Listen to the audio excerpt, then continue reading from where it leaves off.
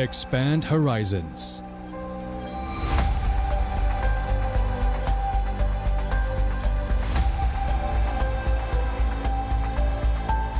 To change lives.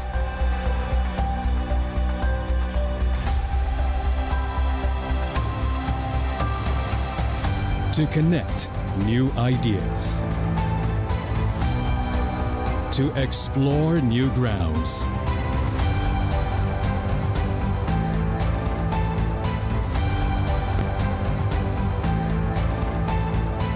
With the future in sight.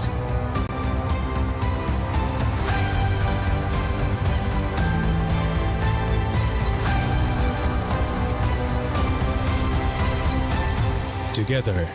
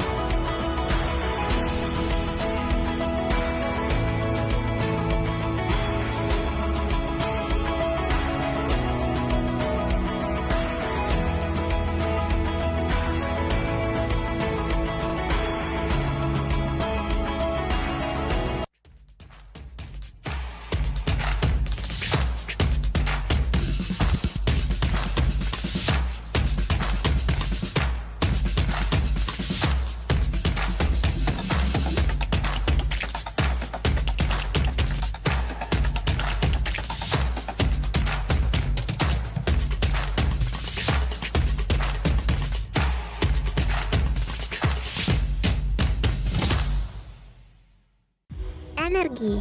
Selalu ada dimanapun itu, Membawa yang baik menjadi hebat. karena tidak ada lagi batas. Kemanapun lintasan masa membawa, hingga ke masa depan. Sejauh mana kamu bisa bermimpi? Jawabannya, sejauh yang hati kamu inginkan. Dengan energi yang menggerakkan kamu Dan kamu. Pertamina, energizing you.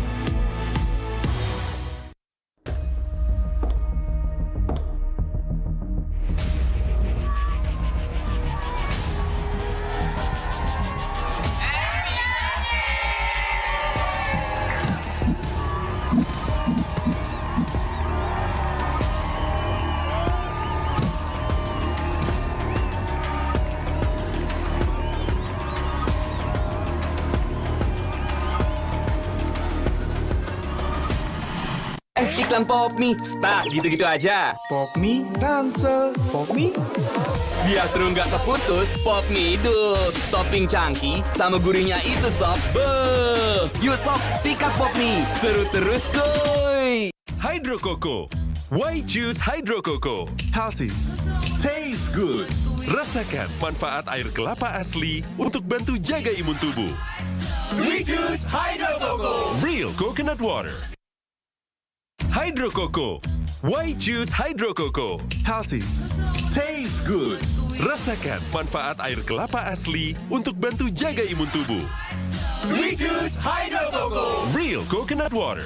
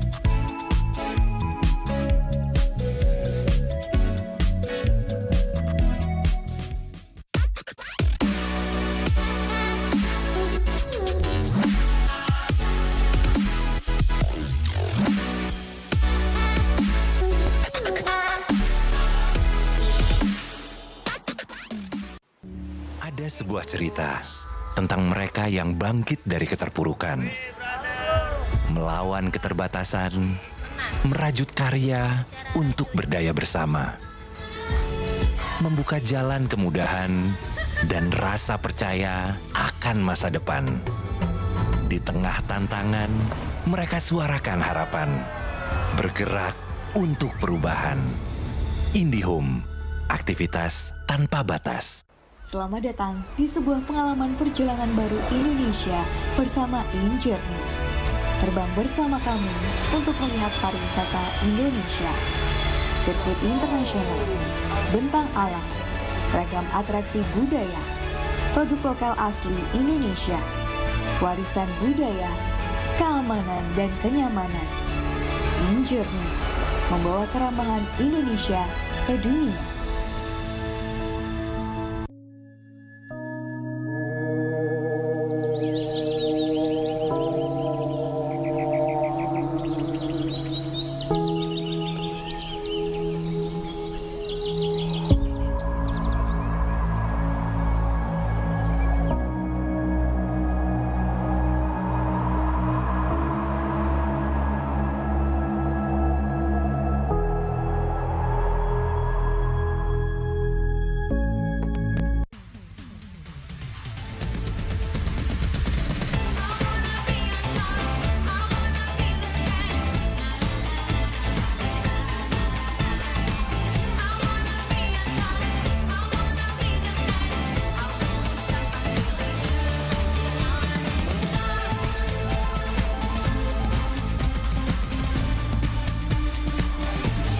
Indonesia's Next Top Model Cycle 3, Sabtu dan Minggu, jam 7 malam.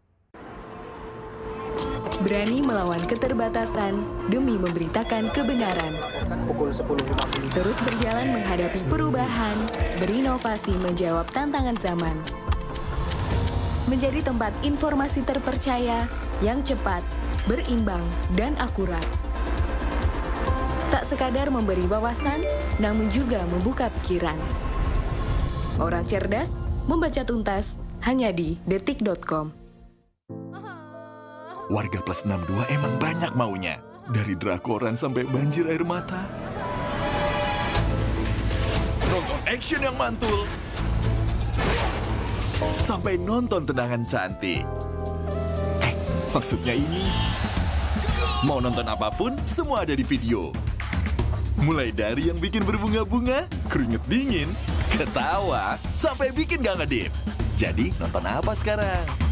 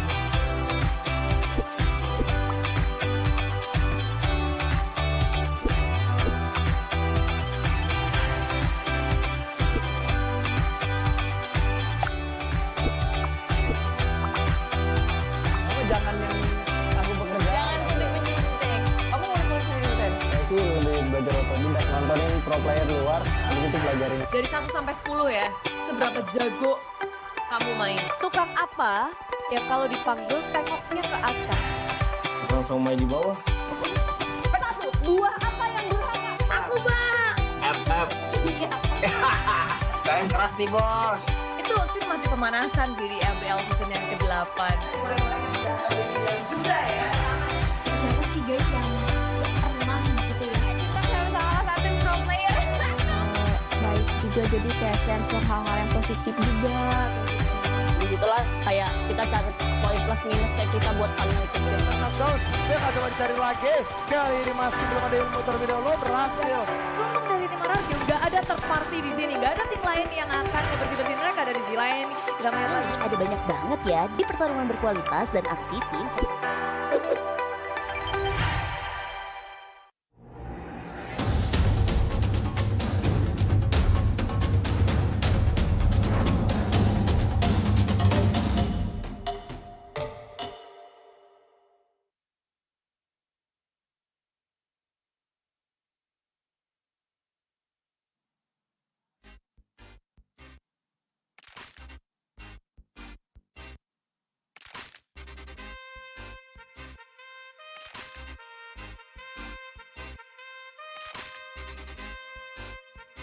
Hello, and good morning everyone. Welcome to IESF 14 World Esports Championship Bali 2022. This is the third day of Exactly. DOTA. Yeah, the third day for the playoff match as well. Oh my god. It's so long for the players to reach this stage, but let me introduce myself first. I'm Clara as your host today, and Darius Drew as well, who will accompany you guys along today until the end of the match, of course. yes, because today we have 3 matches and it will determine who will go further or who will be stopped. Because as we know, 2 matches of lower bracket will be played on the first match and the second match. Exactly, and for the third match, there will be an upper bracket matches as well. That's right. So, we have, for the first match, we have North Macedonia versus Thailand. Yes. For the second match, we have Kazakhstan versus Indonesia. And the last one for the upper bracket, we have Philippines and Laos.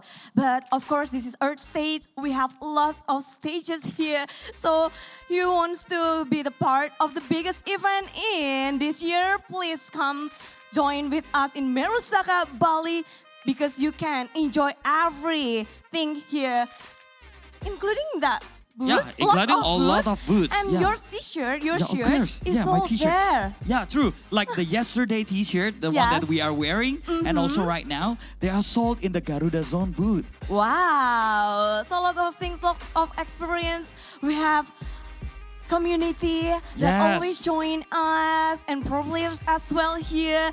So don't miss this chance to join with us in this biggest esports event. True, because IESF 14 World Esports Championship Bali 2022 will be the part of Indonesia Esports Summit 2022 as well. Yes. And it's an annual celebration of this country esport ecosystem initiated by IESF and also PBSI. So it will be very, very great. That's right, 106 country in 600 this international athletes as well. That's right. And of course, everyone wants to give their best for the matches because we have lots of games as well. Not only Dota, but also we have PUBG Mobile. We have CSGO. That's right. We have Mobile Legends Bang Bang. We have eFootball 2023. We have Tekken 7, and also for the CSGO, we not only have for the male, but we also have for the female competition as well. And also you have Ude Clara and also Darius here. True as well. So, Special. yeah, without further ado, let's start the match number 1 today.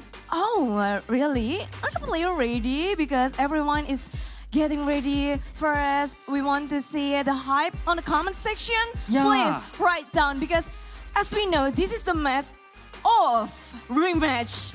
Oh, rematch. It's a rematch? Yes, of course, because they already met before on the upper bracket. Yeah. Unfortunately, they have to go down not lower. together, but one by one. And then it's like a destiny. They meet again. They met again each other between Team North Macedonia versus Team Thailand, of course. So They're ready. I guess so. So let's invite the first team. Please welcome Team North Macedonia.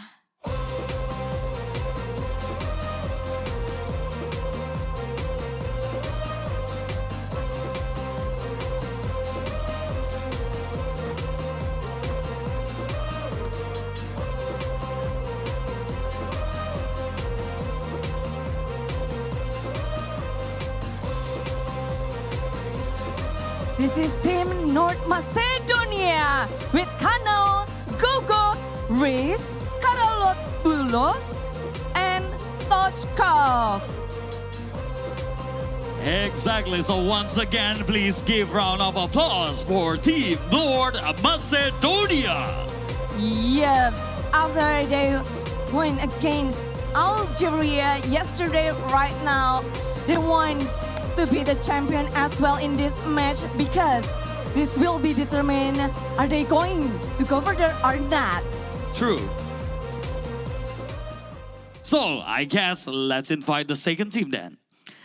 Please welcome Team Thailand.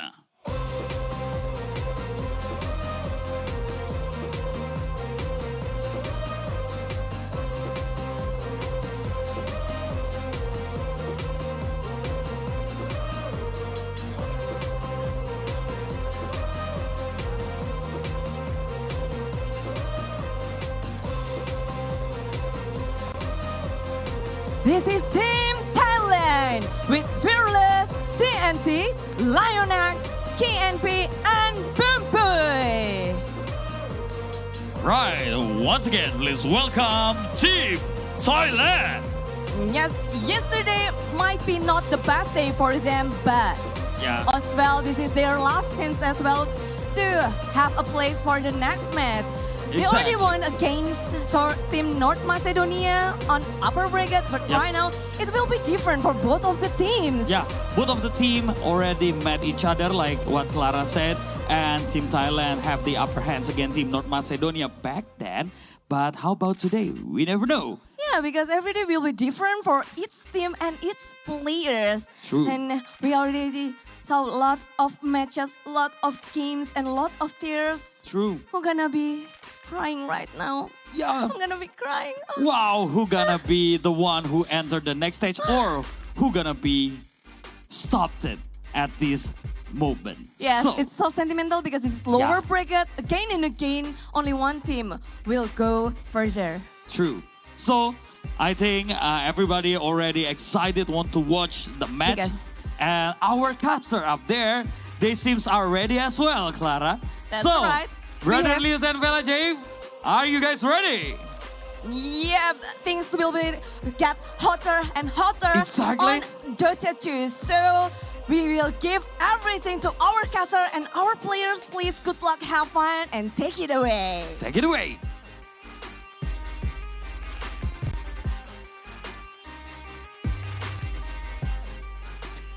Yay! Good morning, ladies and gentlemen, and thank you so much, Clara Monster and Darius Drew here. Very pretty coming from the side of Clara Monster this morning, yeah.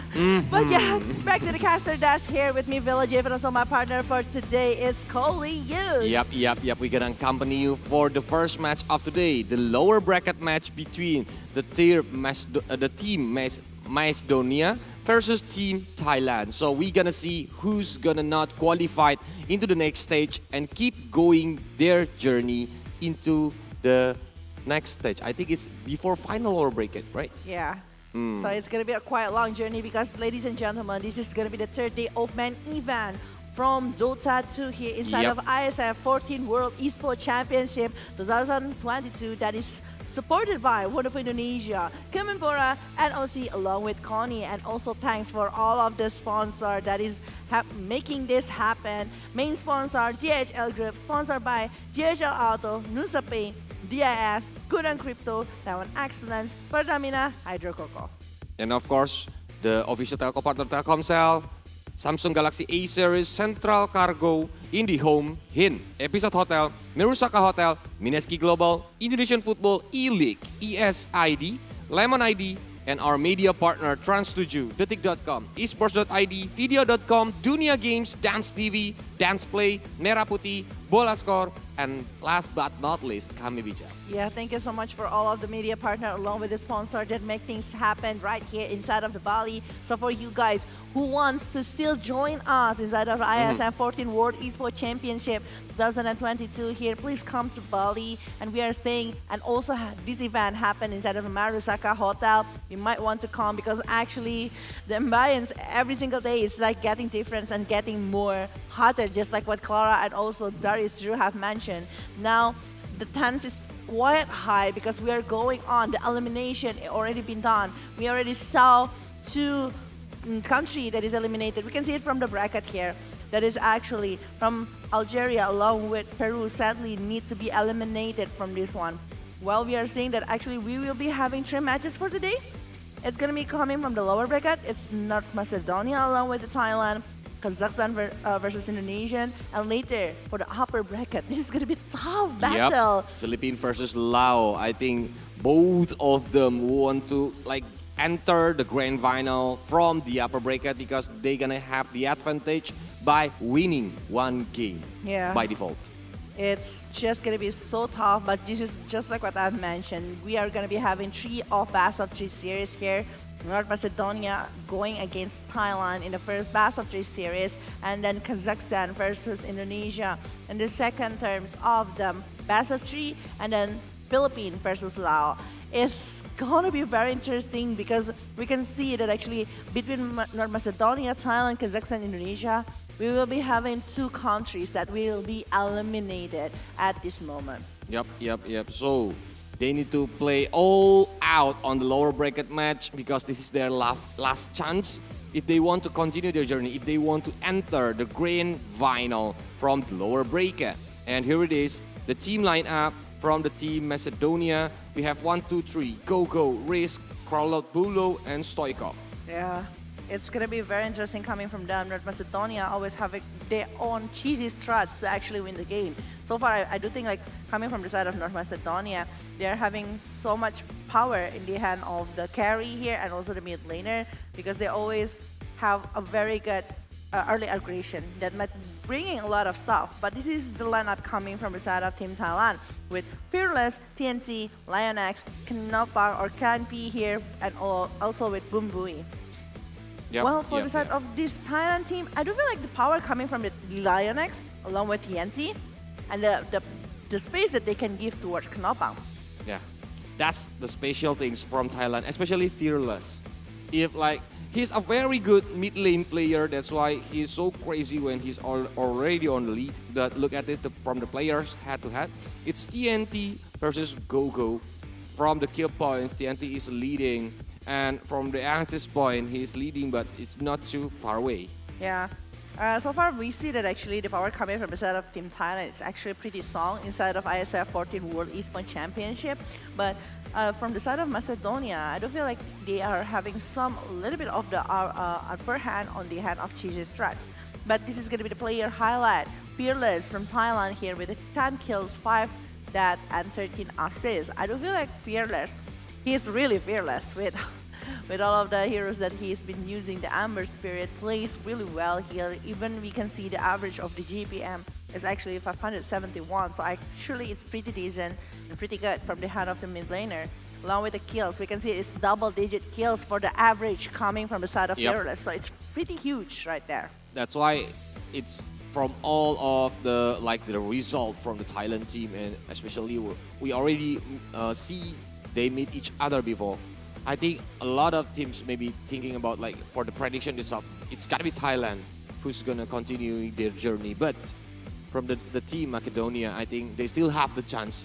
They already learned how to counter Thailand maybe after they meet each other. So now is the right time if they want to use the strategy, especially for the Thailand team itself. Yeah, I do agree. I mean, I do feel like from the side of North Macedonia here, they are having a really great time because they were having like quite a lot of games so far in the lower bracket, even coming from the side of play-ins, final play-ins, and with the things that they were doing, I think like, no, they're not coming from the play-ins and the final play-ins because they are coming from the regional, but I do feel like they are playing from the upper bracket along with the lower bracket.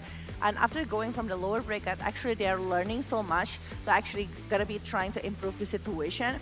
And for me, with the progress that they try to make for this, I think like they are still doing a really great job and even trying to improve really well. So if they are able to actually see the weakness coming from the side of Team Thailand, just like what Lao did, it's gonna be very interesting for this match because everything can happen in Dota 2. Yep, that's why. Let's go. We gonna see the ban and pick right now. From the team Macedonia, they already banned the Tiny and the Crystal Maiden. And from Thailand team, we already see Lina and Beastmaster. Yeah, Lina, Beastmaster, very strong lineup that is being banned right there. We know that actually the power coming from both that hero is just so powerful, but Brute Mother along with Haas. I think they're gonna pick Naga right now if they want to counter the Brute later, but it's too risky to pick the Naga on the second pick because a lot of counters will come. But if they don't pick it, I think the Thailand team gonna ban it. I think like right now, if they want to try to pick over the Clockwork or maybe even Last Rock, it's gonna be really good. But Naga directly being picked directly from the side of North Macedonia right here. And with the Song of Siren, actually the thing about Naga is actually like needing the space to farm. So they really need to try to drag this game into the late game. While the situation from the side of Team Thailand with the toss along with the Brute Mother, the pick-up potential coming from the Tusker and maybe saving moment with the Snowball coming from the side of this Tusker is just going to be very expensive. And later, if the BKB is the one that Thailand prioritized before that, I think like it's going really great for countering the Naga Song of Sirens. Okay, but Lestrak are already being banned, and we already look LC. I think Thailand maybe need to thinking about banning Mars because Mars have the potential to clear the spider rollings very quickly, and especially for the spear, Pella.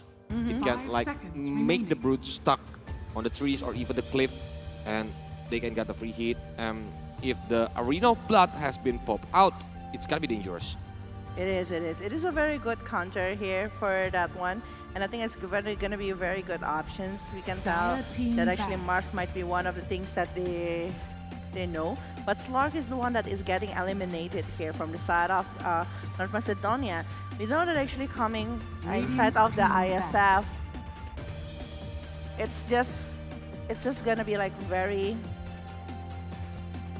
interesting here. I mean, like Slark with the Essence Shift and everything, the pounds and even the initiation is actually going to be countering a lot to the side of Macedonia. That's why they don't want to face that one. And Pangolier is the one that is being chosen to be banned as well from the side of Thailand. 5 seconds remaining. Because we already know the potential from the Rolling Thunder. It's got to be dangerous for them. But with Tusk here, I think he can use the Ice Shard, he can use the Walrus Punch later.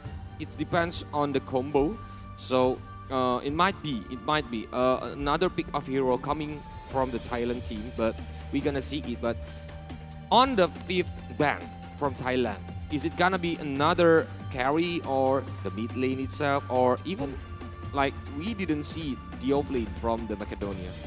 I do feel like right now they really focus on into the Brute Mother because we can see that actually there is no Beastmaster, there is no LC, there is no Lastrak from the side of North Macedonia as well. So if they are picking over something that can be followed up to the side of Brute Mother, it's just going to be very nice.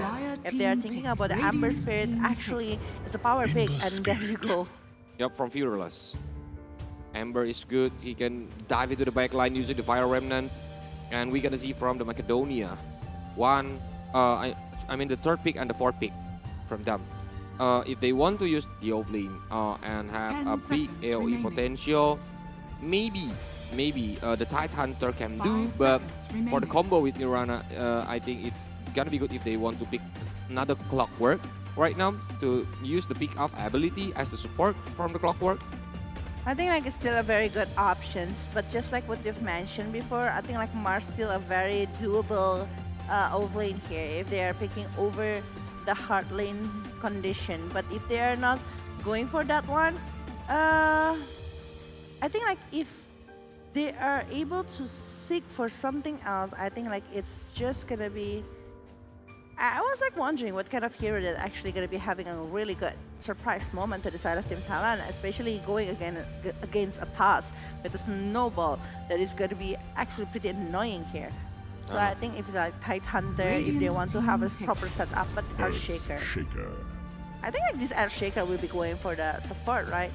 Supposed to be, because if there's a lot of Spiderlings, I think Echo Slam will be so painful. That's why they want to counter it using the Earthshaker, even though the Earthshaker is not a popular hero anymore in this meta, Pella. So, and the fourth pick gonna be Rubik. The telekinesis combo with arrow. So I think like this is gonna be Earthshaker offlane here along with the Rubik that is going for a support, but it's a combo. That kind of combo again, the nasty combo with that Eye Shards Snowball along with the Mystic Flare that will be given to from the side of Thailand. So they already have the two supports, they already have the off-lane along with the mid-lane from the side of Team Thailand. So North Macedonia, they might be trying to ban over the carry right now. I still feel like the sniper gonna be very great if they're aiming if they for want to it. aim for the range hero, and Lifestealer is like a very good hero because Lifestealer have the rage to counter all of the CC coming. That's why he doesn't want to like Lifestealer being picked by Thailand. Or maybe even trying to ban over the draw here because both of that. But I don't think like it's gonna be working that way. But if they want to pick maybe to counter the Naga, the Troll Ranger, it's gonna be very nice with the silence and everything to actually stop it. But Svan is also being banned here. They don't want. Oh, Razor actually gonna be very good. Yeah. Dire team pick. Okay, but Brewmaster is coming, and Sniper. Is it gonna be good because he's playing on the back line, and it's gonna be hard to reach Sniper within this drought from the Macedonia team. Razor is still available if they are going for that. There is this Sniper as well. If they're aiming for a Troll Ranger, it's gonna be very good because I do feel like with the Brewmaster along with the Naga Siren, the setup might be quite hard if it's a Sniper. But if it's not, the Lina right click is also gonna be very nice here. But the thing is the setup once again with the Song of Sirens, they really need BKB kind of hero here. The range one will be very nice though. Yep, especially it's gonna be hard to be reached by the Song of Siren, and when the Earthshaker want to come using like the Echo Slam, it's gonna be hard. But they need to be careful about the arrow from the Medusa. Yep, Urana. But this is it. Medusa is coming. So it's a Medusa against a Naga Siren. I do feel like the Medusa, if this Medusa focusing over the Mystic Snake here to actually clear the Naga's mirror image, it might be hard to decide of Team Macedonia here to handle a lot of stuff. While from the side of Team Thailand, aside of that Mystic Snake, there will be still coming from the side of Amber with a slide of face and everything. So yeah, quite a lot of things that can be done here from the side of Team Thailand, where from the side of Team Macedonia, they have a really proper setup that can be given. The telekinesis, the arrow, and then coming from the side of our Shaker with a Fisher, Ancient Totem, and even a Koslan. So guys, this is it. It's the game number 1, but on their last match. Who's gonna lose? Who's gonna not continuing their journey? And who's gonna move into the lower bracket before they go into the final lower bracket? Please write it on the comment section. Please put your support there using the hashtag from every country that they are come from, and use the flag from their country. Yeah. Give your support in the comment section below to support your favorite team for this match, because this is going to be the best of this series. The first match of the day here inside of the IESF 14 World Esports Championship Bali 2022. third day of the main event. But Fela Jave, I think we already see the potential from the pick-off ability from the Mirana, but from Thailand team, I think the combo from Tusk and the Sky, I think it's gonna be so crazy. Yeah, I mean, like with the hero that they were having right now, North Macedonia might be playing quite early with the draft that they're having with the Mirana and Rubik. Well, from the side of Team Thailand, once again, I do feel like the power potential, push potential coming from the side of Team Thailand is quite huge here, with presence coming from the side of Group Mother and the ability of the combo coming from the side of Tusk along with the Sky. It needs to work and it needs to give the space here to the side of the Amber Spirit along with the Medusa. But here you go, we are going to the first game here to witness the game between North Macedonia going against Thailand. Well, I think the game is paused, fella. So we're gonna wait for a moment. Maybe they do need to put some settings on before it's continuing the game. Yep, a little bit delay here, but yeah, ladies and gentlemen, don't forget that actually this is like IESF 14 World Esports Championship, Bali 2022. And just like what Clara have mentioned, this is 106 countries competing with all of the games had to happen inside of IESF 14 World Esports Championship Bali 2022. It's Tekken 7, eFootball, we have Dota 2, Mobile Legends, and also we have like PUBG Mobile along with CSGO. And the CSGO one, we have the man and also female one here. But yeah, I think we will just back to the game here to witness this first game and how are they gonna be able to give a lot of pressure, maybe to the side of the opponent. But we're gonna see, are they gonna play the aggressive game or even like the passive game? Because we are seeing that Thailand team is using the smoke, maybe trying to put some vision so the enemies won't know like where the wards was. I mean, like with the heroes that they're having, I think like from the side of Team Thailand, they might be having a slight really great early kill potential just because of the ice shards for this bounty fight. But again, the CC that can be given from the side of Team North Macedonia, I think it's going to be very enough with the Fisher, with the Arrow, along with maybe Telekinesis, or maybe the Fate Ball. To battle. Oh, can be going to the lower ground right here. They're giving some vision with the ward. I don't think like they are going to be meeting each other so far. Still trying to find where's the location of the opponent. And the mirror image of the Naga is already been there, and they are actually maybe it's gonna be trying to take over the bounty and not allowing the bounty to be denied in the hand of the Naga Siren itself. Yep. So from the bottom lane, I think the Mirana is already having the bounty. It's 2-4-2. Yep, for both of the team. Boomboy along with, I think like it's 3-for-1. Only one that is in the hand of Team Thailand, and the rest is coming from the side of Team North Macedonia, because Khan now, I think like with the other hero is able to secure 3 bounties. Yeah, I think it is. Wow. It is 3 bounties in the hand of Team North Macedonia in the early situation. It's an early advantage for Thailand team. So, but okay, if we are talking about the head-to-head, it's rarely we've seen that Earthshaker is on the mid lane. I thought like the Brewmaster that is going for the mid lane, but turns out it's a Earthshaker mid lane here going against Amber Spirit. I think it's gonna be quite hard in the hand of Earthshaker to actually having the laning phase here going against the Amber Spirit, since like Earthshaker will be having so much time to actually try to get a deny right there. While for the side of Fearless with a fire guard here, I think like it's just gonna give a lot of damage to the side of this Earthshaker, and this Earthshaker, even we can see that actually the Dina that he's trying so well, but the last hit is not really working, but the arrow. Almost, but Boomboy able to dodge it well, while Ray is still giving the pressure to the side of that particular hero. If the arrow is connected, I think it's gonna be dangerous, but look at that, Stoikov already having a low HP because he's facing like the Ember, and like Fela said before, it's so hard to face the Ember on the early game, especially when you are using the Earthshaker because of the range of the Fire Guard, and he can come even like it can be tied into the ground, and it can be like getting hit by the Ember Spirit. Okay. And we see that actually from the Naga Siren, everything is just like, so far the Naga is having a really good time to farm and even like try to collect everything.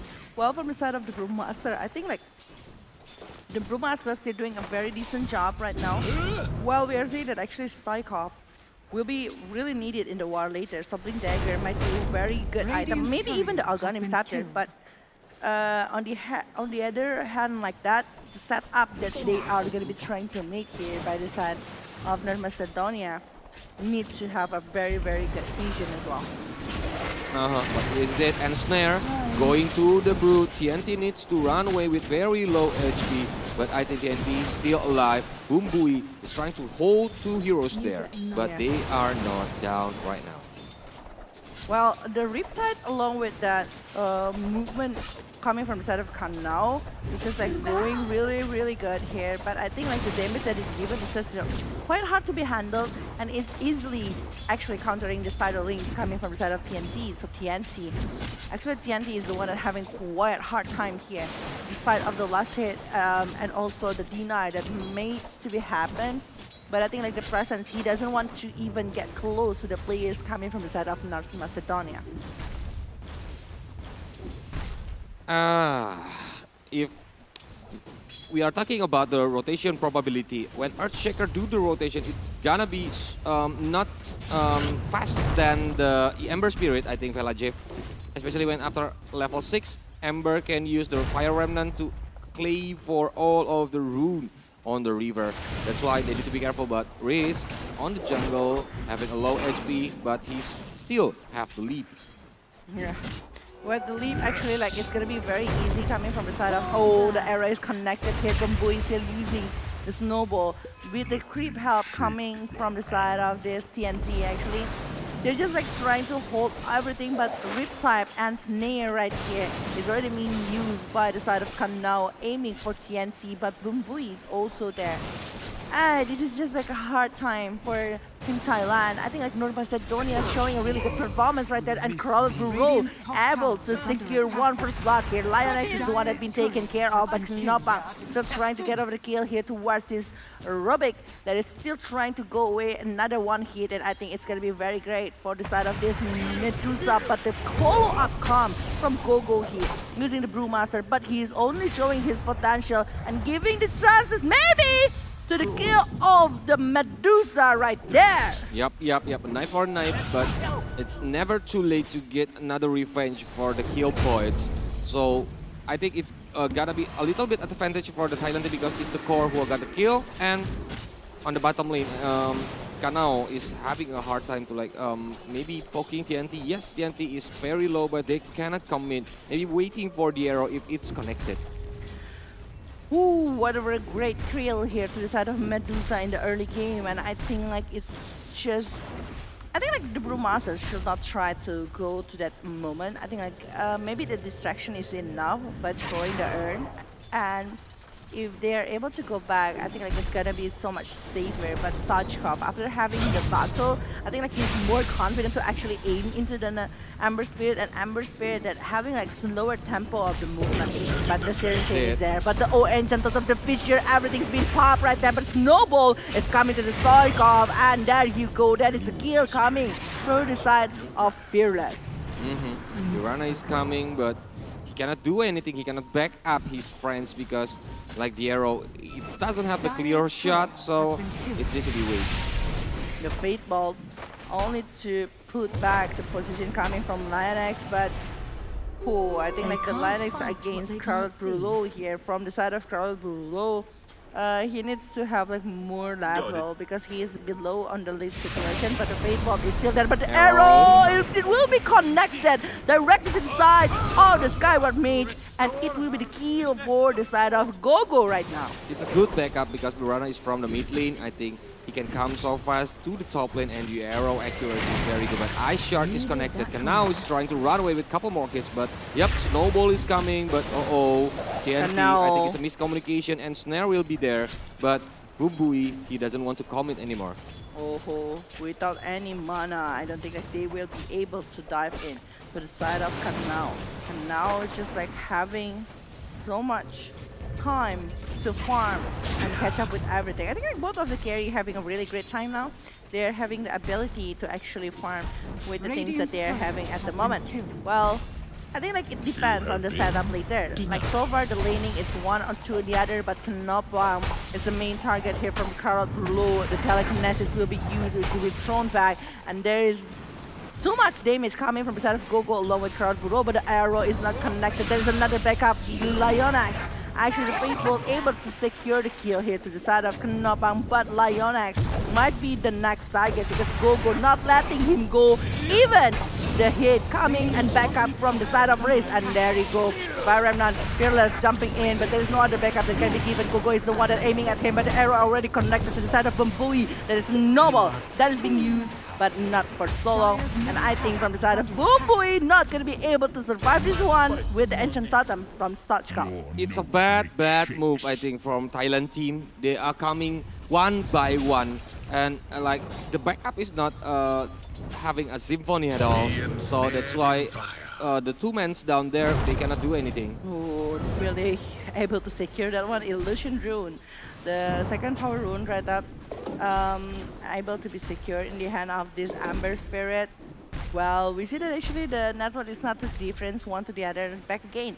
I mean, like right now, I think like the Naga is the one that having so much time to even farm and everything. North Macedonia actually is showing a really good movement right here, showing a really good even improvement, I might say. Because we remember before, it's like one-sided game when Thailand versus Macedonia, but now they are leading on this early game, but it's not too far from the goal difference because the Naga Siren have like 61 last hit, but Medusa is not too far behind. Oh, but Fearless already arrived here. Try to aim over the Rubik, but Fearless needs to be careful. There is a split. It already happened, but Fearless using the illusion right now. Try to run away from the condition, but the Brewmaster, she's chasing him off. There is the wind, there is the air, there is this one, but Fearless will not be able to survive, and that will be the killing spree in the hand of Gogo, but the Ice Shard is being used on the hand of this Rubik, the Snowball as well. Look at that, what the Mystic Snake is being used, but Gogo will be trying to TP, and I think it will be able to TP away. Because no resource anymore to stop the TP, that's why the Gogo still can run away to the fountain using the TP. But I think it's good kill points too from the Medusa because the Medusa is starting to kill points. But ooh, where are you going, Riz? Very low HP, trying to leap. The backup's coming, but Ice Shard is connected. Oh, Ice Shard is connected. All of the movement. I mean, like, this is not another thing that they can try to do. I mean, like, after getting maybe the Mystic Flare, but look at that one, the Snowball. Actually, and oh, the Echo Slap is being used, but Crowded Brulo is the one that taking the Regeneration Rune here. Well, for the side of Earthshaker needs to get back as soon as possible right now. Well, using the Echo Slam to just like make sure the rest of the player coming from the side of Team Thailand to go back, it's just pretty much a lot. Because the cooldown gonna be great from the Echo Slam, so no, like the ultimate resource from the Earthshaker in several moments. They need to be careful, but for the regeneration too, I think if the one who's get it are the Earthshaker, it's gonna be good, but the one who get it are the Rubik. Yeah. Well, it's almost receiving towards that Blink Dagger, but the Moonlight Shadow is already being used without any vision from the side of Team Thailand, but they are giving the information already because Gogo actually focusing over the tower might be here. We are seeing the Enchant Totem. I think they really want to get over this tower, and they might be getting it because of the Enchant Totem coming from the side of Earthshaker, but here you go. 3-man small going to the top lane right now, searching for the player from the side of North Macedonia. They are picking the other way to go for the high ground, and there you go. Stoichkov is going to be mid each other with Mystic Flare, low with that Snowball, will be able to be secure, and Rubik. What is the Rubik stalling at this moment? It's a good pick off, I think, from the Thailand team because Rubik cannot back up his friends. Even like the Earthshaker cannot do anything because of the combo from the Mystic Flare is so painful. But look at the mid lane. The arrow is connected, no follow-up yet because Rubik is too far away. And Goku now is changing his lane already, going to the mid lane one, and I think it's still very good because like going against that one actually it's quite painful while Gogo, oh, the illusion rune is already being denied in the hand of Rubik. It's getting harder for this Amber Spirit to actually have something and recharge from the battle when we know the rotation coming from the North Macedonia is just giving so much pressure right there to the Team Thailand. Yep. Because on this early game, I think the one that they can count on is like giving the Medusa the space, the time to farm. But for the Brood Mother, if he's got a free time, I think he will like pushing the tower very, very fast. So that's why they need to be careful too from the Team Macedonia. They don't want to like leaving the lanes alone, only on the Broodmaster there. I mean, like from the side of Medusa along with from the side of Naga, both of them, both of the hero, really need farms. And I think like for the late game they potential, meet each other. They will try to set for now. It's gonna be silent and maybe receiving too much damage. It's gonna be Naga Saturn getting picked off. It's a 500 gold swinging to the side of Team Thailand. It's a good pick off because it's the carry from the Team Macedonia team, and I think they're gonna find some vision in there. Yeah. Like using the spider links to destroying. Ice Shards is stolen, actually, to the side of Rubik. Radiant's middle and now tower is under Bumbui attack. maybe doing some rotation. I think like the rotation coming from Bumbui plus the Skyrod Mage is actually pretty much enough. And the silence coming from the side of Skyrod actually giving like quite a lot of, I must say quite a lot of things here. I mean like it's giving so much time for the side of Team Thailand to might be trying to have some good setup. Yep, and if this keeps happening, I think the favor will be on Thailand team and they can turn the table because I think the Asia now on the Team Macedonia, but they are on the smoke, but they didn't found anyone. They just want to put some vision there.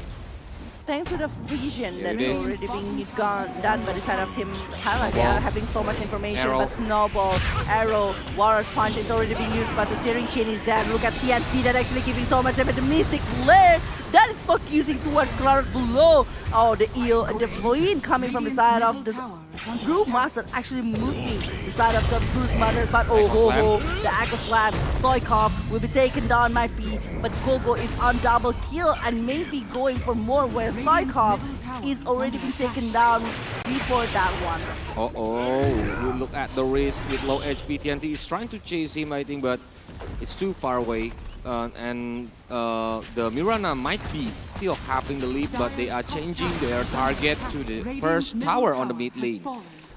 If you are talking about Fearless, I know Stoikov maybe it looks like it's a very good target because he had a low HP, but Fearless is like doing overcommit movement. That's why Fearless is being down, and I think it's gonna be bad for him because it's several times now. The Fearless is already taken down. And I think it's because of the positioning that he's having. He's actually behind on that one, but the telekinesis and also the things that they were going, there is Noble Mythic Lair as well. Nice They're backup. taking down the Rubik, but the Fisher. Reese actually with the arrow trying to open up the movement here for Gogo, while Gogo will be receiving quite a lot of damage with the Mystic Snake and the slow, the silence, everything towards Brewmaster, but the Naga will be joining the war as well. The Snare, the Snowball try to drag some time, but Song of Sirens already being used here. The Naga, there is Stone Gaze as well. No, it's not being used yet, but it's Hand of Medusa. Because the Song of Siren is being used to save his friends, I think, and it's a good decision because it's on the dangerous position before, so the Mirana is still alive. And now look at that TNT. It's very fast. Try to destroy the second tower on the bottom lane using the spider links when they meet the creep wave coming. Oh, he's just like very strong with the ability to actually like clearing the creep along with the tower here. And I think like going to the jungle to actually get a lot of stuff, this is like quite hard here to be handled in the hand of North Macedonia. That's why they're purposely taking over the Earth Shaker here to counter the Team Thailand with the Spiderlings and everything. Well, for the Lionex, if Lionex aiming for the Rod of Athos, they might be having a different story. But there you go, the smoke is broken. There is a snowball that's going to that area, but there is another movement from the Rubik. Good is aiming to the upper spin with the Warrior Punch, and Crowd Rulo won't be able to survive. Yep. But still have the primal split from Gogo. He's trying to save himself from the TNT, who's trying to chase it. And like, it still have the Hurricane, so it's like an AU, it's gonna flying, and they still can save their lives, but it's not for so long, I think, because the Thailand team still there, still on the jungle, trying to look for some heads. With the vision that they were having, the ice shot along with the snowball right there. It's gonna be focusing on Stochkov and Gogo. One of the spirit right there is being taken down right in the hand of the war, but TNT still doing a lot of movement to the tower one more time. Wow, and the favor is on Thailand team now, Fel. That's why the pick-off strategy that they used one by one is trying to like turning the tables now. And look at that goal. I think Naga Siren still the option to be taken down from Thailand team. They need to aim Naga Siren because he's already fat now with 10k gold, but the Medusa is not far behind. And if look at that Root is good too at farming. Rune of invisibility. Well, we are seeing that actually it's already like 18 minutes inside of the game. And I think like if they are trying to, with the potential that they have inside of the 18 minutes, I do feel like they're doing it really great. Now, it's only how they're having a really great vision to actually counter a lot of stuff and try to deny it. And that is one of the things that actually giving so much potential from the side of Team Thailand, because they were having a really good vision before.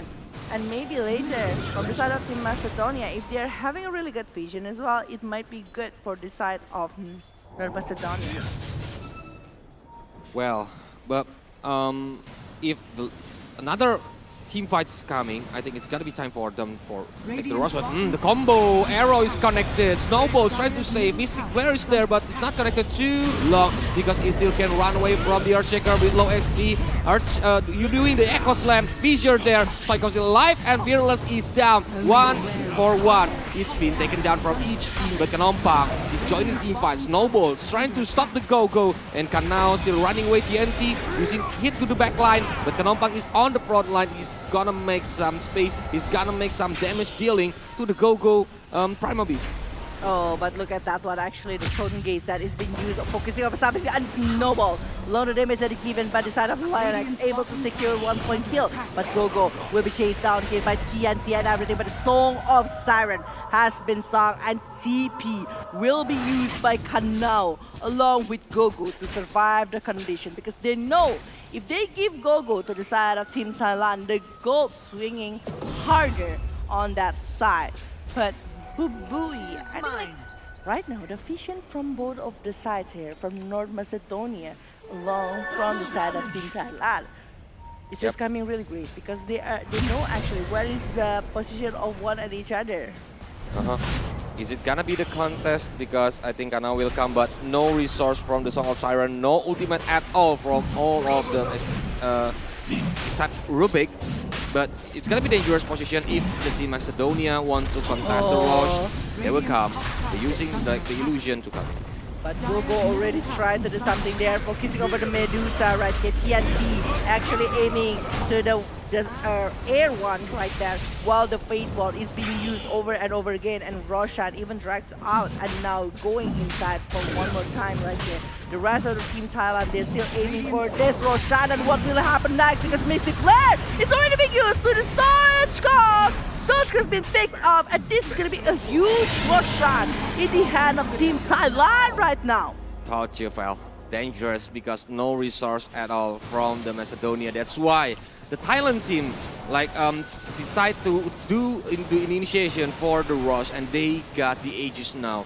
Who's holding it are Kanompang. It's gonna be so hard to stop Medusa because he still have the Stone Gaze, and even the damage for Medusa, it's already good now. It's have 12k gold with some of the items that he have. 12,000. And I think like with this, we can see from Kanao and also Knopang. Oh, but the end snare is going to be used right here to the side of that. And even the Orchestra Malefence! It's just stubborn movement coming from Fearless. And it's with the Riptide. The armor will be really, really hard. And the damage is going to be very huge coming from the side of the Naga. But honestly, I don't know, Fella Jeff. I think I didn't see like the Fearless gameplay. Oh, Risk is taken down. The Fearless gameplay from the day before.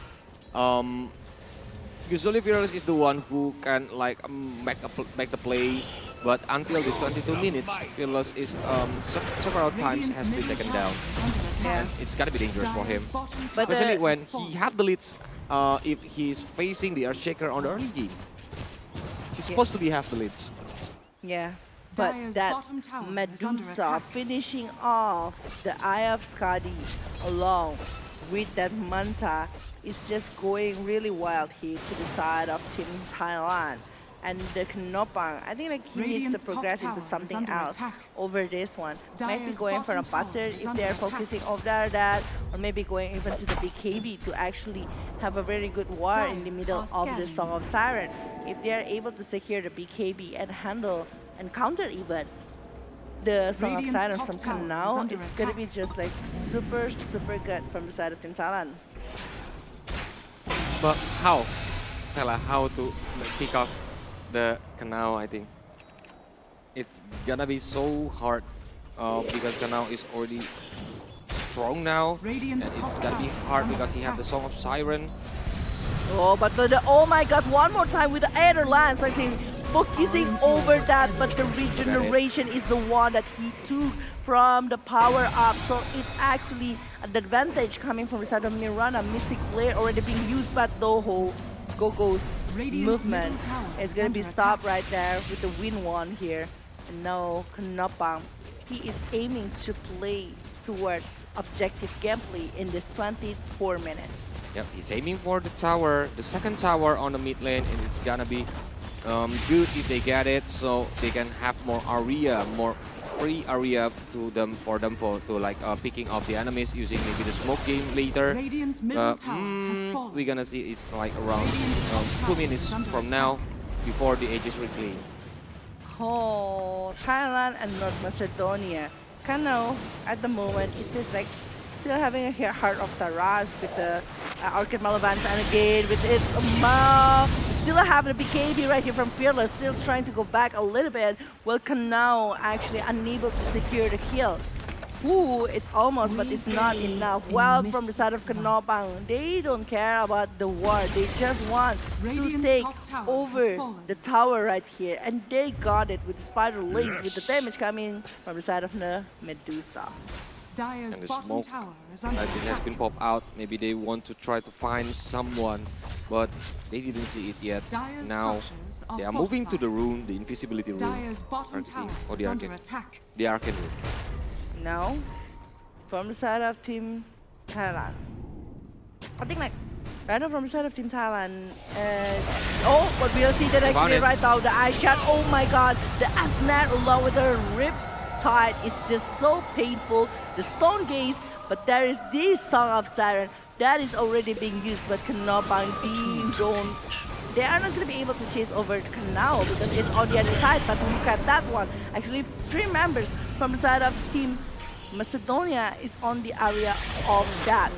Sky is flying, but he still don't want to get back. But look at that, the Ember. Kanao is coming again, trying to chase the Kanompang. Kanompang tried running away, but TNT on the high ground, scouting where the enemy is, and Gogo have the weakest because Lioness is down. Oh my god, but Kanao will be meeting Medusa where TNT will be comboed with the arrow, and also the wind that is then blown. But the Rubik may be taking over the Kanao even with that Riptide, and there you go, it's a dominating from the side of the Naga here with 16-16, and the network that is swinging around 4,000 network to the side of Macedonia.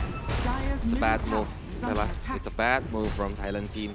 And now the Vapor is on like the Team Macedonia again. They are trying to aim, but look at that Flicker using the Walrus Punch. Even the Snowball is coming. Stoikov trying to run away, but I don't think so he can because he still have the mechans, I think. But he will try to like get back first, trying to go. Oh, Echo Slam!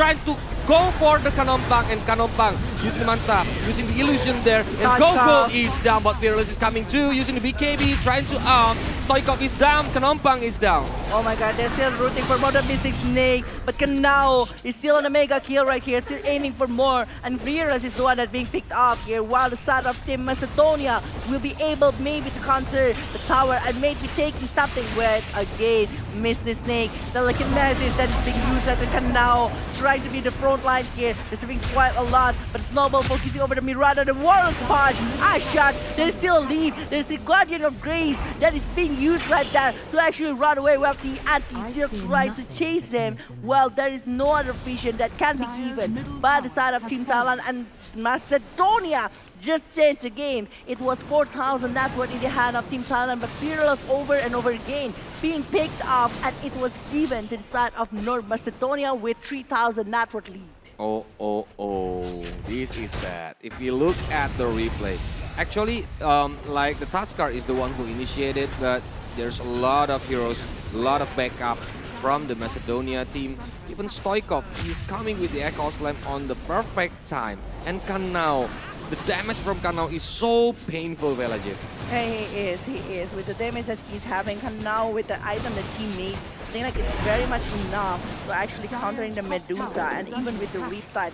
He is going for the Blood Throne along with the Heart of Taras. That's why it's very hard to actually take him down. This Naga. This Naga is quite hard to be handled. They really need to aim for something MKD, maybe even Butter to the side of this Medusa. Well, for the side of Fearless. Fearless really need to have maybe Shiva. Yeah, he's aiming for the Shivas because I think if without the Shiva, Fearless will be just so squishy, and he are not allowed to actually refill his position because of whenever he did, he always being picked off with the Blood Throne from the side of the Kanao with the Naga Siren. And the Naga is already having 20k gold file. Wow, it's a lot. Because of the last team fight, even like the Macedonia already have like the 5k gold leads. And here it is.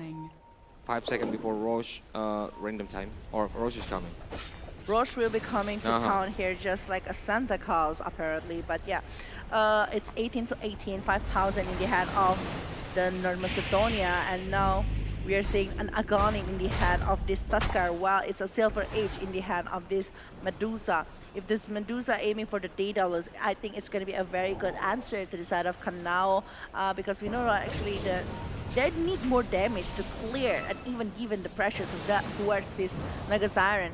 And the Spider Lanes might be, I think like for the side of Team Thailand, they still have plenty of options to be done with the draft that they're having. Not plenty, but they still have the chances to actually do a split push here with the presence coming from the TNT, despite they are going to be using quite a lot of resources, just like maybe BKB or maybe Pipe for his own. And if Thailand team got the edges from this team fight, I think it's gonna be dangerous because like the table's gonna turn on Team Thailand's game, but Kanao is showing on the map. I think like if the Skyrage match focusing on something all about there you go, we have seen that actually Mystic Clear is being used, but the Echo Slam is that the song has been sung. Kanao still trying to get back. There's the BKB on the hand of Team Thailand right now. They are still looking where's the position coming from the side of Team North Macedonia. There will be a pick up towards this Rubik, but the Gogo will be the next target. The Snowball is there, and they are going to be aiming for something. Well, Race is going to be chased down, still using the lead to get back. There's a Theory Chain, there is an Ancient Totem, but Stoikov not going to be handling for too long. It's going to be the gig coming from the side of the Tusk, and it's double kill with Lionx dominating at this moment. Yep. So it's time for the Thailand team, like taking the Roche, because they have a very good initiation. Yep, they maybe not get the Kanao on the last team fight, but with a lot of heroes that important for the Macedonia team has been down, and that is the moment that they are waiting for. They got a space and they gonna move again with very aggressive gameplay, but look at on the top lane. Oh no. He won't do it. I think from the side of this, it depends on the situation. Like before, from the side of Team Thailand, they're focusing to get over this Naga because they know this Naga is just like a huge problem to the side of Team Thailand. That's why when they aim for it, and it's a defensive Song of Siren that has been sung to actually escape from the death, to try to cheat the date here. It's been used to the side of Team Macedonia. But again, this Naga is still a very strong Naga. And the Naga with the hacks that might be going and aiming to the side of this Medusa, it will cause tons of problem because the Medusa won't be having enough time to do with the stone gaze or even something to aim for. Yep, with hacks, Medusa will be picked off if he's like tap into the front line and maybe can be reached by the Team Macedonia team. But now they still have the edges. Maybe they will play a smoke game trying to aim for another heroes from the Team Macedonia. But yeah, they need to be careful. Where is Kanao first? They need the information about Kanao. Yeah, they really need information about Kanao right now. They really need information about what things that they can do to actually give and win the situation. But oh, Medusa, the position is doing well now to the side of Team Macedonia right here. Primal Spirit already being used by the side of this Beastmaster, and from the side of Team Thailand, they really need to stay at this moment, I think. 12 wrist. He's still trying to do some split push here because he's having the start call lower the lead. But oh my god, the Warrior's Punch is actually focusing over Riz, and Riz will be using the leap to TP away. And nice leap. It's safe and sound. Nice leap in the right moment. I think that's why the Mirana still can run away. But where will you go? The Ant Snare is already being used along with the Black Throne, but Stoikov, it will be claiming the Aegis of Immortal. There is another backup. Where's the backup coming from the side of Team Thailand? And the Silver Age. It's just going to be like that. The Silver Age run. Oh, but I thought it's going to be a setup coming from Bumbui because he's linking to the front line. But no, there is no other follow-up that can be done from the side of Team Thailand. Kanompang is playing to its front. He's on opposition, and look at that. Kanao hacks Fearless, but Fearless didn't still left. He didn't want to commit to Fearless because a lot of his friends are near Fearless, stand by on the high ground. Yeah, I think it's pretty risky if they are diving into Fearless at that moment, since like everyone's still ready with all of the skills that they are having, especially coming from the Mystic Slayer, along with the Stone Gaze, and maybe even coming off the Warrior's Punch. So yeah, it's pretty much hard. Or even from the Ember Spirit itself, like the Ember Spirit with the Remnant and everything, I think like it's still doable to run from this situation unless they're having the Blood Throne with the Orchid. But they're not. That's why they were not trying to initiate again to the Ember. Well. Fearless still can run away using Fire Remnant Velajev. That's why it's gonna be dangerous, but I think they're gonna play a very aggressive now. They're gonna use the smoke. They're trying to find someone. Smoke is not broke yet, but TNT is playing the scout role. Oh, but look at that one, the BKB that is being used already. But the Warrior's Punch that got him from the side of Task is just super annoying. But TNT is gonna be using something to go, go, using the Primal Speed right while Kanao aiming for this Medusa. The hacks is dead, but it's Noble actually saving the Knopa while Fearless jumping in with the BKB, doing something, but there you go, a Song of Siren. There's still Fearless that is having no BKB and no more. Well, look at that Echo Slam! That is already being used along with the feature, but the era is also connected right there. They're losing some members right here. One is down in the hand of Team Thailand, while we see that actually Knopa is still doing a really decent job and also giving so much damage to the side of this Kanao. There's no Remnant. We are going to see that actually Stoikov is going to be taken care of while Kanao is going to be chased down. But look at TNT, he's easy low. He's receiving so much damage while we are seeing that actually the lead is happy to get a kill to the side of Team Thailand. The 3 pain down from the side of Team North Macedonia, and they're still aiming for more. The Guardian Grave is already being used. Don't let this Mirana die back from that kind of condition. Wow. It's so hard to take down Kanao, I think, because it's so tanky from Kanao itself, but they already doing good. They are like another heroes, another target from the Thailand team.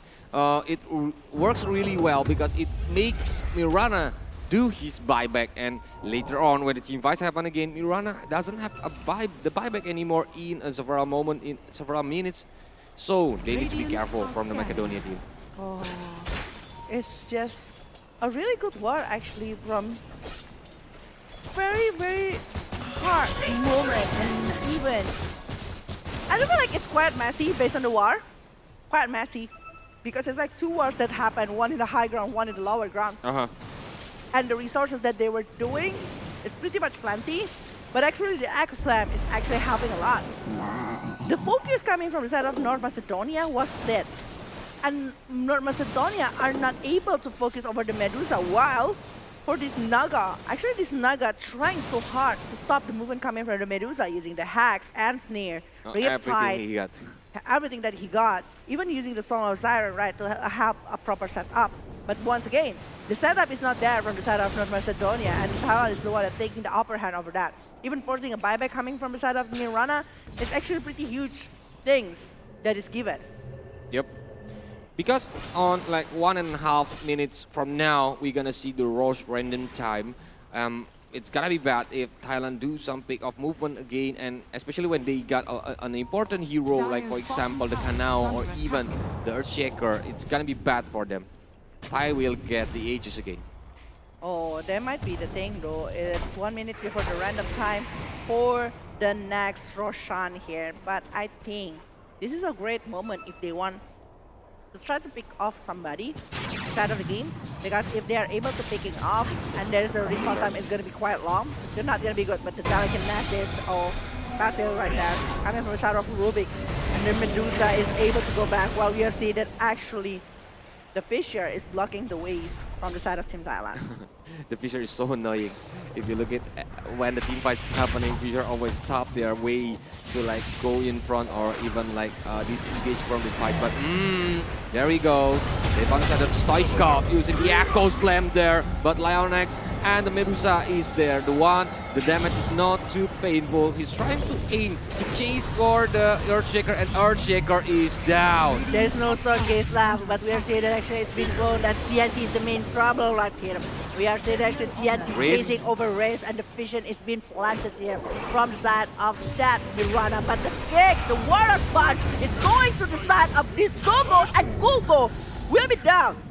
It will be 800 gold string only for that one kill. Okay, and 1 minute before Roche spawn, I think they gonna aim for the high ground tower now, Fela Jave. And it's gonna be dangerous for Macedonia because it's really so fast from the Kanompang to destroying the tower, especially when he has the multi-arrow. Oh, and they're gonna be able to take it, I guess. And it's still 1 minute before the rush up here after the random coming. Yeah.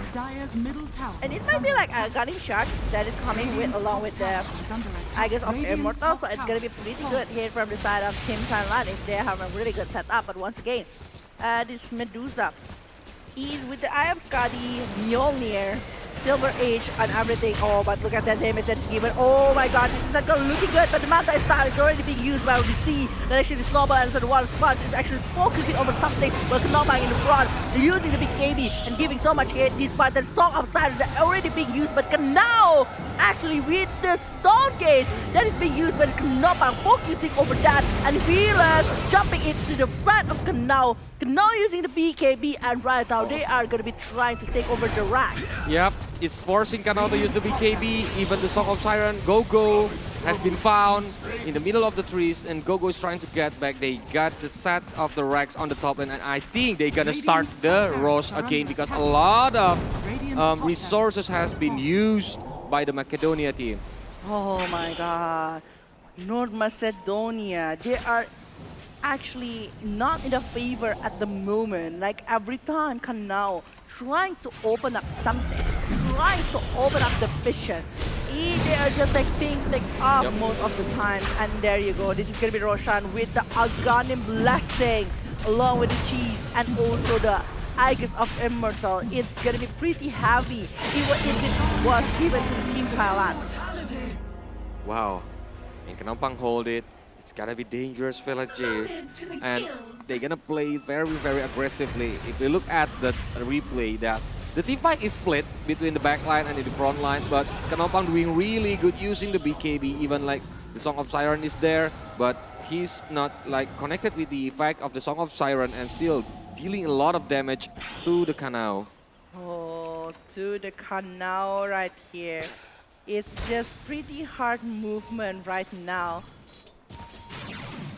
Oh, and right of the win probability that is on the hand of North Macedonia before, now in the hand of Team Thailand, and with the Aegis in the hand of Medusa. I mean, like, we thought the Aegis of Immortal, it's already very hard to kill the Medusa, and now the chance is going to be higher because the chances are going to be lower because there is no way that you can actually give your all to focus over the Medusa, while Medusa having the Aegis of Immortal.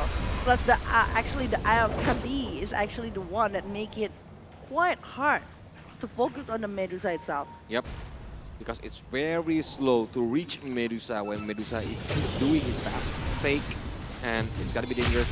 Look at that Walrus kick, and Snowball is coming, BKB is on, and Walrus Punch trying to stop Stoikov to running away with low HP. I think Stoikov cannot do anything, but Song of Siren in the right moment. Oh my god, jumping in without a BKB right here from the side of the Amber. The Song of Siren has been sung, but again, if they are forcing the war at this moment without the Song of Sirens, I think from the side of Team Thailand will have the upper hand, to be honest, because we know that actually it's Echo Slam along with the Song of Siren that is actually helping so much here from the side of North Macedonia, and Knobang that is having so much ability to clear everything. But going to the bottom lane, we'll see that actually there's a pressure coming from the side of Gogo. Gogo will be chased with the Echo Slam, able to take it from Bowie right now, forcing it, but now it's unstoppable, taking Lionex down. But no.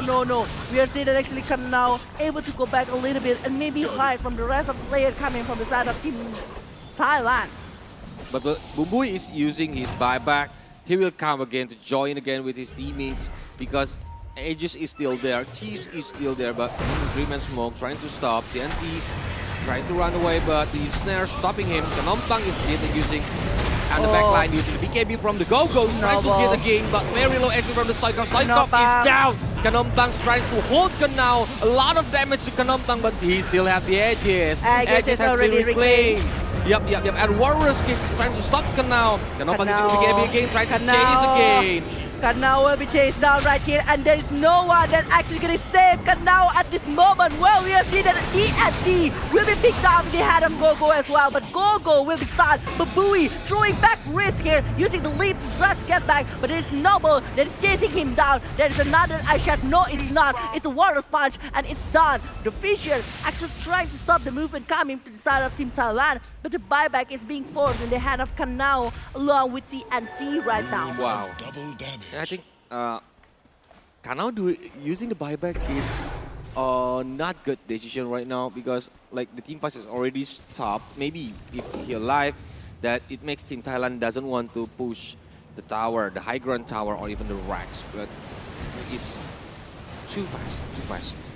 Oh. Maybe he still can hold it. Maybe with Kanao they might be able to hold it. But the thing is, Kanao still have a buyback, while for the side of the Naga, it's 7 minutes buyback. Yep. If he's being picked off, it's gonna be very hard from the side of North Macedonia to recover. That's gonna be the last team fight if Kanao has to pick off. Look at it. Almost! We're seeing that actually the Rubik receiving so much damage, even from a Mystic Flare, along with the kick right there coming from the side of this. They are coming. Oh my god. Wow.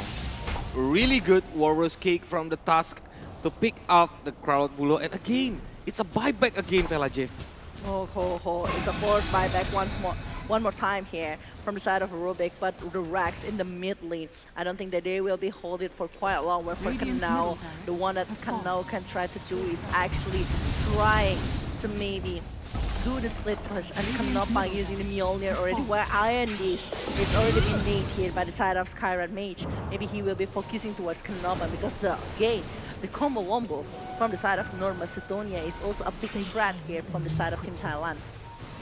Okay. Look at it, Kanao. He still used on the effect of the Moonlight Shadow, and he found it. Oh my god, there's a snowball. It's already being used. The hack is focusing over this one, and shot back! Maybe happen to the side of Kanao! Kanao still using the mirror image. Song of Sirens! He needs to get back as soon that's possible. He will not Stone able to Gaze. have anything but the Stone Gaze. The Blink Dagger is already being used, and the throw directly to the side of Medusa. And now he's back with the help here, regen right there. But the Hex is already being used to the side of Amber Spear. Fearless will be taken down. In my humble opinion, it's going to be pretty hard from the side of Team Talent to recover from this. The snowball is being focused on towards this Riz, but Riz will be having the arrow that might be combo right there to the side of the sauce. The fixture, everything will be focused on. Wow, the Bambooey, oh my god, it's gonna be safe here by the side of that snowball. Well, we are seeing that actually Stochkov is the one that's being taken down. Oh my god, and look at it, another Warriors kick. Mirana has been down again, 2 heroes, but Mirana using the buyback. Fearless is coming after the buyback, he's using the Fire Remnant. Even Gogo cannot survive. Oh my god, there's no buyback coming from the side of Stochkov along with Gogo right now. They won't be having anything to even defend the high ground. Knopang still going for it and still aiming for more. And they might be getting this barrack. They might be getting this one. Look at the win probability. Suddenly it's 92% to the side of Team Thailand after a couple of buybacks. That is already been done. And yep, they will get the mega creep. So it's gonna be dangerous, very dangerous from the team Macedonia. Like I told you before, Val, because of the forcing the buyback in a not good situation. It's a very bad decision. Yeah. Oh, this is just gonna be a heavy movement here from the side of Team Thailand along with Macedonia. But we are seeing that actually, oh my god, the Song of Siren is forced to be used by Kanao. It's not a really good setup, and also the TP needs to be forced right there from Kanao. Oh my god. The Song of Siren is supposed to be like stopping the movement coming from Team Thailand to go for the high ground. But they are using it in the lower ground because Kanao almost getting picked off at that moment. And the Ancient is exposed. It's the only thing right now from the side of North Macedonia. But once again, this is defense of the Ancient. So everything still can happen at this moment. And it's 15 seconds before the random time of Rosh. If Rosh spawn immediately, it's gonna be bad from the Team Macedonia because oh no, double damage is there too. If if the Rosh is spawned, it's gonna be dangerous. It's gonna be the end. A double damage. Oh no, 25 seconds. 25 seconds for the Rosh to be back right now. And it's 21,000 net worth lead here from the side of Team Thailand. Well, if we can talk a little bit about buyback, we can see that actually several of them only aiming for the buyback here from the Brewmaster, from the side of the Medusa along with the Skyward Mage, but the Walrus Punch is already being popped right there, just focusing over the split coming from the side of the Brewmaster. Okay, but the Rush is coming now. They're gonna hit for the Rush. They're gonna wait for it because it still have a big risk if the Team Macedonia will get it, but they must get it if they want to win this game, Fella. Yeah. If the Thailand team got the edges, it's gonna be the end. It's gonna be the last team fight. You can see that actually it's not only the Aegis, it's also with the refresher shot. She's along with Agadim Balancing, and no one from the side of Team North Macedonia will be trying to even contest this one because if they are not able to actually secure something from this, it's going to be very hard. And who is actually going to be taking the Agadim Rising? Is it Medusa? Yeah, it's the full Medusa with the Aganim? Yeah, it is. Wow. It is. Wow. The Moonshot might be next coming from the side of Medusa though at this rate. Moonshot is just going to be very good with the attack speed that he will be having over that, or maybe he is aiming for the Divine Rapier because so far Medusa is just like very hard to be catch on, so Divine Rapier might be good, but it's quite risky, so I think like Moonshot is so much better for that. And with this kind of issue, I think they're gonna coming. Yep, with the who wave. Who is actually getting the refresher shot? Radiance Ancient is under. Who is getting it? I didn't see it. Oh, but look at that one actually BKB already being popped right there. Gogo aiming for this Medusa. They are still using the Manta. And there's Echo Slap that is being popped by Starkov. But Starkov using the BKB right now. The 5-up inside is ready to be used, but we can see that actually Brewmaster is the one that actually receiving so much damage. And the BKB, oh, there's the Song of Sirens. The buyback is already being used, but arrow connected to the side of the creep, not the Medusa. And we can see the Antsnare. TNT is the main target right here. They are still having the Aegis to the hand of the toss and maybe even the cheese to the side of this Amber. Well, still have the edges, still have the cheese. They gonna make it again. They gonna got it again when the creep wave is coming, fella. They won't stop the pressure, I think. And without the Song of Siren, it's gonna be dangerous for the Team Macedonia. But they don't have any Echo Slam too. So no Echo Slam, no Song of Siren, no big resources from them. Oh, I think it's gonna be like Refresher Orb to the side of Medusa. Refresher Shard. I do not see where is the Refresher Shard though. Is it already being used before? I think it is.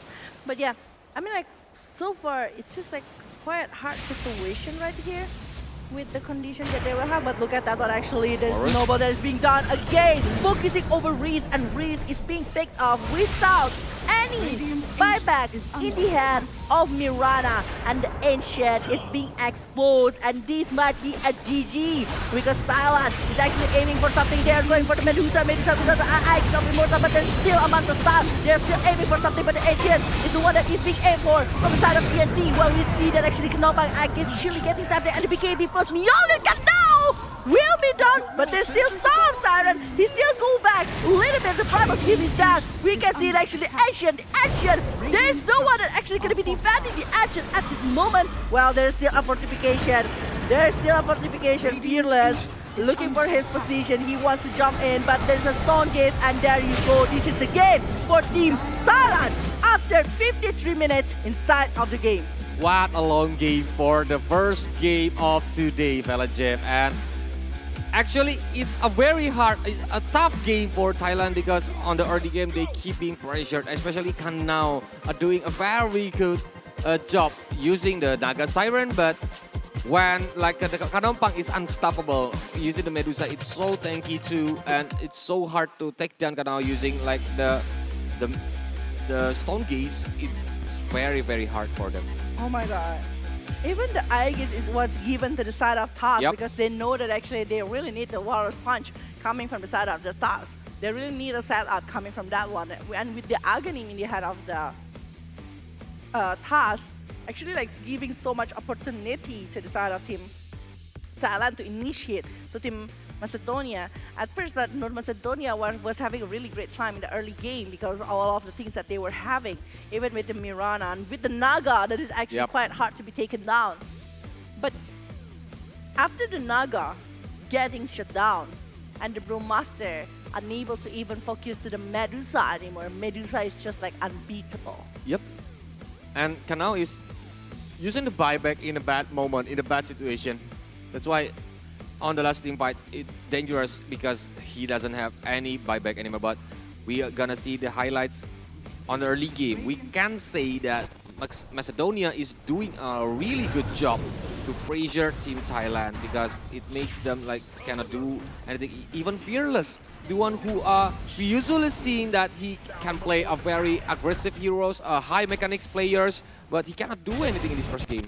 Oh, but the improvement actually shown from the side of Team North Macedonia. They're having a really great momentum, I guess, by the game to the late game. I mean, like, the potential is there.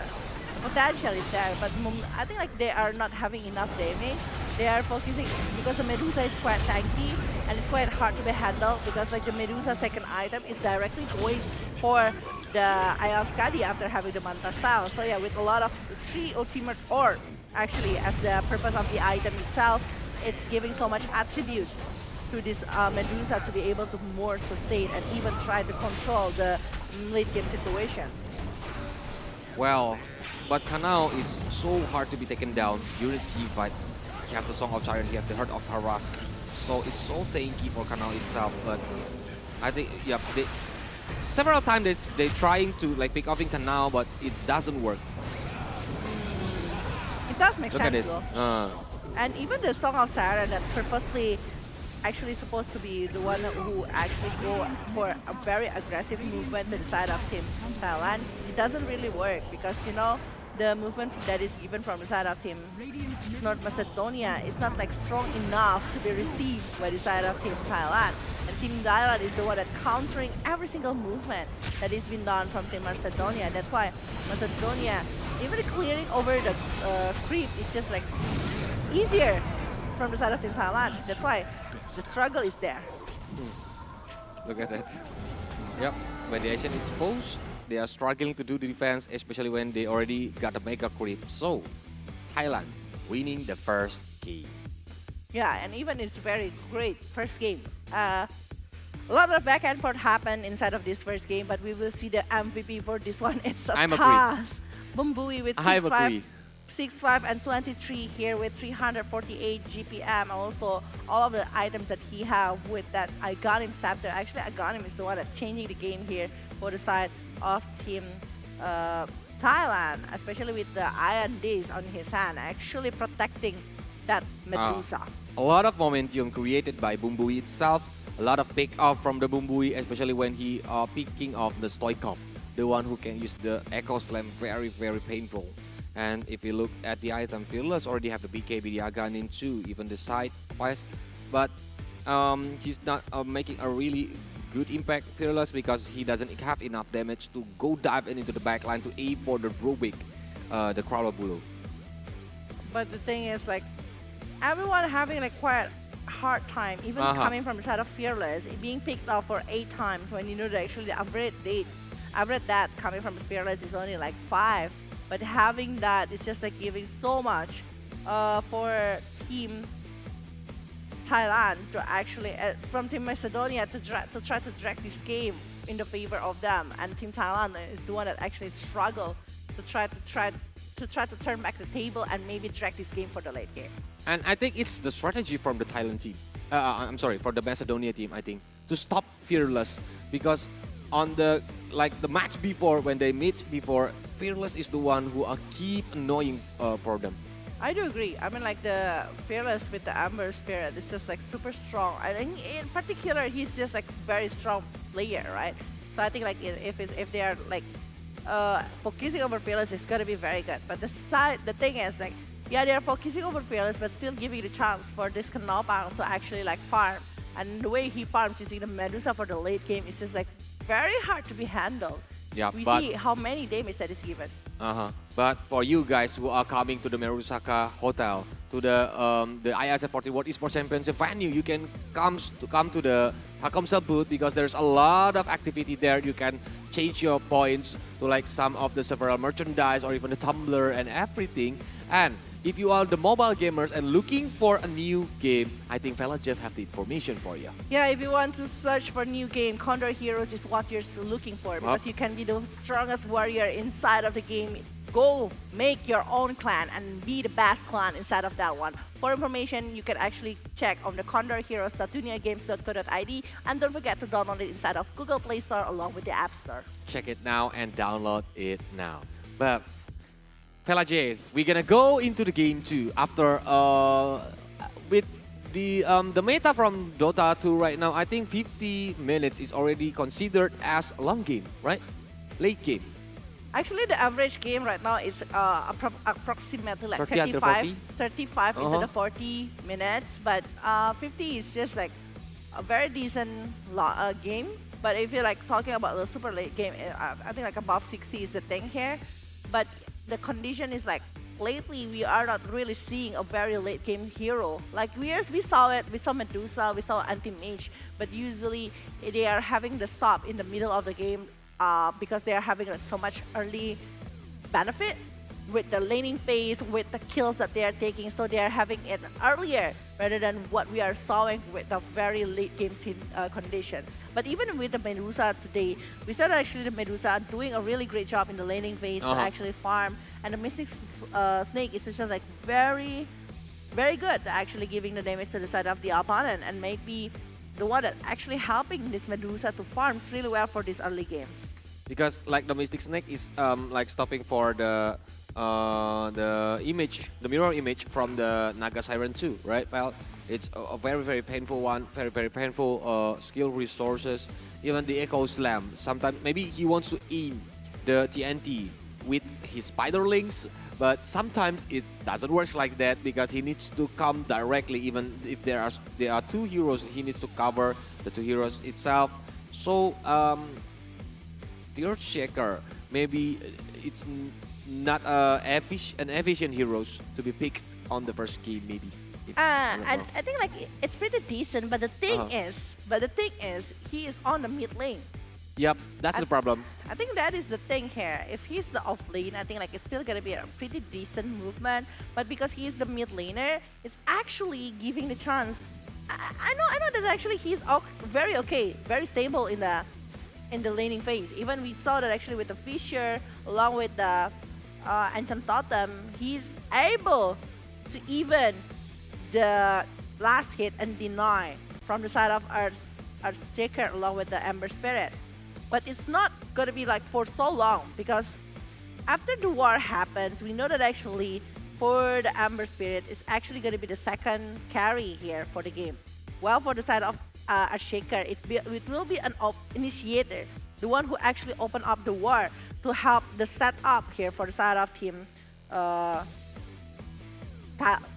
North Macedonia before. And it's actually not having like really great time for the rest of the player to actually have the follow-up damage, because they were expecting the Naga to give the damage along with the Brewmaster, but mostly what Brewmaster do is actually helping for the setup. Well, for the side of Team Thailand, aside of this Medusa as a damage dealer, they still have Skyrod Mage. They still have Amber Spirit, and even from the Brood Mother. Using the Spiderlings, using like the Mystic Flare from the sky. That is the damage resource from the Thailand team. That's why maybe they must thinking about another strategy for the second game, because it's their last chance. It's the match point for Thailand team. If they want to still using the strategy to pressure Fearless like on the game one, it can be work, but I think they gonna need to be wise to like when they are picking on the draft. Yeah. I think like if they're having a really good setup hero along with the damage, I think it's gonna be super nice. Can be works, yep. Can be working. If they want to play, actually they are the one who bet over the Last Shark, when I thought that Last Shark gonna be like very good on their hand. I mean, controlling and even contesting Brute Mother, if they're having the Last Shark, it's just gonna be super nice on their hand, and even having like more control over the game itself. So yeah, I was like thinking maybe in the second game later, if they are considering another kind of hero that can be picked, maybe even Razor. I mean, like Razor right now is pretty strong hero. It can be built as a magic one and using the Bloodstone.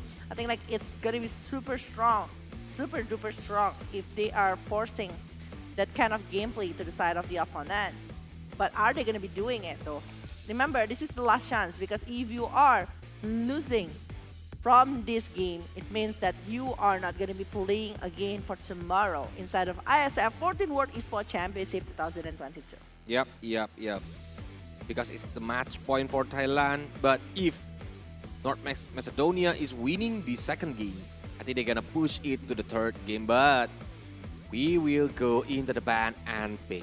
On the second game, we already see Lina has been banned. Again, respecting over the Lina right here, maybe don't want to have the Lina inside of the game, because we know that actually Lina right now is one of the strongest carry mid lane. Yeah, as a damage dealer with the Lina right click, I think like it's just super strong and super unbeatable. I mean, like all of the chains are still gonna be the head of this Lina. That's why they are not gonna be having the Lina on the list here. 10 seconds remaining. She's like a complete package, Fela J. True. Have the burst damage, have the DPS, have the crowd control, everything that he got. Okay, but we already see Tiny from the North Macedonia. They are banning Tiny. They're still undying the Priority Hero, or even the Mirana, or even the Primal Beast from the Thailand team. Actually, Primal Beast is just super annoying. So I think like I do get it if they are banning over that one. I mean, like the respect that they will give towards Gogo using the Primal Beast, that is using tons of ways to stop the movement coming from the side of North Macedonia. So it's 10 seconds remaining. Undeniable that actually the one who actually giving the pressure to the side of North Macedonia towards from the side of Team Thailand is actually coming from that Gogo. So it's worth to be banned, I think, along with the task that is being used in the first game. Okay, no task now. And the first pick from Thailand team, are they gonna picking Mirana, because Mirana is still free, or Undying?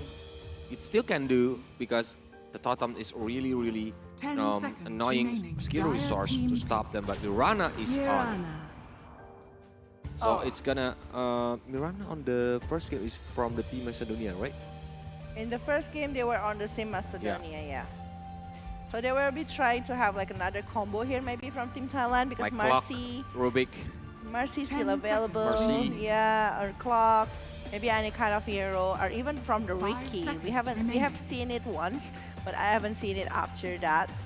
Well, I think like with the Beastmaster ban is also like a very good options here from the side of Team Thailand, because we know that actually the power coming from Beastmaster is just so strong, and the Primal Roar is actually very hard to be handled as well, but Silencer. And Doom. Doom gonna be a good offlane Velajev because he can farm very fast on the early game using the D4, especially he have the Doom skill, so it can like disable one hero from the enemies, even if they have like on Tidehunter as the offlane and the Kraken Shell cannot hold it. And this Doom 5 is still seconds. a very Radiant flexible team pick, though, coming from side of Macedonia. It still can go team for the back. mid lane, it still can Can go do. for the off lane, and even for the carry Doom. It means there is still a possibility here for the Radiant Naga to be team picked back. by the side of Team Macedonia, because previously, I think like the Naga is also like doing really well from the side of Macedonia. No Husk, no Rubik, they know the pick-off combo potential from the Mirana and Rubik. No Husker, I mean. 10 So seconds we're remaining. gonna see another maybe Dire combo team maybe like back. Clock if they want to ban it, or even the other heroes that maybe can be very good doing to pair with Mirana on the lane. Yeah. Well, we are seeing without the Rubik, without the Death Prophet. Actually, like, Death Prophet is actually really good for this game, because actually with the 10 Spirit seconds support along remaining. with the Exorcism, it doesn't matter if they are having a very 5 very seconds good remaining. war condition or not. As long as they can play Radiant objectively, team it's back. still gonna be super good. While the Broodmother, along with the Rubik, is already been banned. Yeah, it's respecting the Brute from TNT on the first game. TNT is using the Brute on the first game, but we're gonna see the 5th ban from Thailand team before another 10 5th seconds ban remaining. from the North Macedonia, and we're gonna go into the 5 seconds remaining. second phase of the big heroes.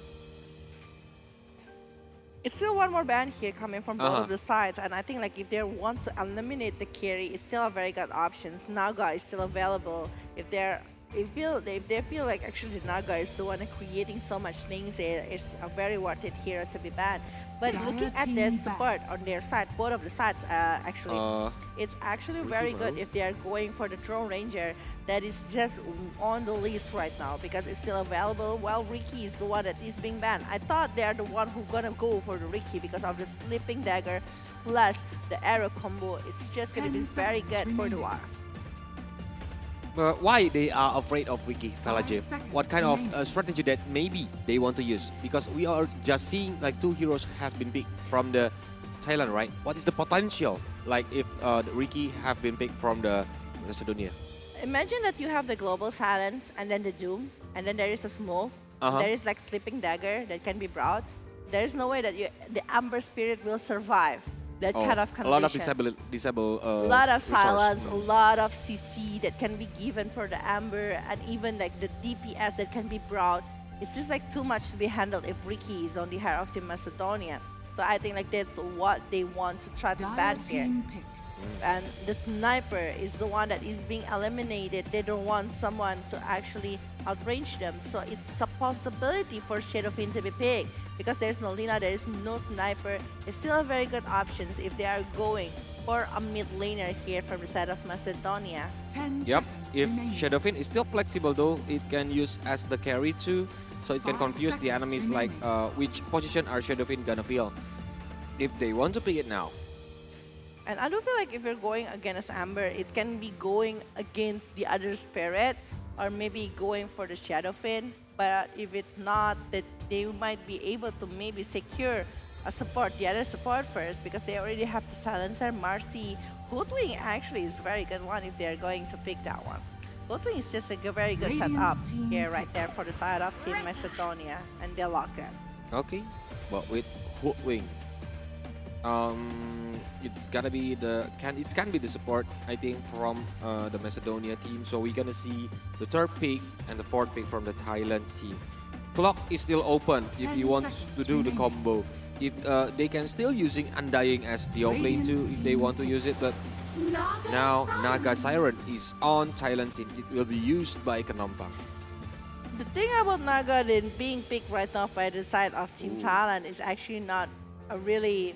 It's decent, but it's not like super good options because once again, this is the Doom on the hand of Team Macedonia. If the Doom able to actually lock into the hand of this Naga Siren, the Naga will be struggling. So it will be the job of Mirana, of Amber, and the other heroes that they're picking, including the Undying, to actually protect this Naga no matter what happened. With a Tombstone, it's gonna be really, really annoying. But the fourth pick from the Macedonia, the combo between the Hoodwink, Doom, and Silencer, it's the Lestrange.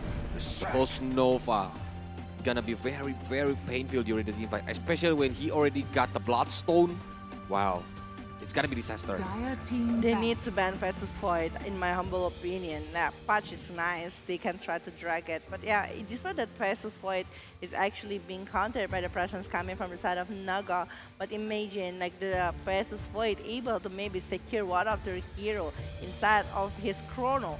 It might be follow up with Diabolic Addict, Pulse Nova, Lightning Storm, even coming the damage from the Curse, Last Word from the Silencer, and even coming from the side of the Ambush Moment from the Hoodwink. So it's a very wise option to be banned, but Mars is the next one that is being banned by the side of Team North Macedonia.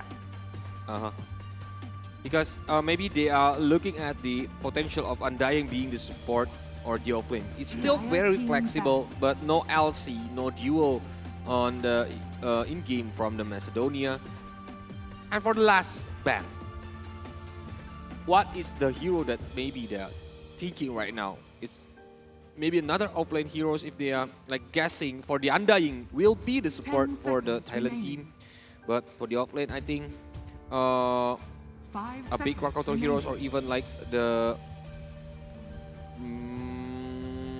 facing the Dooms. What is it? I mean, like, if we are talking about that, the Kraken Shell coming from the Tide Hunter is actually pretty nice going against that one.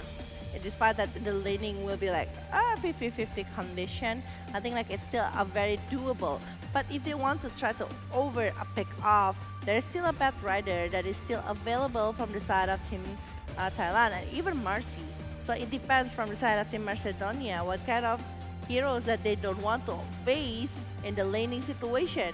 Is it gonna be like I don't want to win? I don't want to lose the lane into the other kind of hero. Pango might be good, fella. With this Doom and everything, Radiant team pick. I don't think it is. But let's see. Marcy.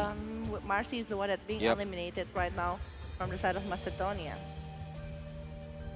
Okay, the last hero for the Thailand team. What hero are they gonna pick?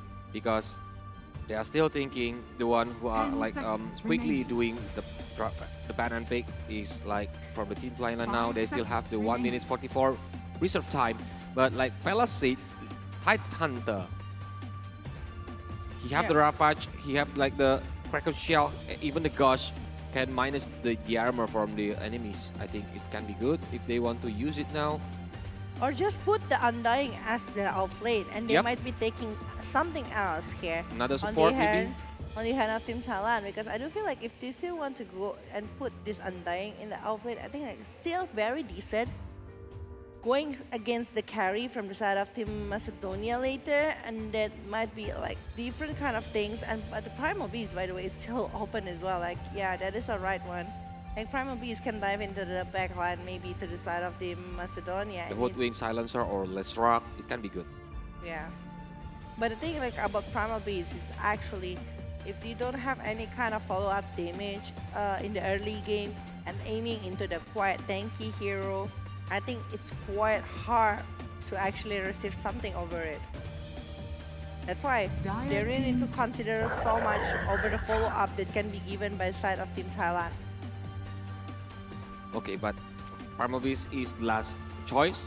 Yes, I know it's like they don't have any a good damage dealer on the early game because Primal Beast still need the items, still need to wait, like maybe having the pulverize when the onslaught is coming and the trample is on. If not, it will like won't have dealing a good damage for the Macedonia team. But the last pick is the Life Stealer from the Macedonia. It's a good hero to face against Mirana, to face against the Undying, and wow, the second game draft. I don't know why, but I prefer the Macedonia team. What do you think, Val? I don't understand the perspective here with the last track along with the Life Stealer that is actually countering so much to the side of Team Thailand. It's actually a very, very good hero to be picked here, but the only thing that they really need to consider is actually how this last track will be having the Bloodstone as possible and giving the pressure towards this Ember and also the Naga. If they are able to do that, I think like Macedonia will be having the moment and maybe drag this game to the third game. While for the Primal Beast along with the Mirana, it's a pick off. Yeah, if they're able to have a very good setup with the Mirana along with the Primal Beast, I think from the side of Team Thailand, the aggressive early game might be work. Well. We're gonna see it in a moment before they are going to the game. So for the audience, it's the match point for Thailand team. So if you're rooting for the Thailand, please do your write your support on the comment section using the hashtag from the Thailand team and using the country flag from the Thailand. And if you are the supporter from the North Macedonia, you can write it too on the comment section and use the team flag too. Yeah, because it's gonna be super interesting. This is the second game, ladies and gentlemen, into the lower brackets. Whoever that lost inside of this match will be eliminated from the main event from this IESF 14 World Esports Championship Bali 2022. We will just jump into the second game. This is Velajev along with Kali, who's with the one who actually gonna be accompanying you guys for this match. And on this second game, the Thailand team doesn't want to play with Smoke anymore because Smoke in the very early game before the game is started, I think it's the what is it? The specialty from the Thailand team. But look at that, Knompang. He's trying to like showing himself on the map. He's asking for the high five, waiting for the enemies to come. But they didn't have the vision for the enemies. I think like they just want to check over the observer ward here. I think like if there is an observer ward or not, they want to check over that. While for the KNP here, I think like they saw the movement here from the side of team. But Macedonia that actually Stoshkov gonna get the first blood here. Oh my god, there's a huge first blood. It's actually 3 members from the side of North Macedonia going against the Undying. It's not even the time to contest the rune yet, but I think they found it. They played very aggressive and they kidnapped the Undying, and it's really good for the early game to the Macedonia team, North Macedonia. The battle begins. Well, right now, the bounty, it's gonna be for Canal TNT. Canal TNT. I think it's gonna be for 3-4-1. Yeah, I think it's gonna be 3-4-1. Yep, because 3 mans got the bounties now, and they are moving into the mid lane now for the Fearless against the Stoikov. Okay, they had to have Ember versus Lesra. What do you think, Velajev? I think like it's still gonna be very good if the Ember knows how to. I think like he's still gonna be very decent. I mean like Fearless with this Ember is gonna be playing really well, but if it's based on the hero Hori, it's hero only. It's not gonna be very easy since like last track having so much potential with the Diabolic Addict, with the last hit, with the Lightning Storm to actually given to the side of Fearless. Well, we can see it with even the animation coming from the last hit for this last track is just like so fast. Yeah, that's why we're gonna see who gonna get a lot of or more last hit or denies between the Ember, but on the bottom lane, I think Doom will be there. They are playing on the hard lane from the side of the team Macedonia. So with D4, it can be more faster to farm on the early game, but he needs to be careful from the arrow, because when the arrow is connected, I think Trample will be there to like continue or like following up the arrow. Yeah, following up everything actually right now, while Kanao, I think like facing, you know, the thing is like Lionex is using the Undying, right, as a support, going against a Last Stealer, and Last Stealer is an STR hero that is going to be taken, but this is going to be a kill to the side of Team Thailand in the bottom lane. Bumbui securing 1 kill in the safe lane, but it's a Primal Beast going for the... Okay, it's an offlane, Undying. Yeah, I want to told you that they are changing it. Yeah, on the safe lane, they are playing the Primal Beast, but on the hard lane, they are playing for the Naga Siren from the Thailand team. It's either they want to win over the laning phase, or maybe they want to secure something for the Primal Beast. They want to have like someone that's actually going to be doing something for the early situation, but try to run away. Trying to get over this Bumbui, and I think they will try to get it Gogo, but Gogo is diving too far and might be the kill here for the side of this Primal Beast, and the Trample is still there, but Gogo already using the healing salve to save himself. Wow. It's a good initiation. It's a good revenge from the team Macedonia. Well, it's 2-for-1 right here, and 3 minutes inside of the game right now. Bumbui is, after like being picked up like that, I think like Bumbui need to be careful over the movement that he is doing, because he is taking over the arrow along with the Starfall to actually like try to give the momentum towards Team Thailand, because they are having the Primal Beast as well that can follow up the movement. But I think like it's only for winning the laning phase here. I think like it's gonna be better if they're going against a Last Stealer rather than going against a Doom, because the Naga will be having a quite hard time with the D4 from this Doom and everything. And actually, it's punishing Kanao really well, right? We can see that actually from the last hit. Nagasara is just like owning everything. Owning everything. And with the DK, with that kind of purposes that they have, like Kanao, you look at that, he even cannot get close to that creep. And in the bottom lane, we're seeing that actually there is 1 point already taken, TNT is down, but also with Gogo right here, 1-for-1 in exchange to one to another.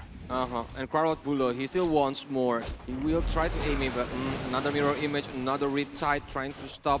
And it makes Kanao is really having a rough time on the top lane. Arrow is not connected. Quarrot with couple more hits, actually, but he still have outspeed the Mirana. And he is able to go back and even try to get something, but the neutral keep already taking it out and going for something else, while we are seeing that actually TNT right now.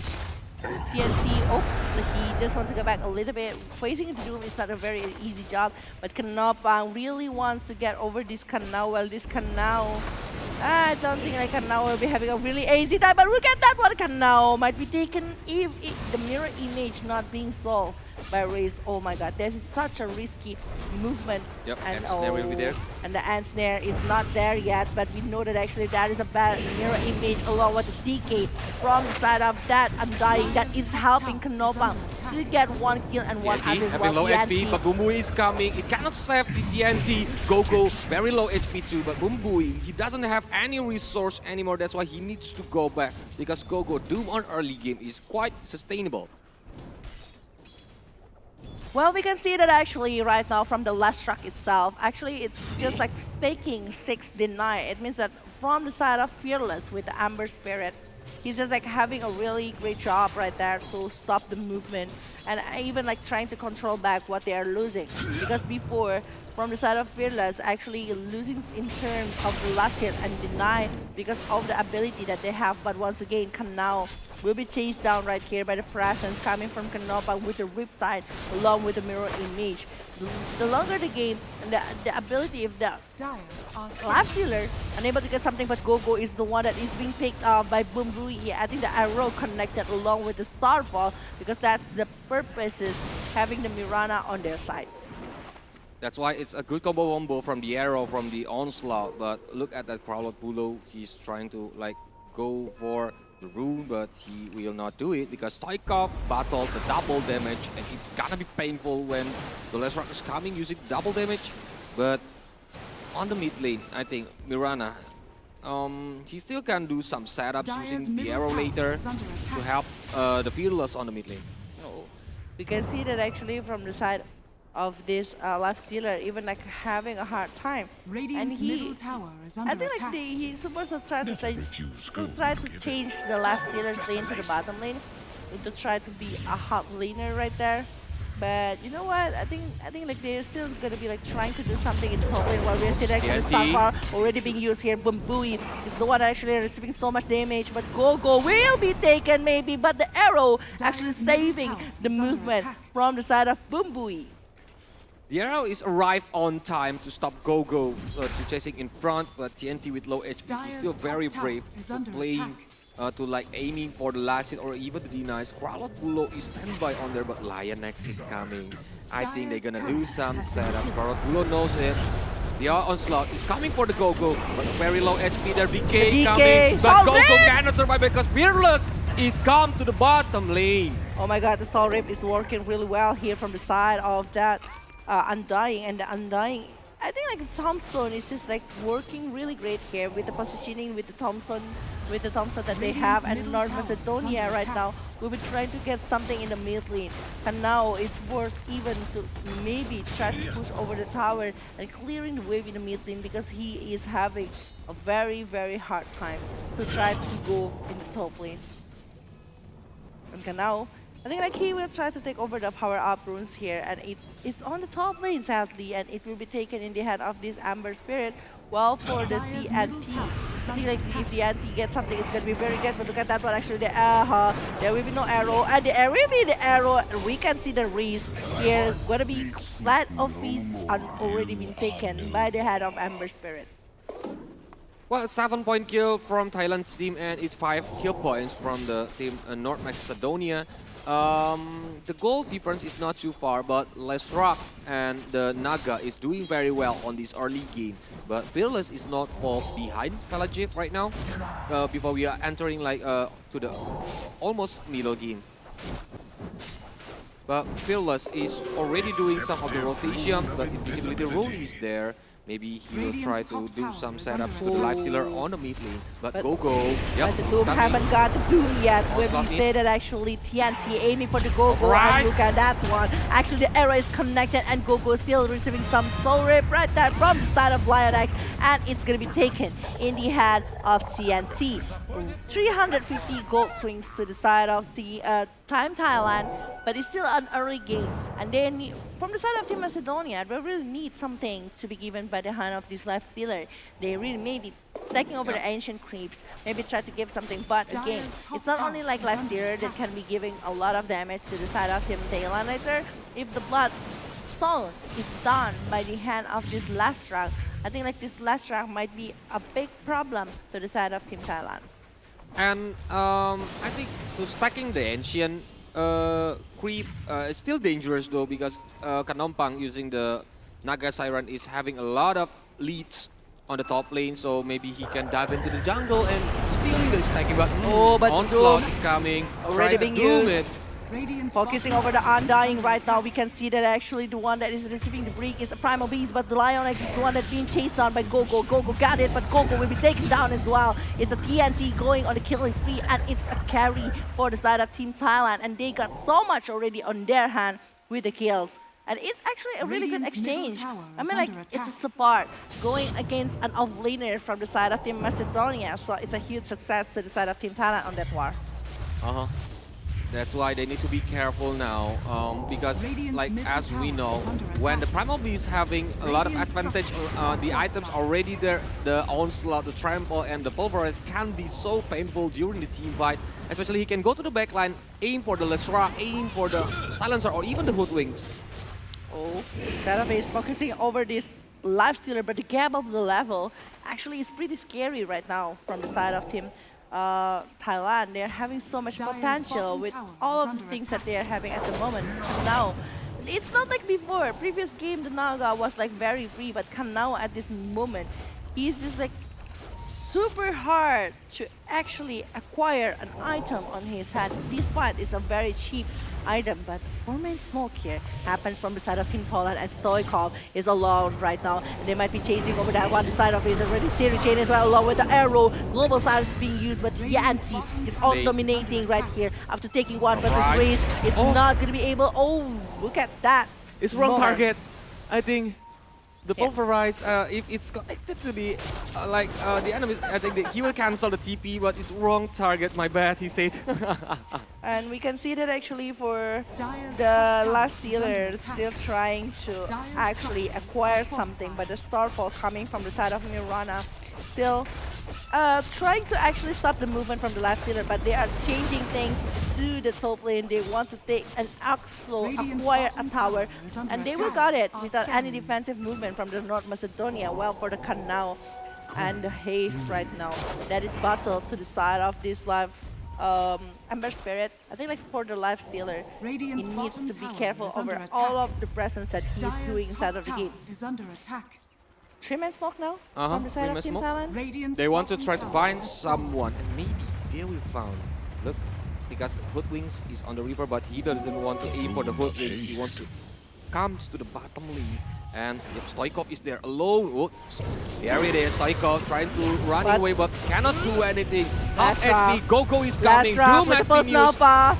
Is actually giving so much damage right now, even the lightning storm as well, but Stoikov still not able to survive from that condition. Well, it's rooted for the Gogo. Gogo still aim for this Amber, but he doesn't have any resources, not even a mana to aim for this Fearless, and in exchange for the mid lane, they're getting two parts here from the side of Team Macedonia, and they are getting something really well here. Not only that, they still want for the tower. The win probability, I mean, like at this 13 minutes, we cannot determine who is actually going to be winning for this one. That's why it's 52 and 48. It's still a very slight difference between one and another. Both of the teams are doing a really great job, I think, because the Lesrak is farming very well. Even the Kanompang is very fat now with 7k gold, but we cannot not respecting the Doom, because the Doom having the 6k gold now, and it's a very annoying hero to disable one hero during the team fight later. Yeah, it might be happen though. I mean, like again, one more time, I do feel like if they are aiming for the creep that can be given to the Kanao, it's gonna be very good, especially if they're giving maybe Ancient Creep to Kanao. There's some sacks, but remember, Stochkov also need to finish the Bloodstone. I think like it's almost done at this moment, since like he's already having half of it. Oh, the ambush. It's been done by all Hoodwings, but again, the race trample cannot do anything. Even he have like the global silence. I think it's a wasteful skill because no one can follow it. No one can like do it the falling up or even do the counter setup from that moment. Yeah. Sharpster, but Gogo is coming low HP there. Also trying to save, but the Purpose is on for the Gogo. Gogo very low HP, trying to run away. He cannot do anything. The TNT is still alive. TNT is still alive, and Fearless is on the killing spree right now after taking Gogo. Gogo was a big problem here from the side of Team Macedonia. That's why they are aiming at him, because if the Doom later focus on the Naga side, it's gonna be harder. But look at that one, the series chain, a row connected, Starfall is there, and Fearless will be dominating at this moment. It's another 300 gold swinging, and the Snare using the Rip State, and also the searing chain. It's not enough to hold everything from the side of this player from Macedonia. It's one by one, their life has been taken. And it's been given to the Thailand's team, and it's a really bad move because they got a lot of advantage from that moment. Look at that, because Thailand already got the 15 kill points, and it's around 4 kill points from the last team fight only. Well, we can see that actually now the defense is quite changing one to another, and we can see from the last hit here from the Stochkov is actually doing really good job. But we can say Outside is focusing over this Stochkov, but those Stochkov with Pulse Nova, but Starfall is there. Lightning Storm, that ends near. There's no Riptide. Nova is the main target, but look at the slate of his. Oh my God, it's so painful. The arrow connected, and it's not stopping that because actually this Amber is a very hard condition. Can now try to get something, but Bumbui gets a double kill with the Starfall that happens from the side of Team Thailand. 2, 3, 2, 1. I think it's really good because they cannot do anything about the Primal Beast. He's being doomed, and maybe he will take him down because have a very low HP. But look at that, even Crowd Bulo, he's facing a hard time, Felajib, right now. He is. Well, the milestone is done in the hand of this Amber Spirit, and he might be going maybe to something else. I think like if he's having more chances to go dive in, it's gonna be better. But the arrow connected. Last track is the main target right here. Pipe up inside as the match layer needs to be done later by the side of Team Thailand. Maybe can be taken by the Undying or even coming from the side of the I think like the Undying or maybe the Guardian Graves from the side of this Mirana. It's gonna be so much better. Yep. Because I think the Fearless is like if you want to dive the first tower on the mid lane, it's gonna be dangerous because the enemies can come very quickly using the TP to back up his friends. But Scan is on. I think they want to find someone. They want to E for something. Even the Trample is trying to just clear the wave. I think like they want to pick off someone, but there is no chances that for them to actually doing it because no one is actually revealing their position inside of the game. And Kanao is chasing the gold. Look at that. Already have 8k. He already trying to aiming for the Boo-Boo. Rage is on, but just for the team. And we know that actually right now the Slayer Face once again wants to stop the movement from Gogo. The DK is being used right there to stop the movement from Gogo. Well, Stochkov, even we know that actually Stochkov is supposed to be the frontliner that is giving so much damage to the side of Team Thailand, but Team Thailand is just like have this ability to actually aim for Stochkov with the Primal Beast or even coming with the combo from the Amber Spirit. But look at that, actually the arrow is going to be connected somewhere, but oh my god, we can see that actually the Doom is focusing over Fearless. Fearless is being mute, but he's being chased by Kanao, and it will be a very huge kill if they are able to get it. And no Song of Siren is already being used to the side of this last killer, and along with the Riptide, and there's no way that actually Kanao will be surviving this one, but Lionex is trying to hold all of the damage that is given by the Stochkov, but the Lightning Storm is also there. It might be a change because, oh my god, from the side of North Macedonia, they are taking 3 members from the side of Team Thailand, but Bumbui still wants aim for more. Double kill from Bumbui, but Bumbui will be taken down in the hand of Stochkov and changing 500 gold only for killing that dominating coming from Bumbui itself. It's a greedy move, I think, because he wants more. He wants double kill at least to trading his life, but do not forget, but Gogo. Like trying to hit Kanampang, but it's a 1v1 situation using the mirror image. The damage is so painful from the Riptide itself. Kanampang is dominating right now. Then I want to say before that Bumbui is having like a kill streak. So if the Bumbui is getting shut down, he will give more gold than usually to the Macedonia team. Yeah, that is just absolute movement that is given here by the Team Thailand. But North Macedonia recovering from that kind of condition actually is very nice, and they are able to actually shut down some of the important players, especially the Doom that is focusing over Fearless.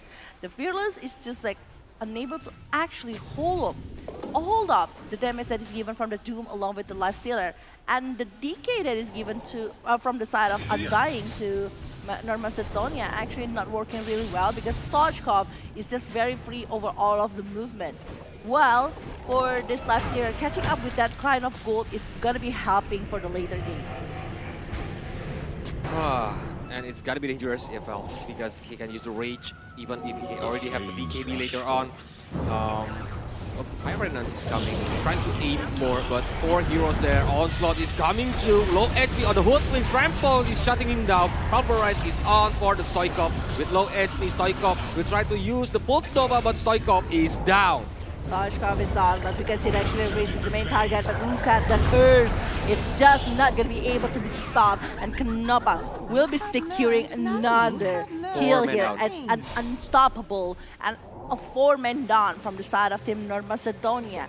They might be aiming for something. Russian might be one of the target, but the thing is, we can see from the replay, how is all of the route coming from the Amber Spirit actually helping so much from the side of Thailand to really opening up a war right there. And the damage that is given, even the Stochkov that is being taken in the very early war, actually helping the rest of the players coming from Thailand to finish the other 2 members, including the canal right there with the life stealer. Is under attack. Wow, it's already so hard, I think, for the Macedonia team to chase it now slowly. Their chance is like for the life stealer, like Vela said before, if the life stealer is fat later during the team fight, it maybe can help them to like winning the situation. But now Thailand is really holding the tempo of this game. They are really controlling this game very, very good, like by trying to aim for someone, trying to pick up someone. So they need to be careful. They need to be careful, and they really need to be more careful over the movement as well. I mean, like, right now, Roshan is the one that is being aimed here by the side of Team Thailand. They are scanning, they know, but it's too late. I think it's too far away.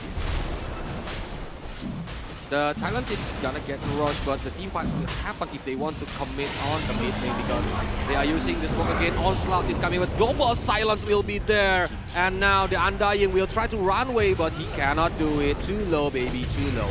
Oh my god, we can see that actually there is another BKB that is being popped here by the head of TNT, but the one that is being taken down is actually the Naga side with the Icons of Immortal. They're using the Doom already, but outside, and also the Primal, it's Slither right now is already being used, but the Starch damage is actually pretty huge to the side of Team Thailand, and 2 down from Team Thailand. They really need to get back without any setup that can be done from the Seas. Situation, it's not working really good. Even the Naga not trying to use over the Song of Silence, because they know if even with the engagement that they can try to do to the side of North Macedonia, there's no other follow-up that they have. Because, okay, from the side of net worth, it's 16,000 in the hand of the Naga. Nobang doing a really great job for this. He farms really well. But the thing is, the other 3 from the side of North Macedonia is on below directly of the Naga with the Doom, with the Life Stealer, along with the Lestra. They're having more than 10,000 net worth. Well, for the Ember Spirits, just like what I've mentioned before, Fearless having quite a hard time because of the pressure that is given from North Macedonia. And North Macedonia, not only like they are depending the damage that can be given from the side of this Amber, but also the Primal Beast along with the Mirana. That's why Bumbui also trying to catch up with everything. And Undying is the one that buying over the Sentry, over the ward, every resources that they need for the next war. Yep, that's why Fearless is like has been praised like on the game 1. I think they know the key is Fearless. The key is from the rotation from the Fearless itself. They want to try to shut down Fearless to not make the play on the game. That's why Fearless is having a hard time. Every time Fearless got in, like all of the Macedonia team will come to Fearless. We're trying to shut down Fearless. It's like on the game 1. But, well, Curse you coming. can see Curse. I don't think like it will be a good setup, but the arrow connected there. There is no other thing that they can do for this. Oh, the global silence will be used right there to just protect Stochkov. The lightning storm is already being used. Fearless is pretty low, so it's not good if they are trying to dive in and maybe even secure North Macedonia clear right now. 4-man smoke right now, trying to seek for something from the side of Team Thailand towards Team North Macedonia.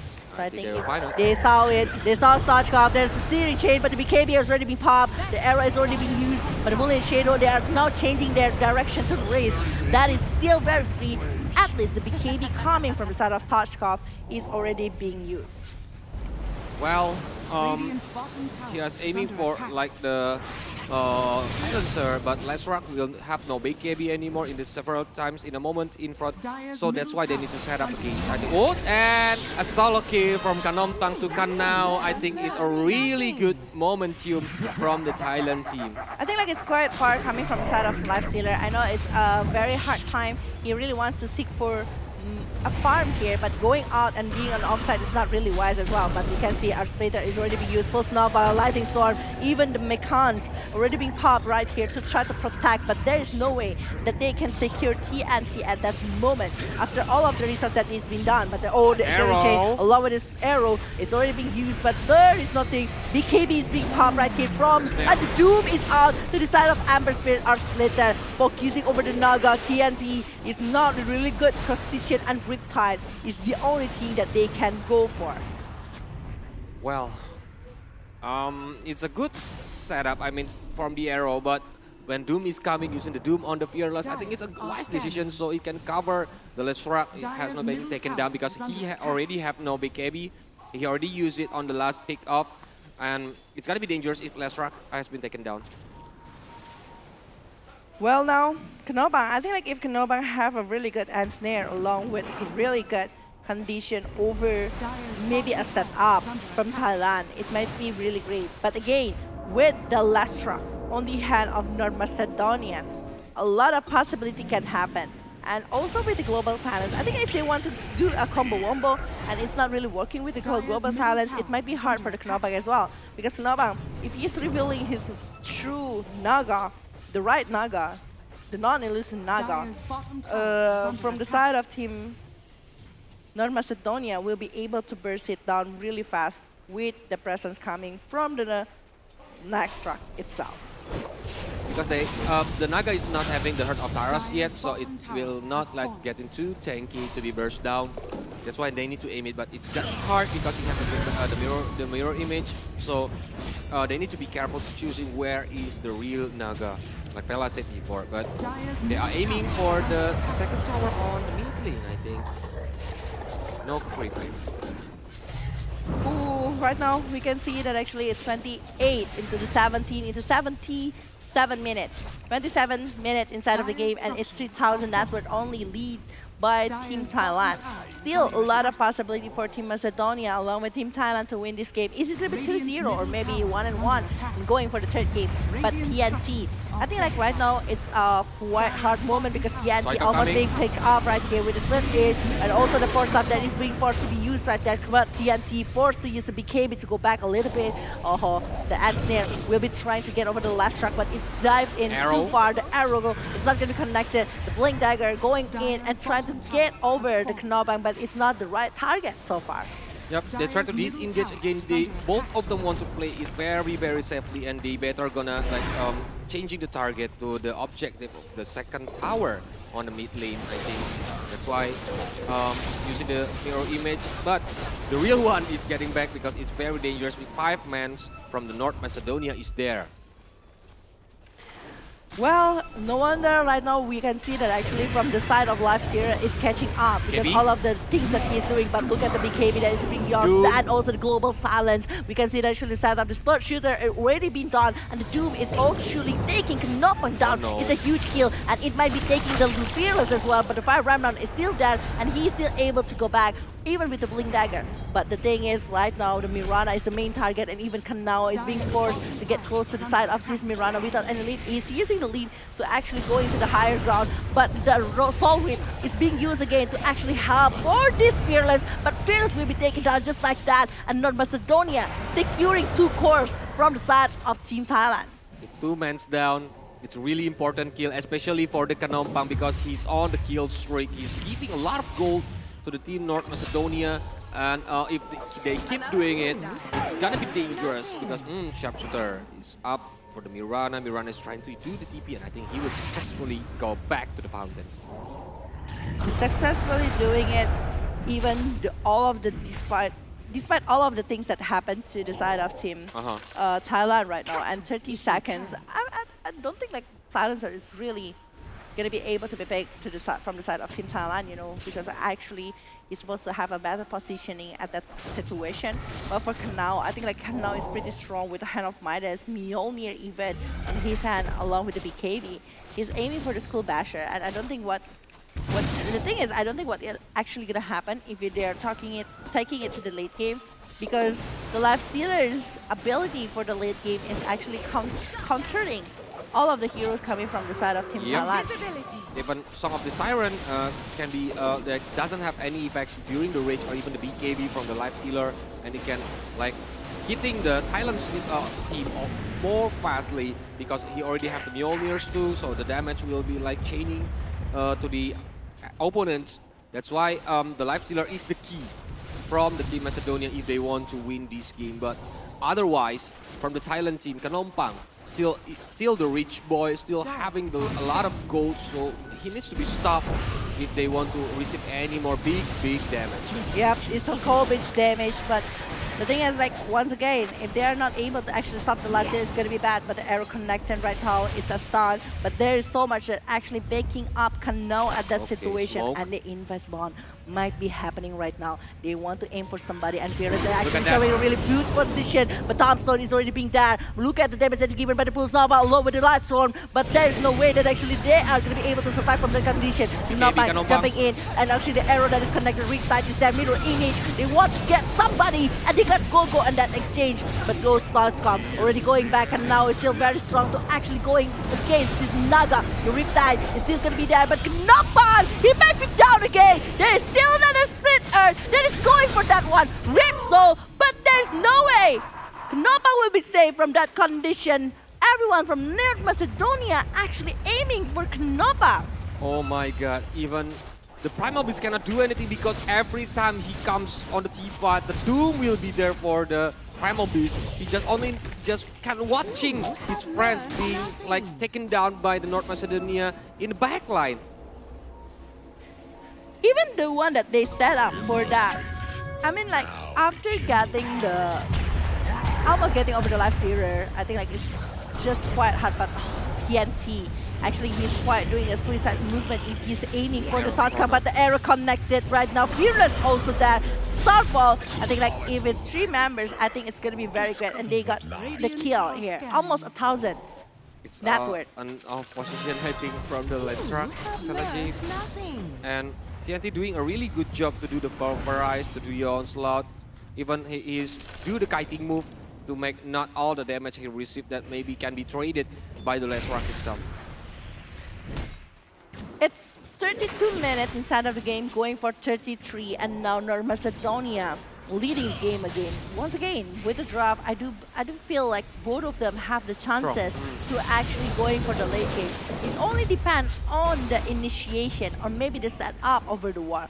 So far, I do feel like North Macedonia able to put a really great setup to actually counter Team Thailand, because Team Thailand actually want to force a war to the side of Team North Macedonia. And okay, they are trying to go over the Roshan here. It's gonna be dangerous. But there's no vision coming from the side of Team North Macedonia regarding over the Roshan. And they might be getting it without any contest here. They might be getting the Aegis of Immortal on their hand right now. And yes, they are. Yes, they are. But oh, the backup is coming, and now Global Silence is there. There's a pipe up inside. But will they be able to survive from this? Muted. It's already being doomed. The Naga Sirens is not able to do something else right here. TNT will be trying to focus over this Naga, but this Naga, I think this Naga will still survive from the condition. Well, Bumbui actually going to be trying to help Lionex to get over the kill along with the Fearless. But Kanao is also there. And not Bumbui is even still not going to be able for going further. And TNT jumping in 3 members from the side of Team North Macedonia is not a good option. Knopang got the double kill right here with the Riptide along with the mirror image. But he is going to be reclaimed. The Aegis is still going to be there. The Song of Sirens will be used, I think. But no, there's Ensnare. He will be throwing the Ensnare here, focusing over the Gogo. And Gogo is a triple kill for TNP.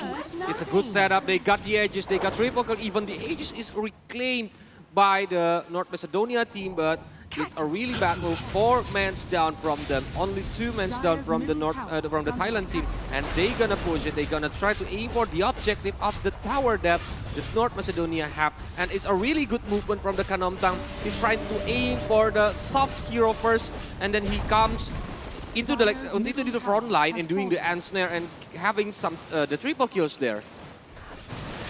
Well, the triple kill into that Naga Siren, and also they letting go of the Naga Siren. There's no vision for the Shadow Blade from the Naga. There is no dust of appearance or even jam to chase down the Naga. But oh my god, it's directly being hacked and aimed. And now Stealer will be picked up. It's more than 1,000 gold net worth swinging just because of that kill. And it's a really huge potential from Thailand to maybe push something towards Team North Macedonia. Too far away, he didn't have the information, but Stoikov is coming. BKB is on from Fearless, but no mana. I think he will go back. Even the arrow is connected. I think they're waiting for the onslaught, or even the Fire Remnant is coming, but no. there will be no the onslaught. There will be no onslaught here. Well, can be. I think like progress with the Blood Throne, with the hacks as well, with side of fees. It's just like very hard, especially towards the life stealer.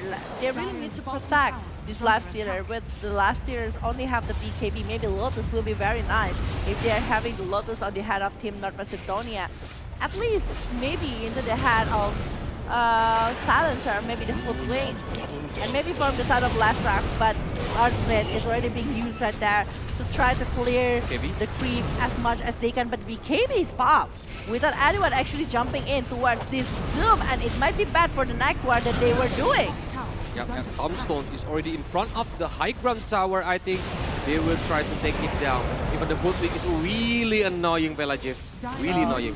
Oh, trying to give up some damage, but Doom, without any BKB, it's not looking good for the next war. The Archblade being used over and over again just to clear the Naga's mirror image as much as they can when they are having it in the bottom lane as well. 3-lane push here coming from the side of the Thailand towards Team North Macedonia. They are being zoned into the high ground and need to be doing something else. While the respawn time for the Roshan is still very long. It's still 4 minutes plus the random time, so I don't think that they will be trying to go against that odds. Maybe they will be trying to maybe bait someone, go to the lower ground and try to pick them off.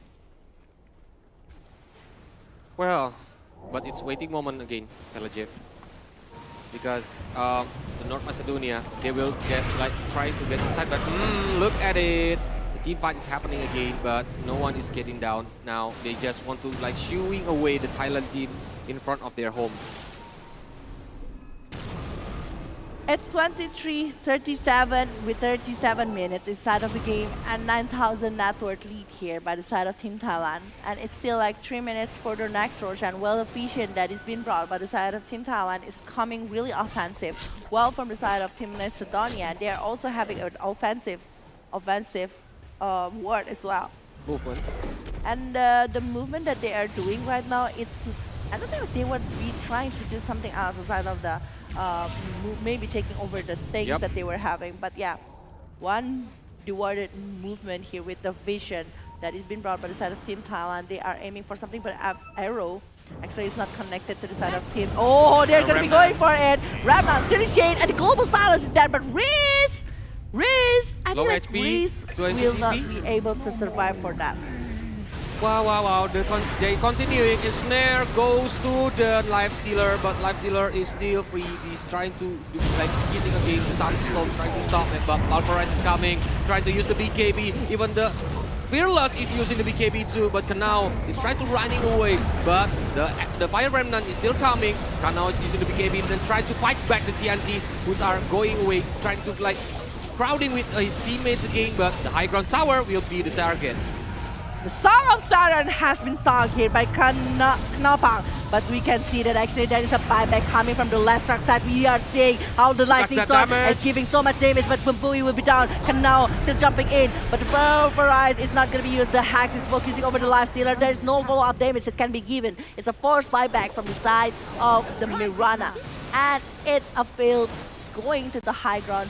They might be still trying though to maybe aim for something in the high ground, but they really need to know that actually this Doom, actually with Aghanim's on the head of Doom, it's just giving a hard time for the Naga, even for Lionax, maybe even coming from the side of Primal Beast to get close to that hero, since it's 4 melee hero from the side of Team Thailand. And whenever he's jumping in, we're using the Blink Dagger along with the Doom Aghanim. It's gonna be over, but oh my god, jumping in with the Fire Remnant, jumping to nowhere's position over the opponent and trying to give some damage, but the jumping in coming from the Primal Beast, able to take in one more point from the side of Team Thailand, but it's costing his life. It's costing a really expensive life here. Split Earth being used again. Forced buyback from the side of Hoodwink here. Knopang needs to get back, but oh my god, there's another set up. The Doom with the gun him one more time! Jumping in towards this Naga, aiming for this Amber, and this Amber, I think, with the Global Silence that is being used, the song has been sung by this Naga Siren, and they will just use it to get back as soon as possible. it's a good disengage from the Thailand team, even though they must lost one life. But I think it's dangerous because the Doom is still there. He's trying to get inside. Even Fearless have a very dangerous position. If the Fearless is taken down, I think it's gonna be disaster on the last team fight. But Fearless is successfully running away from there. The setup that has been done is just like not in the favor. I think like Primal Beast jumping in and even the Amber jumping in, they really want to get something, but they forgot that actually there's a LAOS, there's the hacks, there's a silence that can be given towards this Amber Spirit that forcing the Primal Beast to jump in. It's a high risk, high return, but the thing is it's a high risk that they're having, not the return. Because they might be taking 2 buybacks from the side of the North Macedonia. And it's quite hard, I think, to having a team fight on the high ground or on the base of the North Macedonia right now. Maybe if they want to bait it on the Ross who are spawning on the 1 minute 40 seconds from now, it's gonna be good because when they are on the base of the North Macedonia, they have the damage from the tower itself, so it's gonna be dangerous. And it will be disaster if Kanompang is the one who are taken down. Oh. Because no buyback right now. No buyback right now. For another kind of minutes, for the last it's 5 minutes, for the Wolfwing it's 6, Silence is 4, but there is the Moonlight Shadow that is already being used here. They really want who was the position coming from North Macedonia in Vest Bomb. They want Gogo along with the Lifestealer to do something.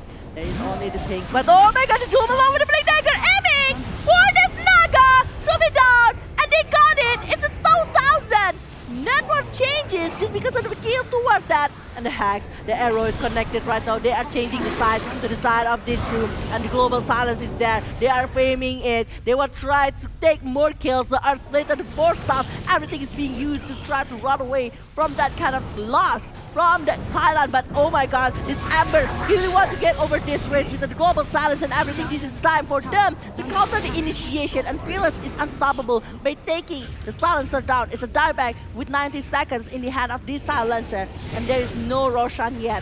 No Roshan yet, but they are still going to be trying to pick up somebody. It's double kill for Fearless. Kanao is still there. Kanao will be trying to maybe taking Fearless, but the hack is there. There's a PKB Stochkov with the Pulse Nova maybe. Oh my god. It's a lot of things that happen at this moment. Guardian Graves and Kanao will try to get back. It's a good counter initiation from Thailand because they can take down 2 heroes from the North Macedonia, and it's a really important kill because if the 2 heroes is still alive, it's the chance for the North Macedonia to starting the rush now, but they already got the information, and in another 20 seconds, the Kanompang will be there. But without Kanompang, I think the Lifestealer cannot be stopped, Felajev. No damage can reach the Lifestealer now, or even 4 men, if they want to focusing on the Lifestealer, it's gonna be a lot of resource need to be used to taking down the Lifestealer itself. To that, over Silencer and Doom, the one who actually can put an initiation. They want to try to pick off over the Kanompang. That's why they are trying so hard with the surprise movement. Even with the Blink Dagger Doom Agonic. But it's not really working. And even the way that actually Thailand actually tried to drag the time between the global silence and also the Doom is actually giving so much momentum for the Mirana along with the Fearless to open up the situation. And that Undying from Lionax is actually giving so much sting by the DK along with the Soul Rip. So healing on the HP for the teammates, and the Tombstone is really painful because Kanao need to focus on the Tombstone. That's why with Aegis, I think they will playing a pick-off game again. They were waiting for the momentum, looking for the enemies on the jungle, and later they will use the smoke game. Lastra, Bloodstone, BKB right here may be going for something else, but Kanompang with the Primal Beast is having the Lotus, I got him and everything. Okay, but this is Moonlight it. Shadow. Moonlight Shadow, they want to set up something here from the side of Team Thailand towards Team North Macedonia.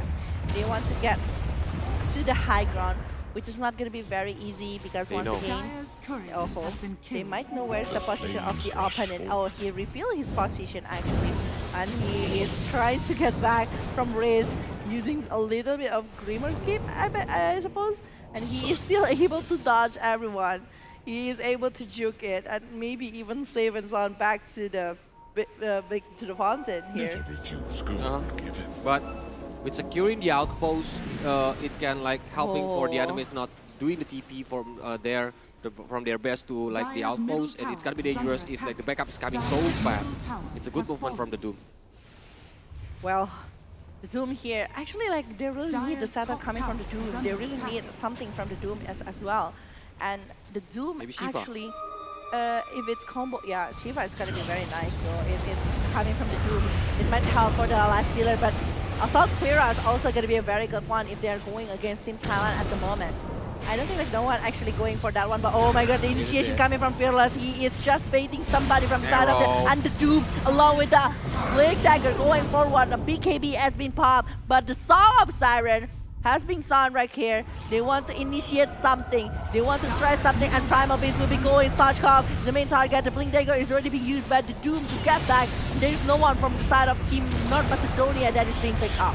A lot of resources has been used, but they don't want to go home. They still want to aim for the set of the racks on the mid lane, but TNT is on the front line. I think that's why the North Macedonia need to be careful, because when TNT is coming, Pulverize is connected to the Life Stealer. It's gonna be dangerous because all of the Thailand's teams gonna aim for the Life Stealer. Oh, 43-26 here with 17,000 net worth in the hand of Team Thailand.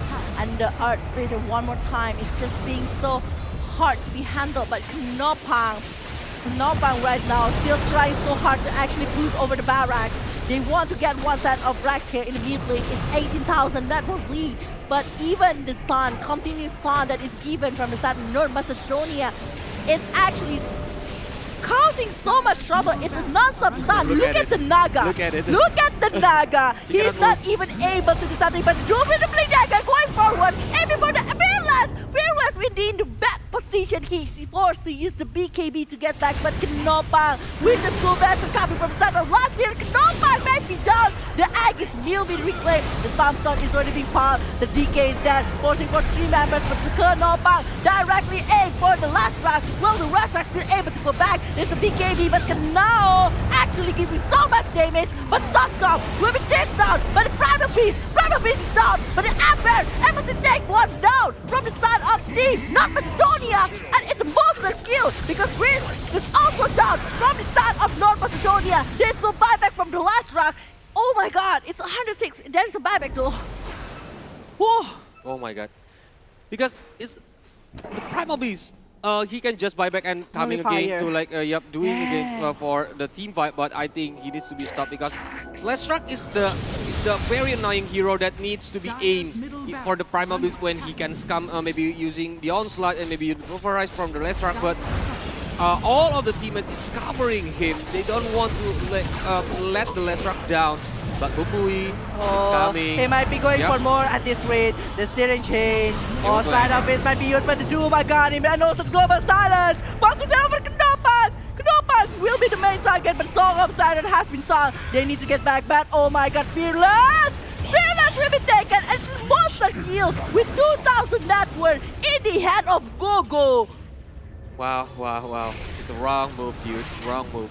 Too greedy, they want to aim for the racks, but Fearless is down. 3 buybacks happen. TNT, Reese, and Stochkov. TNT, Reese, and Stochkov. Oh my god. And it's really important, but I think it's gonna be hard to find Bumbui because he's so agile hero. He can do a very good leap running away, but the Kanompang itself, it's so hard to get the racks because of the stun. A lot of stun coming from the Leshrac. This Abyssal, the School Basher, I think like Lincoln might be really nice for the Naga if anyone can actually going for it. Actually, at this rate, I don't feel like the Life Stealer is the main purpose and the main target that can be given from the side of Team Thailand. The later the game, the stronger the Life Stealer will be, and the Aghanim is the one that is being chosen by the side of this Naga Siren. And this Life Stealer that might be going for I don't know. He's having a Abyssal. He's having the BKB. He's having something else aside of that. And I think if he's having more damage that can be given, I think like everyone from the side of Team Thailand will be picked up faster. Oops. He's forced to use the Doom. He's forced to use the Doom here, searching for somebody from the side of Team Thailand, but there's no one actually there. You have learned Wow. nothing. This is my shout. Yep. In case because he really wants to like picking up the Bumbui, but they are coming again. Still using on the Moonlight Shadow evac, I think, but Kralobulo is on the jungle. Are they gonna make it? Or is just the Kralobulo will go back? Wait, look at that. Oh, Ring in front, and Snare will be there. Riptide will be using a lot of stuff, and it's a kill towards the Hoodwing here. They know it. A really good pick off, but the Hoodwing still have a buyback. Is hiding. It's a 4 versus 5 at Radiant's this moment bottom with the tower cheese is that under is still attack. in the hand of Primal Beast. Well, for the Mirana with the hacks. You see that? Actually, that's how they can do something towards this life stealer. They're going for the hacks. They're doing something with it. Mirror image, Manta style. Oh, he's jumping in just to try to get somebody from the side of Team North Macedonia, and I think they will be able to do more regarding this one. Mirror image being shown again. They are just like having a hard time to get over the barracks, but look at that one, and they're going with the BKB as well from the knockback. Riptide is focusing over that one. The Pulse Nova is being used by the Starchcom, but the damage that is given to the side of this Amber with the Doom along with the Aghanim is just very hard. The Song of Siren has been found, and they are going to be trying to keep the damage to the side. The arrow is connected, but there's no more Doom. They might be continuing to work at this moment. We got that one, the Amber jumping in, using the BKB and everything that he had, and two members down from the side of Team North Macedonia. It might be a 4th buyback, a triple kill for TRT right now, a full team wipe, but the BKB and GG is time. Thailand will be going for the next stage of the lower bracket. Oh my god, what a play from the Thailand team, especially on the last setup. It's doing very perfectly because they can pick up one by one. First is the Hoodwings, but they are aiming for the Rex, waiting for the enemies to come. And when the TNT is coming, he executes the BKB perfectly. So even the Doom, even the Global Silent, he doesn't need to be afraid of it. Yeah, the Aghanim's Doom's Aghanim is just so hard to be handled, so hard to be contested. Yep.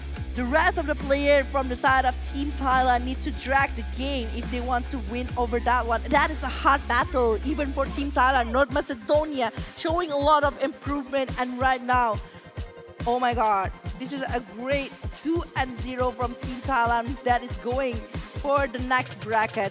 But once again, North Macedonia, I do feel like they are having so much potential coming from the first and the second game. Because on the second game, I think Thailand played it very, very disciplined. Like he always waiting for it. And this is it. Give a big round of applause for the winner, Team Thailand. Congratulations, what a really good performance that has been shown from this match. Only two games, both of them, not only won one side, but both of them have the chance to win over the game. It's still a very good victory from the side of Team Thailand with a lot of things. They need to try to do a back and forth situation, drag the game to try to put over. Even the Song of Siren is being used to actually to drag the time for doing the Doom. Like Doom using the Aghanim. Oh, it's just like a good moment. It's a good moment. It is just so crazy for Thailand to handle it, but we will see the highlight from this game. Yep. Because on this second game, I think Kanao really having a hard time during on the top lane because the strategy from the swapping the lane between the Primal Beast and the Naga Siren is very, very succeed to stopping Kanao on the early game. Yeah, we can see that actually Starchcom even like having so much damage to even get something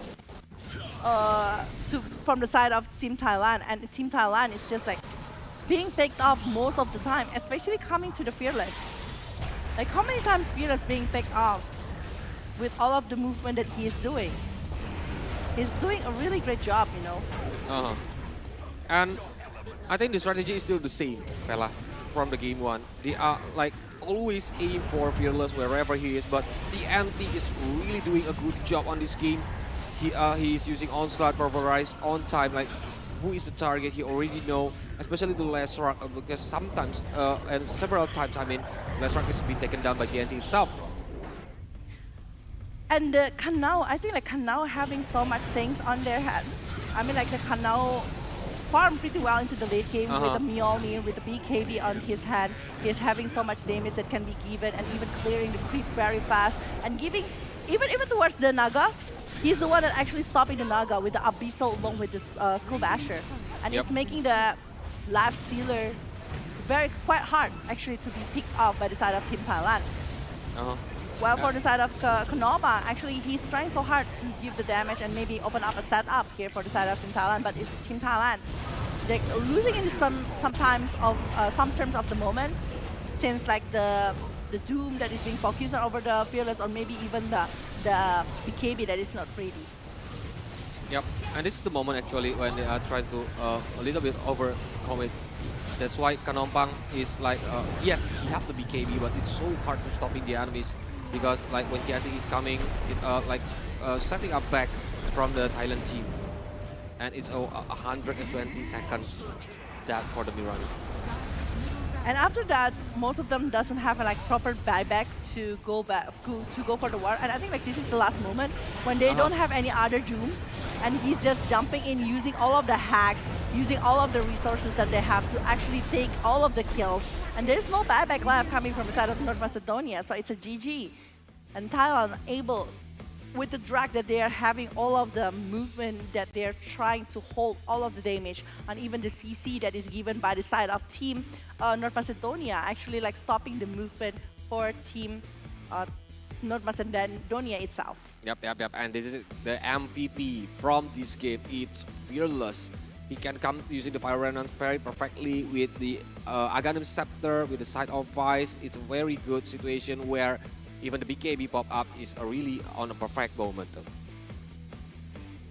Even the side of Fist that is being made by the Amber, he really just wants to put things harder for the Life Stealer. We can see how many side of Fist right here? It's like three that is focusing over the Life Stealer, because they want to stop the Life Stealer over the growth that he's having. But the MKB and also the Nullifier, actually the Nullifier is the one that causing so much trouble as well for the late game, since like Knopang, I guess, the one that is being targeted for this Nullifier, so they are not going to be able to use any kind of hacks towards this Kanao.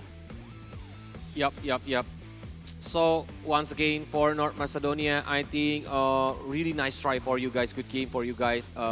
Even though you are not continuing your journey here, but I think a lot of experience you already got, and you can like use it to your learning and come back stronger later. Yeah, really great game here coming from both of the sides, North Macedonia along with Team Thailand.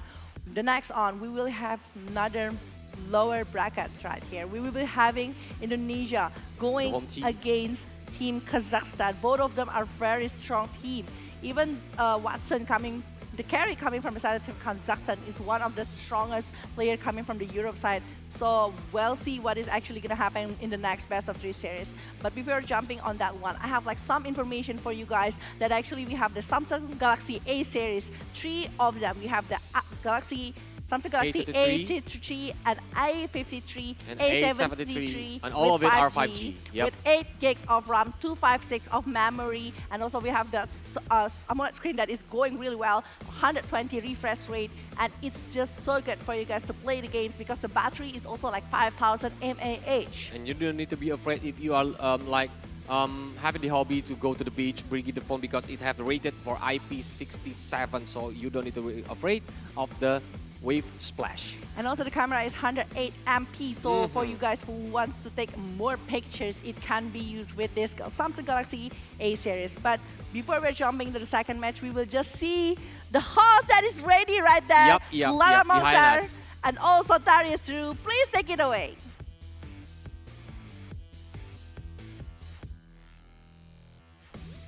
Sawadee Krap! Congratulations, Thailand! Yay! Team Thailand managed to go to the next stage of the lower bracket, of course. And once again, a nice try to Team North Macedonia. Yes, and it's well-deserved 2-0s that have been played. But, of course, the journey is not end yet for True. Team Thailand because they will fight again tomorrow. Yeah, in between Team Kazakhstan or maybe Team Indonesia. Wow, which one from both of this team or both of this country that will fight against Thailand? In this second match, we will find out together. Sure, so before we going into the second match for today, we'll have take a short break first and we'll be right back soon enough, still in IESF 14 World Esports Championship Bali 2022. See you soon. See you!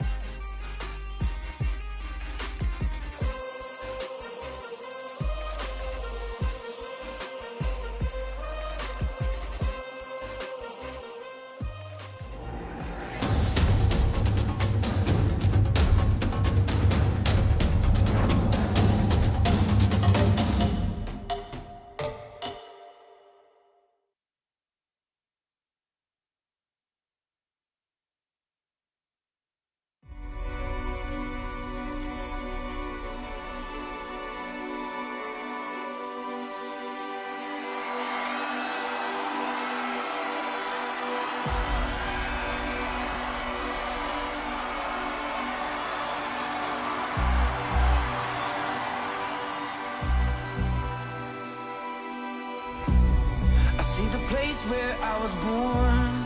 I was raised by the new dawn, and now I sit inside the storm.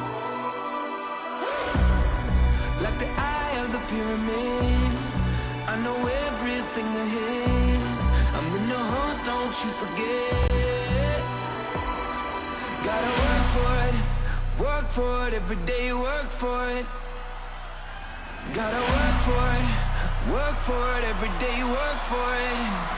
I sing alone, can't get much higher. It's in my bones, love's true survivor. I stand alone, I keep on rising up to the throne. I won't stop fighting, 'cause I stand alone. Somebody turned off all the lights and try to steal like a parasite, but they can't take away the fight. Jaya, Jaya, Jaya. 'Cause I've been wild since I've been a kid. Live my life hanging up the grid. No, I ain't never ever gonna quit. Good evening, ladies and gentlemen. Welcome to the opening ceremony of Indonesia Esports Summit and IESF 14th World Esports Championship Bali 2022. Can't get much higher. It's in my bones. Love's true survivor. I stand alone. I keep on rising up to the combo right there. Oh, ready, George. Oh, God.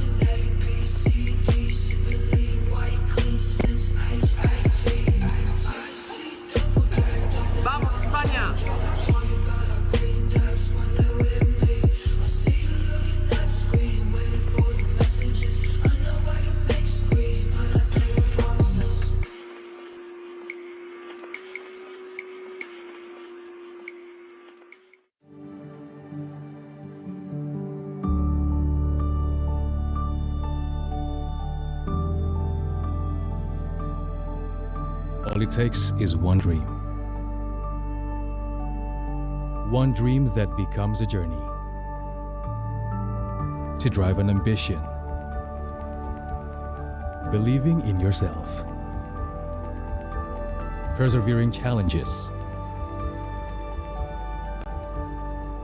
Always focused on the dream. To grow aspirations. Having the will to keep going. Building a future with a legacy. Knowing dreams can come true. Over 11 years of growth. The spirit of entrepreneurship. Created possibilities.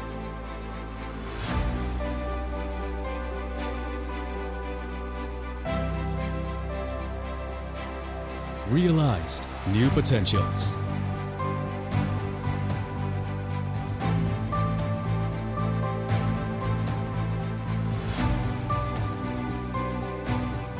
Innovate for the better.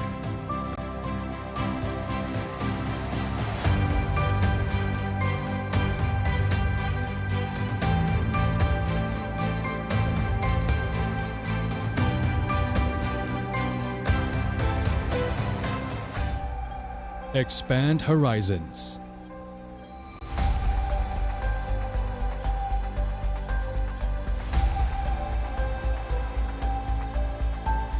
To change lives.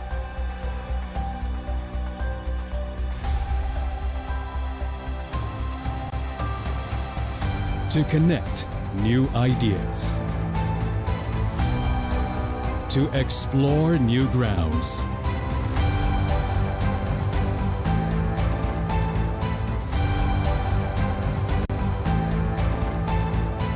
With the future in sight.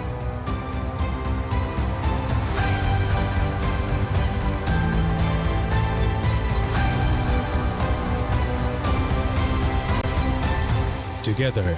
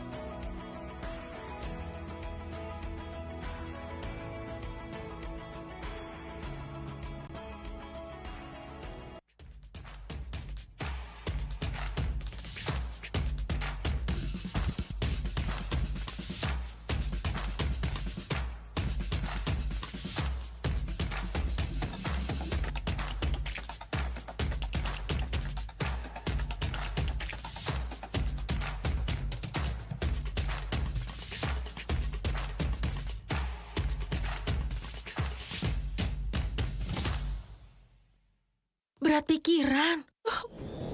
Plosa Citrus, daya semangat alam. Hisap, segarnya menembus kepala.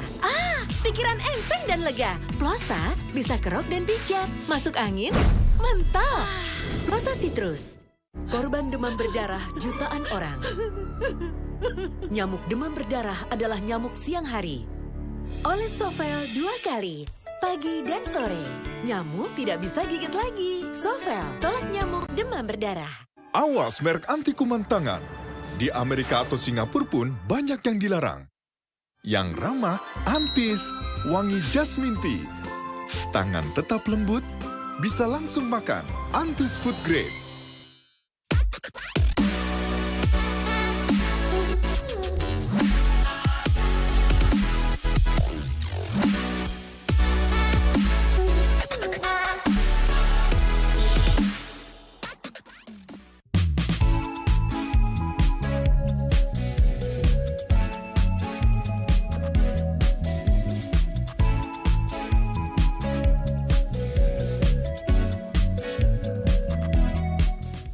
Get Galaxy A33 5G.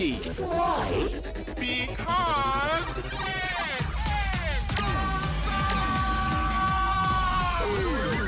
Galaxy A33 5G with awesome processor. Buy now. Get Galaxy A53 5G. Why? Because This is smooth. Galaxy A53 5G with awesome smooth display. Buy now. Get Galaxy A73 5G. Why? Because this is awesome. This is awesome. Awesome detail. Awesome detail. Awesome detail. Galaxy A73 5G. Take more awesome details. Buy now.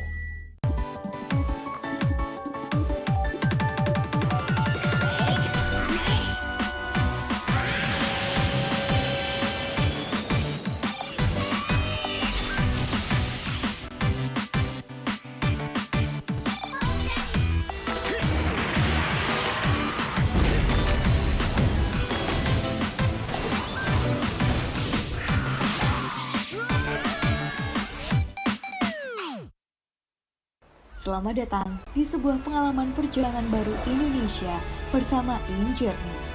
Terbang bersama kami untuk melihat pariwisata Indonesia. Sirkuit internasional, bentang alam, ragam atraksi budaya, produk lokal asli Indonesia, warisan budaya, keamanan dan kenyamanan.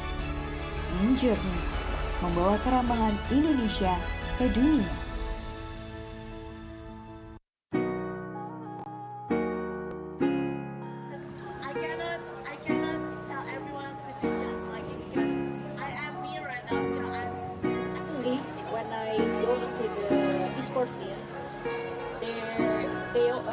there's a guy who always extra ya?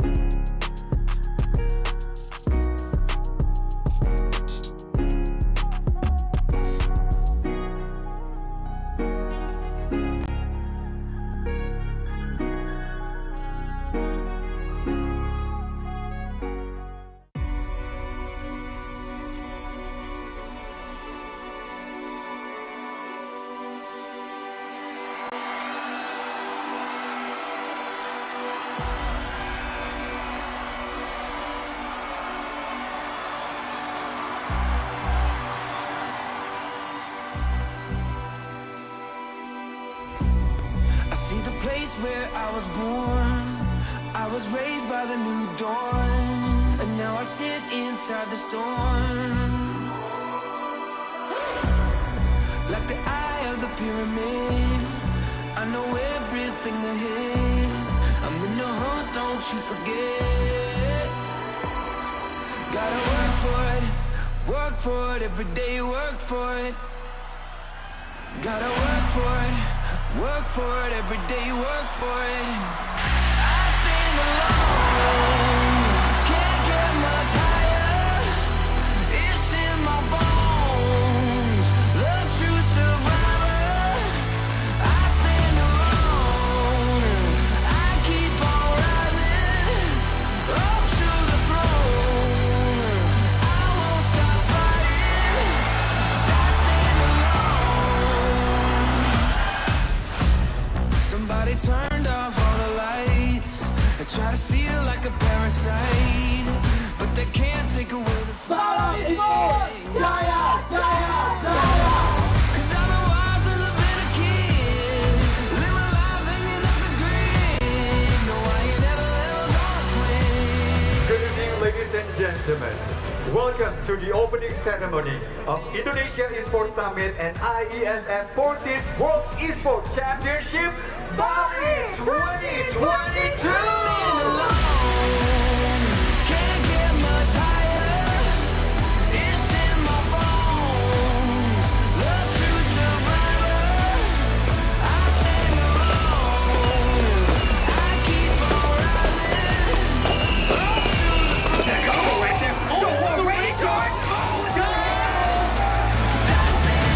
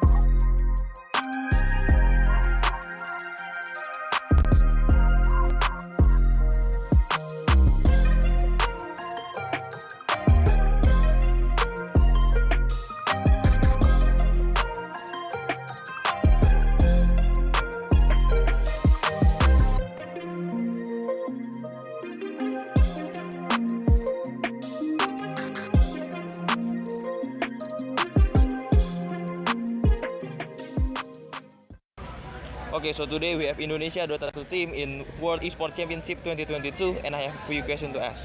Okay, so the first question, how do you feel about this match? Are you all satisfied, or maybe there's something that you all need to improve? I'm quite satisfied with this series, but I think the next opponent will be a better opponent, and we can test our strength there. Okay, so the next question, what do you think about your enemy performance today?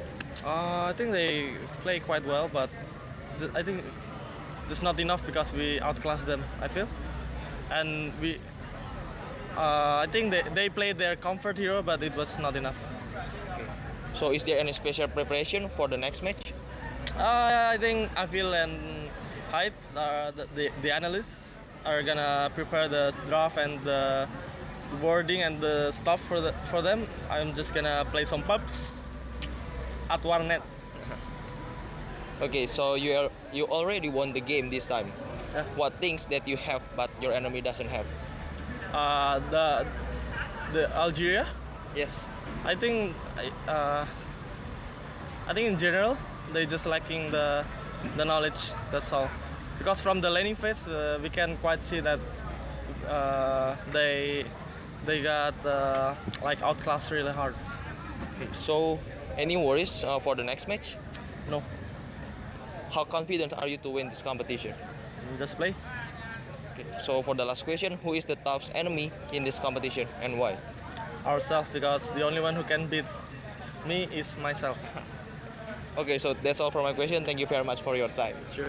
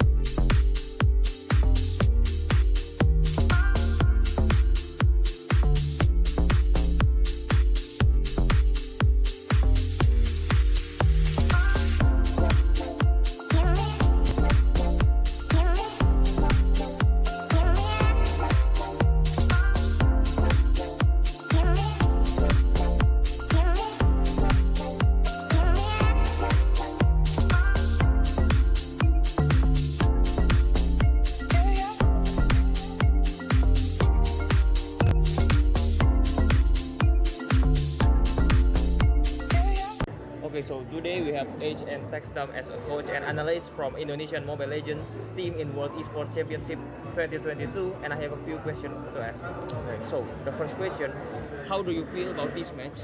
Are you all satisfied, or maybe there's something that you all need to improve from this match? Dengan pertandingan tadi kita udah lumayan puas lah ya, kita bisa menang terus, tapi kalau kita lihat kita tetap fokusnya buat di upper bracket final, terus nanti di grand finalnya sih. Jadi ya kita masih tetap, walaupun puas, tetap fokus buat dapetin emas sih, kayak gitu. So what do you think about your enemy performance today? Musuhnya sebenarnya lumayan bagus, dari draftingnya juga kita lihat mereka udah cenderung ke hero-hero yang meta, yang mereka tahu powernya seperti apa, ngikutin patch banget, dan ya lumayan ngagetin sih musuhnya.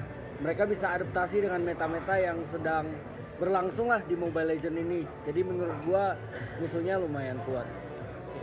So is there any special preparation for the next match? Untuk next matchnya lawan Kamboja, kita prepare ini aja sih, respect mereka lah. Jadi mereka strateginya apa, kita pelajarin, kita siapin. Jadi kita nggak kaget lah buat lawan mereka. Jadi kita tetap respect, siapapun lawannya kita akan ngasih yang terbaik lah. Okay. So you already won the game in this time, right? So what things that you have that on your team doesn't have? Sebenarnya kekurangan di tim kita itu adalah kita masih kurang disiplin, masih kurang rapi mainnya. Dimana sebenarnya kita bisa lebih rapi, bisa lebih clean, jadi gamenya juga lebih mudah. Nah itu yang perlu kita tingkatin selama turnamen ini berjalan langsung. Okay, so for the last question, is there anything to be worried from the next match against Cambodia? Maybe the player or their gameplay?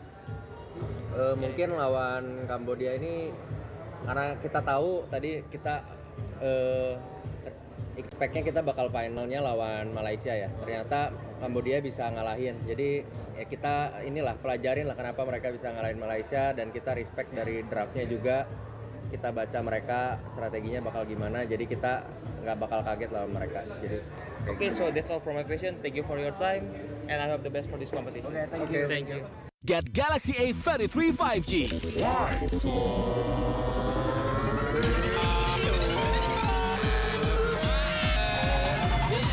Galaxy A33 5G with awesome battery. Buy now. Get Galaxy A73 5G. Why? Because this is awesome. This is awesome. Awesome details. Awesome details. Awesome details. Galaxy A73 5G. Take more awesome details. Buy now.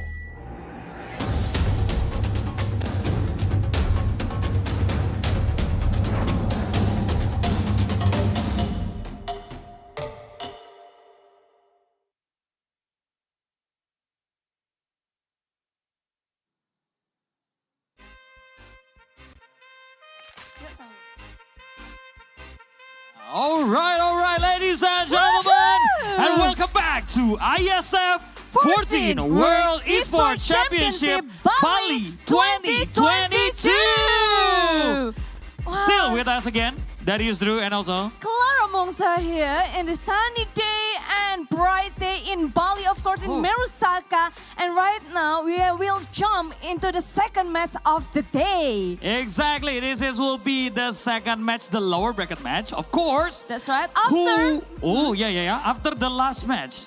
Yeah. After the previous match of lower bracket as well. That's right. Thailand is going for the next match for tomorrow matches, but today, this one also determine who will be the fight against Thailand. Exactly. We will determine who will be the next team who will fight against Thailand. Of course, either it's Team Kazakhstan or Team Indonesia as well. Right.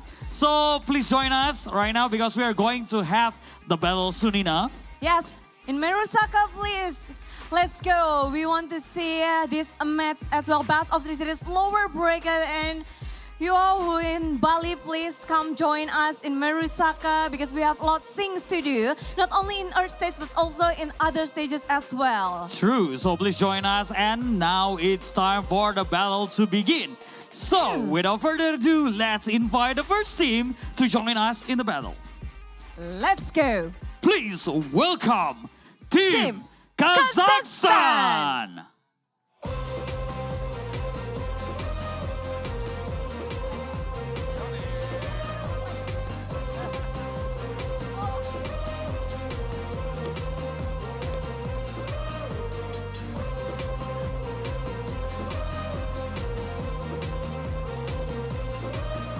And please give a round of applause for Team Kazakhstan with Malik, Melvin, Watson, Arrow, and Mirage.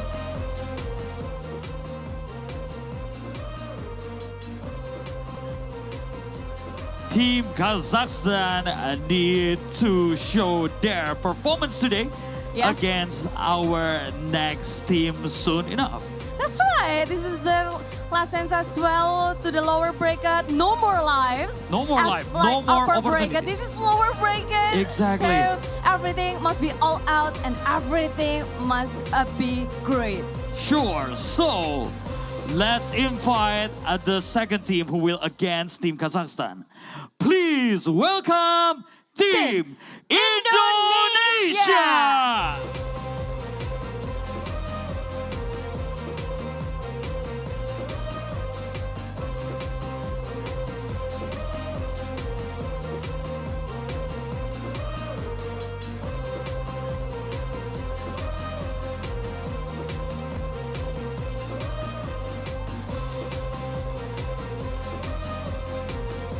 Please give round of applause for Team Indonesia with Wumi, Jokem, Rimochel, Mikoto, and Whitemoin.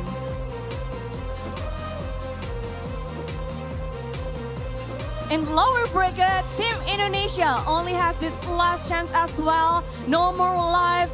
And of course, after the hard match, yesterday with 2-1 points. So it's gonna be interesting match as well between Indonesia and Kazakhstan. Yeah, exactly. So both of teams need to do their best performance as well to secure their position in the next stage of the lower brackets. Yes, it's so important for both of the teams. So everyone must be curious about who's gonna win or what hero, what they're gonna pick in this game. Yeah, like is this gonna be 2 games only or maybe 3 games? We still don't know, and we're curious to see as soon as possible because not only us who are ready, all of those teams are ready as well. And our caster up there, I believe, they are ready. So casters, are you guys ready? Yes, they're ready. I think our beloved caster is really exciting. They want to sing a song. Oh no. They want to sing song, Okay. Rafaela and also Anonym, they're ready. So let's give it up to our beloved caster there to take this second match of the day between Kazakhstan and Indonesia. Indonesia, let's go.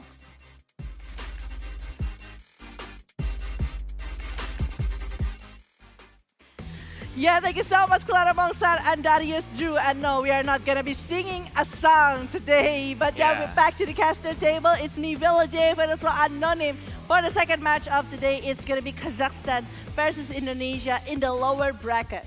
Wow, an elimination match between both of the stronger team actually in the main event. Kazakhstan having a really good performance also yesterday with a really strong lineup. Also Indonesia who just got a heartbreaking loss against Philippines yesterday also, right? Yeah, it's a very hard battle that happened yesterday within Indonesia. But yeah, I want to remind you guys that we are still going to be having this IESF 14 World Esports Championship Bali 2022 in Maruseka Hotel until 11th of December. So for you guys who wants to come, please come because this event is supported by Wonderful Indonesia, Kemenpora, NOC, and Koni. And also thanks for all of the sponsors, main sponsor GHL Group, sponsored by GHL Auto, Nusapay, DIS, Gudang Crypto, Taiwan Excellence, Pertamina, Hydrococo, Plosa, Softval, Antis, Telkomsel, Samsung Galaxy A Series, Center Cargo, IndiHome, Hit, Episode Hotel, and Marusaka Hotel, along with we have like esports broadcaster partner Minaski Global Indonesian Football E-League ESID. Along with our production partner Lemon ID, we have media partner also Trans7, Detik.com, Esports.id, Video.com, Dunia Games, Dance TV, Dance Play, Merah Putih, Bola Score, and also Kami Bijak. Thank you so much for all of the media partners that are always bringing up new news regarding this one and also all of the things that happen, including the matches that stays in the upper bracket and lower bracket, just like as this one. This is going to be a tough battle coming from the side of Indonesia versus Kazakhstan. We can see it from the bracket. Actually, how is the story coming on until Indonesia and Kazakhstan coming to the lower bracket? It was quite a hard battle, but in the upper bracket, it's 2-1 for Philippines. That's why Indonesia being kicked out from the upper bracket and going for the lower bracket. Well, for the Kazakhstan, they were going against the same opponent as Indonesia, actually. It's this Philippines team that dropping them into the lower bracket. But in the lower bracket, they are actually meeting Peru that is also showing a really good performance, but still being beaten 2-0. Yeah, a lot of international players also from Kazakhstan there. Watson actually just announced that he has a new team already with NTT from Western Europe, right? Yeah. And so it's just gonna like be, super strong. And they just a lot of strong players from Kazakhstan. Maladi hasn't even included in the team. Yeah. But even the players are coming really well. But yeah, this is today's schedule. We already witnessed 2-0 coming from Thailand to the North Macedonia. That is actually quite a long game. Almost being 3 games for the first match itself. But still being closed by Thailand by 2-0. But this is the second match. And this is going to be the player lineup coming from the side of Kazakhstan. It's going to be Malik, Melvin, Watson, Aero, and Mirage. We saw the performance coming from Mirage, Watson, and Malik. How is Malik able to be dominating the hard lane, the off laner, that is actually very strong coming from the side of Team Kazakhstan? A really strong play coming on from Malik though. And this is going to be the lineup coming from the opponents, the host team, Indonesia, Dreamochel, Whitemon, Womi, Jokem, and along with Mikoto. A really strong, almost an all-star lineup coming from Indonesia here into the IESF And they are performing really well on the first match. Even performing really good also against Philippines, but they haven't played a lot though in this tournament to catching up onto the meta. Difference with Kazakhstan that actually already exploring a lot inside of ISF 14 World Esports Championship. I do feel like Kazakhstan having so much data and analysis over the games that they played. They even implement a lot inside of the game itself. While for Team Indonesia, they just have like 2 matches. Despite that the match that going against the Philippines is about 40 minutes kind of game. Yeah, a really long match. A really long one. And this is going to be a lower bracket. There is no more life for Kazakhstan or even Indonesia. If they're losing from this one, they are going to be eliminated. But this is going to be the player spotlight for Mirage. Mirage having 8 skill of rates for that 10 assists with almost 500 GPM with 600 XPM also. A really good performance come from Mirage. The player highlight from Kazakhstan right now. So a different kind of pressure though if you have to fight your way from the lower bracket. Really different. Really different. You need to have a different mentality, different kind of approach onto the game. You have there's already a amount of pressure onto the player though. It is. Yeah. Because no matter what, even going to the grand final, it's going to be harder later on, but this is going to be the player head-to-head, Dream Mochel along with Watson, both of them carry here. But we can see from the KDA, actually Dream Mochel having a higher number on the KDA statistic right now. But we still see that actually Watson is more into the typical of very safe players coming from the side of Kazakhstan. They are joining the war when they know their potential coming really well. But the XPM along with the GPM is actually like Dream Mochel. No matter what happened, Dream Mochel is just like one of the carry that always farms really well, having a really good items and maybe levels, so actually giving and even play aggressively in the situation. It's a very situational kind of movement coming from the side of Dream Mochel. Yeah, you have different kind of approach onto the game though. This is our prediction. Of course, we're going the road for Indonesia, but Kazakhstan is also a really strong team. I don't think it's gonna be an easy way for both of them actually to win the match. It's a respected opponent. We know how strong they are, Kazakhstan team here, with all of the players are actually like very strong players, even the Europe side. It's just like so scary right now. It depends on the draw what will happen to the Kazakhstan along with the Indonesia. Because it's a best of 3 series that is, I think like, to be honest, I think it's going to be a very tough battle and it's going to be 3 games. For this only for this. Oh, I hope so. I hope so. It's gonna be a really exciting match. It's gonna take this one until game number 3, right? Yeah. It's not only like the interesting part because actually because of how strong they are from this even the East event. Indonesia though having a really adaptable strategy. Mikoto can play as a 1, as a post 1, even playing from mid lane with using Lina, maybe something like Shadowfin. With the right-click items, and Dream Mochel is actually can be switched as a secondary carry also. They played yesterday with the Razor, Blaston, Wild Riser, right? So a lot of strategies coming from Indonesia also. This is the first 2 pick from Indonesia, Taskar along with Mirana, a really strong pick early on. They have 2 ban, Naga Silent along with Silencer is already being banned by Indonesia. Kazakhstan choosing over Primal Beast, banning over Lina along with Undying.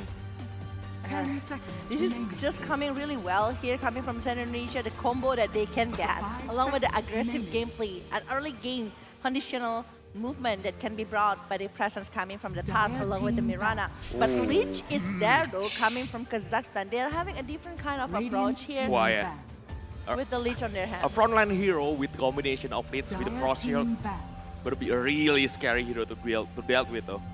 Especially Primal Beast, he's the one hero that really likes to go onto the front line, using the trample, trying to deal a lot of damage, even with the Aghanim Scepter onto the late game. When you have some defensive measure with Frost Shield, it's gonna be really hard to deal with the Beastmaster though. 40% damage reduction with the Frost Shield. Onto the hero who already tanky enough in Primal Beast, really hard to deal. Oh, all right. This Indonesian supporter though. Okay. Yeah, yesterday, this one kept taunting, easy win, something like that. But this time, he's praying for his team to win though. Kinda different. Because this is like a lower bracket already. Definitely they will try to give the best prayer even to the players of Indonesia that is trying so hard right now for the drafting phase. Well, the Lich, just like you've mentioned, I mean, like, this kind of approach, not only coming from the Lich, but the combo it with the Primal Beast, like the dive potential, the ability to pick off the members coming from the side of Team Indonesia is just going really well. But again, from Indonesian side, I do feel like from the Snowball, along with the lead coming from the Mirana, will be an escape mechanism that they can use against these two heroes coming from Kazakhstan. Yeah, a really good combination though. A really good setup onto the arrow maybe. Even though just water spans onto arrow is already a really good chain stun potential. And look at the band coming from Kazakhstan. Mikoto have the potential to be a position one kind of hero, even play for the mid lane. Yeah. With something like Lina, Sidufin, Morphling also a kind of right-click hero from the mid lane. They're respecting. Well, Dimochal actually someone who can switch the role under the second position, two-position hero, even playing from the safe lane. We already seen with Lestrak, he also have the hero something like Visage in the safe lane. Not being used a lot in the meta actually, but it's still on the option. Yeah, I think like right now, not only like focusing over this Mikoto, but also Womi with the Mars. Because like I think like Womi with the Mars is just like having a really good setup. Not only Mars, Marcy is also like very good for Womi. Yeah. A lot of option though for Womi itself. It's just going really well so far coming from the side of Team Indonesia along with Kazakhstan, and they are banning over the Lifestealer, respecting the hero coming from the side of Mochel, Dream Mochel right here. Yeah, a really good hero, especially against Leeds along with the Primal Beast though. A spell caster for both of them. Cannot deal anything at all with the spell immune coming from Lifestealer, so yeah, that's to be expected though. Indonesia actually already having Taskar, a really good hero against spell immune, having a lot of spell immune piercing ability, even if he got the Aegidem Scepter also, a really strong hero generally. Ooh.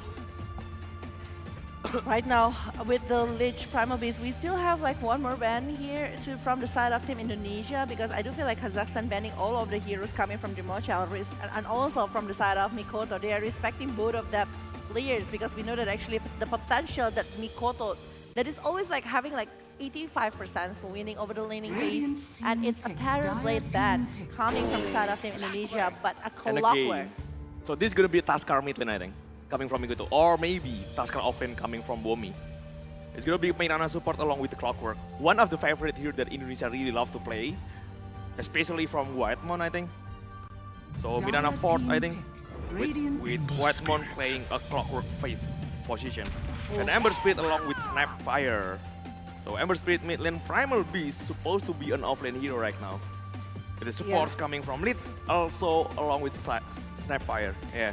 But you know, this is like a very good conditions. Like the Lich can go for the Amber and also for the Primal Beast to actually helping up the diving situation. They have like two heroes actually to dive and also like punish to the side of Team Indonesia. So if they're using a very safe hero such as Sniper or even a Razor, that it can like maybe sticking for positioning, I think like it's quite hard, because the presence of the 4 heroes that are already being picked by Kazakhstan, going for the late game, even from the side of Primal Beast along with the Amber, is already coming really well here. With these 2 heroes only, the potential coming to the late game is really, really good.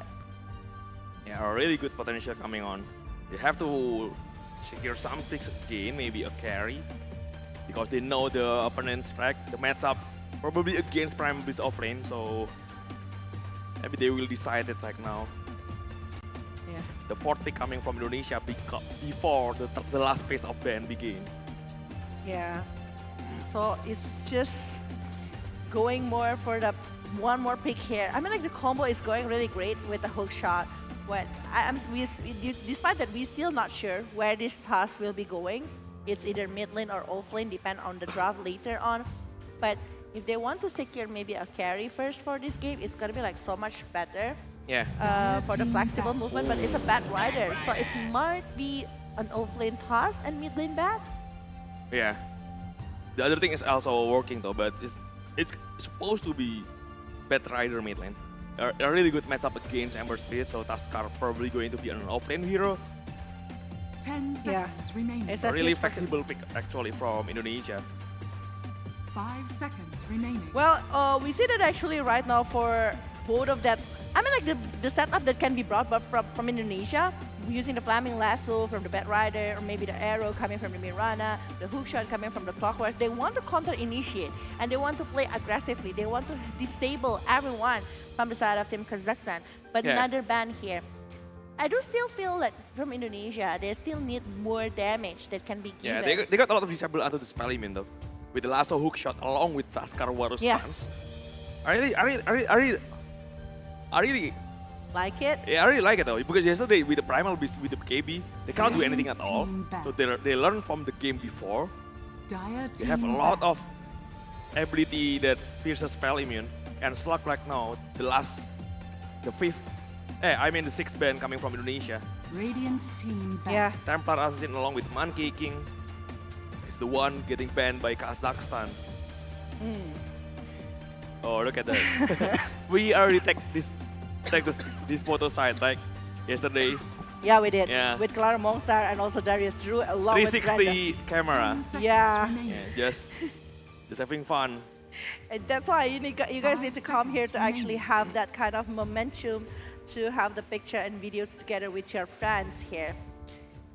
What is the hero that is going to be very good for following up to Indonesia? I mean, like, there's no Templar Assassin, there's no Monkey King, there's no Phantom Lesser, there's no Slug. Yeah. Radiant team. A Faceless Void from the side of Kazakhstan, Naga. I think you have to go for initiation hero from Indonesia though. There is two different answers against Faceless Void. One is you need to pick a safe hero. A saving hero, especially something like Zero Demon maybe, Vengeful Spirit maybe, trying to help someone inside the chrono. The other option is you need to initiate first. 5 seconds A Vengeful Spirit is going to be very nice, but Draw Ranger is the one that is being chosen by the side of Team Indonesia right now. With the Silence, with the Frost Arrow, actually, it's going to be going really well if they are able to outplaying the Faceless Void. There's some Indonesian flag. So yeah, the Indonesian supporter like they're ready to wait. Yeah. Just trying to watch the game. So this is gonna be a really exciting game for Indonesia against Kazakhstan. A really strong team though. With a lot of international player in Kazakhstan sides also. Well, it's the the ability they have with the Task Mirana, and even like having the Bat Rider on their hand, but having the Draw Ranger. The only one that can have it, it means that, no, actually everyone can have it though, with the Bat Rider along with the Mirana. And the Piercing Aura is actually going to be helping so much towards the side of Team Kazakhstan, and it's going to be giving so much damage. But again, the setup that can be brought by the side of Faceless Void, there's no one that actually gonna give a single, maybe Chain Stun that can be given to the Faceless Void here. A lot though. With the Taskar along with the combination of arrow already. You even have the Clockwork hook shot, a really long range initiation coming on with the silence from even the Draw Ranger silence, like along with the lasso coming from Bat Rider. There's a lot of initiation, a lot of chain stun potential coming from Indonesia. They really have a good pick-off potential against Faceless Void.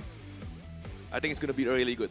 You need to, even when the Faceless Void doesn't have any chrono, you need to have a lot of disable against it to prevent the time block, right? Yeah, that's the case.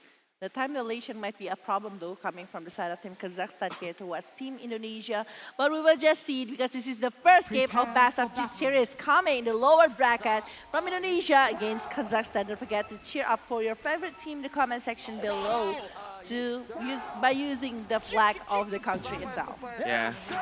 Indonesia will play from the Radiant right now, while Kazakhstan is the one playing from Dire. They're trying to set up some vision. They're already using the smoke from Indonesia, trying to run out onto the bounty. They're trying to find something though on the right side of the map, but no one really there from Kazakhstan. They don't find anything at all. I don't think from the side of Kazakhstan they want to force over the war here, right? Because they know that actually the ability that might be brought by the side of Indonesia from this kind of draft. Especially early arrow potential though, a lot of combination from there. Even with just the tag team or the ice shard, the power cock, the battery assault onto the arrow even. Kind of decent early setup trying to find the kill. And I think they're not going to be forcing so much here from Indonesia as well, despite that they're having quite good moment right there, maybe if they are trying to seek for first blood. But yeah, right now, oh, they're gonna be going for it. I think Jokam along with Womi here that is using. The battle begins. No. Okay. They're He's not trying gonna be to just scouting up something, trying to know the number in the top line, top sides though. If there is not much number, they can go in the bottom lane, trying to find some bounty, the other sides of the bounty though. Still find 2 bounty from both of the team, 2 bounty from Indonesia along with 2 bounty from Kazakhstan. Pretty evenly matched in the start, just in terms of bounty at least. Oh.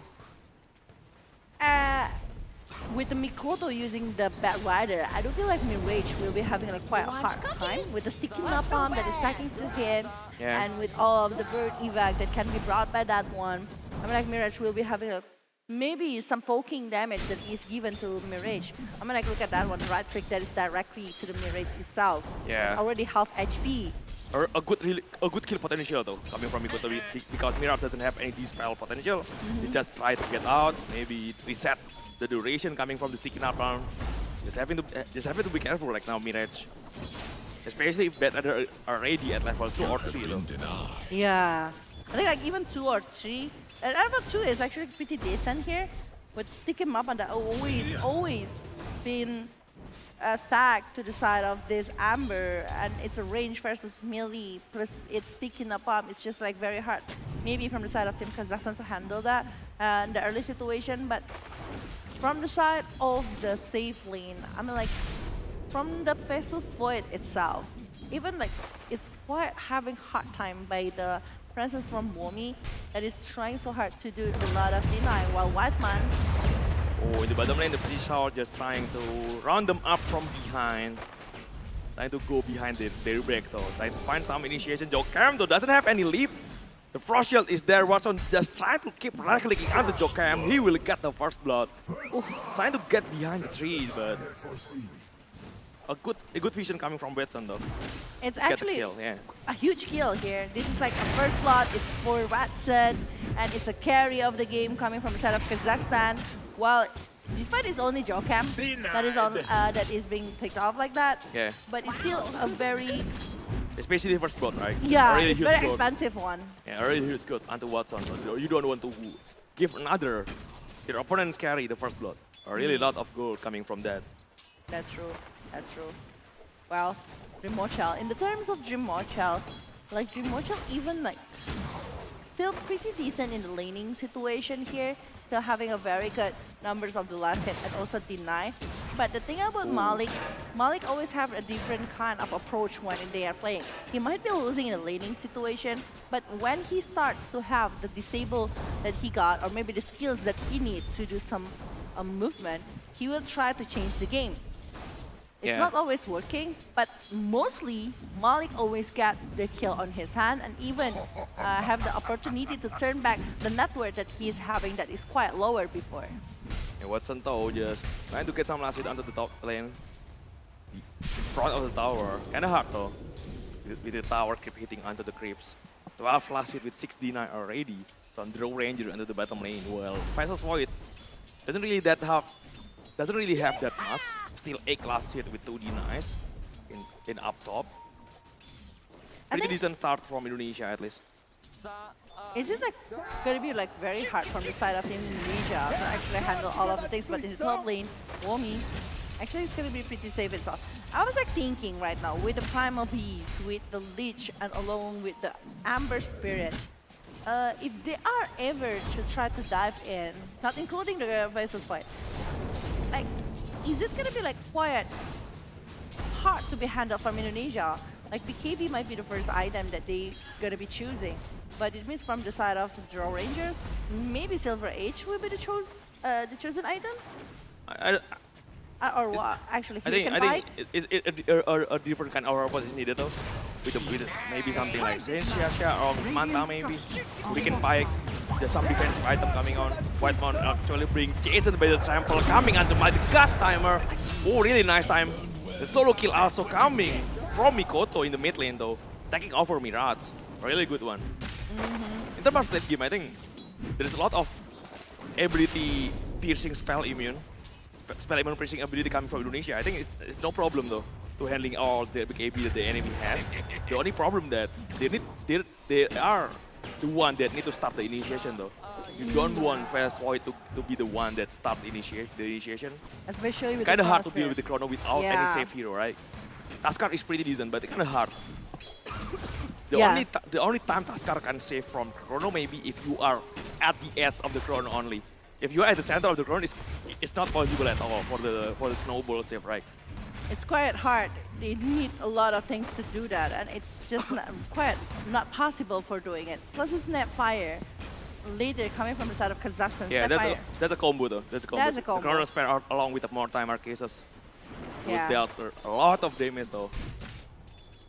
That's the thing. That's why, and not even that. Chain Frost is going to be there as well, coming from the side That's of why Lich. Indonesia needs to be the one that start taking the initiation. If not, You cannot wait, especially if you got the Fast Void first thing in the fight. That's gonna be a really good fight. You prevent any Chronosphere potential right there. Yeah, I think it's going to be a very good option right here. Because Watson so far is actually having a really good time in the laning phase, in the movement situation, even getting a first blood on his hand, not even able to be picked off so far from the side of that one, but I think for Mikoto right here, gonna be using a little bit of stick in the palm, but it's quite painful, and Mikoto plus Whitemon need to get back as soon as possible. Yeah. A lot of damage coming from the first tower in the mid lane. You don't want to get the disable onto the tower. It's just gonna be so bad if that is the case. They're fighting quite deep dive into the side of Kazakhstan. It's gonna be quite a slow tempo because the Throw Ranger along with the Faceless Void will be having their time to get the farm. But if Faceless Void got level 6 along maybe with the Lich or maybe even the Snapfire, I think it's gonna be very enough if they want to have like dive potential or maybe get something on it. The double damage is on to Melvin though. No, I don't think it is. Oh? I think it's the thing. Clarity. Yeah, maybe. Maybe. Well, we see that actually right now from the side of Indonesia along with Kazakhstan. Whitemon, so far we see that actually Whitemon using the clockwork. It's just like a very good initiator with a hook shot along with the battery assault. But we will see, is it gonna happen for this? Back again, the CCO. Already the lasso again, Mirage are taking a lot of damage, but there is some vision. Melvin just helping the Ember to get away. Dire's middle tower is under attack. It's fine on the arrow, just some random arrow, doesn't really connect onto anyone, I think. Yeah. From Jukam, without any setup at all. And even Mikoto still, he's aiming for something directly at this moment. I think like it's gonna be Boots of Travel and the first item that he's aiming for, but Sister Gaze along with Searing Chain, but Melvin being dragged back by the frame break though. The arrow doesn't really connect onto anyone. Yeah. Almost 8 minutes in with the runes. They try to get onto the runes though, either the right side of the river or on the left side. Both of the support coming in, the Petit Assault is there, but the invisibility runes being taken out along with Remnant. Mirage just trying to get out from there. And we can see that actually from the side of Jim Mocho almost get caught here, but Mali, well on the other hand, Womi able to secure 1 point here towards this ledge while Malik is being caught. And Frost Arrow continuously going towards this Malik and Whitemon, I think without any back. Oh! Dreamon still have gas, he has run onto the left side. Whitemon is there, Onslaught. One more hit. Dreamon is being taken down though. A really bad position. Invisibility from Snapfire. He doesn't realize anything about it. Scatterblast is there. Whitemon gonna be the second kill, I think. Double kill already for Malik. While Womi just cleaning up the Rise. This is a good chance for Womi to take down everybody in the bottom lane. He doesn't have any mana left to use the snowball though. Yeah. Unfortunately.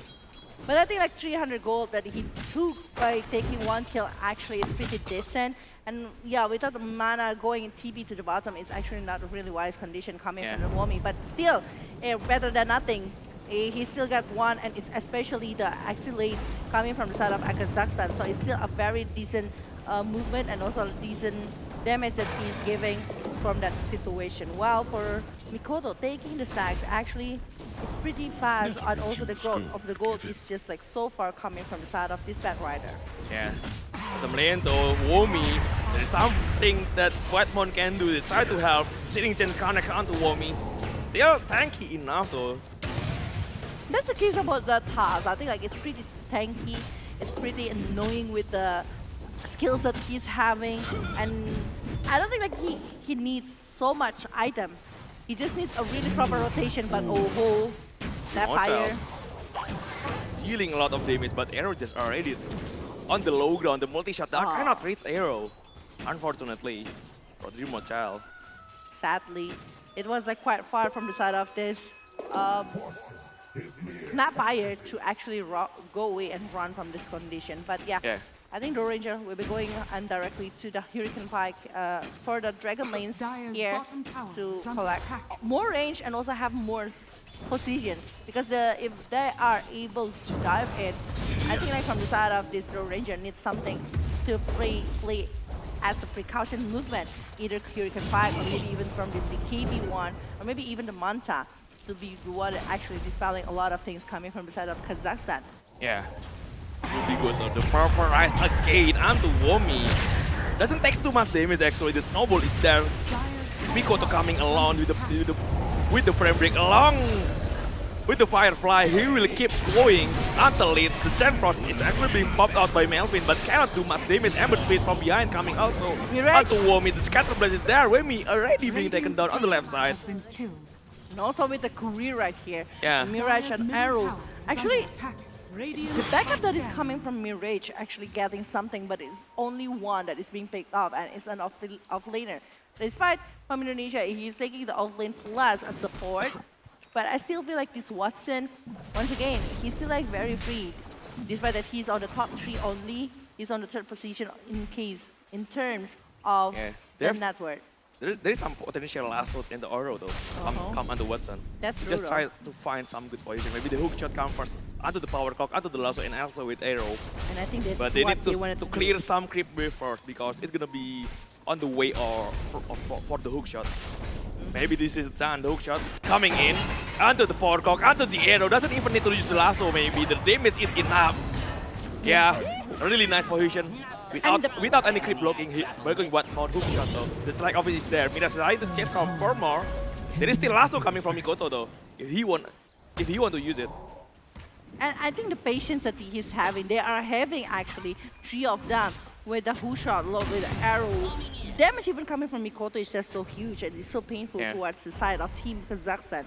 So yeah, Team Kazakhstan, they might be needed to have more good positioning here from the side of Team Kazakhstan itself. Whenever they are revealing their position after like not seeing anyone from the side of Team Indonesia, they might be needed to go back or maybe disengage from the situation that they were having. Middle tower is under attack. Well, Belkasa trying to find some things. The Chronos Spare along with the more timer and the Dream Hotel. I don't think he can survive this. Yeah. He definitely will be taken down. The combo from the side of Team Kazakhstan just working really well here. But look at that one. Actually, there is a power cup that is being used. But that's the time deletion. Oh, nice. Whitemon with the hook shot. But Whitemon won't be able to survive the condition. It's a 5-man doing rotation in the mid lane. Yeah, very nice use of the battery assault though. Already popped the arrow coming. A perfect arrow. Jokam dealing a lot of damage already onto arrow. He got the trade at least from Indonesia. And Womi will take the kill. A really nice addition though. To get his ping dagger fast later. Definitely. He's gonna be needing that. And later if he's having the Aghanim, I think like it's gonna be so much better as well. But Shade Frost is being used aiming for that Mikoto. But again the backup and Malik would be able maybe to take over. Oh, he's able to take the kill while no one is actually gonna be aiming for Malik. Nice one for Jokam. Double leap coming out under the Starfall also. Womi still have the snowball though. Alright, doesn't really want to use it at least. I think like it's quite hard. There's no proper target to actually go for that. Yeah, maybe just trying to buy sometimes, but. Well, Jokam, if Jokam is also being picked off, it's gonna be bad. Oh, the creep stun. Unfortunately, but the hook shot coming from Whitemon, catching 2 heroes onto the power cocks. Behind them is Sapphire. Jokam already taking a lot of damage. Arrow will take him down. Whitemon actually taking leads. Oh my Still god. finds Zimonchel from behind. A bit rash. It's kind of fine trade though, actually, from Indonesia. 2 for 2. Both of them are supports, actually. 4 of them. But the one that getting the carry is actually the core. Getting the kill is actually the core. So it's actually pretty nice from both of the sides. Both of them got the things that they want. And the task, progressing over the Blink Dagger and later maybe going for something else that can dive in and help the damage towards the side of Team Kazakhstan. Well, from the side of this Marshall, again, he's still like very free in his fun, but Mikoto is what I'm scared of. Mikoto's gameplay so far showing how he's playing as the core, and it's just so scary. All of the damage that can be given from the side of Mikoto in the early even to the late game potential is just pretty huge and very annoying.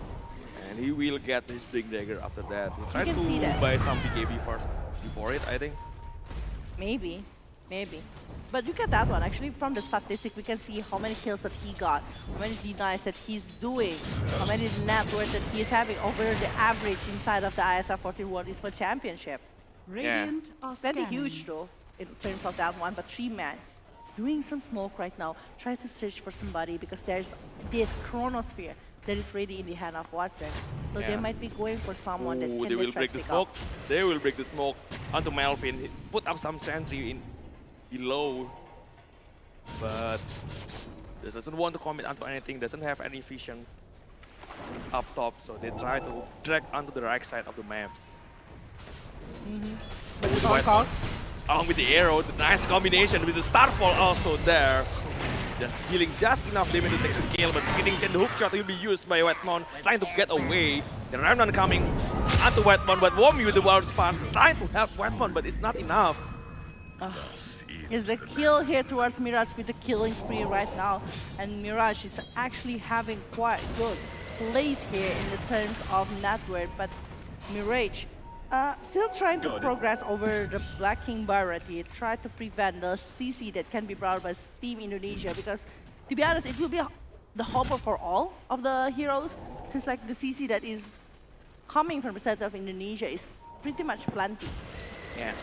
They try to find some movement onto the high ground. They have some vision onto Mirana, the Jokem. The Sydney Gen connect onto the Shatter Blast and the Cookies. The damage from Mirage. I think like it's still pretty decent because like it's an observer it's a very important vision from the side of Team Kazakhstan, and I think like he is sacrificing himself with only like 160 gold to the side of Indonesia, but they are like having more time for another ward to be There's given. possible initiation with the hook shot though. Still have Throw Ranger behind them also. Melvin just showing himself, the hook shot coming onto Melvin. The multi-shot from behind. Dimonchel will have enough limit. The Chrono Spare potential hit. They have to be careful though. The frame rate coming in. Lasso also ready. Watson cannot do anything about it. Whitemon taking a lot of damage, but it's fine. Dimonchel being chased onto with the onslaught. Malik trying to still keep going onto Dimonchel. The trample is there, but he already in front of them. The arrow coming up from Jokem. The Starfall also. The double Starfall onto the Brewmaster Malik. It's a full team wipe, basically, with the who shot that is an opener coming from the side of Whitemon. Whitemon actually having a really good moment right there. And even after that, some of the players coming from the side of Kazakhstan being baited by the movement. And Womi that is coming directly and aiming at that Amber, actually giving more chances for Indonesia to try aim for more. That's a really huge moment though. You don't let FS point to use the Chrono Spare. We can see from the replay. Yeah, Here. the Gust coming along with the lasso there, right? Yeah. Like that. A really nice timing coming from Dimonja. Look at that. The Gust instantly just silencing the fast point. The lasso doesn't even give him the chance to use the chrono. The So potential chrono is scary though. It's a very like locking into this Faceless Void to not be able to do anything at that moment. That's a really huge moment from the start of the fight. So yeah, it is. at that moment, kind of hard for Kazakhstan to keep continuing the fight. Now the smoke already broken onto the lead. The arrow coming in. You have enough damage with the Starfall. The onslaught coming onto Power Cock though. The trample along with the big pull. Mikoto has used the big AB. Still have the damage onto Malik. Malik cannot go anywhere. It's a killing spree for Womi after the eye shot is being used right there from the side of Team Indonesia, and they might be going for something more right here. Objective gameplay Oh yeah, might be. they have tag team. They have a pretty decent damage to get the rush though. And also like the multi-shot coming from the side of Mocha. I do feel like Mocha is gonna be having a quite good time if he's having his possibility movement. And then with the Mirana along with that rider, I do feel like this Joe Ranger is gonna be like very strong movement, and the arrow just like trying to make sure over the roll shot right here along with the mechans that is being used by Jokem. Actually, it's very reach Mirana with the Mechons along with the Arcane boots that has been done. Yeah, he is pretty much like a correct now. Really good hook shot onto the arrow. What an initiation coming from Wetmon again. A really nice combination with the arrow also coming from Jukam. They got a lot of pick off with the same combo again and again. It's a non-stop movement. It's a non-stop movement. We can see that how many movement. Oh, Mirage here not looking really good. The flaming lasso already being used. Wild punch as well. It's a mega kill streak for Womi right now, picking off Amber. Wow, a really huge one. Already having the Aegis, already having 8k gold lead. 20 minutes in. Indonesia have got a lot of momentum though. And the pressure keep mounting for Kazakhstan player right now. Indonesia just pressuring everywhere in 3 lane on the map. The potential combination of the hook shot also with arrow, that's a really huge, It's very huge. Even with the power cogs used coming from the side of Team Indonesia as well, from the Whitemon's potential. I do feel like Whitemon's still like very strong, especially when he's using this clockwork. And it's a huge disaster for the side of Team Kazakhstan because every time, even coming from the Amber, the one who actually usually very slippery and very hard to be catch for, it's not that easy to use that kind of momentum to get something from their side, but they do, and they're having 10,000 in 21 minutes right now. The Asher coming along with the snowball. We got to have the double damage runes. It's a kill here, and it's arrow that is being picked off by the side of Mikoto and the Gauss. It's just gonna be used right there by by the draw. But this Primal Beast actually looking for somebody here from the side of Team Indonesia, but there's no one. They want to dodge the momentum that can be brought by Mikoto. And there you go, the hook shot. Wow, canceling the TP coming from Primal Beast. Cannot go away. The snowball coming along with the wild response. Mikoto again got the kill. It's a killing spree for Mikoto right now. And it's 22-13. The pick off over pick off. They want to try to dodge it. They want to try to juke the momentum. But the offensive ward, I think it's also like one of the team, one of the reasons why from the side of Indonesia they play very aggressive. They will get another one, a really good one at that. The fastest point carry from Watson. They find another one. Miraz having used the big AB though. Cannot go on onto the Dream Child. Still have the Aegis though, Dream Child. Even Ranger already finishing up the Hurricane Pike and going for the Yasa. Maybe try to upgrade the Yasa into the Manta, which is going to be like very nice if he's going against Primal Beast. Behind the tower, trying to find something, just cutting the creep wave. Try to keep pushing onto the second tower in the bottom lane. Yeah. Well, a really good pressure coming from Indonesia right now. Malik just spots Mikoto. Because they still have the Aegis of Immortal, so I do think that, the hook shot. It's not connected to Mirage here. There's a really huge chain stun potential coming from that one initiation though. Just one hook shot, there's a lot of chain stun. But I'm also with the arrow, with snowball, along with the wild response. I'm really worried about the chrono though. Like for real. Yeah, but Rider, Mikoto though, trying to keep chasing under the Primal Beast, the snowball, along with the wild response. The Chronos is dead, the Chronos Spare hasn't been used, but Malik already taking a lot of damage. Finding Bad Rider behind, Chronos Spare onto Mikoto. He will get the kill though, at least. Remote Child from the right side onto the high ground. Watson doesn't have any chrono left. The snowball. Where is the help? The arrow coming onto Watson. Doesn't connect onto anyone. The hook shot from Wetmon. Will catch fastest for it. Amber have to use his big AB trying to get behind. But while Remote Child still dealing a lot of damage, doesn't have any remnant left. Mirage. Oh my god, the arrow will be connected, and there you go. It will be the kill for Remote Child. The multi-shot onto high ground. Oh my god, there is another kill here. And 4 members down from the side of Team Kazakhstan. Only the Snapfire that is still surviving at that moment. And Remote Child, they will try to go for the high ground right now. They will take the tower 3, tier 3 tower, and maybe even one set of racks. Yeah, they got the racks. will get the Rex, the first Rex in the bottom lane. Still want the melee Rex also. A lot of momentum already from Indonesia. They will try to find something. Malik from the low ground. Hookshot cancel the Pulverize. The Starfall with the big AB coming. Dimoncha still on the high ground trying to deal a lot of damage. At the Versus Void. The carry from Kazakhstan cannot do anything. Arrow also, the multi-shot comes on. Snapfire also being taken down. Mikoto still want to keep going. The GG has been called. 24 minutes in, and Indonesia, a really solid performance though from them. They are securing the first game here with the draft that they are having. It's just a very confident movement, I guess. Yeah. And I think like the Clockwork, along with the Bat Rider, it's just like a quiet disaster. It's just like a Bat Rider along with the Clockwork doing a lot of rotation together. And they are able to secure a lot of potential kill, especially towards the Amber Spirit.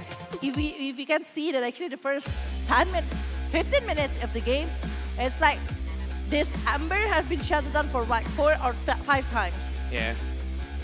The combination, I think, gonna be is the key from Indonesia.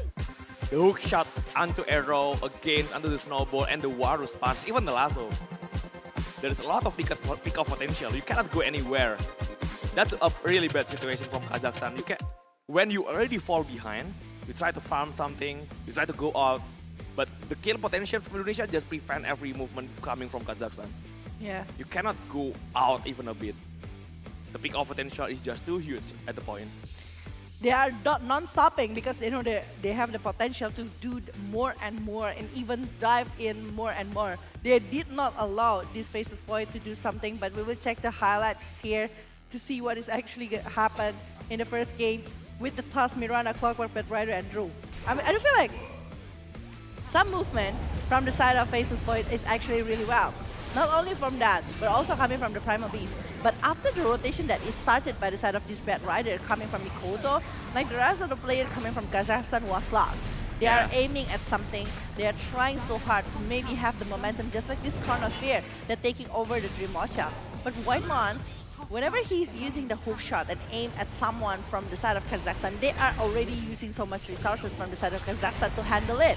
Yeah. And the rest of the players coming from the side of Indonesia, they just like, okay, we want to dive in, we want to clear all of the potential and also maybe get the kills. And even we saw a one-time team wipe along with 4 men down after a big war and maybe a big opener that happened coming from Whitemon and the rest. Indonesia doesn't let any chance for Faceless Void to use a decent chrono. Every time the Faceless Void is in the fight, they instantly burst him down. Only one decent chrono, I think, onto Mikoto, he got the kill, but after that, Watson cannot really do much. Yeah. Cannot do anything at all. Even at this point though, look at that. This is a very good setup coming from Indonesia, you know. A silence from Rimonchel, really perfect timing though. It is, it is. Silence, along with the lasso. Yeah, I do feel like they just like know what they want, and after they got the pressure, they keep doing the pressure and not letting this Faceless Void to go back and maybe drag this game to the late game. Yeah, look at the hook shot and power cock and also arrow. And this really lasso, huge skill potential. along with the snowball, Yeah. and then the damage from the Starfall. At this point, I don't think like Jocam is a support. He is a core as well. Because the progress of the item is also going really fast. You really need a perfect chain stun combination against Amber and also Void. Just And then- 1 millisecond, you give the time without the stun, the Remnant will be used, even BKB will be used, even the time walk, right? Yeah. That's a really perfect chain stun combination coming from Indonesia. Not giving any time at all for Kazakhstan to press the skill. Yeah. Yeah, without any delay. And they're doing it really great here with all of the conditions that they are doing inside of the game. Yeah. And at this point, even like the Dream Mochel's level is just like so much higher rather than the one coming from the side of Team Kazakhstan. The level gap, the XP gap, along with the item gap is causing so much trouble. Even 3 levels gap here between Dream Mochel along with the Faceless Void and Watson. He is doing a really great 2 Chronosphere, but after that he doesn't. He's not even able to search for the momentum. He got Dream Mochel once, he got Mikoto once. Aside of that, no Chronosphere. Yeah, that's the approach you want to fight against the Res Void. Either you have a safe hero, something like Zero Demon, something like Faceless Spirit, or you have to initiate first onto the Void. And that's what Indonesia do. A really good initiation coming from Whitemon along with the arrow from Jokang. Yeah. Every time they see Void, they take him down. So yeah, we will see who is actually going to be the MVP for this game. And it's actually a big question though, because everyone can be an MVP for this one. It's a Mikoto, apparently. It's 7-2 and 14 with all of the damage that he is giving. A very fast boots of travel and then a Blink Dagger. And then directly going for a BKB, even the BKB was being used as a preventive move after they saw some of the movement coming from the side of Team Kazakhstan. That's why it's still quite fast. I guess it's like 8 seconds or 7 seconds BKB. Yeah, a really good performance and a really solid performance coming from Mikoto this game. Almost every game though, Mikoto has shown a really stellar performance already. And this is the scoreboard. Womi already have 9 kills with 9 assists also. 18 kill contribution It's for just so Indonesia, It's so huge coming from Womi, you know. Womi with their task actually giving so much for the side of Team Indonesia. The save that he did once to actually save the other player from Indonesia is also really great coming to the Dreamochel. Dreamochel, also like the positioning coming from Dreamochel is so different like yesterday, because today he is handling his position really well and even able to pick up a lot of players coming from the side of Kazakhstan. So if he's maintaining this kind of positioning, I think like it's gonna be really good. If he's using non-aggressive heroes, just like Draw Ranger or maybe Sniper. Yeah, I hope Kazakhstan still putting up some good contest though in the second game. Because I see after the GG call, they instantly disconnected in the game. People always scale that kind of pace, but I hope Kazakhstan still can reset from the first game. Still can reset the momentum, still can reset the draft from before. Hopefully, yeah. Hopefully they will show the true power in the second game though. Because this is not the Kazakhstan that I usually know. Yeah. Because I know usually they are playing more aggressively, how they are able to maybe even. They haven't found the chemistry yet maybe. Because they already lose one player from the qualifier. Yeah. In the qualifier they are showing really good performance, but they are using Maladi as a player support. Right now they doesn't have Maladi. So they have to deal with, they have to build a new chemistry with a new player, starting anew here. And they don't have any chance. The second game gonna be the last game, the last chance that they have. If they lose the second game, they're gonna be eliminated from the tournament. So this is the lower bracket elimination match. You don't have any chance at all. If they have cheesy strats, if they have something that they're very confident with, the drop they're very, very happy with. Maybe, And also like play without the burden. Sometimes playing without the burden is so much better. Exactly. Because like so much burden on yourself, you were thinking and overthinking much is actually not gonna be helping you. Maybe just chill, trying to... Yeah, they need to reset. Yeah, trying to approach this one maybe as a pop game maybe. Maybe make But if it's a pop game, I have like an interesting question. Why Yeah. Razor is actually not being picked as much as the pop games? Maybe people doesn't really know the power of Razor yet because it's still early on the meta in the previous patch. Maybe after a lot of players using it and showing really good performance, maybe people start thinking about, oh, this hero is really strong. Usually like that. The meta doesn't build in a one day. It's during the tournaments. Until the end of the tournament, people just realize that what kind of hero is really strong, what kind of combination is really working. Maybe Razor just too early into the meta though. Razor, especially with the Bloodstone build, right? I think it's broken. you know, with Razor with the Bloodstone. Early in the meta, people doesn't have really a really good calculation on the Razor. People always see, oh, Razor, maybe we can take this down. Maybe they can take him down. We have 4 people here. But because this is really new meta with the Bloodstone, people doesn't have a really good calculation. Usually, oh wait, why we didn't have enough damage? The blast steal is so much. Something like that, yeah? So maybe we will see another Razor. Indonesia has already used it once as a carry yesterday. Yeah, and actually... Even though I asked them yesterday. That's the first time they tried Razor carry. Really? Yeah, they just tried on the tournament. They try it. Yeah, usually people play that kind of Razor as an offlane hero. That's true. With the Bloodstone build, but they tried as a carry yesterday. That's the first time they tried to do it. Okay. So maybe we will see it. Maybe we will see more later coming from the Razor side. But soon we will be going to the second game here between Indonesia versus Kazakhstan. One more time. I feel like Kazakhstan is still holding so much things that can be shown for the second game. There is plenty of possibility that can be brought by the side of Kazakhstan going against Indonesia. It still can be a very strong game for the side of Kazakhstan if ever they are able to secure the hero that they are more comfortable with, or maybe something. Drafting Indonesia is actually going to be pretty hard, right? Yeah. Because I do feel like the players from Indonesia, based on the data that I have, like they can play any kind of hero. Yeah, a lot of hero pools though coming from almost every player. Jimocha having a really huge hero pool. Mikoto also having a really good hero pool. Womi also along with Madmon, even Jokam. Yeah. Even coming from Jokam. Jokam is just like having so much potential with different kind of hero. Well, for the side of Team Kazakhstan, I feel like before, with the draft that they are having, I was thinking that they will play quite aggressive, but turns out they are not. Yeah. I think like they are not really ready with this kind of stuff. Why?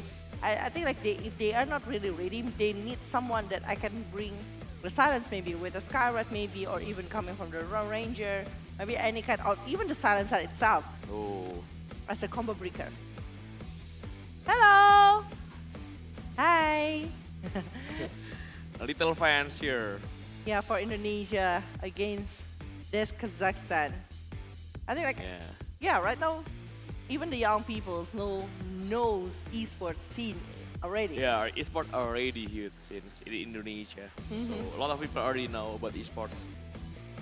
Before, people said like, what will you do when you grow up?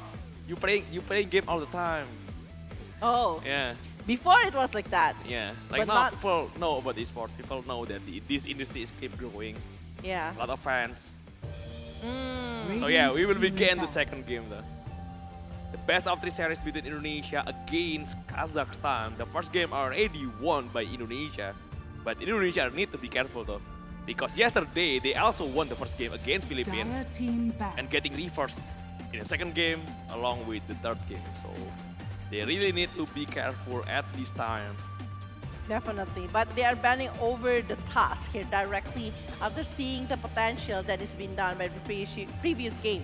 But Silencer, they are not letting the Silencer go because they still feel. I still feel like right now all of the heroes that is being picked is actually a combo hero. So there's definitely gonna be needing a Silencer to be picked, but without it, with the ban on it, I think like it's gonna be pretty decent. But Naga ban here coming from Central Indonesia. Are they gonna be trying to pick over the Brute Mother? 10 seconds remaining. Brute Mother is still on the pool. Womi is actually playing really well with the Brute also. One of his heroes. And Lina, yeah, if you face Mikoto, you actually considering some kind of carry mid lane. Sidovin mid lane, Lina mid lane, something like that. Even Morphling mid lane. Mikoto played all of them though. That's true. That's true. But I think like another Mirana here in the head of Indonesia. Yeah. Tiny still on the pool, so there is a possibility. Yeah, And Bate and a new fellow. Oh, thank you. Whoa! Thank you. Wow, how come? These toxic people is supporting us. Usually these people is toxic. Thank you so much. Yeah. Well, the Tiny is going really well if they are going to be picking it with something else, you know. Like the Brute Mother is still on the list, just like what we talked before. But if it's Tiny with something else, it's also going to be so much better. But Primal Beast is the one that they are aiming for at this moment, along with Crystal. Maybe Life Stealer early is pretty decent if you want to go for it. An early Life Stealer pick, maybe, just maybe, if you are considering something over the carry first. Or some hero that can really do well against a spell immune. 10 seconds. Primal Beast is still a flexible pick coming from Kazakhstan. Can be played still as a mid lane, can be played also as an off lane. Are they going to be trying to get that? Maybe they will try to get something else. Or Morphling, yeah. Morphling? Yeah, I think Morphling is going to be very good here. Team but it's a puck. It's a puck for Mikoto, the puck mid lane. Well, Amber is directly being banned here. I think they want to eliminate any kind of possibility here from the side of Team Kazakhstan. Well, from the side of Indonesia, I think like they still have a very good situation that they can do with all of the heroes that they're having at the moment, with the Puck along with the Mirana. 5 seconds. Well, for the Kazakhstan, I think like eliminating the heroes coming for the side of Jim Mochel will be good, but once again, just like what I've said before, like the hero pool coming from the Mochel or even coming from the side of the Womi is actually very decent, very big as well. So they really need to consider a lot of stuff right there coming from the side of team Kazakhstan along with Indonesia. Dire team back.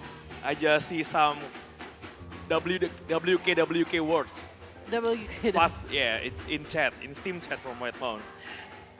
All right. Classic Indonesia way to show that they are laughing. Radiant team It's back. a tiny ban here from the side of Indonesia. Oh yeah, Clockwork also being banned by Kazakhstan. They just want to deny every kind of possibility because I do feel the one who actually opened up a really good war previously is the Clockwork by Whitehorn. Yeah, the start of the initiation, right? Yeah, the start of the initiation, either coming from the power cox, the battery assault, or even the hook shot. A perfect setup for the arrow though. Yeah. You need a good setup. You cannot just plainly throw the arrow without any setup. It's kind of bad. Clockwork have a really good range for the initiation. And the follow-up from the power cock also a really good setup from arrow though. Dire team back. It's a Mars ban here towards Indonesia. Yeah, it does make sense. Like it's a Dream Coil, a Renault Blood. It's gonna be pretty hard if that's the case here coming from the side of team Indonesia towards Kazakhstan. But Indonesia banning over the sniper. They don't want someone to have a very long range here, but it's still like very good high ground heroes. They don't want to try to compete it because it's high ground potential. A very huge even high ground potential. Ooh. And it's just generally someone you don't want to face if you're playing Puck. It's kind of hard for Puck to find sniper behind.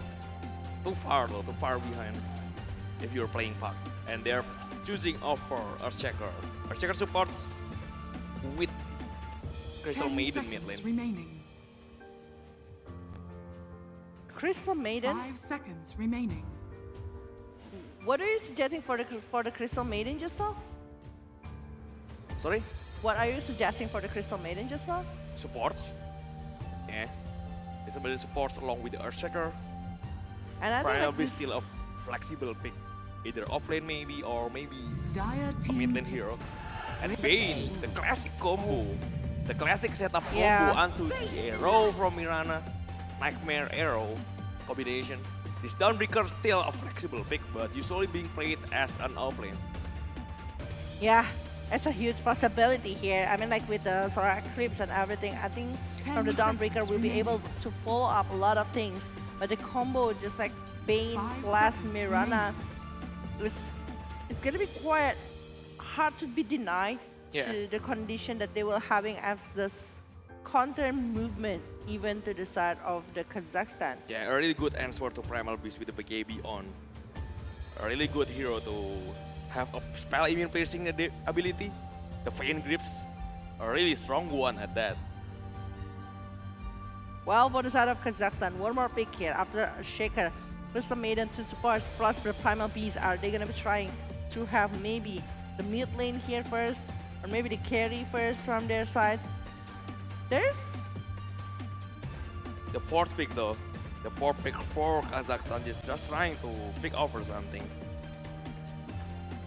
Like usually you want a range hero against the Dawnbreaker.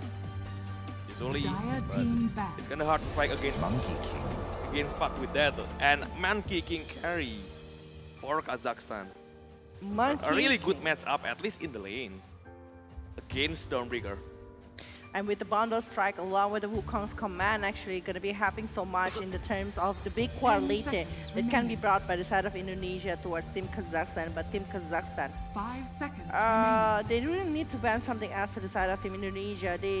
We still don't know who is actually going to be carry for them, for Indonesian side or for the side of Kazakhstan. I think for now, even the Road Ranger again from the side of Team Indonesia is still a very decent hero right now. Yeah, draw is pretty decent. There is gonna be a 6 ban coming from Indonesia. They need to ban a mid lane or maybe an off lane. And hard because Primal Beast still a flexible pick. You don't want an instant disable against Puck, but they're banning over Tidehunter.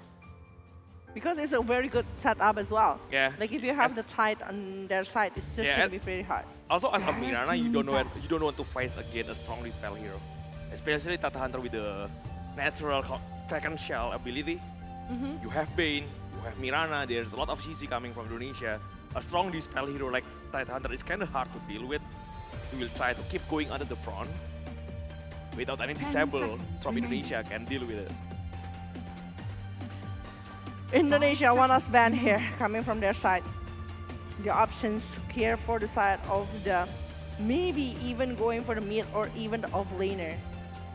It's still very viable coming from both of the sides, but it's gonna be Nature's Prophet that is being eliminated here from the side of Team Kazakhstan. Indonesia, I mean. Yeah, Indonesia. And from the side of Team Kazakhstan, they still need one more hero to be banned on their side. Yeah, maybe an offlane hero with a Primal Beast played as a 10 mid lane. seconds remaining. They played Primal Beast as an offlane before. Maybe they Dire will team twisting ups maybe. Draw again being banned, but Indonesia have to choose over the carry for the Demon Shell. Radiant team And it's gonna be Morphling. A really good hero against man kicking though. And Lycan offlane. Choose your Lycan offlane, Primal Beast mid lane with the man kicking as a carry. So a really good hero at pressuring the lane. Strong hero actually also. Piranha can have a really decent match against Dominator coming from Lycan, I think. With the arrow. Yeah. They actually try to farm it, try to get it, try to stop the movement from Lycan. But the thing is, the vision coming from the Lycan later, especially with the Wolf, it's gonna be going great coming from the side of Kazakhstan. So I think like, from the side of Indonesia, I do feel like the hero that they're having is more into the countering the movement to the side of Team Kazakhstan. Well, for Team Kazakhstan, they really need to use the potential coming from the Crystal Maiden from the early situation. If the Crystal Maiden able to even like secure the kill in a very early situation, I think it's pretty heavy. Yeah. A really good hero generally though, as a support. Really good landing stage also from Crystal Maiden, right? So it's gonna be Monkey carry against Dawnbreaker in the lane. A really hard one for the Dawnbreaker to face off against Monkey. Monkey is generally really good against a melee hero. So yeah, soon we will see the second game here from Best of 3 series between Indonesia versus Kazakhstan. It's just gonna be super interesting coming from both sides, because this is already 1-0 for the side of Indonesia. Will Kazakhstan try to drag this game for the third game? Because this is going to be a quite hard battle, and the draft is ready. We are jumping into the game. Don't forget to give your support for your favorite team in the comment section and also in the venue. Where is your voice for this match? Ooh. So here we go, the second game. Kazakhstan is playing from the Radiant this time, while Indonesia switch the side, playing from the Dire right now.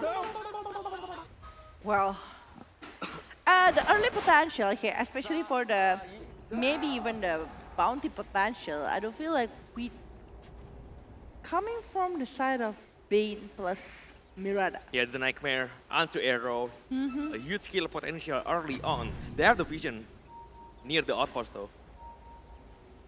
But Indonesia still, with the smokes, trying to go onto the low ground. The smoke is broken, they know someone is there. 30 seconds and they don't want to battle. continually going for the lower ground, but the vision, once again, Yeah. it's like what Anim have mentioned, is actually going really great here for the side of Team Kazakhstan. They are having more vision, they are having more chances to get something over the movement that is been done by Team Monkey. Indonesia. As a courier, Monkey King just trying to get under the bounty spots in the outpost though. Whitemon The battle begins. try to find something. Mirage still there. The bounty will be taken away. Whitemon along with Jokham. 2 bounty for, I think it's gonna be 3 for Indonesia. I think. 3, yeah. 3 bounty for Indonesia and only 1 for Kazakhstan. A really good start. Pretty decent one. To Yeah. start the laning phase with a slight advantage at least. That advantage, match going for another more. But yeah, a mid lane Primal Beast means that the rotation that needs to be done by Primal Beast later by level 6 situation is gonna be so much better. That's why the laning phase is gonna be super important.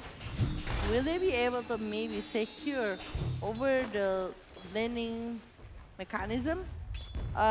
Because like I don't feel like despite this is a Primal Beast going against a pack, I think like the Primal Beast still going to have like a very decent movement or maybe even kill to the side of Team Indonesia. Yeah, this Primal Beast mid lane right now from Mirage. Mikoto just trying to find some CS, find some last hit behind. Pretty decent start for both of the mid lanes for Mirage along with Mikoto right now. Monkey King already have 5th last hit. Remotel only have 1 in the bottom lane. Yeah, he's having hard time to In the top lane, I mean, yeah. He's having hard time to even farm right here. He's facing an Archjacker along Radiant's with courier the has been Lycan killed. here, if I'm not mistaken. Yeah. So it's actually pretty hard because of the wolf once again. It's gonna be like giving so much, but the Brain Zap only try to poke the damage towards this arrow that is playing really well with the D9 along with the initiation, maybe playing quite aggressive, but Mochel forced a little bit going back to his place. Yeah. Dawnbreaker kinda a really good counter against Primal Beast in terms of counter initiation, I think. In the mid game when the onslaught coming on with the trample also the Sword Guardian from Womi can help so much though. Watson already activate his Jingu Mastery. Womi just taking a lot of damage.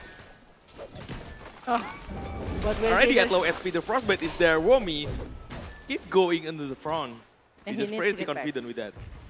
He's not going to be surviving for so long, and he's able to go back a little bit. You're still using the Tango, still using something to actually like handle the damage that is given from the side of Crystal Maiden, but arrow is connected. Under the tower damage also, but Womi, the Jingu will be there. One more hit onto Womi. Watson already takes the kill. Already good first blood actually, but unfortunately Womi also being taken down by Monkey King. Yeah, it's very unfortunate, but the positioning coming from the side of Womi is also like very exposed, and it's making a way for this Monkey King to secure that kill. And right now, you can see Malik is actually the main target. Van Zap, the Fisher is actually blocking the way from Primochel, but there is still a waveform that is still going to be used to go away from that kind of moment. Yeah, Primochel. Pretty decent one already, 16 last hit with 2 denies. Pressuring the lane up top. Just making sure this Lycan doesn't have a really good lane. Only 8 last hit with 6 deny from Lycan. And a lot of deny just trying to deny his own world, his own unit, so it's fine from Primochel.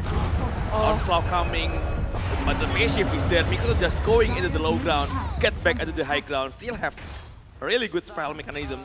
The escape mechanism from the park is really good. Yeah. The Flag Beater trying to get denied by Mikoto. A really good network coming from the Flag Beater though. Try to get the deny, it gets taken by the Primal Beast. Okay. Yeah, we see that actually right now it's only like 4 minutes of the game, and most of them still trying to do something over the movement that they can do. Well, for Womi, I think like the movement that they can try to do right now is play quite aggressive towards this Monkey King, but Monkey King's presence, the thing is about Monkey King, he doesn't really need big item in the big war because he is using Wukong commands, and also Bond Strike is very helpful, but the Frostbite is already being used to the side of this Mirana, while this Mirana already using the lead to run away from the telling of condition. Yeah, Womi, just be careful to not keep giving the Jingu Mastery onto Monkey. A really good sustainability spell though for Watson. Gonna have a really good time if he keep giving the Jingu. Well, from the Mikoto side here, I don't feel like Mikoto right now is trying so hard to punish over the Primal Beast, but the Primal Beast is still doing a really decent job over the movement, and the Frostbite right now trying.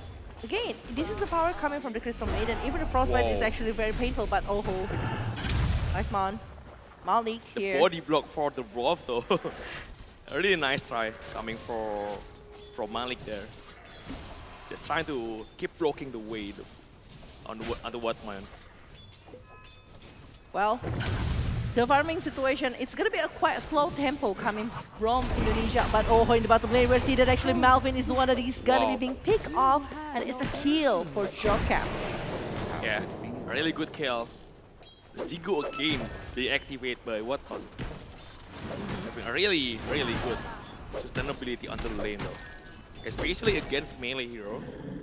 In Downbreaker, it's easier to keep getting Jingo buff. Yeah.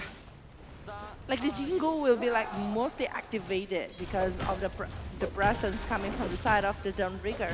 And maybe even from Watson's. I do feel like Watson's, I wonder what kind of scenario that they need for a lot of stuff, but the feature already being used, Tension Totem. Focusing over Mikoto, but look at that, the Dream Foil also being used. Under the primal beast doesn't have enough damage. The Starfall, the double Starfall coming in with the illusory orb. One more hit onto me, the onslaught doesn't get him far enough. One more hit from Mikoto, the miss, but a hit again with the leap. Pirates finally being taken care of, but they are losing Womi on the bottom lane. And it's a lot of things that they need to do. They're taking so much time to actually taking care of the primal beast. The miss happened from the lower to the higher ground. It's just like giving more time for this primal beast to survive. If he have another like 30 kind of HP, he's still gonna be like able to run away from that kind of movement from the side of Team Kazakhstan. Yeah. There's another arrow combination under the Starfall again. Melvin. This time is the casualties. They try to go onto Watson, doesn't have enough initiation again. They need to wait for another arrow to go off cooldown. And I think it's not gonna be for so long because the arrow can be spammed over and over, but no one is actually gonna be opening up an initiation. While Drimocha once again still farming really well in the laning, while Malik also doing a really great job. And I think with the Lycan on his hand, he might play quite more aggressive rather than what he has to, because it's not only because of the wolf that can give Look a at the movement again. T-Man from Indonesia trying to find something. The primal beast again and again. This kind of combination from Indonesia. Try to get the kill onto the primal right now. The Starfall is still available. The Dream Coil already being used by Mikoto. The double Starfall onto the primal will get enough damage to take him down. And along with arrow, illusory orb being thrown. But in behind, Womi taking a lot of damage. Watson already got another kill. It's a very good kill coming, and it's a 300 gold swings only for the Watson itself. While for the side of Jokam securing another point here for the side of Team Kazakhstan, but it's a 3-4-6, and they are going to be aiming for more. Melvin is the main target. The silence is being used. Illusory orb, face shift here, and Melvin will be down. You can't possibly outrun Mikoto with the haste runs. So it's an easy kill coming from Mikoto. Yeah. But the classic combination, the Nightmare Arrow combination from Indonesia, keeps getting a lot of kills. The onslaught, Drimocha, does he have the time to use the engine? He already used the anti-boost shift though, still have the way from trying to TP out. He will get away, forcing a lot of movement along with the shapeshift from Lycan. Kinda decent, still fine. Yeah. Still very good one, but the silence is being used right here towards this Monkey King, but Mikoto won't be doing so much rotation, I think, with this driven because he doesn't have anything but the Jokam using another leap here, but the Fisher actually trying to stop the movement, and there you go. Mikoto got the kill, but Watson also securing a point here from the side of Team Kazakhstan. Crystal Maiden for the Mirage. Potentially dangerous Monkey King right now. He already got so much gold early on the laning stage right now. Got a lot of kills also. Playing really well. Solar Guardian coming in. This is a really huge kill if they can get it. The Beast Chief dodging a lot of damage. Watson still have the bonus strike with the Jingu Mastery active. But 3-man from Indonesia keep chasing onto Watson. Shaker behind them, trying to help Watson to get away, and he will get it. He will use the 3 dance. It's not enough setup that is being brought by the side of Indonesia. They don't have they're not even committing to get the kill towards this Monkey King. They doesn't have any Dream Coil, still off cooldown though. Yeah. And along with Jingu Mastery onto bonus strike, just giving him a lot of HP to keep surviving. Well now, for this Morphling really need an item that can go for it. And maybe the KB might be the first item that is considered, but oh my god! that is the damage from Dream Mochao along with the Nightmare coming from the side of Bane. Wow, really nice kill. Especially under Dream Mochao, so he really need a lot of gold right now. And they are trying to have it on their hand. Yeah. Not only that, but also like Again, the arrow coming from the camp, keep finding something. But Melvin, there is no follow-up from Indonesia. So he will get away safely. Oh my god, things just like going so crazy right now because in the bottom lane, actually the tower is being taken care of in the hand of Mikoto just now. While in the top lane, we are seeing that actually The movement. Yep. They try to find something behind the Crystal Maiden. They will find Melvin, I think, in the high ground. Melvin, behind Melvin. The arrow combination with, along with the Nightmare. Melvin taking a lot of damage already. Mikoto is there.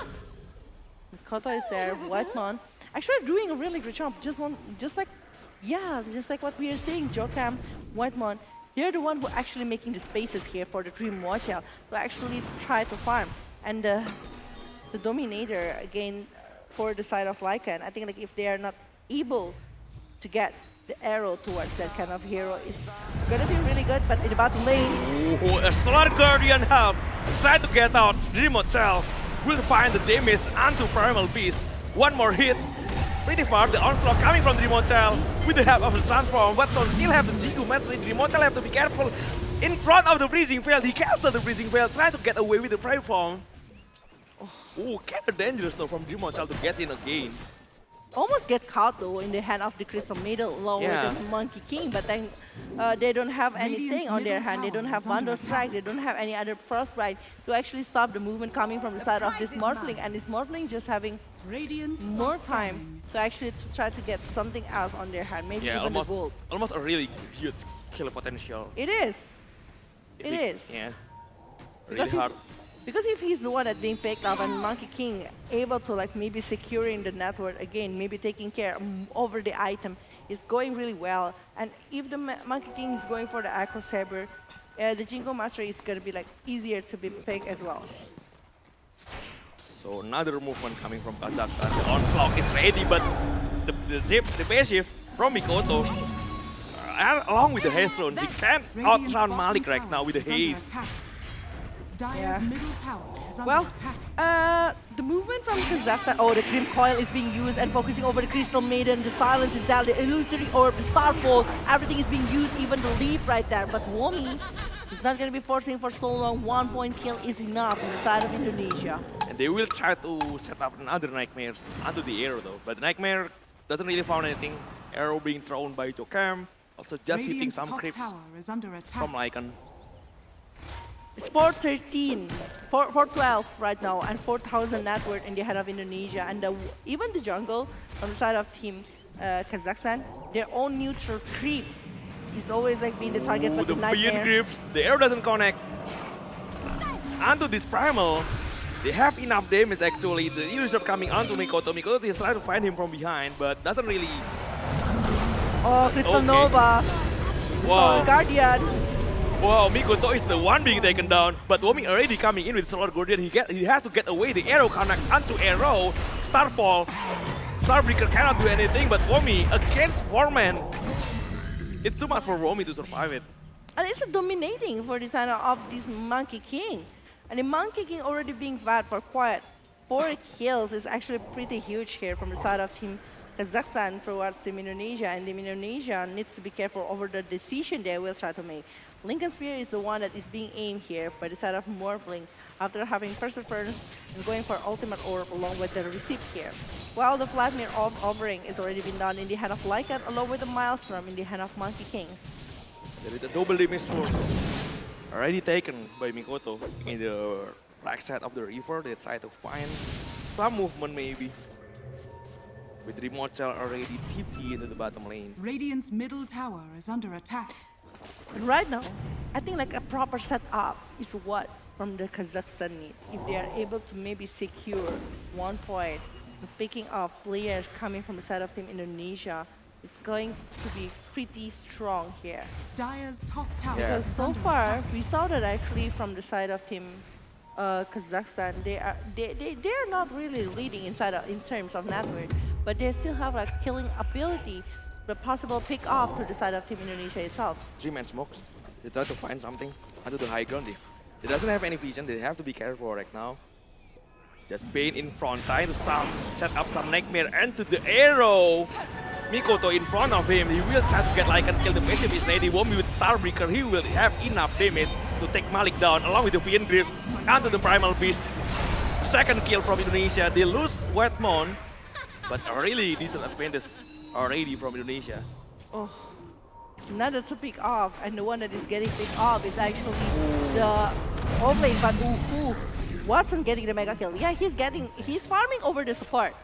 Like it's every time it's always a Mirana or maybe even coming from the Bane and Drimocha right now. I think like he's gonna be like very free at the moment. It's quite hard to actually catching up to Drimocha. I think from Kazakhstan side, they really need a chain CC towards this Drimocha, chain stun. Yeah. With the maybe Frostbite, maybe along with the Primal Beast. Primal Beast is actually pretty much enough to stop the Morphling. So Drimocha having a really good time right now, still top of the board. Pretty decent advantage already from Drimocha. Indonesia just trying to make some pressure, maybe another fight, and they can go for Ross, I think. Maybe it's a huge chances though. It's 16 minutes of the game already inside of this second game, best of 3 series, lower record. And Malik, I think like the potential coming from Malik is actually also coming from the side of Split Plus, because like the dummy that he is having along with the wolf that he's handling and the ability to run. Like if he's using the pace shift, the transformation that he's using, he's gonna be very hard to be catch off from the side of team Indonesia. Radiant's bottom tower is under Moving attack. from the right side. Already using some smoke from Kazakhstan, the arrow doesn't really connect though. It's time to find some fight, a decent fight, because Kazakhstan already on the pit. They're trying to go right now under the Roshan. This is going to be a really huge momentum swing coming from Kazakhstan if they can get it. But there is some vision with the illusion, the arrow being thrown. So they know something is in front of him. Mikoto just scouting up the pit, doesn't found anything. Yeah. But just checking, everyone is not there anymore. Melvin taking a lot of damage coming from Drimocha. One hero down, the Fiend Grips is there. Wami with the Starbreaker trying to cut out into with the arrow, though the Starfall is there, but Dim Coil also cannot, the last Disliker cannot go anywhere. The buyback already being used by Crystal Maiden. They try to find arrow behind. Earthshaker just taking a lot of damage coming from Mikoto. There's the Nightmare along with Starbreaker. Melvin will get the dieback. Oh my already being taken down 2 times. Mikoto trying to find the Earthshaker kill. He will get it. Get back onto the high ground. Maybe this is the time for Indonesia to find the kill onto the Roshan. And they might be going for that one because there is no buyback coming again. I think like it's a buyback and then dieback coming from the side of the Crystal Maiden. Yeah. It's just like very, very expensive movement. And in Team Indonesia, I think like they are getting so much advantage at that kind of situation. Well, I don't think like it's a very needed buyback to be done by the side of Crystal Maiden, despite that it might be a chances for them to go for Roshan. But the potential from 4 heroes that is still able to dive in to the side of Team Indonesia is just like still very huge without the Crystal Maiden itself. So they reset the fight. They doesn't want to commit. And the Roshan Indonesia doesn't have a really fast Roshan potential as of now compared to Kazakhstan, because Kazakhstan has Lycan, has a man kicking, a really decent Roshan potential coming from them. Indonesia just trying to find another kill maybe. A really good combination with Nightmare along with the arrow will get them a really good fight. It's 8 to the 18 right here with the 5,000 net worth lead, and they are, I think like this is the time they need to convert everything that they have with the probability of win 88% into something that they can objectively wise for the side of Indonesia if they are able to secure over the tower, or maybe even coming to the side of Roshan, or maybe even a big pick off that can they do to the side of Kazakhstan. It's gonna be like so much better because back again they're on the lead at this kind of situation. Well, the side of Team Kazakhstan, they're doing a 4-man smoke here without able to find somebody from the side of Indonesia. Yeah, just going to the right side, Womi just be in there, but he's just straight going behind, trying to get back. Indonesia are still on the left side of the map, setting up some vision maybe. He just like understand that he doesn't allow to be picked off, because if he's being picked off, I think that the openers coming from the side of Indonesia not going to be very well. But the moment Shadow is already being popped here by the side of Indonesia, they are aiming at something. They have some vision. Dire's bottom Trying to tower find has someone, one nightmare with the arrow fall up. Could really be deadly. Nightmare just come onto the Overlord Grip. Yeah, pretty decent one if you can get it. 250 gold. Pretty decent. For taking that one, yeah. It's a very decent one to actually secure things like that. But Trimochel, going for the Manta style right now on the hand of this Trimochel. Actually, he's pretty much rich here. He's having like 11,000 net worth by himself. But for the Monkey Kings, the one that we heard the dominating coming from, is still having like 9,000, so he still needs a lot of things to be catch up. But back again, just like what I've mentioned before, I do feel like from my Monkey King itself, he doesn't need a lot of items to actually join a war. With the Wukong's command and along with the bundle strike, it's just like pretty much enough. Maybe a help coming for Echo Saber or maybe even a BKB. Indonesia on the right side being chased by the wolf from like taking a lot of damage already. Just because of the wolf. Radiant's bottom tower They really is under want attack. to find some fight though. There is some vision from Kazakhstan, just spotting Jokam, spotting Wetmore around there. Mikoto already coming now, so just trying to clear the way. With the Gaby, try to go onto Whitemount. They have some vision with him. And the first BKB being used already by Watson. It's a very expensive one. No casualties over this. No one is actually doing something, but the Solar Guardian is gonna be used right here. Try to follow up the movement, but look at that one. Actually, Pros battle love with this Nova freezing field. It's being open, and 3 members from the side of Indonesia is being picked off. Trimochel and Mikoto need to get that. But he has the Houndflock, just transforming himself onto the Primal Beast. Getting back into the mid lane. Indonesia have Whitemount right now with the respawn time.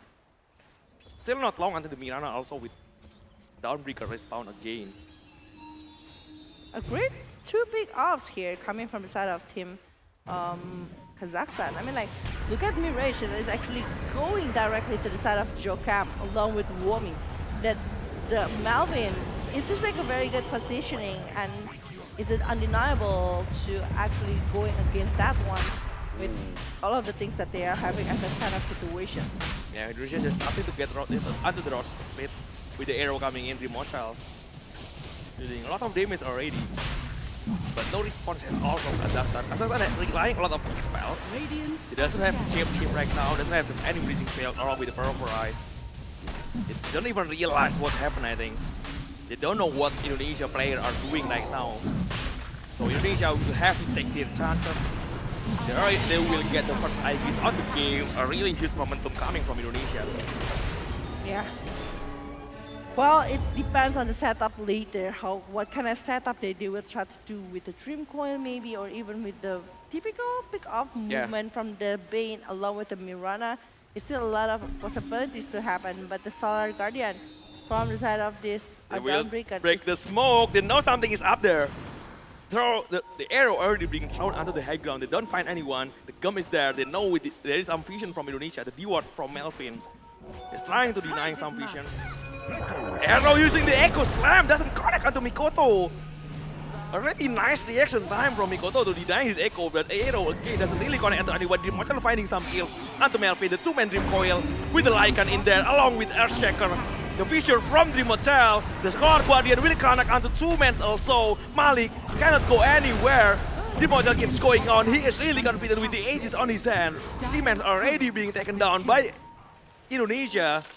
Oh, it's a very good setup that is being brought by the side of Indonesia, but sadly, after seeing like the vision along with the Echo Slam is already being used by the side of this Earthshaker to go against this fog that is very slippery, it's just a quite hard pill to swallow by the side of Team Kazakhstan, because it's just like a very expensive movement and causing almost nothing to the side of Indonesia. Radiant's Not even the damage towards this Radiant's path. bottom tower has Try to go onto the bottom lane. They have a lot of momentum right now.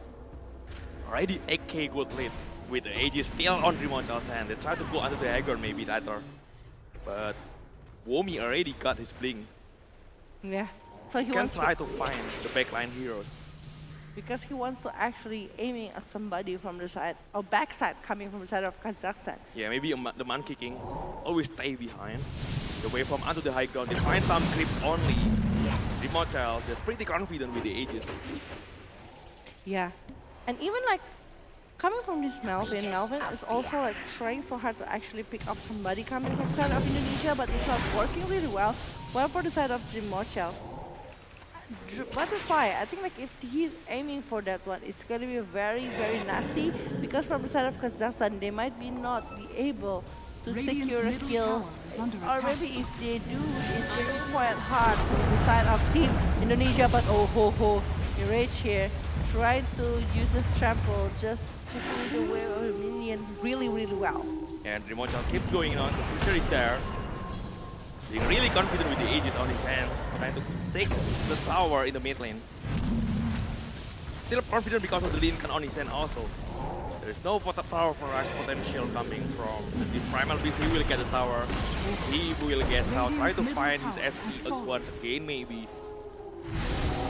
And I think like right now from the side of Team Kazakhstan, they really need to do something. But the thing is, there is still an Aegis on the hand of Morphling. So it's very hard if they even want to initiate for a war. Because from the side of Team Indonesia, they still have all of the resources for this war. Even cooldown from the skill that they are having is not like that big. So it's still gonna be able to be done if they are going for a long war that happens. They got the last second tower though. Kazakhstan doesn't have any tower on the outside anymore. The arrow scouting some hero. They will go into the high ground right now. There is one shit scream on the low ground. They just try to open up some vision. Rimoncel still keep going. Will get the high ground tower maybe. Mirage cannot do anything. Radiant structure. There is the fortification. So Rimoncel has to get back. Maybe looking for some regions again. Yeah. I think he will try to search it inside of the jungle, try to get maybe the ancient one or maybe the neutral crypt one, and try to get more gold as well to try to follow up the things that they are having. Well, the thing about this stream, the Marshall is right now is about to finish the second item, and after that he might be going for the BKB. If that's the case, I don't know how long from the side of Kazakhstan we'll be able to handle it. I think like from Kazakhstan, they really need to pick up over this block. Really need to do that. Yeah, they don't have any instant disable aside from the Echo Slam. That's the thing. Yeah, the Power Price is pretty decent, but it's there's a lot of cancel onto Power Price. Even if the Primal use BKB, there is some faint risks. Also, 3-man smoke for Indonesia. They try to go find someone in the bottom lane. Aegis already reclaimed, so Rimoncel doesn't have the Aegis right now. Smoke already broken. Melvin, along with Rimoncel, realize it. Molex Shadow being popped out by Mirana like from Indonesia. Just roaming around the map in front of the base from Kazakhstan. Because they want to see where is the chances that they can get with the combo that they have. Because if they are able to get it, I think like it's gonna be a super strong movement again from the side of Indonesia.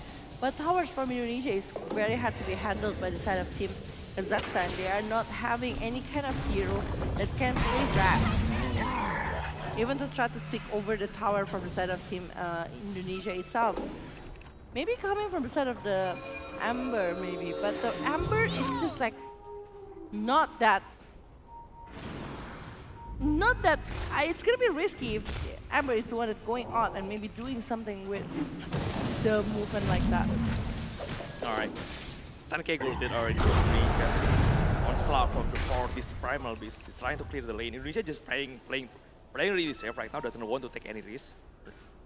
Just trying to find some high percentage fight, trying to find the fight inside their own wards.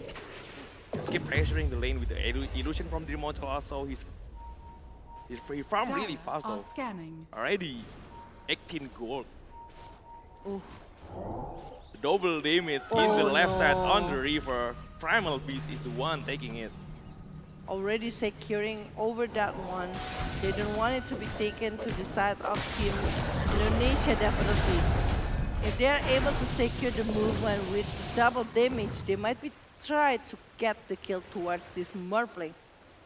But this Morphling, it's finishing off the Butcher already, going for the Satanic maybe from the side of this one. While for the Shaker, with the Blink Dagger along with the Aghanim Shard, if he's able to maybe open up a setup here with the Echo Slam along with the Fisher, it's going super strong to the side of Team Kazakhstan. But so far, whenever he tried to do it, the rest of the players coming from the side of Indonesia already not in the same spot. They need to wait for the next fight, the next big fight, 30 more seconds before the respawn time for the next Roshan. The second Roshan of the game is going to be a really huge objective coming from both of the team. If Indonesia gets this, maybe there is a possible GG push coming from Indonesia. From Kazakhstan point of view, if they can get this, they got a chance for a comeback though. It is, because it depends on who is actually they are going to be able to pick off. Is it going to be Drimocha? Is it going to be the Puck here? Or maybe even letting the Monkey King is the one to get over the kills here from the side of Team Indonesia. Well, the creep going pretty deep under the bottom lane, into the high ground. The illusion coming from Drimocha also dealing a lot of damage. And it's going to the 31 minutes. Look at that, Womi still being initiated on with the Fisher along with the Enchant Atom and the bonus attack. The Echo Slam is there, but he's pretty tanky though. At least Womi finally being taken down, but Arshakar being chased out by Mikoto. Twin grips onto Man-Kicking also, the TP with the arrow. Just placing him on the place with the Immortal. There's a lot of damage coming onto this Man-Kicking. They got Womi, but at what cost? It's only like one on the exchange right here, and it's an off lane. And I think like it's just like very huge disaster because to be honest, like Monkey King was not very easy to be picked off so far. Yeah, especially when the Roshan time is looming in. Yeah, it's only 15 seconds left before the Roshan is spawning. Onslaught on the left side, Mikoto is there. The arrow coming again into the Primal Beast. The Starfall damage is also dealing a lot of damage on behind. Melvin being chased down. Primal Beast is still surviving that, but Melvin with the freezing failed. They will try to find the second. Also, Malik already being chased down by two heroes. Because jumping forward with the damage. Malik finally being taken care of, 4 men down. They lose only the support, Mirana. So they can go for Ross, I think, right now for Indonesia. With 4 men down, definitely it's going to be very good, but I think they're having a different kind of concept right here. With the 4 men down here, they really want to force over the tier 3 tower right now, maybe even 1 Rax here on their hand. They really want to try to end the game as soon as possible because they also saw the potential that can be given, maybe from the side of the Shaker along with the Monkey King and the melee Rax. It's going to be taken just like that, along with the range Rax coming from the side of Team Kazakhstan. One set. The feature is there from onto Drimocha. Drimocha have to be careful. The Sword go, they just try to help Drimocha. The BKB on the one shot, so they try to reset the fight. Already forcing the BKB along with the Wukong's comment. Already pretty good one, but Womi, the purpose onto him. They try to get away Womi onto a really bad position already. Oh, it's a huge mistake actually. For Womi to be picked off, definitely it's going to be a super expensive movement right there. He's using the BKB, he's using the Solar Guardian, he's using quite a lot of resources, and it's a time for Roshan. Already broken, they know the vision onto Mireso. They found it, the BKB being popped out, they try to reset the fight with the BKB active from behind, Man-Kicking. Try to get something, the Echo Slam just onto the Alien Disc, Drimocha having the onslaught into the trample. This man just really confident, the Rinnegan being popped out. Drimocha still want to go onto the Earthshaker. Earthshaker instantly back. The Primal doesn't have any BKB anymore. The Starfall is there. We'll try to find this Primal beats Mirage running behind. He's already pretty low. Oh my the Brave from coming forward, trying to find something. The Earthshaker, there is a potential dieback for this Earthshaker. Drimocha will keep chasing onto him.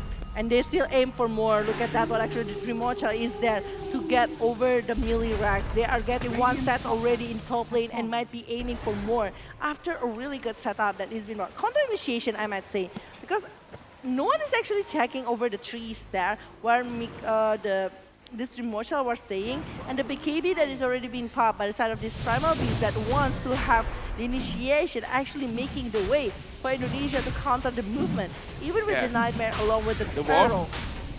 Wolf actually scouting a lot of vision coming from inside the pit. They have to be careful. When they're setting out some vision, Mikoto try to go onto the high ground. The leap, come on. What's on? The fan grips onto him. In a really bad position for Button Dream Watcher, already finishing up the rock, getting the edges already, but Mirana taking a lot of damage inside the Wukong Snowman. A Shaker being taken by Mikoto behind the Dream Watcher. Again, the team and Dream Coil. Dream Watcher still really hard to deal with. The edges is being popped out. Mikoto dealing a lot of damage also onto the Earthshaker and Lycan right now. Watson, they don't want to let Watson go. The Onslaught trying to get away. Watson just taking a lot of damage already. Just onto something, but Melvin is the only hero left. Ooh. Melvin able to be taken care of. It's a 3-hero down from the side of Kazakhstan. Despite that Watson is able to survive, but he's already, I mean, like, it's a very messy kind of movement that is being brought by the side of Kazakhstan, and Indonesia just like trying to punish everyone coming from the side of Kazakhstan one by one. While Dreamwatcher's positioning, despite that he's losing the Aegis of Immortal, but he's still having the Satanic along with the Crystal. So I think like if they're gonna be trying to go for the high ground and maybe even try to clear the mid lane one is gonna be very wise coming from the side of Indonesia. Yeah, the Millerberg are on with the range Berg. They will find another one in the bottom lane. This is the last track that Kazakhstan have. If they don't defend it, it's gonna be Omega Grip from Indonesia. The high ground still being engaged by Dreamwatcher. The arrow being thrown onto the bottom three though. Found Monkey King there, a really huge kill. Buyback instantly being found by the Monkey King. He wants to find some movement onto Indonesia. They need to defend this, but Malik already using the shapeshift. Doesn't get anyone though. And they are not be able to get the Mega Creep as well. While Dreamwatcher is still there. He still wants to aim for that one. Find Melvin behind with the waveform. Along with the other, there's like another instant buyback coming in, which Crystal Maiden is the one who used the buyback. But Malik taking a lot of damage. The Shiva cast along with the damage again from Mikoto. The waveform coming in, trying to find a kill again in the backline. Dreamwatcher doesn't need to go back. The Fisher actually blocking Malik. Dreamwatcher just getting back, trying to force onto the objective. This is gonna be Omega Grip. If they got this one, Mikoto keep flying to distract them in the backline. But they will got the rack, they will got the objective. The bonus attack with the Fisher coming. Dreamwatcher already popped the attribute shift. He's taking a lot of damage. Swan Guardian is there. Dreamwatcher already get behind. A couple of hits before the melee attack. Oh, the dive back though. Mikoto finds Melvin behind. The Fin Grip is there. Onto Watson, the Echo Slam, onto Tohiro, but the arrow from Mirana is already GG. Indonesia will still move on to the next round, while Kazakhstan is the one getting eliminated. Yeah, a very tough battle here from the side of Kazakhstan. It's just like very heavy to actually handle all of the things that is given from Indonesia. The combos is the early game. We know coming from the side of Bane along with the Mirana is already like being so much trouble. Yeah. Plus, remember that actually this pack is very slippery. Everything that is used to actually try to lock over this pack. While for the side of this Morphling is just, I don't know, there is no actual lock towards this Morphling and deciding over the Lincoln Spear. Everyone was questioning actually why they're picking over this Lincoln Spear, but actually it's very good defensive movement right there to go against maybe even going for the Primal Beast, because it's just like gonna be having a quite hard time to maybe going for that one, for the kill towards this Morphling. And the Dawnbreaker, he's always backing up with the Solar Guardian coming whenever Morphling almost getting picked off by the side of Kazakhstan. Wow, really nice play for Indonesia right now. This is the winner from this match. This is the lower bracket. This is Indonesia. Congratulations once again. Still surviving the lower bracket elimination match. They have to face their next opponent against Thailand, I think. Yeah. I think it's against Thailand. Yeah, against Thailand on the next round. And then whoever wins will be going against either Laos or maybe Philippines that is staying in the upper bracket, which is a very tough opponent, because even right now Indonesia, he's showing really improvement in the discipline movement, I guess. Yeah. Because all of the things that they're doing, they try to make it like more better in their way. Despite they were still having like some of the movement that is unnecessary, to be honest. but they are showing a really different one with what they did in, the other day. And with the movement coming from their Indonesian side, it's showing that they can also play with the different kind of gameplay. A slow tempo, a faster tempo, the one that they want to play over the pick-off, but this is the highlight. Most of the highlight consists of Bane along with Mirana doing something, try to pick off the hero. And also the Solar Guardian from Womi.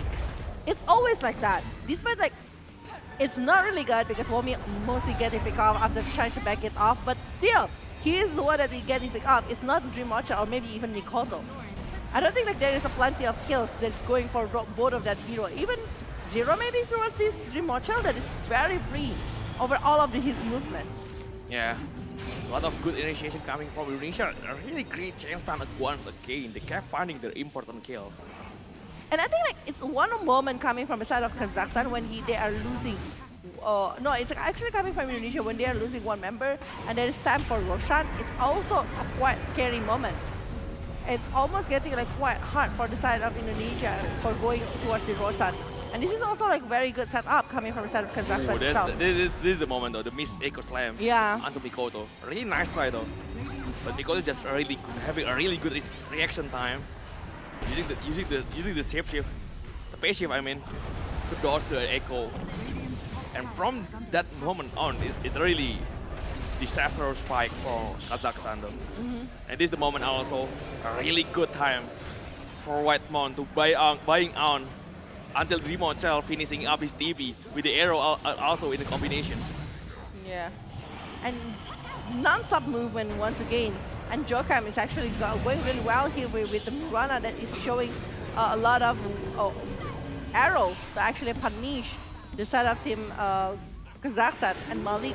Despite that he is able to run away pretty fast, but the damage coming once again coming from Dimocha is just like a monster. He's having a very huge damage and also a very good setup as well because of the stun coming from him, coming from the side of Bane plus arrow coming from Mirana and along with the Primal Beast. And from the side of the opponent that is trying so hard to actually stop the movement from Indonesia. But again, it's not that easy. Even Dreamonchel, like taking so much opportunity to actually open up the way for this Mikoto to clear everyone from the side of Kazakhstan. Yeah, really good fight from Indonesia right there. Mikoto also with this performance is really strong. Really strong performance also from Mikoto though. What a long battle that has been done by Team Indonesia against Team Kazakhstan. Sadly, Kazakhstan needs to stop here and will be eliminated from the IESF 14 World Esports Championship. But it was a really good game coming from Kazakhstan. They're showing a really good potential coming from Kazakhstan itself. And we are going to be seeing them later, maybe in the next year of IESF 15. Hopefully, because I do feel like Kazakhstan is one of the strong contender here inside of the ISF Bali 14 World Esports Championship 2022. Yeah, it feels like they are really strong teams. But we will see the MVP from this game. I do feel like it still can be maybe Mocha for the Morphling here, but it's Mikoto with 11-1 and 17. The setup that he's bringing with the Dream Coil is actually really nice. And maybe the Shivas of Guard that really help to make this Morphling really safe with the Iron Knees as well. So it's like a lot of provincious items to actually hold themselves in a big war. Yeah, he's just buying a lot of time, distracting the backline, dealing a lot of damage also actually onto them, turning them out all by himself at the point. With the Angels also on the Mikoto, no one can really do anything about it. Yeah. And Dreamonchel with 0 death, bro. He's just like being safe most of the times by Womi.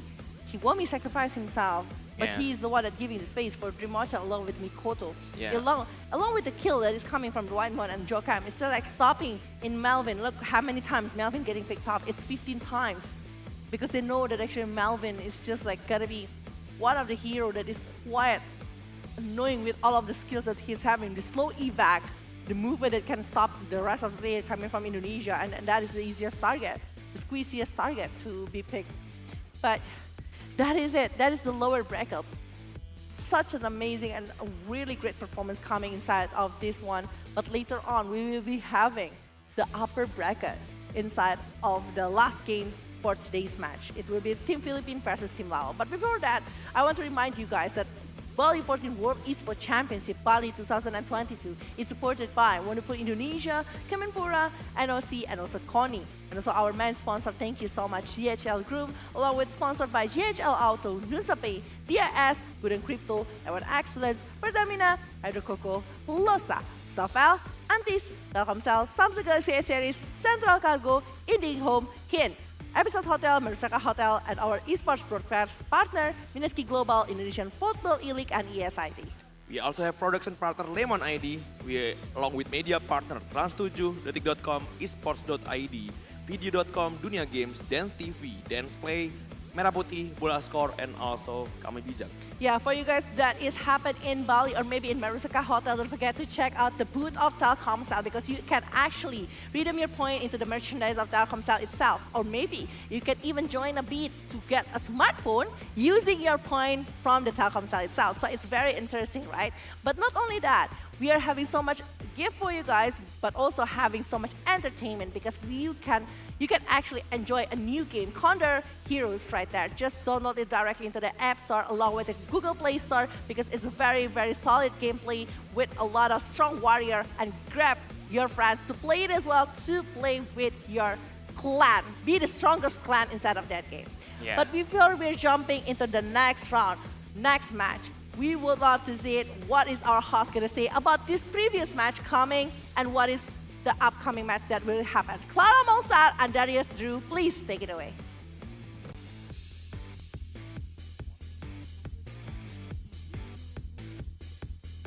Hello, thank you so much, our lovely caster, village chief, not so lovely, anonym. Exactly, and congratulations once again to Team Indonesia! One word for Indonesia, mantap. Mantap, mantap. Yeah, and they're going for the next match, which Yeah. is tomorrow against Team Thailand. Exactly, so Indonesia still have another chance to go to the grand final, of course, if they're able to win against Team Thailand. Yeah, but best of luck for both of the teams. Yeah. And last match, we have another best of the series. This is upper bracket between Philippines and Laos. Exactly, and it will be happen soon enough. So stay with us, don't go anywhere. We'll be coming back again after the short break. That's okay? right. Prepare yourself and come to Mersaka, Bali. Don't forget because we have lots of things to do here. Let's have fun here for the third match of the day, last match of DOTA 2 in IESF 14 World Esports Championship Bali 2022. See ya! See you.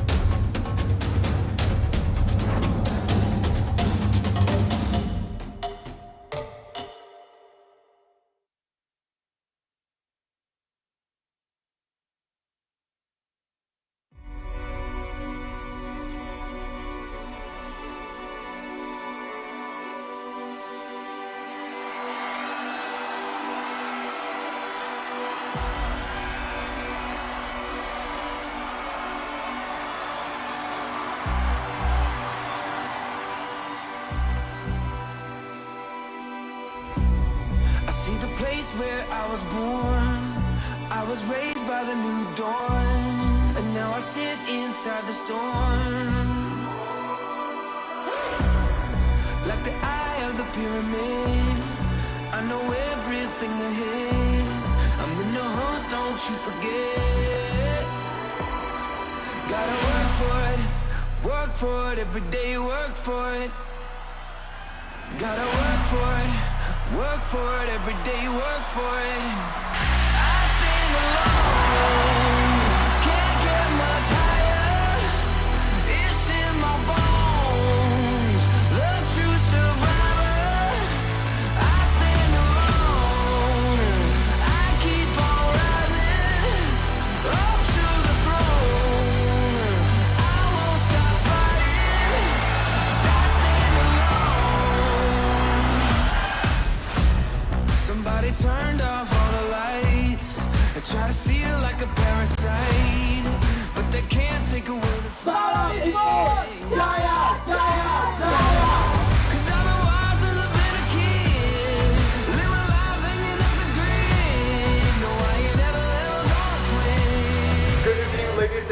gentlemen, welcome to the opening ceremony of Indonesia Esports Summit and IESF 14th World Esports Championship Bali 2022!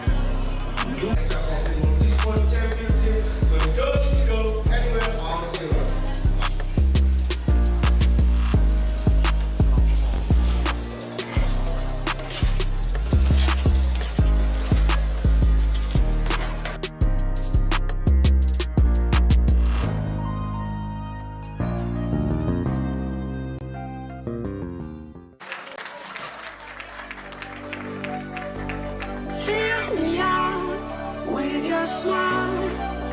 Now the sunshine brings the light. Fill me out with a flame. I will let you in this game. Take me out when I'm down. 'Cause with you I'm safe and sound. Safe and sound. Safe and sound. Safe and sound. Safe and sound. Safe and sound. Safe and sound.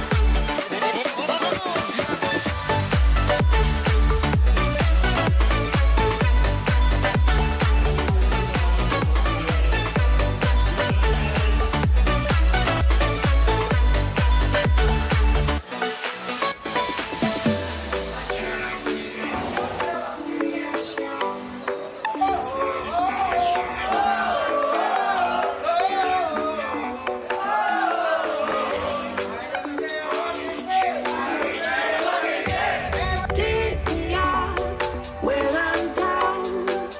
'Cause with you I'm safe and sound.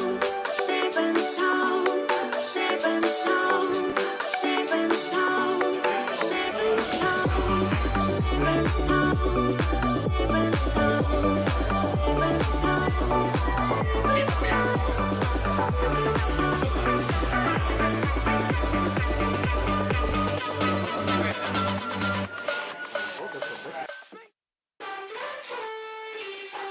Missing little moments, it was easy just feeling alive.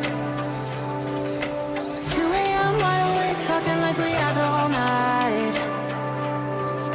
And I don't know if I said this right. No, I don't know how the days gone by.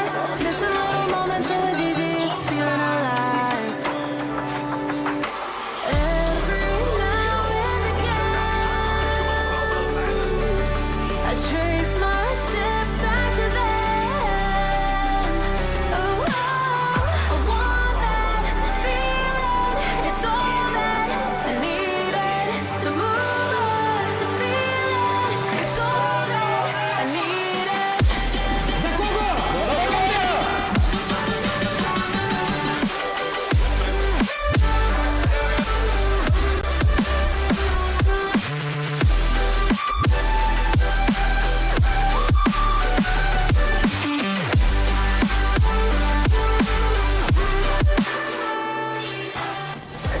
Moments in my life, empty inside.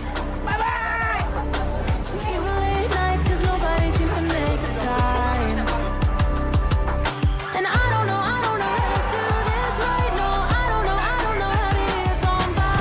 Searching for the moments on my little list 25. Every now and again, I trace my steps back to then. Oh, I want that feeling. It's all that I needed to move on, to feel it. It's all that I needed.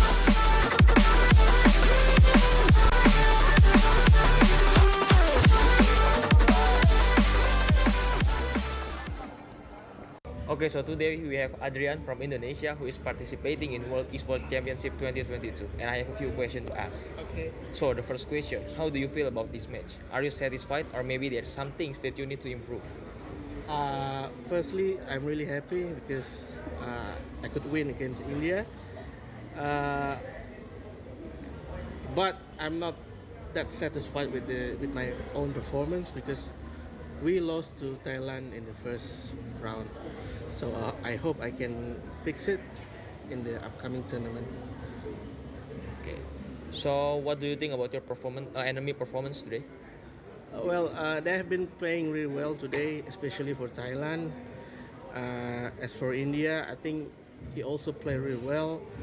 Maybe he had some doubts when he was playing against, because it was our first time playing against each other. So good luck to him, and then thank you. Okay, so is there any special preparation for the next match? Yes. So we will do a player profiling for our next opponent.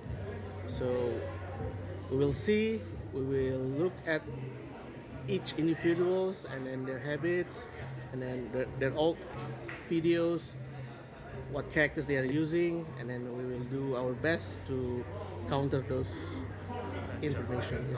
Yes. So is there any worries for the next match? Now is not the time to worry because we can only hope for the best and then we can only train for the best. Okay. So how confident are you to win this competition? Well, before the tournament, I already said that Indonesia has like 70% chances of winning this tournament. Now, I think we're down to like about 60%, but it's still a chance. So I'll take my chances. Okay. So for the last question, who is the toughest enemy in this competition and why? Okay, for me personally, it would be Thailand and Pakistan. And because Thailand is a very strong country in Southeast Asia, but Pakistan is, I think, at least world number 2 now. So, and Korea. Okay, so that's all for my question, Adrian. Thank you very much for your time, and I have the best for this competition. Thank you very much.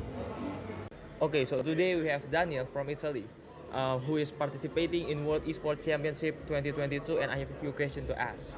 So the first question, how do you feel about this match? Are you satisfied, or maybe there's something that you need to improve from this match? I think I did well. I'm satisfied about my result, my play style. Of course, there is some part that I miss because even if you win, there is something to improve, something that you can do better.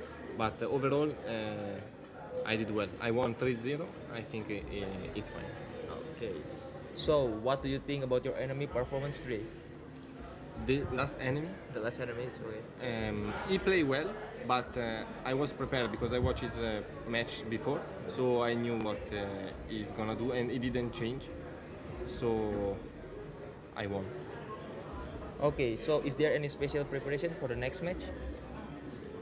Yes, I think I'm gonna play with my friend, but depends because I'm gonna play against the loser between Arslan and Book, I guess. So I have to prepare for both. So what are your worries for the next match? Is there any worries? I think I prefer to face Book because Arslan I lost before against him, and he plays a character that I'm not used to play against. So I think I prefer if Arslan won the next match, then I'm gonna face Book. Okay. So how confident are you to win this match?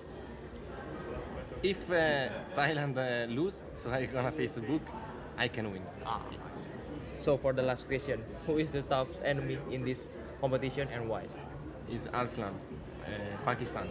I think is not here number 1, maybe also number 1 in the world or number 2 anyways. Is around that place.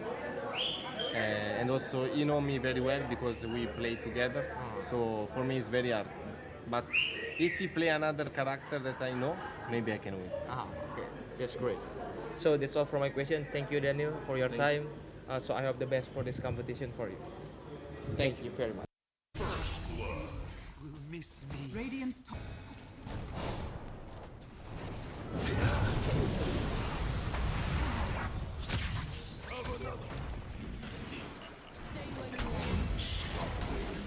Down before the count.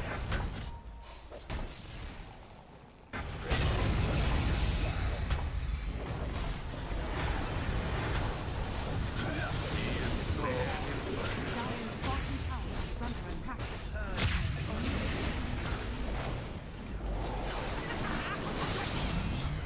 Is quenched.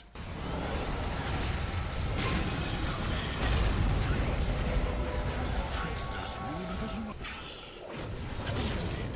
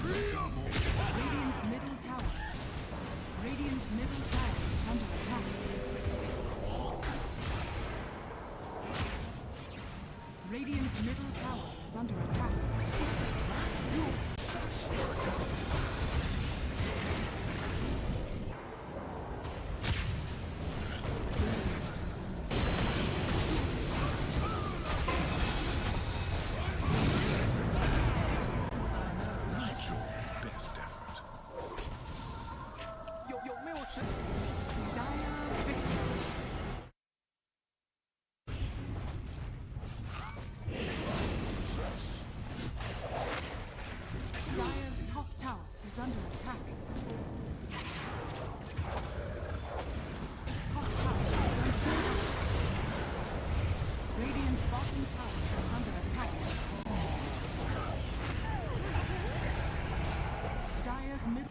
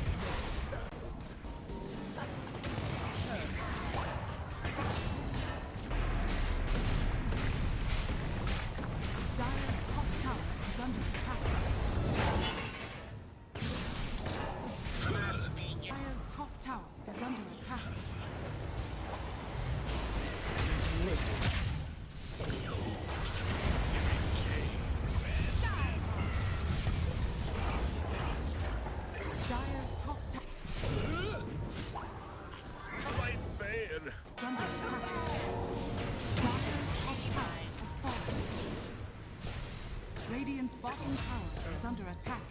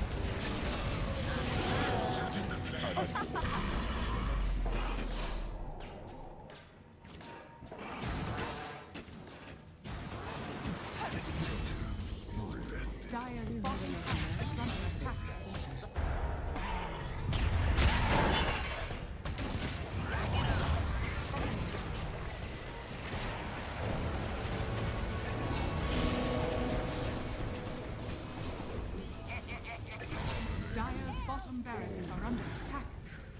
Then, Radiant victory.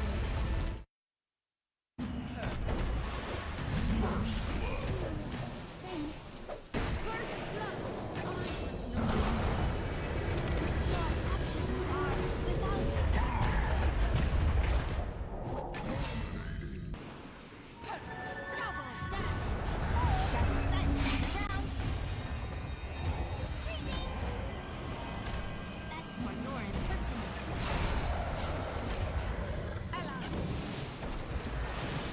My heart.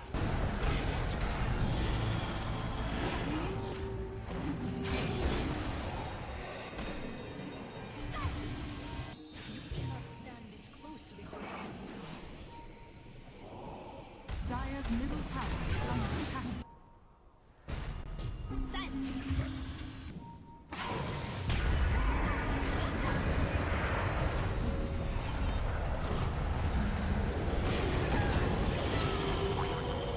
Prize is mine.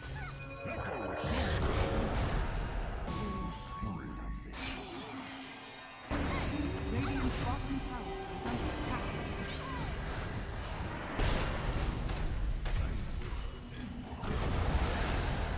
Radiant's top tower is under attack.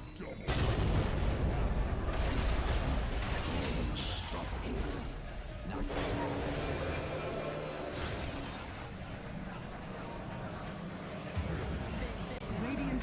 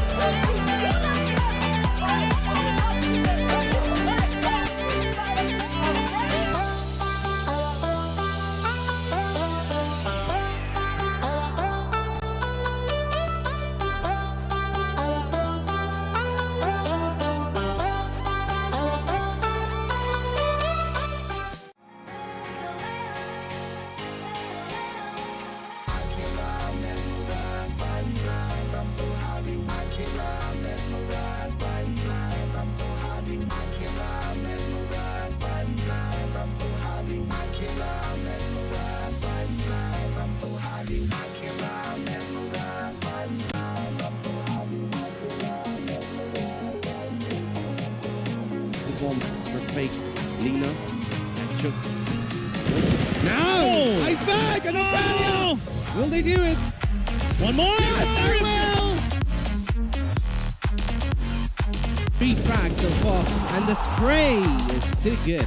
Snakes nearly crushed this one. Yeah, beautiful headshot there. No, Ghost takes one down. But Margot trades it away. 3v1, this might just be it. Another 16, no.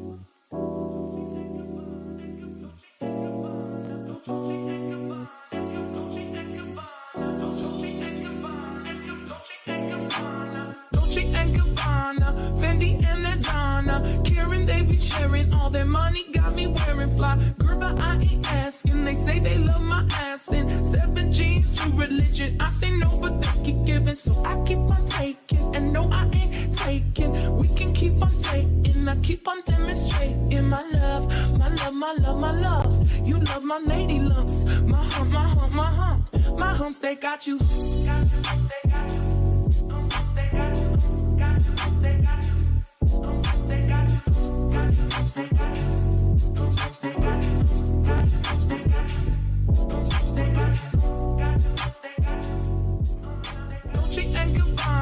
Fendi and Adana, Karen, they be sharing all their money, got me wearing fly. Girl, but I ain't asking. They say they love my ass in 7 G's to religion. I say no, but they keep giving, so I keep on taking. And no, I ain't taking. We can keep on taking. I keep on demonstrating my love, my love, my love, my love. You love my lady lumps.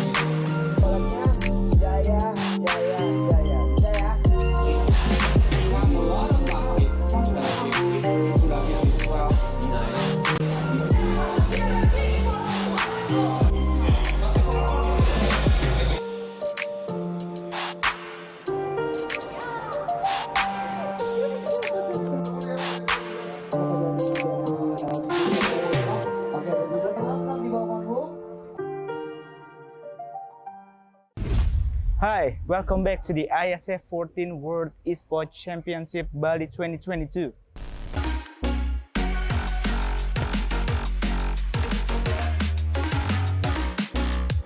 So, entering day 4 of the biggest esports championship, what did you feel? Did you have some fun? Anyway, entering the next round of this tournament, the competition is getting louder, more intense, and more entertaining. Today, there is 4 games that will be played in this tournament. CSGO on the ice stage, Dota on the earth stage, Mobile Legends on the water stage, and PUBG in fire stage. So, are you ready to watch more matches on this day? But before that, here's the joy of the day 3 of the IESF 14 World Esports Championship Bali 2022. Enjoy!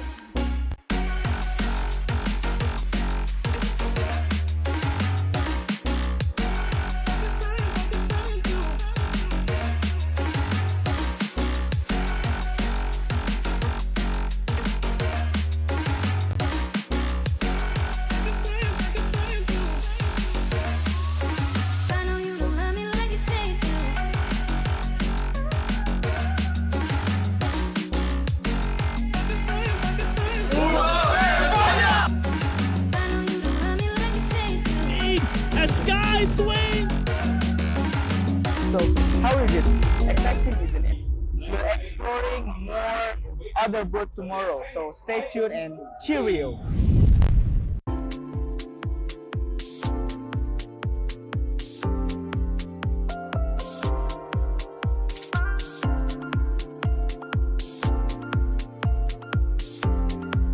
Again at the IESF 14 World Esports Championships Bali 2022. This is the day of the IESF in Bali. So, we've been through a lot of excitement in day 1 and day 2. The competitions between countries around the world is increasingly becoming more competitive and a lot of action here. So today we have 5 different games category that will be played, like eFootball 2023, CSGO, Mobile Legends, DOTA 2, and also Tekken 7. So before that, I remind you to follow our social media so you can see live updates, see match schedule and result on the IESF Instagram, IESF_officials, and also garudafood.ac. Before we go watch today's match, here's the sum recap day 1 of the IESF 14 World Esports Championship Bali 2022. This recap is dedicated to you guys, so enjoy the show.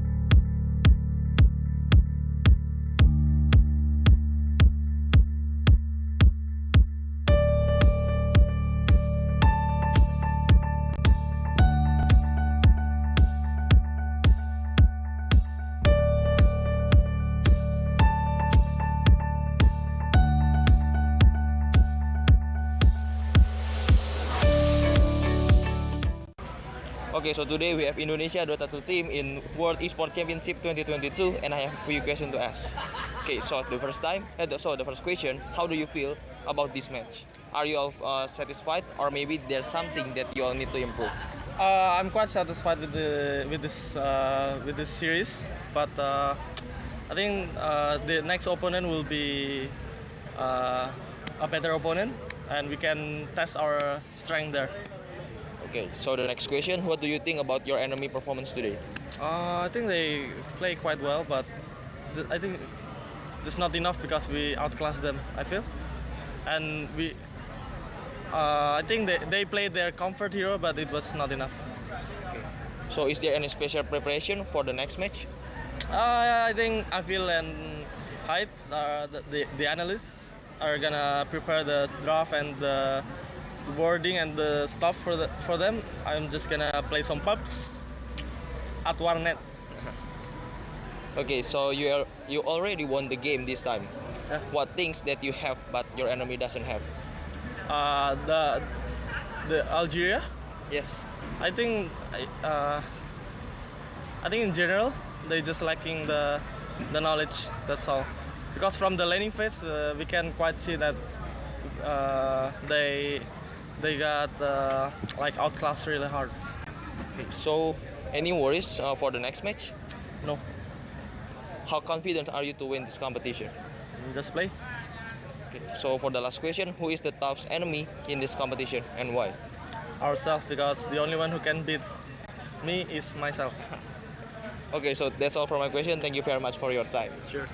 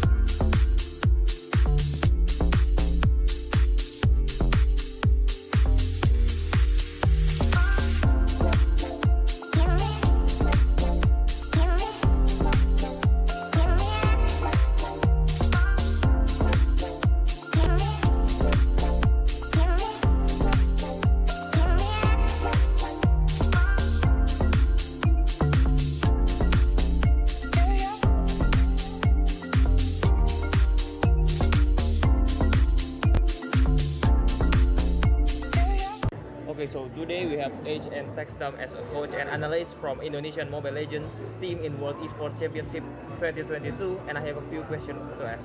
Okay, so the first question, how do you feel about this match? Are you all satisfied, or maybe there's something that you all need to improve from this match? Dengan pertandingan tadi kita udah lumayan puas lah ya, kita bisa menang terus, tapi kalau kita lihat kita tetap fokusnya buat di upper bracket final, terus nanti di grand finalnya sih. Jadi ya kita masih tetap, walaupun puas, tetap fokus buat dapetin emas sih, kayak gitu. So what do you think about your enemy performance today?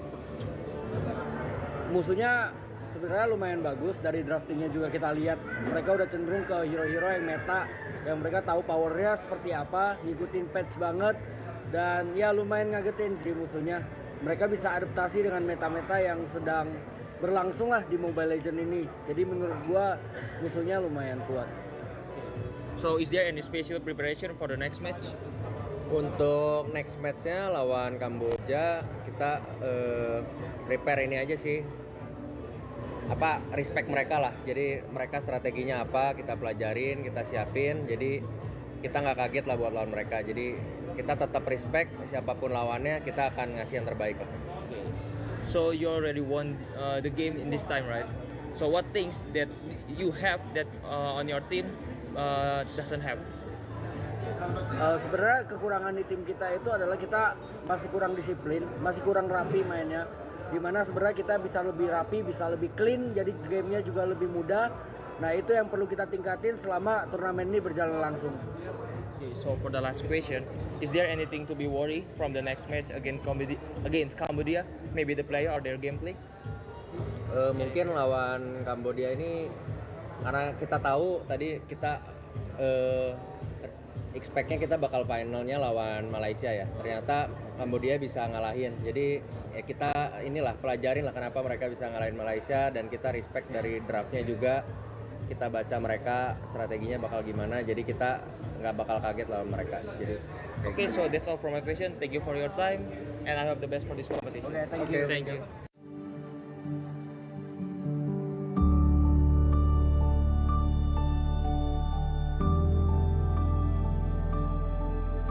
All it takes is one dream. One dream that becomes a journey. To drive an ambition. Believing in yourself. Persevering challenges. Always focused on the dream. To grow aspirations. Having the will to keep going. Building a future with a legacy. Knowing dreams can come true. Over 11 years of growth. The spirit of entrepreneurship. Created possibilities.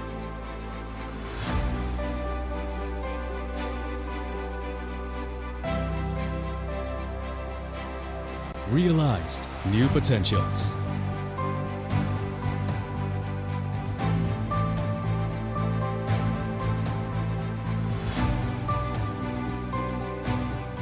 Innovate for the better.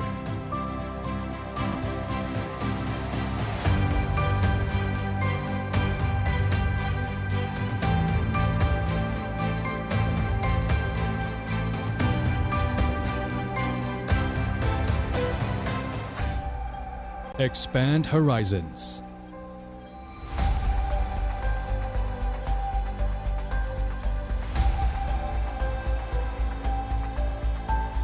To change lives.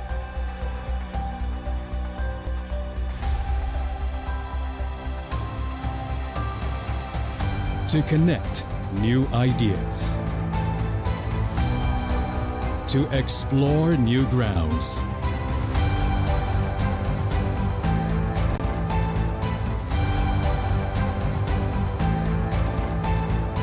With the future in sight.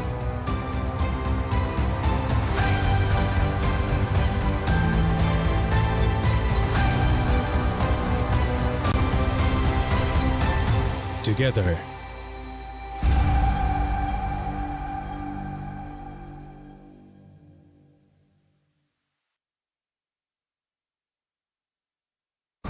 So, welcome to the IESF 15 World Esports Championships Bali 2022 with me Sigit as your field host.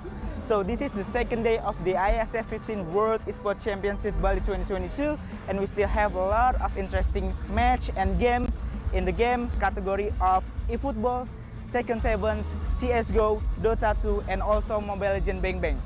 You can see full match schedule on our Instagram at the ISF_official and also garudaku.se.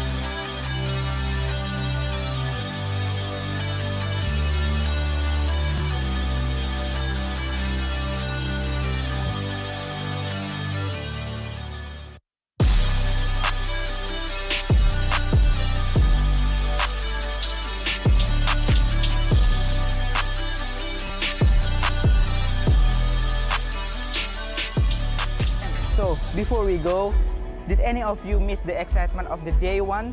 Don't worry, here's the recap day one of the ISF 15 World Esports Championship Bali 2022. Enjoy!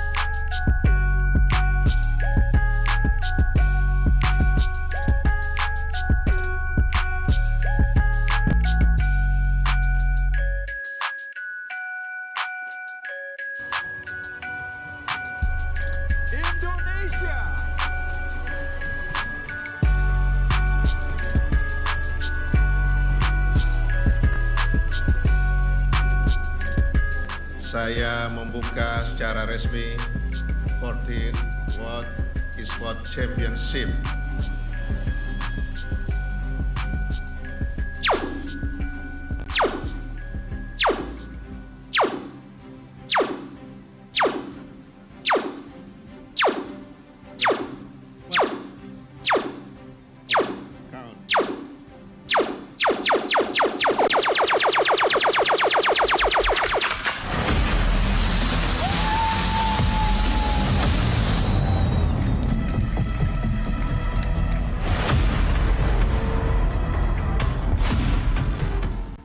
Hi guys, back again with me, Putra Sutopo as your fellow host. So right now, I'm at the Earth Stage area, where this area will be used as the stage for opening ceremony of IESF 14 World Esports Championship Bali 2022.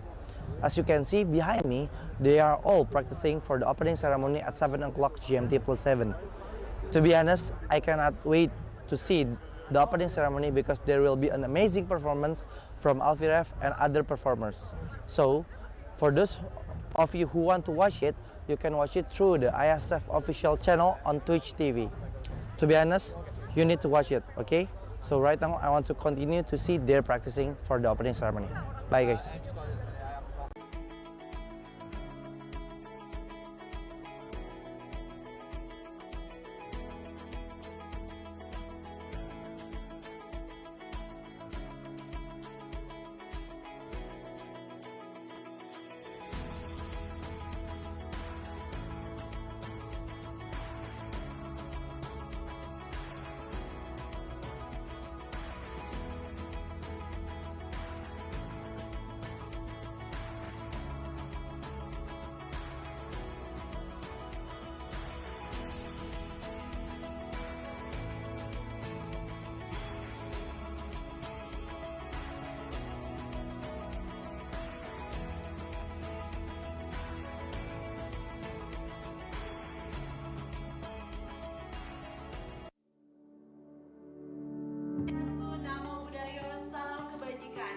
Teman-teman media semuanya.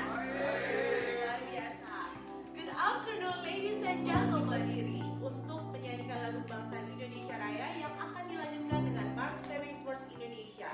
Indonesia tanah airku, tanah tumpah darahku.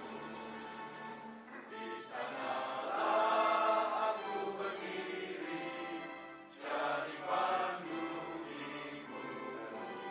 Pertama kita juga sangat berterima kasih kepada beliaunya dari IESF yang begitu memilih negara kita sebagai penyelenggara. Sekitar 42 juta ya e-sport ya, pemain e-sport tentunya akan bisa menyebarkan ini, bisa menghidupkan ekosistem daripada e-sport itu sendiri. Tentunya akan berpengaruh secara ekonomi dan kesehatan. For this event, and hopefully Bali and Indonesia will get a really good name in the international, right? Is going to influence a positive creativity in humanity and a new way to socialize, a new way to be together, a new way to be friends. When a parent looks at a kid in the computer with headset on and talking. Salam Esports. Jaya, jaya, jaya. Okay. Okay, thank you so much.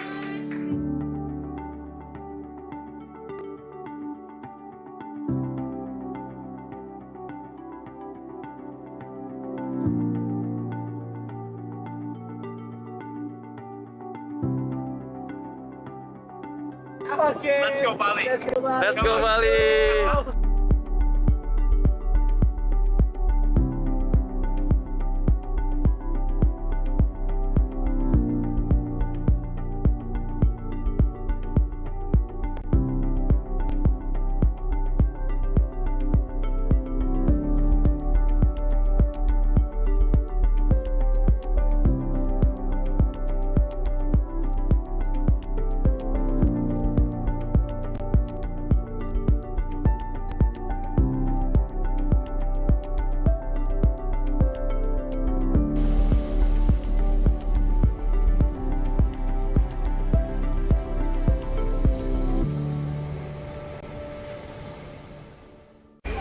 Nah, setelah hari ini kita bahas berbagai macam match, mulai dari match yang ada di Ice Stage ataupun yang ada di Fire Stage. Sekarang saya mau ngajak kalian untuk relax terlebih dahulu, di mana saat ini saya berada di booth area. Di sini banyak banget berbagai macam activation yang disediakan oleh booth-booth, baik itu booth dari sponsor ataupun booth-booth dari partner-partner PBSI dan IESF. Seperti yang ada di belakang saya, ini ada Garuda Zone, di mana seperti yang kalian lihat, di sini banyak banget area-area permainan, ada racing simulator, ada juga mesin capit yang bisa mendapatkan hadiah item-item Dota, atau di sekelilingnya banyak sekali game-game atau booth-booth dari developer lokal. Nah, sekarang saya mau ngajak kalian untuk kita keliling-keliling di area booth. Mungkin buat kalian yang mau nonton dan mau datang ke acara IESF World Championship ini, kalian bisa tahu nih, kalian mau ke booth mana dan mau menikmati activation di booth mana aja. So, ayo gue ajak kalian untuk keliling-keliling lebih dahulu.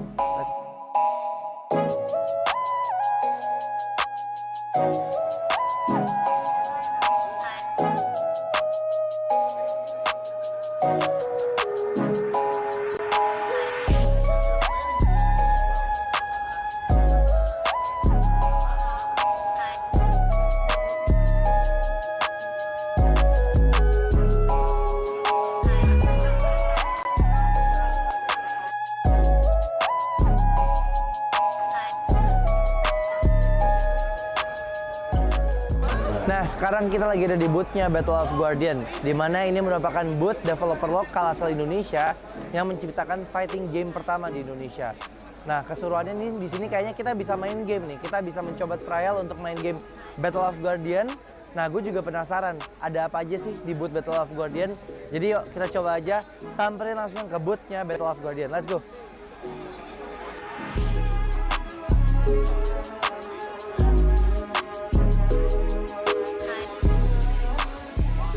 Nah, aku sekarang udah sama Kak Jenny selaku strategisnya ya Mbak ya, strategisnya dari Battle of Guardian.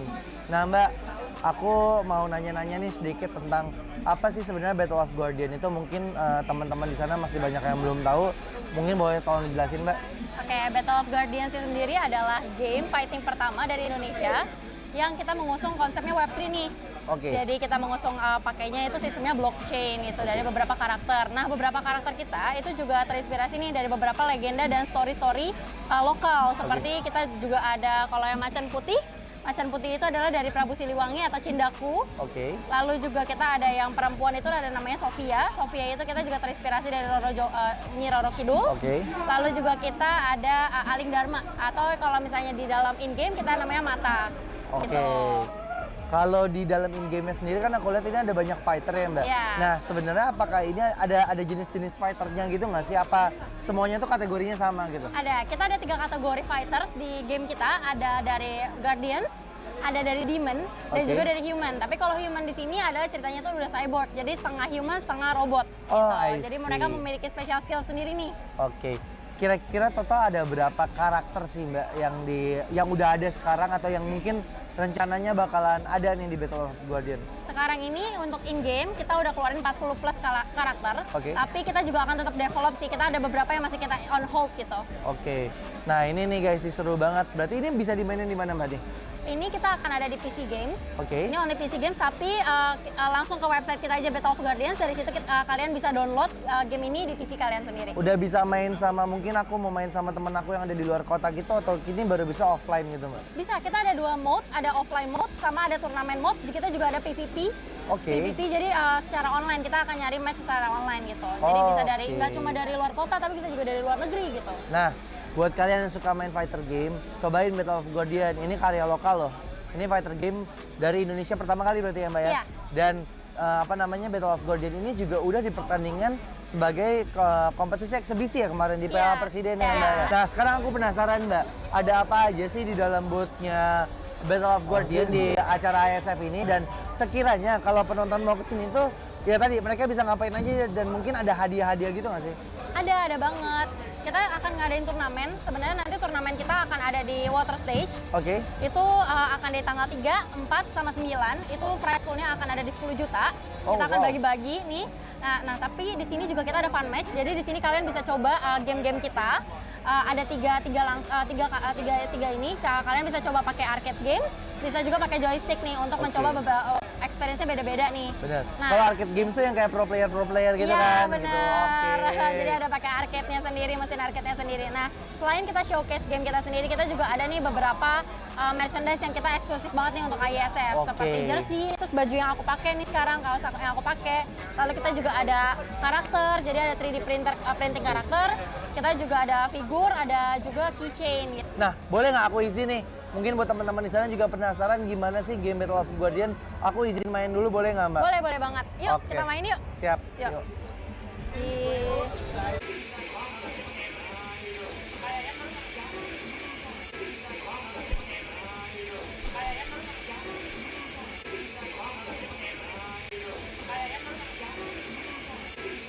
Mbak Jen, thank you banget udah ngasih kesempatan aku untuk main Battle of Guardian. Gamenya seru banget. Ini sih buat kalian yang suka main fight game bakal ketagihan banget ya Mbak ya. Oke kalau kayak gitu. Mbak Jen, aku pamit. Thank you ya Mbak Jen ya. Thank you. Oke.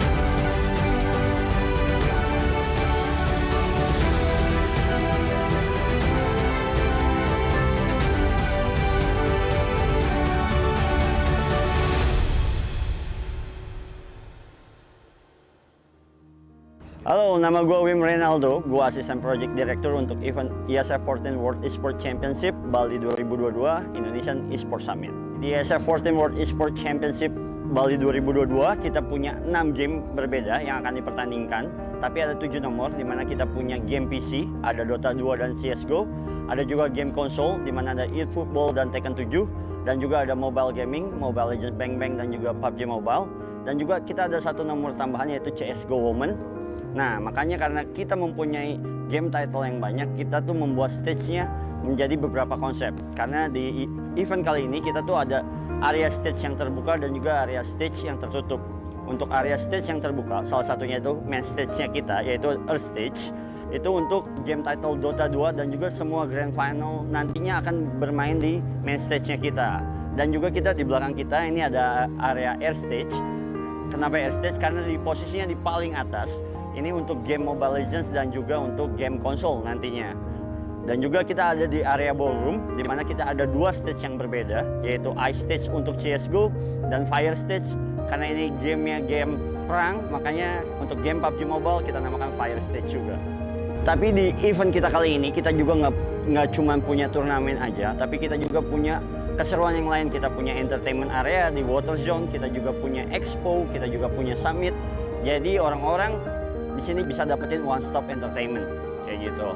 Dan untuk preparasinya ini kita udah mulai dari kurang lebih hampir 1 tahun untuk menyiapkan ini semua. Ketika kita terpilih menjadi tuan rumah ke-14, kita sudah menentukan nih tempat-tempat mana yang paling cocok untuk jadi event venue-nya kita. Makanya kita putuskan di sini di Merasaka Hotel Nusa 2. Kita harapkan kita start di tanggal 2 Desember sampai 11 Desember dan semua untuk para atlet sudah mulai datang dari tanggal 29 November sampai nanti tanggal 1 Desember. Kita harapin teman-teman dukung juga tim nasional kita karena kita sekarang menjadi tuan rumah untuk IESF 14 World Esports Championship Bali 2022. Datang ke acara kita, jangan cuma nonton online aja, datang karena kalian dapetin keseruan, kalian bisa dukung timnas kalian bisa dapetin keseruan dan juga mendapatkan kesempatan ini karena event perdana di mana kita adalah partisipan terbanyak untuk di event IESF kali ini, yaitu kurang lebih ada di 106 negara yang akan hadir di sini bermain untuk 6 game title.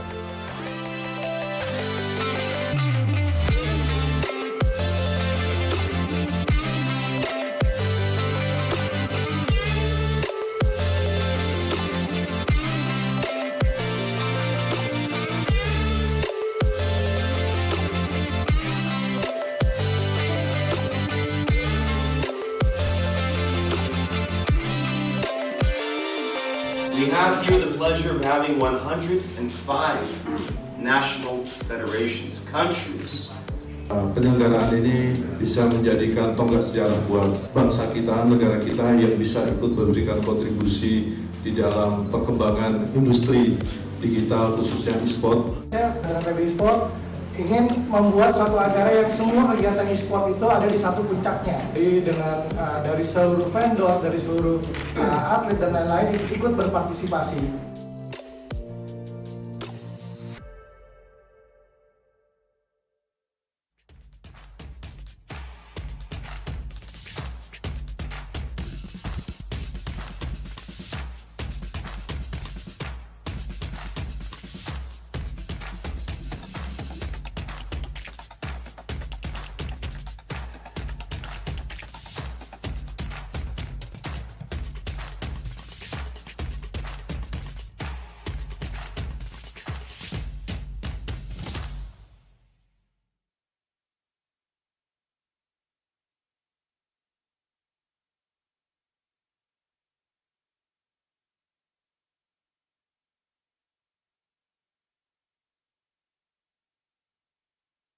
Berat pikiran.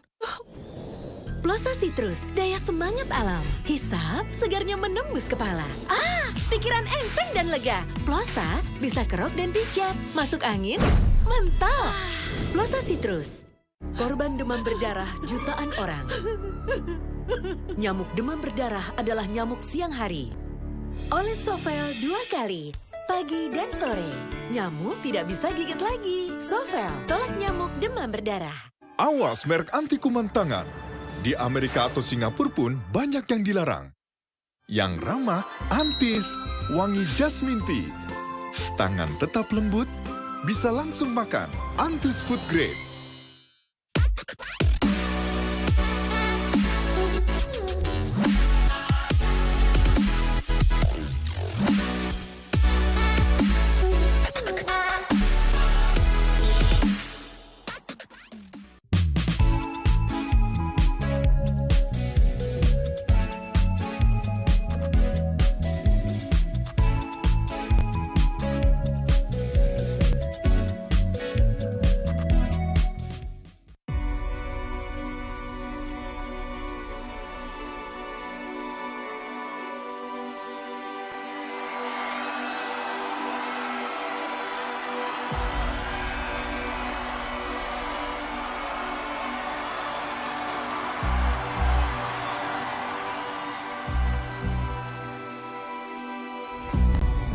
See the place where I was born. I was raised by the new dawn, and now I sit inside the storm. Like the eye of the pyramid, I know everything ahead. I'm in the hunt, don't you forget. Gotta work for it every day, work for it. Gotta work for it every day, work for it. I sing alone, can't get much higher. It's in my bones, love true survivor. I sing alone, I keep on rising up to the throne. I won't stop fighting, 'cause I stand alone. Somebody turned off all the lights. They try to steal like a parasite, but they can't take away the fight. Jaya, Jaya, Jaya. 'Cause I've been wild since I've been a kid.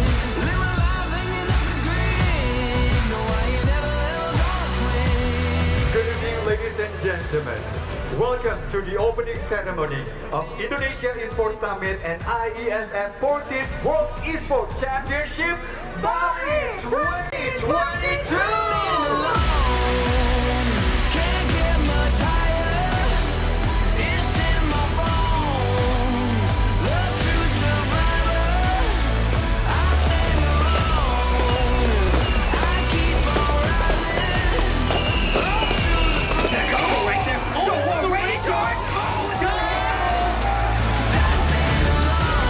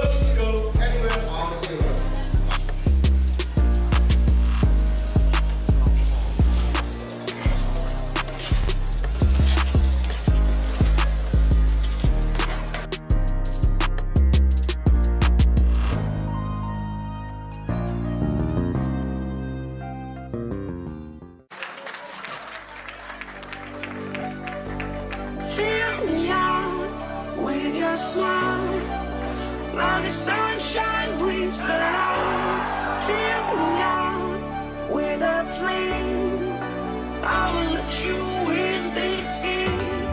Take me out when I'm down, 'cause with you I'm safe and sound. I'm safe and sound. I'm safe and sound. I'm safe and sound. I'm safe and sound. I'm safe and sound. I'm safe and sound.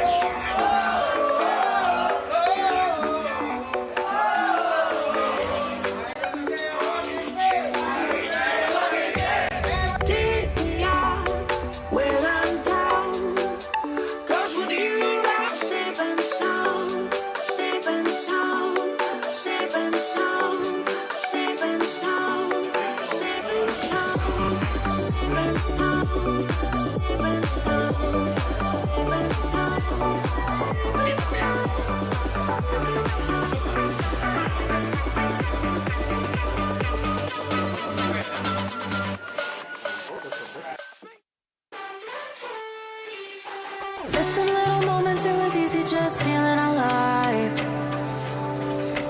2 a.m. wide awake, talking like we had the whole night. And I don't know if I said this right. No, I don't know how the days gone by. Missing little moments, it was easy just feeling alive. Every now and again, I trace my steps back to then.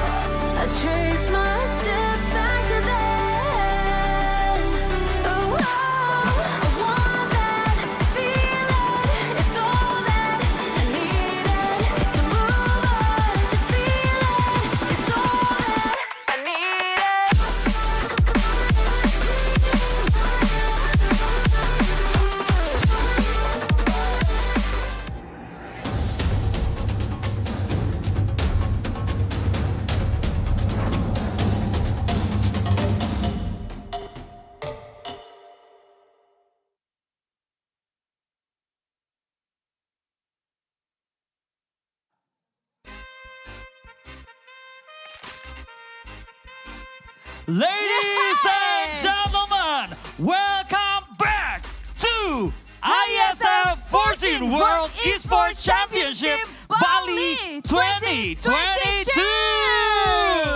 Marusaka, are you ready for this last match of Dota 2 upper bracket? Give some noise, guys. Let's go. All right. And our friends in online also, they cannot wait to see who will be the first team that will have a place, special place to the grand final. Exactly. So one of these team will go ahead to the grand final, and the loser one needs to go to the lower bracket again to fight against another team. That's right, because we only have 3 teams left in this Dota tournament in IESF. We have Team Indonesia and also Thailand. Thailand, exactly. So who will be the one who accompany Team Indonesia and also Thailand? Either Team Philippines or Team Laos. That's right. That probably the most interesting things today because this is the last match. True, so everyone is waiting for Exactly. this match. Actually, I do also waiting for this moment. Like, this is gonna be a very epic battle, of course. And the winner, we goes to the grand final. That's right. I'm gonna take a break for tomorrow. Yeah, true. So, let's call the first team then, Clara Monster. Let's go. All right, so please welcome, guys, the first team who will have their upper bracket matches. Please welcome Team Philippines!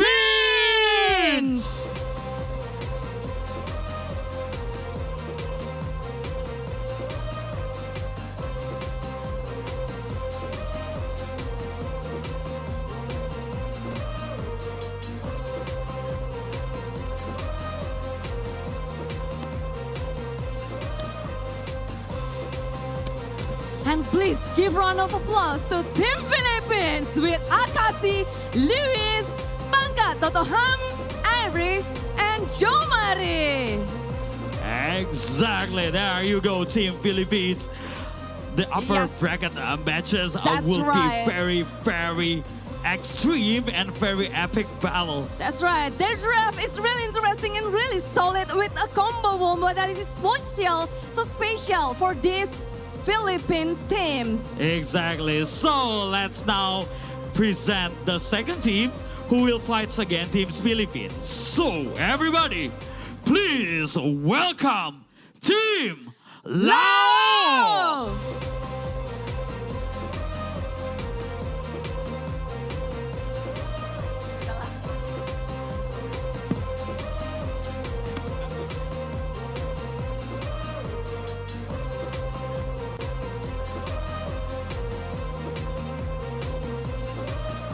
Make some noise to Team Lao with Jackie Boy, BB, Nevermind, Akito, and MYN. Yep, there you go, Team Lao. Yes, they really shown their improvement within these tournaments, and they are really improving super fast. And they have really good player in this team, so this is gonna be epic battle between this Philippines team and also Lao team. Best of the series for upper bracket. Like what we said just now, that the winner will go to the grand final and the loser will go to the lower bracket section again. So guys, we believe that you are supporting both of teams, either Philippines or Team Lao. Please, the one who watching online, you can comment and you can put your support up there. That's right. Please give some positive energy here with your country or the teams that you are rooting for. And also in Marusaka, please join us here on the Earth stage because we will see and witnessing who will be the winner of this match.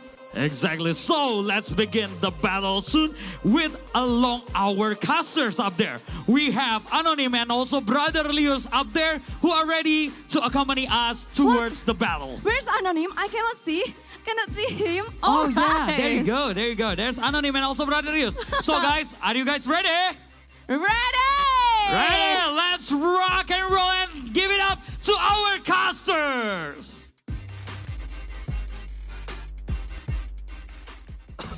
Thank you so much, Brother Darius Drew and Sister Clara Mongstar, and welcome back to the caster desk. Still with me, Koliosa. Anonym. Yep. And this is it, the final upper bracket. The winners, like Darius already mentioned before, will go to the grand final and of course have the advantage already winning 1 game points. Yeah, a really huge game right now. Loser though have to go to the lower bracket. They have to be careful there. But of course, we would like to say thank you first because the IESF 14 World Esports Championship Bali 2022 is supported by wonderful Indonesia, Kemenpora, NOC, KONI, and of course, thanks for all the sponsors, GHL Group, GHL Auto, Nusape, DIS, Gudang Crypto, Taiwan Excellence, Pertamina, Hydrococo, Plosa, Sofil, Antis, and also Telkomsel, Samsung Galaxy A Series, Central Cargo, IndiHome, HIN, Episode Hotel, Merusaka Hotel, with the broadcast partner Minaski Global, Indonesian Football E-League, ESID, with production partner Lemon ID. Also we have media partner Trans7, Detik.com, Esports.id, Video.com, Dunia Games, Dance TV, Dance Play, Merah Putih, Bola Score, and also Kami Bijak. Yep. Thank you so much because with all of your support, I think we can have this kind of big event, huge event, a wonderful event. But now we're gonna see it first. Who's gonna go to the grand final? Because we're gonna see the journey from every team on the bracket. Let's go. So we're gonna have the bracket right now. So this is it. A long journey already. We have only 4 teams left, and all the team left is actually from Southeast Asia. Yeah, because like the Philippines and Laos, they already play on the play-in stage. But now they are on the final upper bracket. But Thailand versus Indonesia gonna play tomorrow, and we gotta see who's gonna be the first team who goes to the grand final. And this is today's schedule from the North Macedonia versus Thailand, already win by Thailand by 0-2. And Kazakhstan versus Indonesia, already win by the home team, 0-2 again. And now Philippines versus Laos. If you are looking at the trend, Ano, the winning team is on the right side. Laos gonna win it, or Philippines gonna break the trend, gonna break the mainstream. Yeah, so we're going to see if Philippines can do it. Let's see the lineup first. There is Akashi, Lewis, Grims, Aris, and also Joel. They're playing really well though. They're improving a lot during the tournament. Already beat Indonesia also before yesterday. By 2-1, if I'm not wrong. For the score, by right? 2-1. A really good team right now from Philippines. And now this is the lineup for the team Lao. We're gonna have Jackie, BB, Nevermind, Akito, and Min. Yeah, a strong performance also. They're playing last yesterday and they're playing last again today. Wow. Are we gonna see like 3 games like yesterday, or we gonna see like 2-0 or even 0-2 by the result of this third match? Because later we're gonna see the head-to-head from both of the team. I think it's Akashi and Jackie, because Jackie is the star player from the Lao team. Yeah, in terms of participation, I think Akashi is actually ahead of Jackie. The other thing is pretty much the same. Jackie have a better farming pattern though. A little bit high difference in terms of GPM, and Akashi still is ahead in terms of XPM. It's actually show that he is contributing a lot in the fight early into the game. But for the player spotlight, we're gonna see Luis, because the kills, look at it, 14 kills. I think it's a lot for Luis itself, and it's only have like 4 deaths. So the positioning from Luis is very, very good. And for the assist, he got 16 assists. Goal per minute is 614, and the XP per minute is the 880. Yeah, a lot of kill participation there from Luis. He played really well yesterday.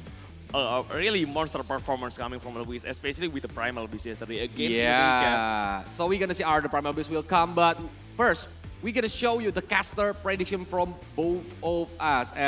For me, I'm thinking like maybe Philippines gonna go to the grand final, waiting for the between Indonesia or Laos or Thailand, because we are already still have that 3 team. But for Anonym itself, you choose? I choose over Laos. I think they are really strong right now. Especially how they improve. They keep I improving. really love. They keep game after game after game that they show a better play every match that means that the evaluation is succeed, and of course the implementation during in-game is good for the Laos team. That's why we're gonna see it all the third match of the day. Are the Laos team already learned from all of the gameplay of Philippines, or they just gonna like move to the lower bracket later? Yeah, so maybe Philippines showing some surprise move also with the draft, maybe with the play also. Because the loser from this match gonna move to the final lower bracket. Yeah, they will wait between Indonesia or Thailand. Whoever wins get a chance to go into the lower bracket final to face again the loser of this match. Yep. So guys, so whoever win in this match doesn't have to play tomorrow. They got a 1-day break because tomorrow we only have lower bracket matches, right? But look at it, the Primal Beast is already being banned. Wow, with Tiny and Brute. Respect ban against Luis though.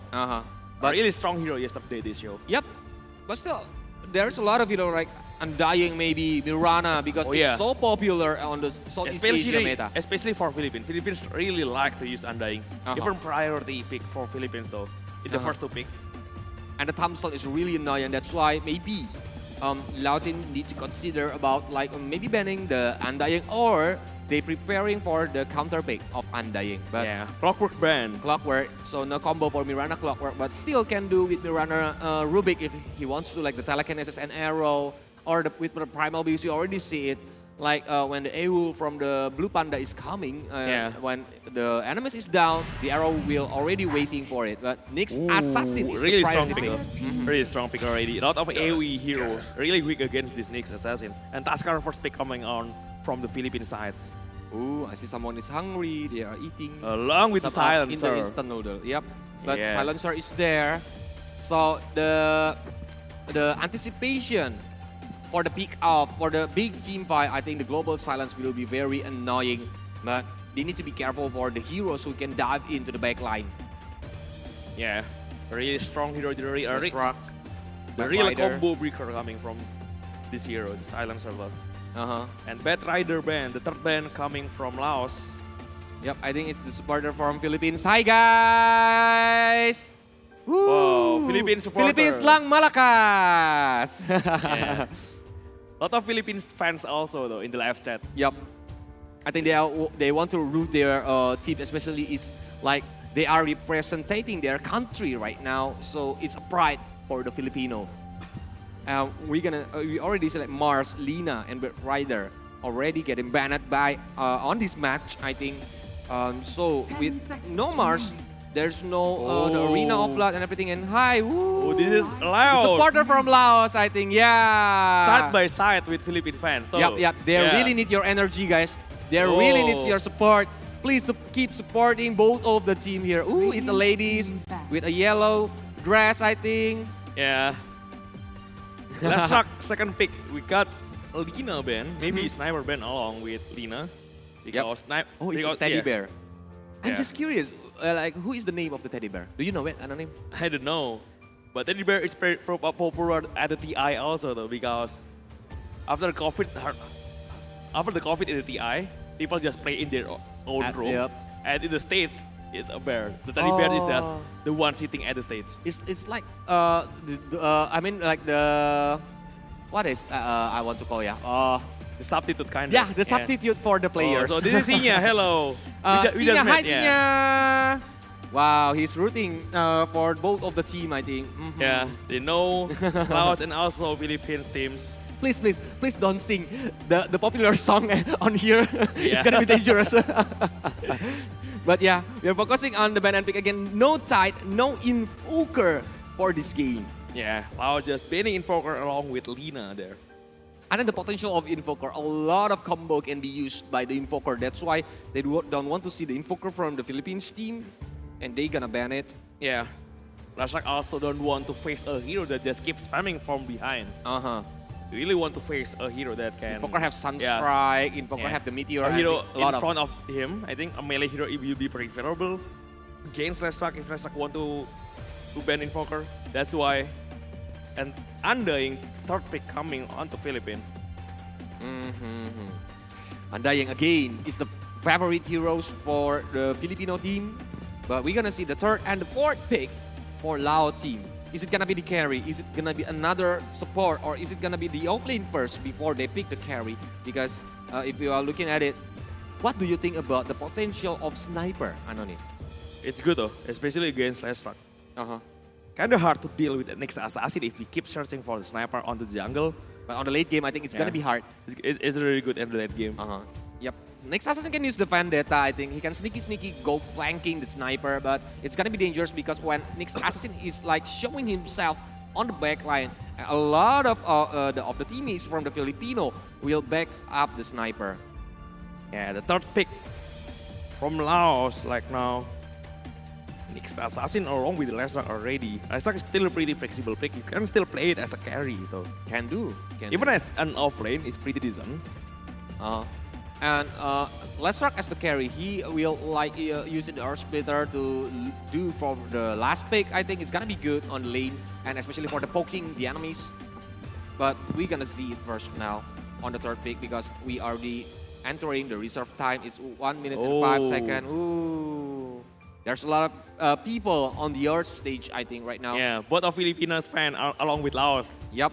Sitting together, watching the team facing each other though. Because, so yeah. Yep, it's the final upper bracket, Ano. So the match gonna be so wonderful. The third pick still, they spent a lot of reserve time already. 40 seconds left before they run out of time. Let's see what kind of heroes, because the Filipino teams... Next assassin surely to be a sport, Lestrak. Oh, Mirana. Korm and Mirana. Combo with Impel, Arrow, I think. A pretty decent combo already. We always see a really nice combination with Arrow though. There's a lot of combination right now. Maybe next assassin will start the initiation. The Arrow set up along with the Split Earth coming from Lestrak. There is Marcy, fourth pick from Lao. So it's gonna be Marcy core. Marcy offlane, I think, yeah. With BKB, Marcy gonna be strong. And I want to shout out something about the Mirana from the team Lao. The accuracy from the arrow is really good. Yeah, especially if he's having a proper setup. That's why maybe Filipinos team needs to be careful about the arrow. He needs to like make sure where is Mirana at, or like it can be a surprise attack when Mirana do the rotation. But Naga Siren already, the fourth pick coming from Philippines, they already used it yesterday against Indonesia, and it's a really strong pick. With Akashi is the one gonna play it. With Naga Siren, Mirror Image, the Song of Siren, it's gonna be useful during the team fight, especially when they want to like stopping the enemies from engaging or even like from running away. It's a good resource skill. Having pretty much everything though. The defensive from the Song of Siren, even is strong. With the setup, generate a really good hero for farm. Usually having a really high net worth. Easily clear the lanes, easily clear the jungle also. And Magnus, the potential combination that they used yesterday is already getting banned by Lao. Magnus and along with Naga Siren. A really great farm potential. Yep, so no Magnus, no Morphling now. Slark is still open, Lifestealer is still open, but Dawnbreaker is their choice to be the last ban. Already, Morphling ban also with Philippines. They need to ban one hero for Jackie. Natural Prophet already getting banned. That's a hero that's really scary the favorite one. if you give it to Jackie. Yep. Because of the potential, he can do the teleportation anywhere he wants, as long as the teleportation skill is ready, and like looking for some free spaces for the farming. Yeah, Lifestealer kind of decent, but it's hard against Silencer along with Taskar. Kind of hard to have Lifestealer there. It's good again Naga. It's good again Undying though. Still have Lifestealer, or what do you think about the potential of Slark being used by the Filipino team? Oh, it's good. It's good. Yeah. I mean, from Lao. I mean from Lao. Yeah, I mean from Lao. It's good. It's gonna be good. A decent pick also against Silencer. There is a chance the Dark Pack comes out first before the Global Silence. That's why, what is the last hero that they gonna ban? Because there's a lot of possibilities that can be used as the carry. Monkey is fine also, Monkey King. If they want to pick it, Pats also having a really good AoE against Naga. So they try to ban Medusa. Or Medusa. Medusa is decent. Kind of hard early on onto the game though. But in the on late game, yeah, it's very strong. Yeah, it's a decent hero against Naga. Okay, this is it. 25 more reserve time for the Filipino team, and Patch is their choice. Yeah, they're thinking over something right now. Lao have their last pick for the carry position.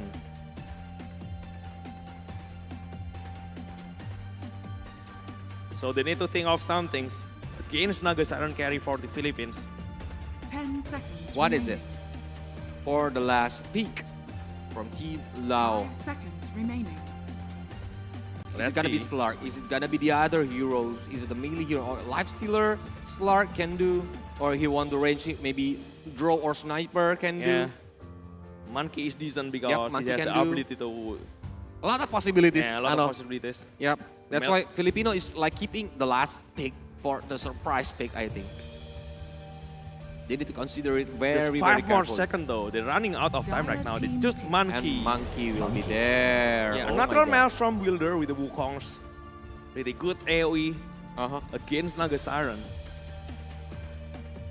A territorial hero though. Yep, and this is it, the last pick. It can be the mid lane, it can be the off lane if Tusk gonna play on the mid lane. It's still flexible for the Filipino team. Yeah, let's see about it. The last pick, Pango. From Philippines, Pango here. It's gonna be Pango here mid lane, Taskar off lane, I think. Or maybe it's the other way around.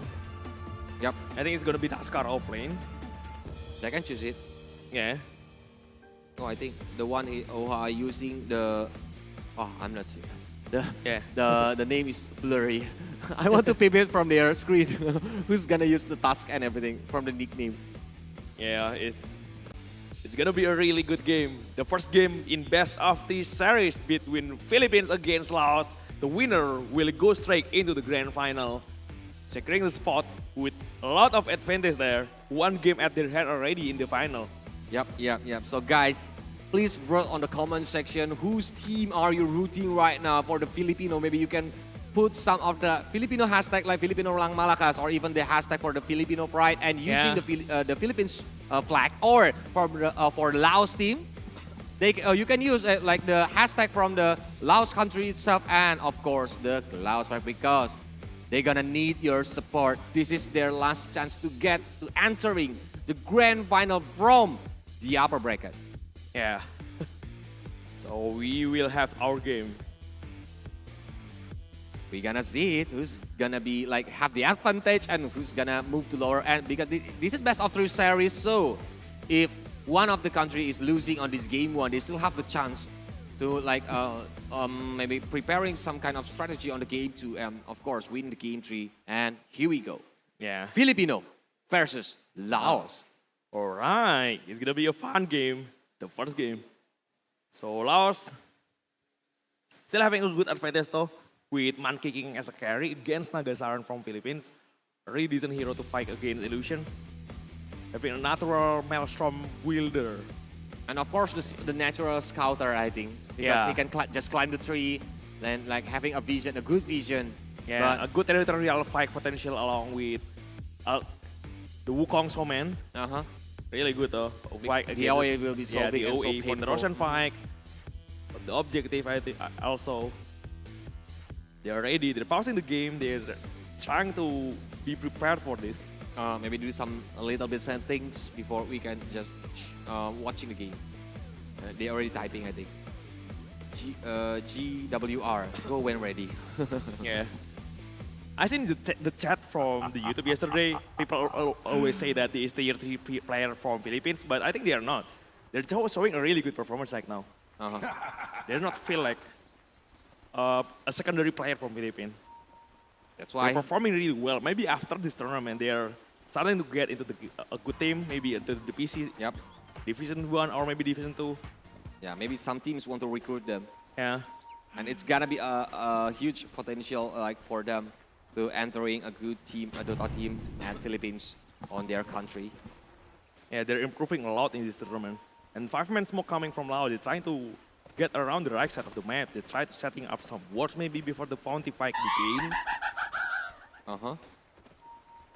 They're trying to go onto the high ground. There is now one there. So both of them actually on the other side. To battle. Yep, they're just gonna put some vision first before, and I think they won't contest the rune if they don't want to move, but yeah, a little bit problems, so we're gonna wait again. Yeah. Yep. So the Yeah, pause coming. it's maybe. because of the technical issue, guys. Yeah. So you must understand, because they want to deliver for the best performance ever. So if there are any like a slightly disturbance, they must fix it. They must feel comfortable on their battle station there. That's why we will give them time to like make the settings and everything. Just making sure everything is perfect right now. The game already started again. So 30 more seconds 13 more seconds before the bounty runes spawn. So LAOS try to go onto the left side of the river. They try to find something. They have a really good combination of arrow though to find the kills. Never mind. In front of them, the illusion just blocking the arrow's way. So the rebound is there onto the under him, and they will get a kill. Akito is the one taking the first blood. Ooh, it's a good advantage for the LAOS team, I think, because they got the first blood, but Jawel, body block coming from me, and Jackie just keep hitting the well. Low HP, really. I don't think he will be taken down though. It's too near the tower, but taking a lot of damage already. Yep. And it makes him need to like maybe eating some tango or even go back to the fountain. And it's buying some times for the LAOS team, especially for the bottom lane hero. Yeah, bottom lane hero. Jackie getting the bonus raffle 1, I think, for the bounty fight, so doesn't have any Jingu mastery as of now. And BB already having a little bit advantage over Luis in the mid lane. Trying to get over the important last hit with the Split Earth. Already level 2. That's why the poking ability, the head-to-head between Pango and Lesra, what do you think, Ano? Who's gonna be like from the hero itself? In terms of laning pace, I think both of them is actually fine. One doesn't really counter another. But in Pango can do a decent last hit also. He can use fast buckle with Sin Cast, try to secure the range. Yep. But Jackie is trying to run behind. There's nothing to kill him though.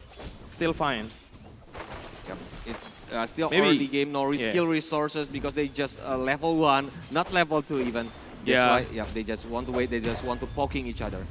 He really need that level though, he needed Jingu Mastery. Against Taskar, a melee hero. A really good one if you have Jingu on the skill from Jackie. Because with Jingo, he will like keep poking for the Jawel. He's a melee hero, so he will be on the range for the Jingo. But Pal has already been there, but Ruiz just want to like having some kind of poking ability. Yeah. Having a decent last hit on the bottom lane though, Jackie's 11 with the 2D nice. Last luck with Peng earlier, pretty much even on the mid lane. On the top, 9 last hit.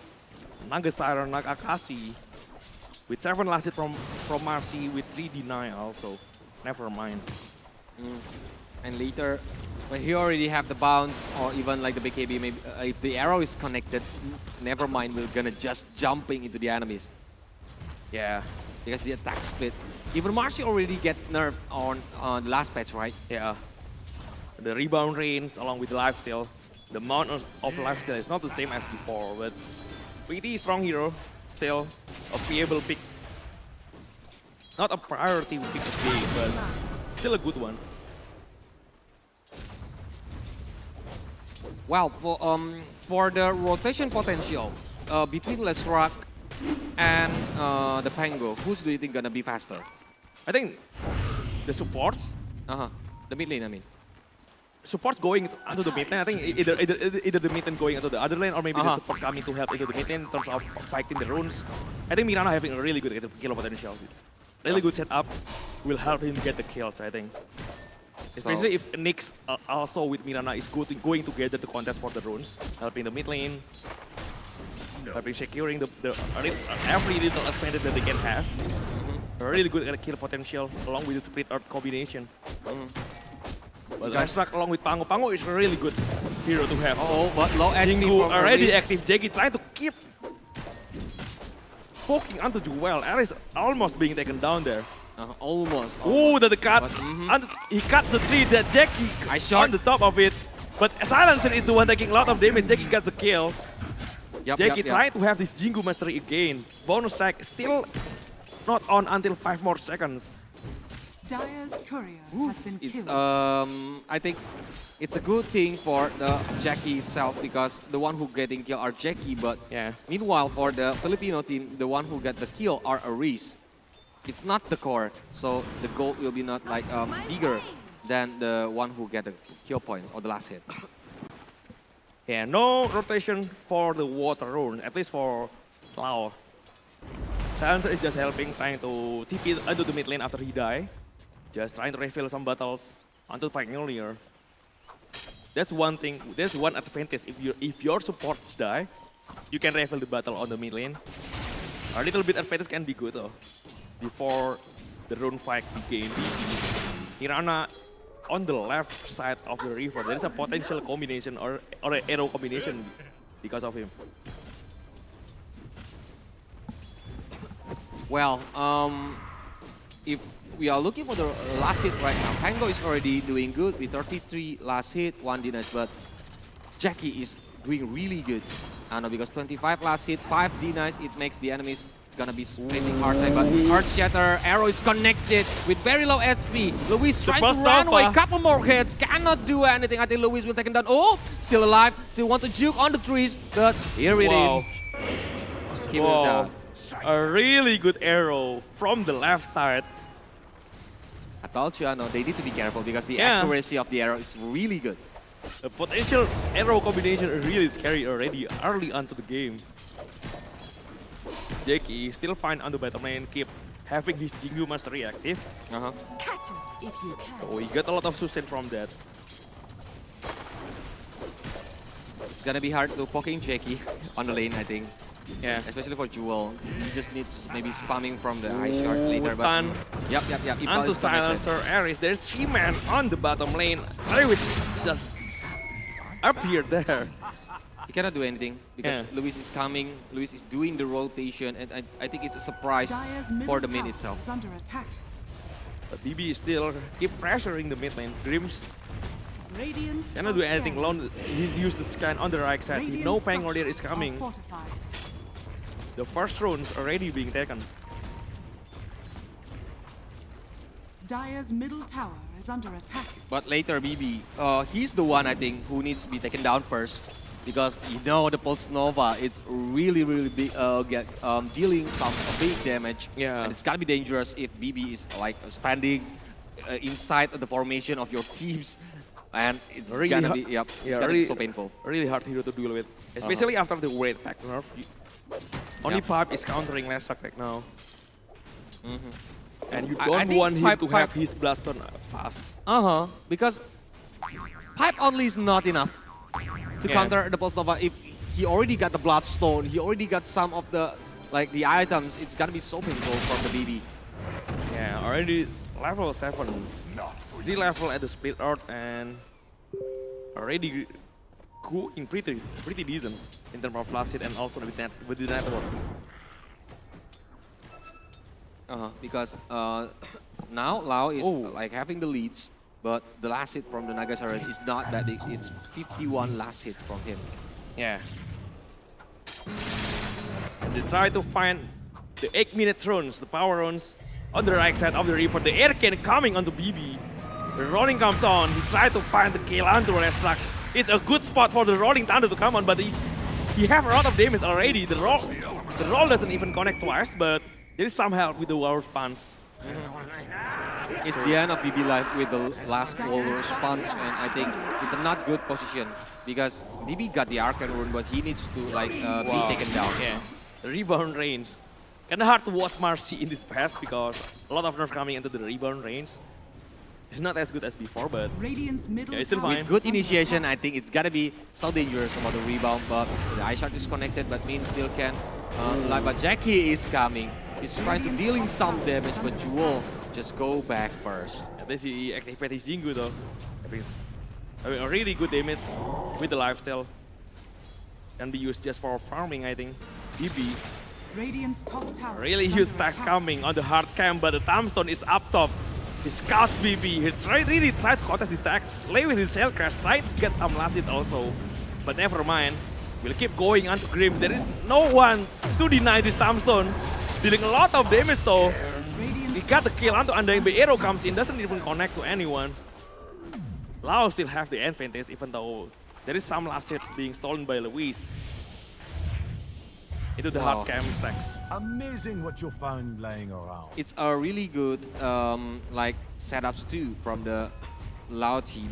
But Philippines is not too far behind, especially for the Naga Siren. They need to be careful about the potential from the Naga Siren. I think maybe later they need to do some rotation or maybe ganking Naga Siren because now he's so free doing the farming. Yeah, Naga is still having a really good farm. Kill again on the mid lane. Aris is the one taking the kill onto Mirana. Well, it's good kills too from Aris. He's coming for the backup, but Akito is down. But Grim's already waiting. A double damage thrown onto Luis. He already take it. They try to smoke. LAOS already know though. They smoke behind the vision, I think. So Jackie just running toward the tree, waiting behind the tier 1 tower there. Jackie knows something is up. He doesn't want to show himself on the lane. Because it's gonna be dangerous. They will try to like stopping Jackie to get the free farm. With the scan from Philippines, they know someone is there. The Aisha just checking for the position. They doesn't know where. But the scan keep connected. So they know someone is there. They are waiting. Jackie had already shown himself under the lane. He is running behind again. Back onto the tree. Yep. But Min is also and Akito helping, trying to set up some stun along with the arrow coming in. Jackie is still far behind. They don't want to keep committing. The rolling comes on onto Mirana along with the Nyx Assassin. The snowball also comes in from Jewel, but BB is coming. It's gonna be dangerous. The bonus attack doesn't connect, but Aris is the one being chased onto by Electrak. Nyx Assassin again. The ice shard block is pretty good. But BB keep chasing onto Luis. The slow is there. The damage is there. Luis, the Swashbuckler, trying to get behind. There is nothing to catch onto Luis again. And BB already losing so much SP. And along with this mana, Jackie is alone against 3 people right now. Can Jackie run? No, he cannot. Jackie will be taken down also. A really good win from Philippines. 3 men down from LAOS. It's a dangerous move because from the LAOS team, it's like one by one entering like the zone from the Philippines team. And with their all skill resources ready, they're picking off one by one. There's not much disable in the side of LAOS. Easily run away. Bangalore just easily run away from there with the Swashbuckle. Just keep getting away, keep getting some good position again, resetting the fight. Just keep playing. It's kind of hard without the stun from Nyx though. Loaded to the gills. Radiant's bottom tower. Well, but the potential from Nyx is not like being useful yet. It's on the mid game, I think, to the late game when Vendetta gonna comes and do some surprise attack. It's gonna be like surprise attack for the Filipinos team. But look at it. Now he's stun step up onto the arrow. He will get the kill. A really huge one, Pangolier. The Pulse Nova is dealing a lot of damage along with the Diabolic Edict Aris. The second kill coming from BB. He got a double kill. He got a really good advantage. Maybe trying to get the tower in the mid lane. And it's a good kill, I think, from BB itself. It's gonna be help him to get the more of the gold faster than now. And they got the first tower on the mid lane. Yeah, finally a good one for LAOS. They've been having a really good farm for Naga at least. He's still free. Never join any fight at all, at least for now. Yep. Later when he already have maybe the Manta and everything. Ooh, the combination arrow. Again, the spike is... I mean, the Impel stun onto arrow. A really good one. Jackie tried to kill Jewel in the bottom lane. Both of them is actually alone, doesn't have any more disable with the burn loss already being used. But the potential, I think, from the Pascal, what do you think when he can like already joining the others or maybe do some rotation or doing the TP like now because on the top lane, Akashi is still unstoppable. Like it's gonna be so hard if they keep let Akashi do some free farm, collecting his gold and when already have the Manta and everything that he needs. It's gonna be so painful. I think Taskar just trying to queue up Aghanim Scepter. Early on, the arrow. arrow. Yep, it's connected. Onto Min using the Undying, Vendetta. It doesn't need to be me to like using the Vendetta or canceling the Vendetta. And Grimm's being taken down. Yeah, and Lashak now having his Bloodstone, so it's gonna be a really scary potential coming from Lashak. Top tower is under And I think attack. this Tuskar just queuing up the Aghanim Scepter is gonna be a really good pick of potential also from this Tuskar. Naga though still up top of the board, having a really great space, a really good farm again. Akashi.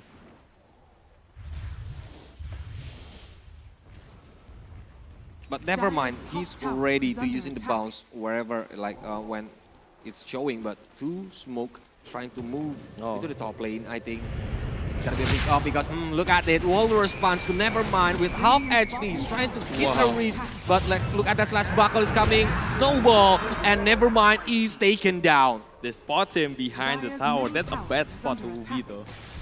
Radiant's bottom tower is under attack. So still 9 kill from LAOS, 9 kill also for Philippines. Pretty evenly matched. 15 minutes in, with Naga still doing a really good job at farming. They try to push the top lane though, but there's no one from LAOS there. And they spot Akashi. This is going to be a really good run. To the impurities.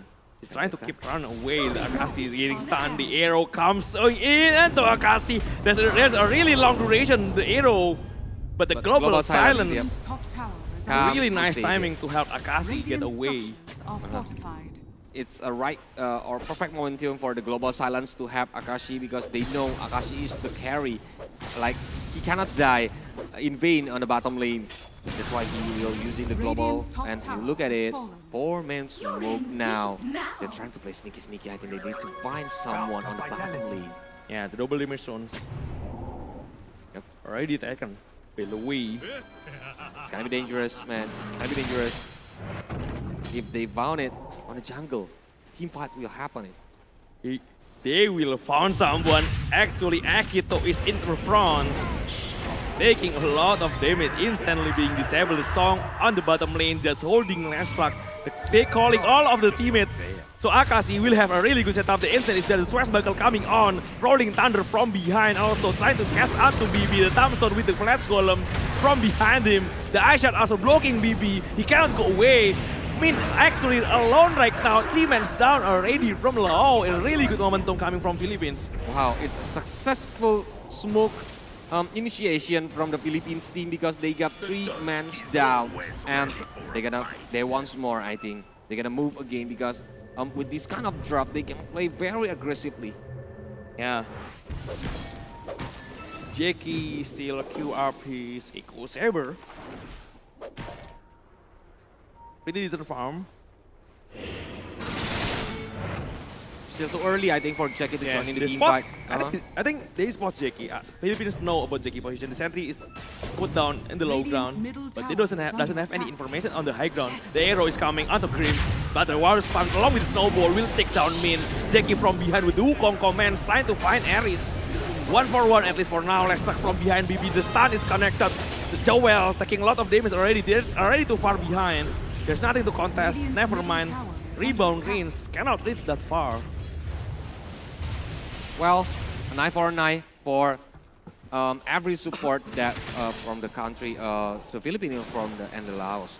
I think it's still we cannot decide and who's gonna stronger, who's gonna like having the pressure from both of the team because both of the team is leading now. They are trying to like having a lot of gold, especially for the Jackie and for the Naga Siren, the Akashi. Like the difference is only 1k gold on this 18 minutes, and it's not too far. Maybe for only one team fight, he will chase it. Jackie will chase it.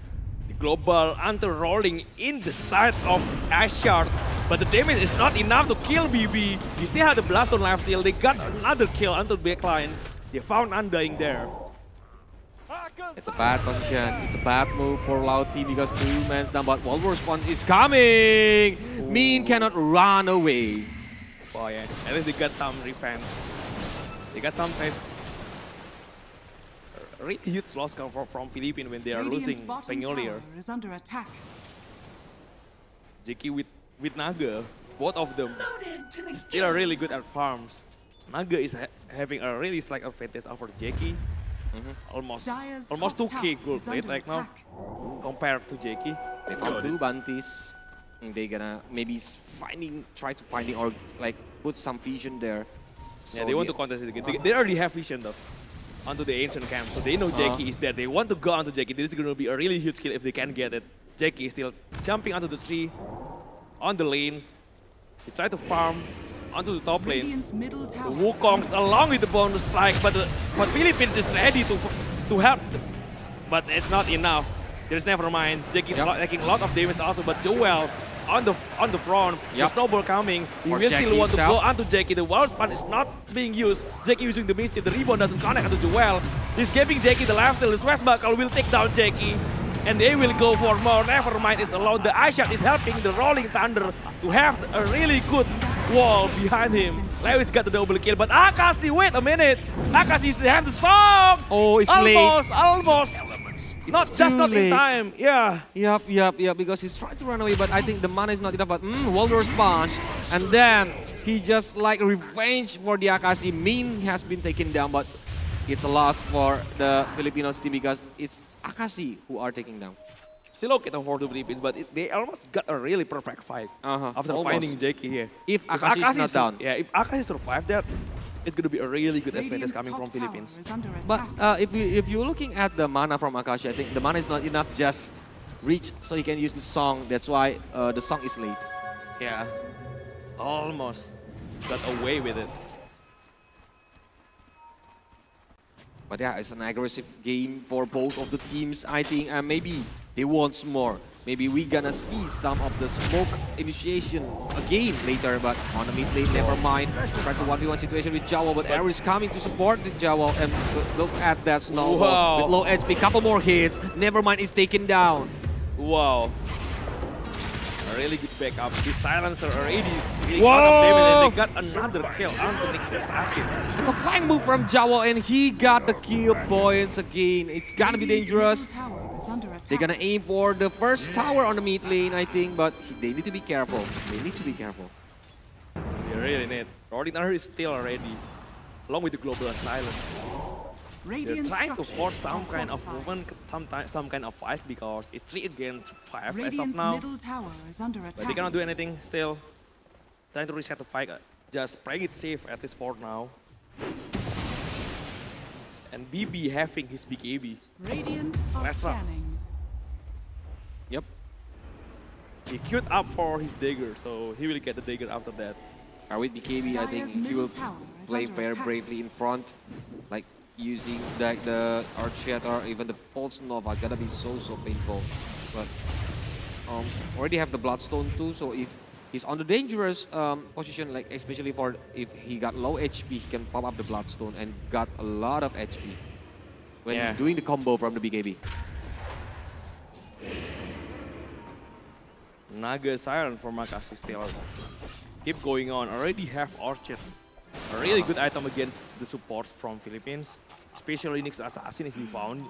You don't have to be concerned about the spike carapace potential coming from Nyx Assassin again. Yep. And it's a 5-man smoke. Yeah, 5-man smoke initiation. I think they know it. They're marking the scans. It scans for something, doesn't really connect onto anyone. They're gonna move. They try to go onto the top. They found Min. They don't have any detection, so they don't know who break the smoke. The smoke is broken though, but they don't know where. They don't know how. The rolling coming in, the arrow along with the global silence still being used. BB dealing a lot of damage. He actually getting kill onto a silencer also from behind. The rolling keeps coming on. They will find Nyx Assassin. He did find it. But Joel trying to get away. The Song of the Siren coming on also. The BKB onto Restruct though. BB will stun Akashi. The arrow is torn behind. Doesn't connect onto the real hero, but Nevermind trying to get it. The Orchid onto Nevermind. Akashi still dealt a lot of damage with the Supernova along with Diabolic Edict. Akashi is being taken down. The dispose from behind. Joel also. Jackie will take the kill. It's and 4-man down from Philippines. It's a good counter initiation from the Lao team because they know the smoke is break and the Moonlight Shadow is there. Look at the replay when they found Grims. Yes, the arrow is connected, but how they do the rolling thunder. Maybe he wants to like look at the covering, rebound. but yeah, look at the rebound from the Nevermind, and using the BKB is so strong. That's why Joel is trying to run away with low HP. Even like Diakashi, he cannot run away because Lesrak already there. Wow, really nice play coming from Nevermind. And I think they need some detection when they smoke. They just get outplayed with just a Moonlight Shadow. They cannot know where the enemy that break the smoke. They will try to go for Roshan, I think, for Lao. They have enough damage. The Diabolic Edict is already on. Jackie will keep hitting the Roshan. Yep, I think, and the one who's gonna hold the Aegis, I think, is gonna be BB for this time, right? Yeah, it's supposed to be BB. A frontline hero, a really natural hero for holding the Aegis. And maybe if they want to push, Jackie will take it, but I think they still want a fight. They still want an aggressive play coming from BB. Again, the arrow connected. They have enough damage. That side is always rolling. Yep. Yeah, just TP. Just stuck in the air with the ice shard and the cliff. Because he cannot run away anywhere, and that's why it's gonna be dangerous. But with Aegis, I think, but without Aegis, still they're gonna do some waiting game again. Because with Lesrak will be in the front line, it's gonna be dangerous for the Filipinos team if they are trying to play more aggressive from now. They're gonna play the defensive game because if Lao using the smoke initiation, it's gonna be bad. Radiant's bottom tower is under attack. Philippines have some vision near the outpost, so they scout pretty much all of Outbreak. They know where the Jackie. They know Mirana just crossing near the outpost also. They got the information, I think, but it's still too young. They just want to like aiming for the second tower, right? On the top. Yeah. They will get the tower, I think. Dire's top tower is So under they can claim outpost after that. Maybe they find. Radiant's bottom tower They need to find another movement utilizing his Aegis for less luck. Radiant's bottom tower. Naga still on the bottom lane. The Moonlight Shadow coming in. Try to find the Naga, but Akashi still on the side left of the tree. They found Grims. They cancel his TP. I think stun is there, canceling the TP from Grims. Yep. An easy kill from BB. And they found another one with the arrow combination. The dispose also. The snowball just delaying some time, but Nevermind doesn't care. He used the BKB. Just making sure Joel is being taken down. Oopsie, and rebound is coming. Why he using the BKB? I think Nevermind. Do you see it? No. Yeah. Nevermind just use the BKB and no one's there. Because he doesn't want to get hit by snowball. For the precaution? He doesn't want to get hit by snowball. He's just making sure his skill is fast enough. Oh yeah. Okay. So that's why he's just popping it and just try to destroying the second tower. But look at it, how BB like chasing the net worth. Now BB is the top leaderboard with 17k gold, and it's gonna be dangerous because Lesrak gonna be so much pain. Yeah. They're going on to the top lane, just clearing up the creep first.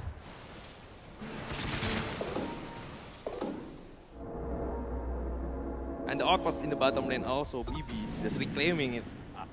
So all the outposts right now is on the LAOS side. They find the initiation out of the Mina and Stressbag along with Snowball and the shield crash from the way. He got the kill. It's a quick one. They must do it like they need to maintain this kind of momentum, like thinking of someone who was alone and make sure where the other enemies at.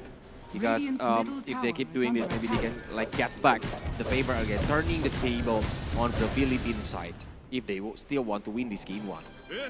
Yeah. While waiting for the Aegis to be reclaimed because it's around 30 more seconds. Stress buckle. The wild spot along with the rolling thunder onto the ice shard. So it's gonna be the Aegis from Lesrak. Min is there, the rolling again. Still holding on, the global silence coming to save the team. But Tombstone really annoying though. The snowball coming on under the next assassin. They got the next assassin kill. They try to find the undying also. The bonus strike onto the Naga side in the Wukong's command. Akashi taking a lot of damage. That's a really huge one. Yup. 800 gold to be shared to the Lao team, and it's a really bad man taken down. because Akashi, the core, is the one who are die on that moment. Whoa, lots of damage from Jackie in the moment. Already have his Mjolnir. Really good counter against the illusion hero, Jackie. Just dealing so much damage already. Yes. And later, Jackie can do more crazy things, I think. I know. He just wait for his teammates for doing some initiation, and if he looks like he can jump into the back line, and it's gonna be so painful from Jackie itself. Because look at the items from Jackie. He already have a lot of items, especially he can use the Wukong to dealing some of the good damage. Jewel already killed his Aghanim Scepter. It's a really good counter against Wukong's command. Marcy is holding the gem. Especially if you can get Monkey outside of the Wukong's command area. Really good though. The Warrior's kick would be pretty decent. Yeah, the jump after strike for Reformine. He's trying to reward all the vision that Philippines has. The smoke coming, 4-man smoke. Except for Jackie, they try to make some movement. They try to make their way onto the high ground from the right side. I think and the smoke will be broken. They find Joel. They know it. The rebound is there along with the stun. The arrow doesn't connect. But Joel taking a lot of damage already. It's connected to behind. They will find Iris also. Oh my god, what a Two-man's macro down. play. The bonus strike. Kid trying to kill Hunter Grim. The 3-man's down. That fast. Whoa. What a macro play from the Mirana itself, Ano. Yeah, I don't know. He knows, It doesn't feel like it's intentional though. I think it's intentional. It throws the arrow onto Taskar, but Taskar is not the target. The arrow actually connected to Ares behind Or the one who's gonna follow up the Taskar. I think it doesn't feel like it's intentional.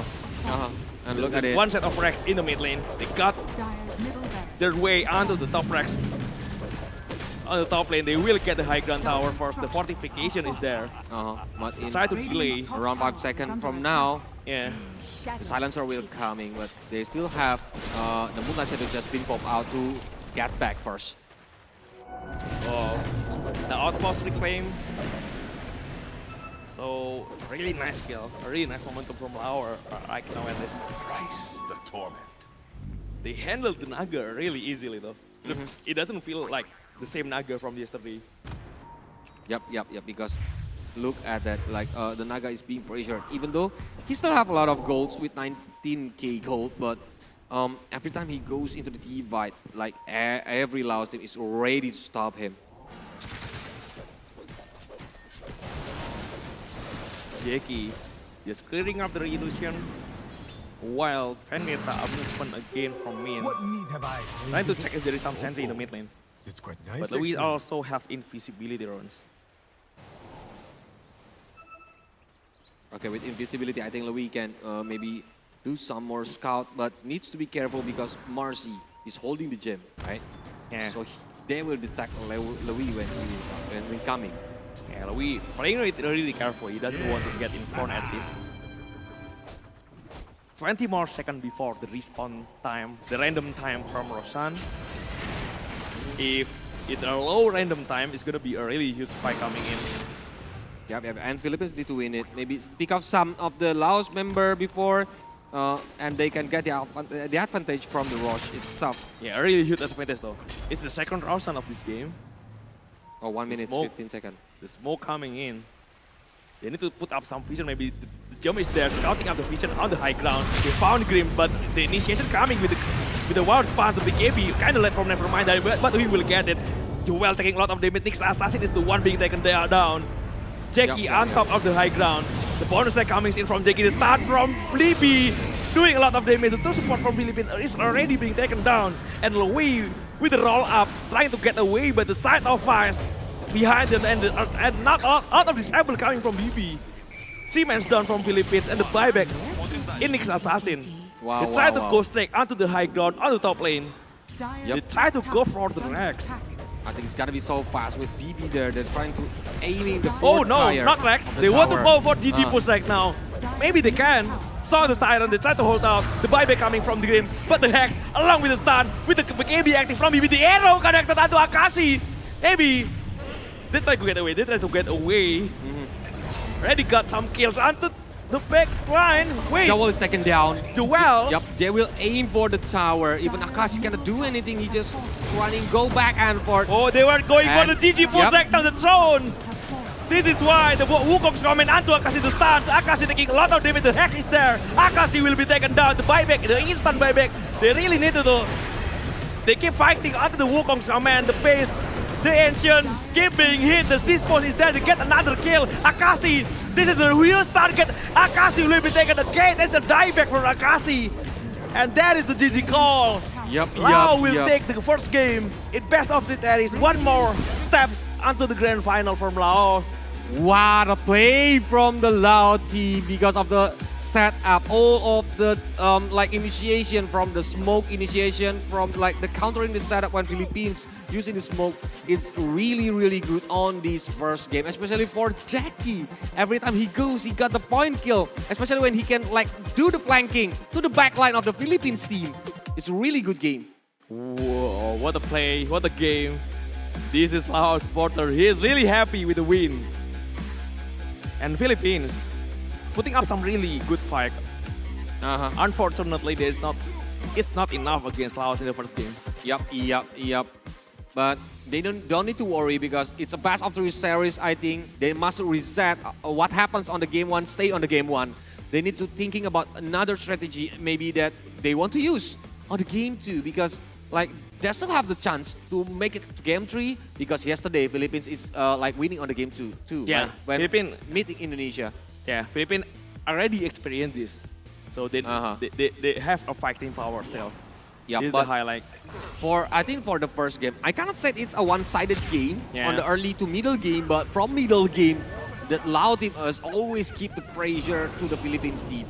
Yeah, Jackie with the monkey doing really good countering the Naga. And if I'm not wrong, I just got informed that Lao is the winner from the last year ISF or Dota 2. Oh, I don't know. I don't know about If that. I'm not wrong, yeah. So if he's go to the grand final and win a game, he's the back-to-back champion. Oh, I don't. I just know about I will it. check it later. I will check the information. So after this time, Jackie just really strong onto the late game. There's a lot of damage coming onto BB at that time, but there is not enough damage to finish him up. Some pretty decent fight for Philippines also, but it's really hard already. Joel in the top lane is they're having some moment. They're having some really good moment. The initiation, Rolling Thunder with the help of the Ice Shard is really great though. Yep. Because especially on this moment, Philippines almost got an advantage here. But when Nevermind is coming and Jackie is already there, even like they cannot do anything. Joe, when he's trying to run away using the snowball, but it's not enough. He's still taken down. Even Akashi cannot running anywhere. Yeah. Ooh. This is the moment. Jackie just really strong. The Wukong's onto Naga. It doesn't feel like. Look at it. Look at the arrow. Look at the arrow. Yeah. Unfortunate though for Aris. I don't think it doesn't feel like it is intentional. It feels like he's going for Tuskar. Aris just standing behind Tuskar and just get hit by arrow. Unfortunate moment for him. Wow.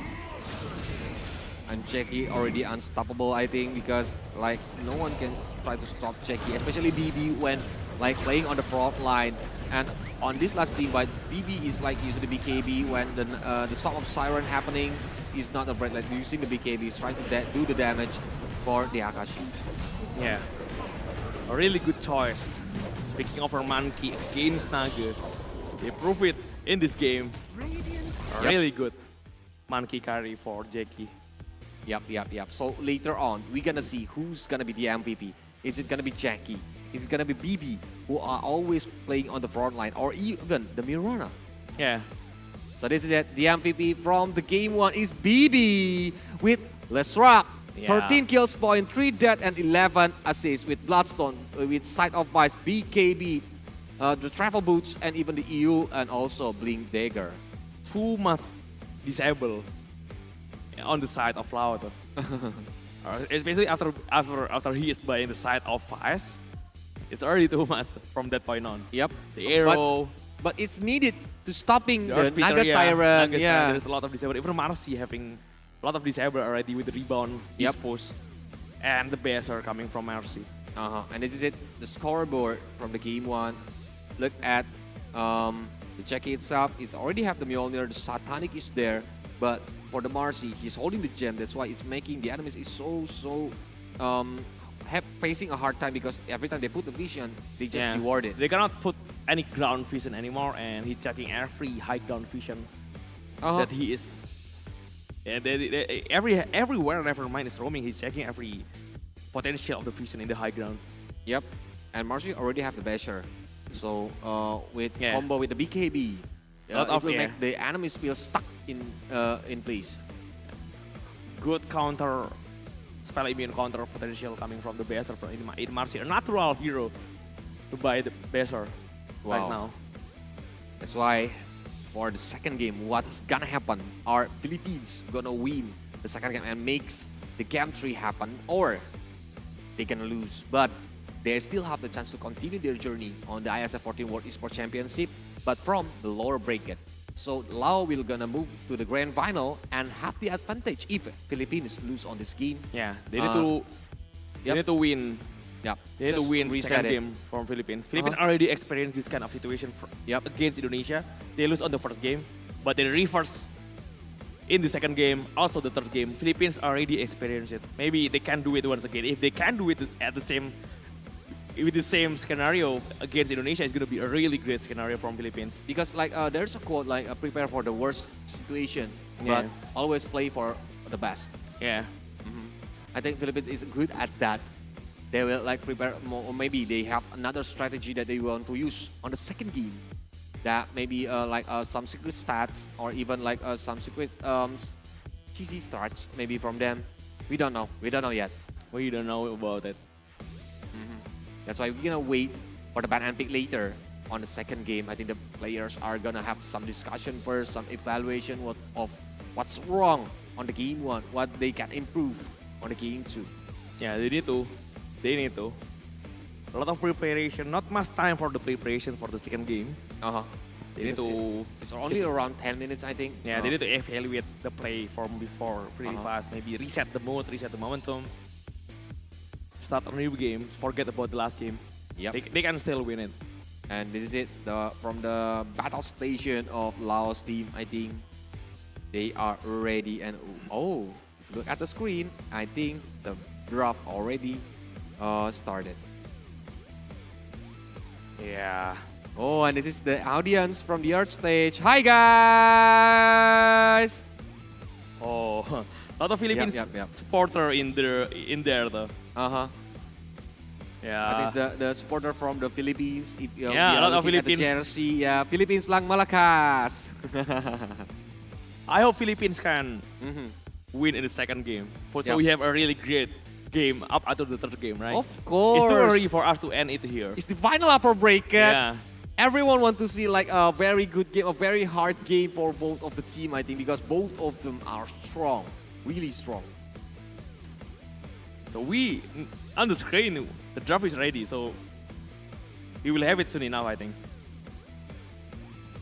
That's why we gonna wait for it. We gonna see what kind of draft that they want to use.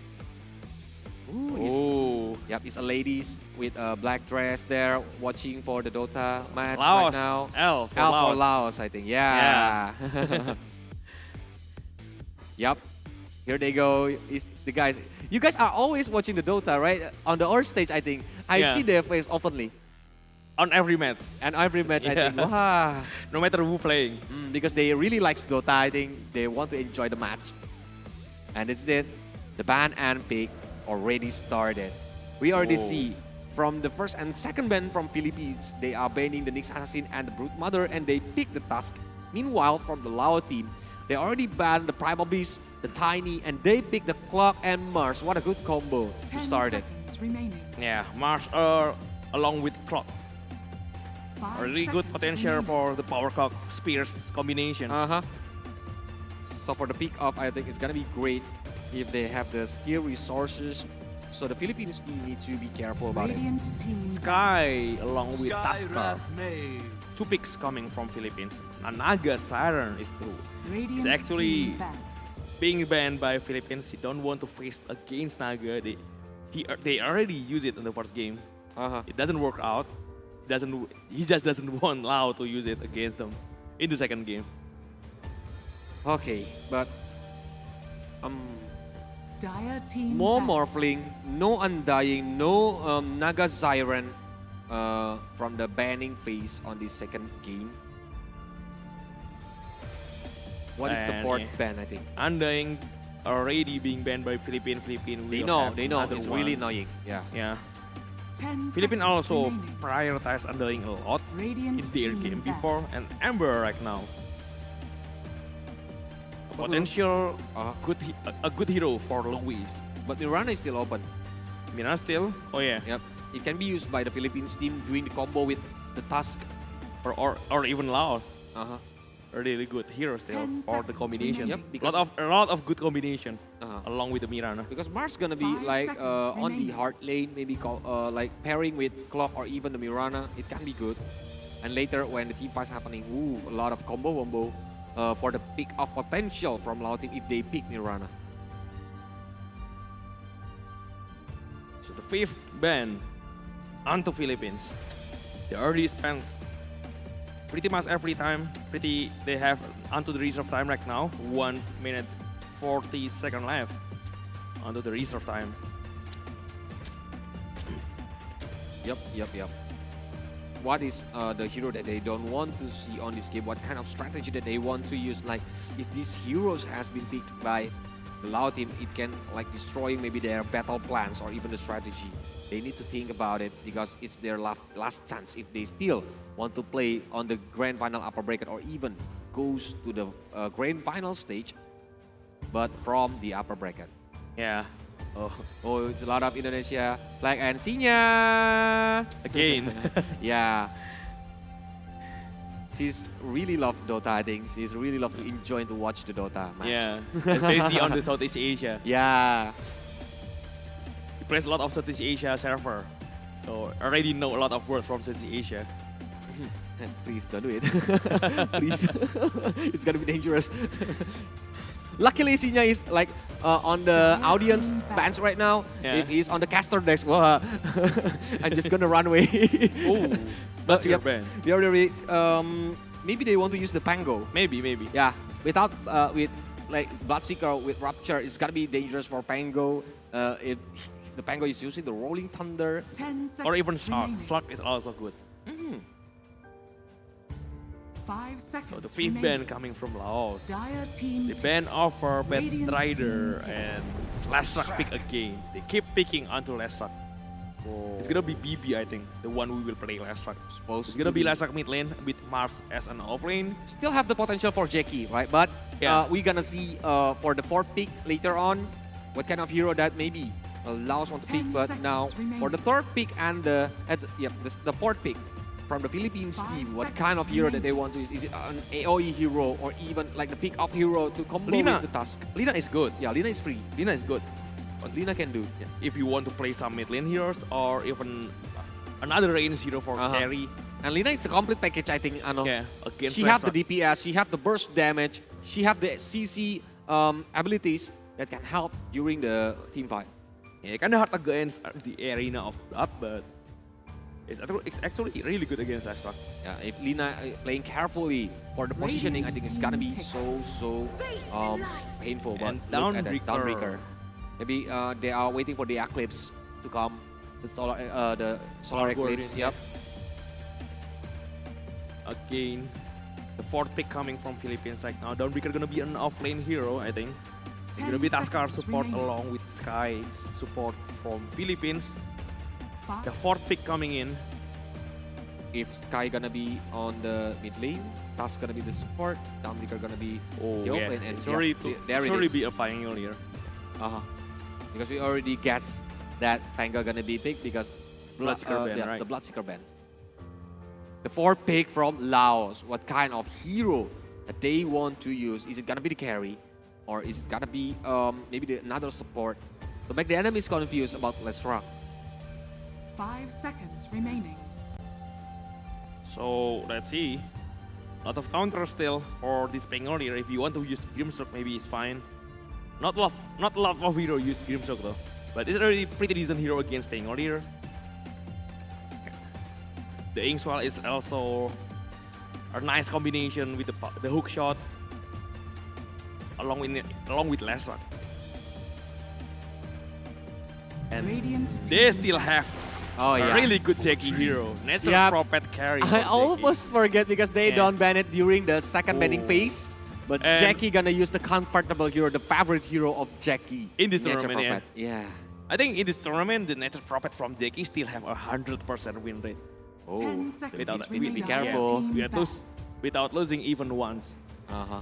So, a really scary hero though. Whose country are trying to like counter the Natural Prophet using the Timber Soul? I forgot, but it doesn't work.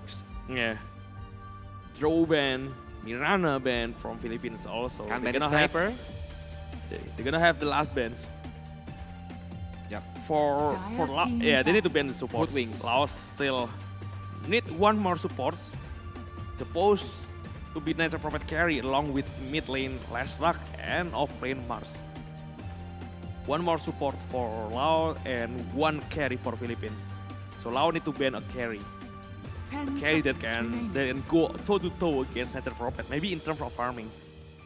Maybe you need some carry that can clear the Treant coming from Natural Prophet easily. What if Dead Prophet? Dead Prophet carry is. I don't think so. Maybe a mid lane, but Dead Prophet. Maybe if Downbreaker is a carry, maybe. It can be, right? It can be so Downbreaker you can play carry. very fast. Don't let Jackie like doing some farming, and especially Dead Prophet with the exorcism can do a very quick tower destruction. Yeah. They're thinking over the ban still. They ban over Phantom Assassin from Akashi. Yeah, it's dangerous because Phantom Assassin can really good hero really to find to the aim, backline. To aim the backline. But last pick from the Philippines is it'll be a carry. Against Natural Prophet. Sniper still open, Slark still open if they want to use it. Yeah. And choose overall Assassin. Kind of risky choice. Especially against Lesrak. But on the late game. A really good hero to clear the lane from Natural Skull Treant. So, still pretty good hero. A really fast farm potential also. A really good hero to take stacks. Ancient stacks, hard camp stacks. Even the coach from Philippines didn't need to see like what is the last pick from the Lao. I think they already like so confident to winning the second game. Yeah, Lao still have to pick another support, I think.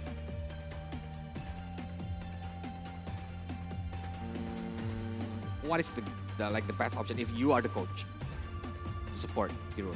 Support hero, I think a hero that can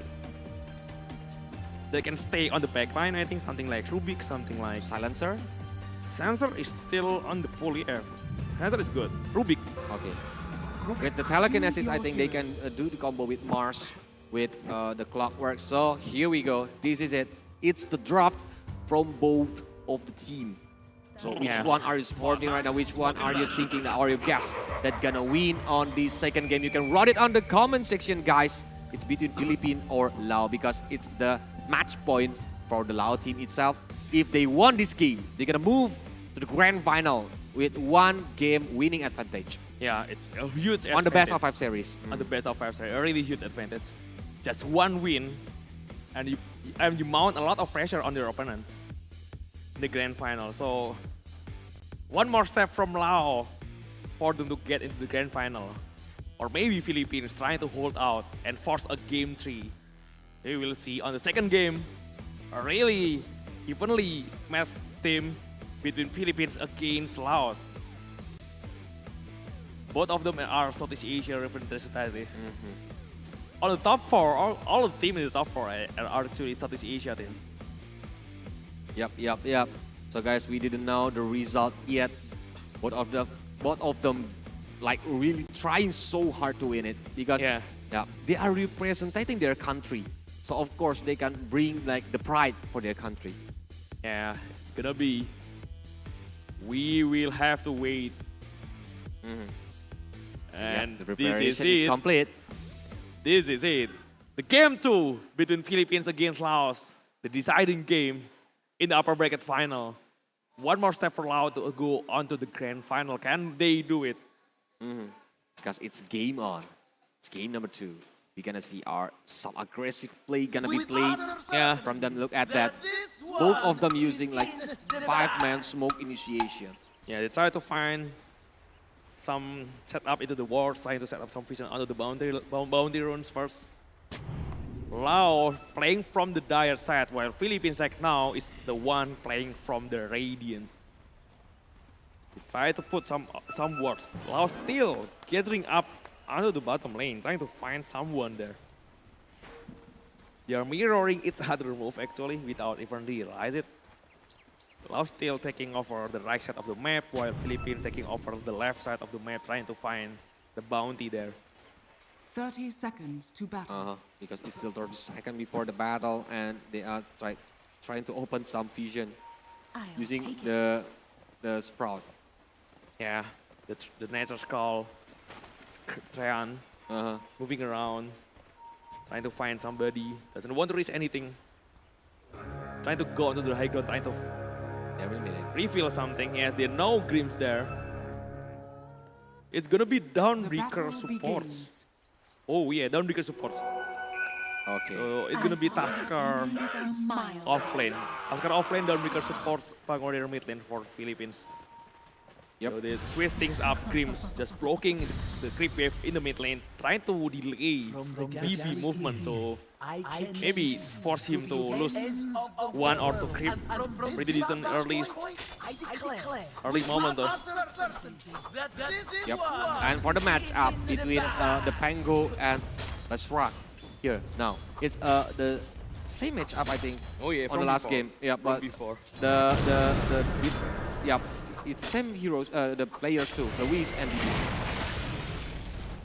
Top lane Jackie right now with his favorite hero in this tournament, Nature's Prophet carry. A really strong hero. He always go to pick Nature's Prophet whenever Laos need to win. So maybe this is the time. He doesn't want to drag this game under the 3rd game. Yep, he want to win it by a complete wipeout 2-0, but it's gonna be hard because Philippines is a strong team. But look at it, Jackie has been pocket out to be on the back line, but Means trying to do some move by the battery assault, I think. And for mine, having a really decent start, 5 last hit without D9. Akashi still fine also with the 4th last hit and the 1 D9, taking the creep in front of the tower. Pretty decent matchup for both of them. The pretty assault onto Ares. Min just getting slowed by the concussive shots, so he cannot chase onto Ares anymore. Trying to contest the pull. Min with the concussive shot also trying to drag the small camp under the creep wave. But yeah, it's still too early. Still level 1 from the Risk itself. It's gonna be hard if he wants to take down Clock. Yeah. Already dealing so much damage early on.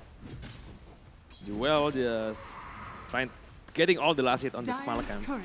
But Akito taking a lot of damage. Grims behind. And Roman trying to help Akito, but he doesn't need it. Yep, because Akashi will focusing on the last hit on the D-Nice first. It's still too early for him to do some initiation, because as we know, the Templar Assassin is not a good early hero. Yeah.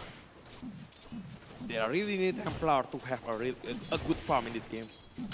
If not, it's gonna be dangerous. It's gonna be a big risk. Yeah, maybe even better than Jackie.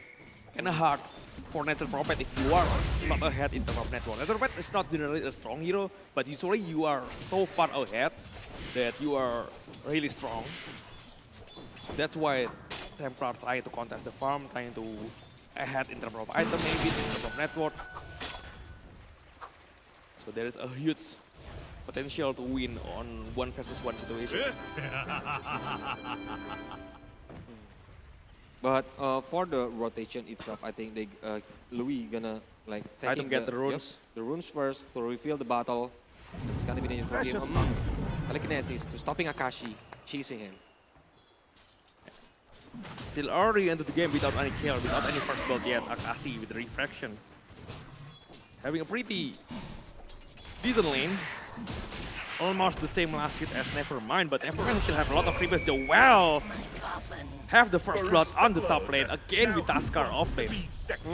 With the combo, I think, from the ice shot and snowball, I see it, both of the skills are on cooldown. Yeah, along with a lot of damage coming from Skyward Mates, BB just try to secure the water roads on the left side of the map, while Rubik just guarding on the right side, so that they don't want any chance for Pengalia to get any water roads. Dire's middle tower is under attack. Okay. But I think Reese is trying to like stealing some of the jungle creep now from the low ground. Jackie still get it. A lot of damage coming from BB. Yeah, he needs to wait. 28 classes with 3d9 already. Pretty decent. Actually, it's still the same with the Pangolier also. Doesn't have too much advantage in the early game. But Grimm's being spotted by Aikito.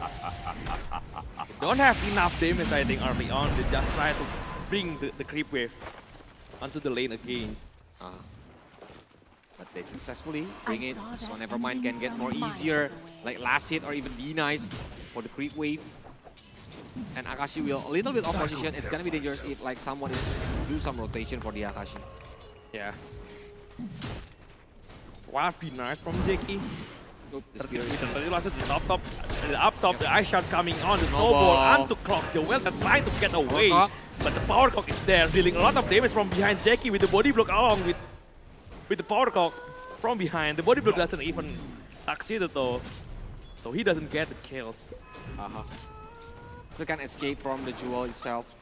That's why they need to reset it again. Jackie still need to do some farm, and look at it, the last hit from the Akito is good with 38. The natural skull Cheon keep running under Joel, just blocking his body. Joel is stuck on the tree.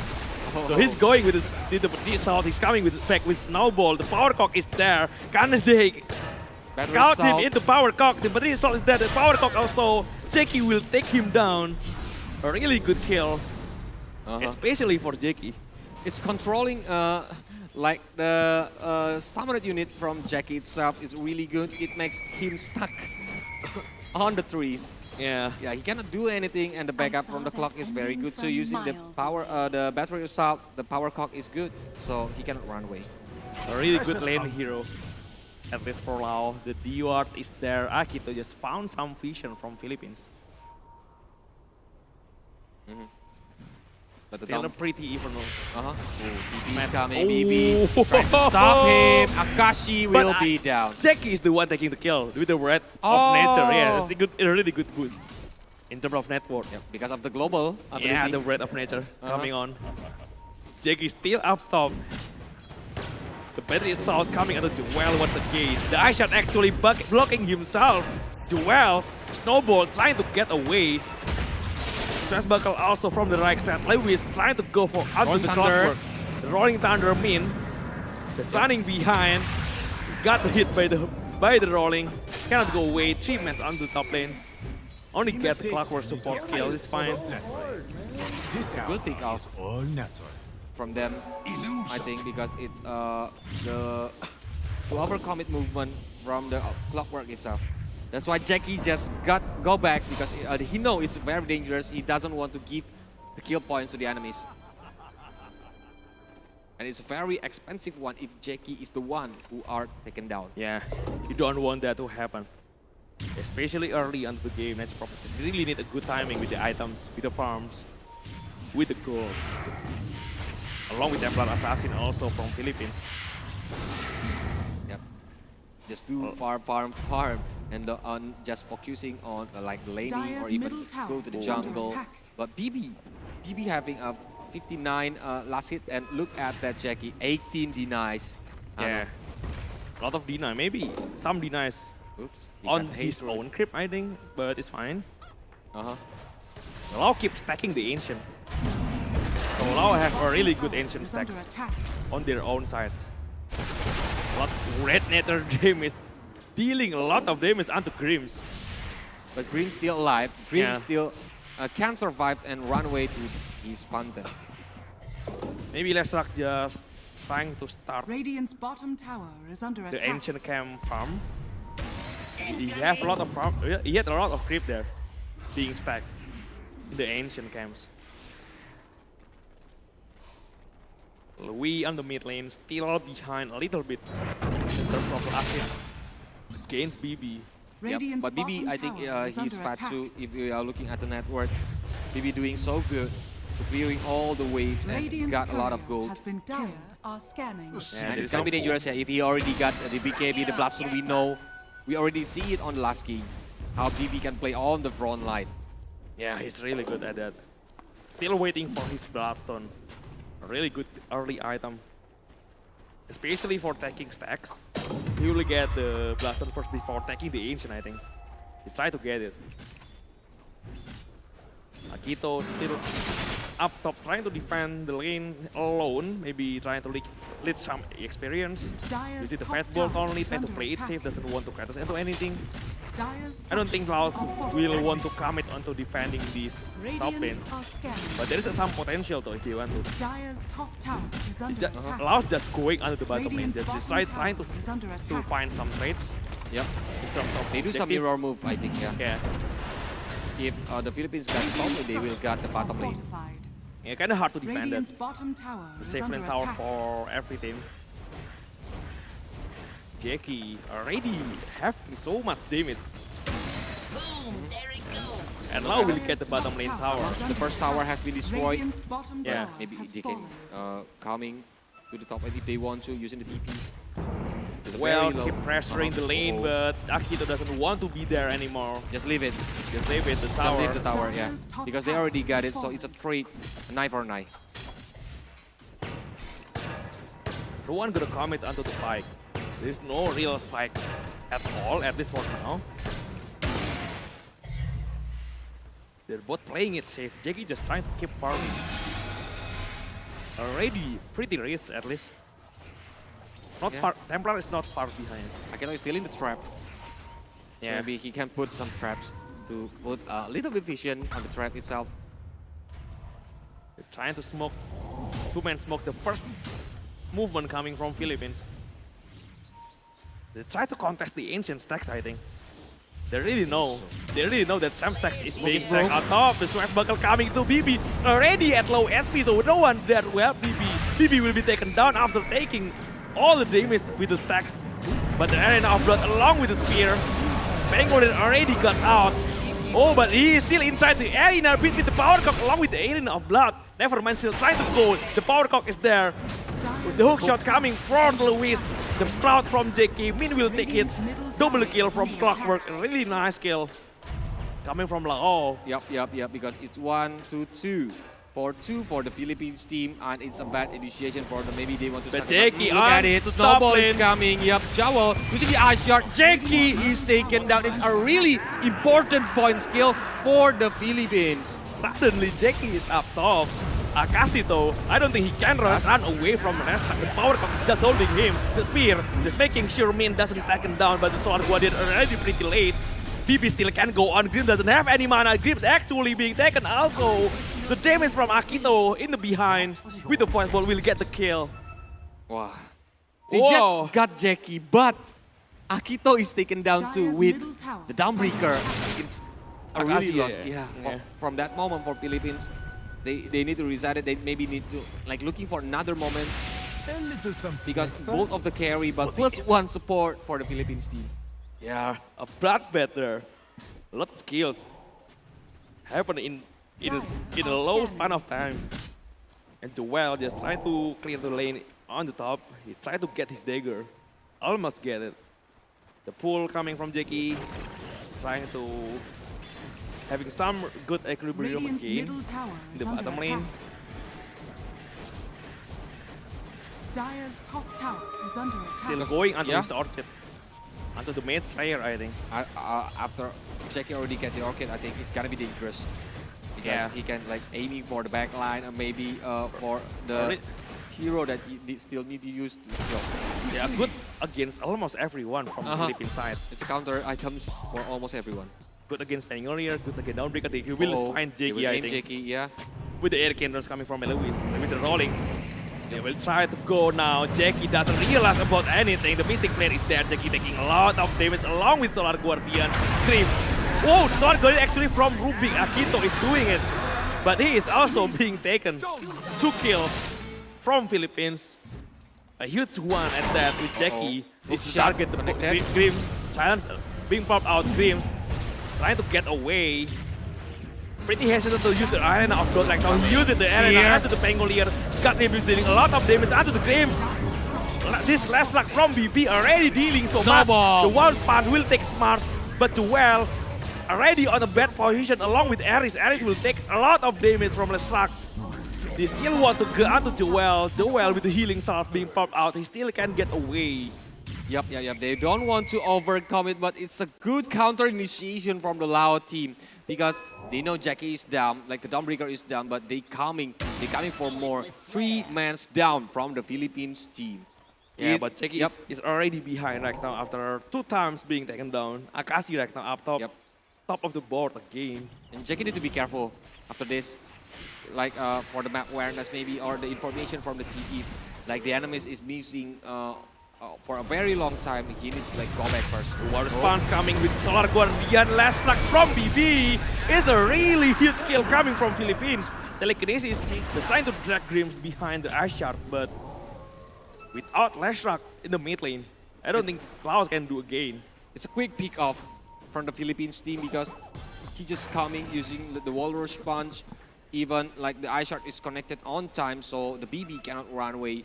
And it's an important kill because BB is one of the damage dealer from the Laos team too. Yeah. Okay, smoke again. They will find someone again. They will play so aggressive right now. They will go onto the high ground set after setting up some really good vision.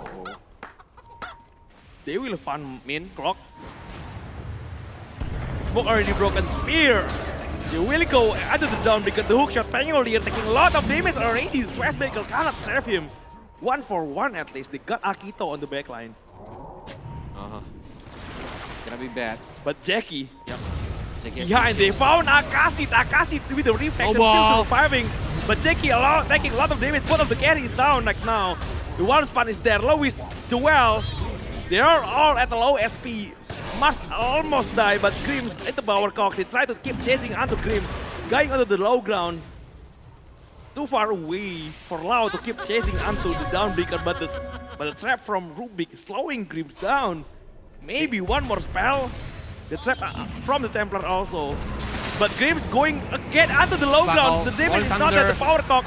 Just holding the rolling in there. He got out of the power cock, doesn't have enough damage to keep going. The Diffusal slow onto BB, just holding on. But they take down Breaker. Wow, it's a dogfight on him. Yeah. Every team wants to try to do the pick off situation. Like some of them are gonna play the smoke, but Lao is not just stay silent. They just want to fight back. Every pick off that Philippines need, they will get more. You get one of my teammates, I will get 2 of your teammates. It always happens like that. Whoa. Both of the carry is actually the one being This is taken it, care Walrus of. Punch, Snowball, and very low HP for Min. He's trying to use the power cock, but Maybe the counter initiation is then the spear onto the trees. Jackie behind them, but Jackie doesn't really want to go in front. The rate of nature damage doesn't deal too much. And he already have the Orchid, I think. It's gonna be good for Jackie. Even the Midas helped Jackie to get a lot of gold.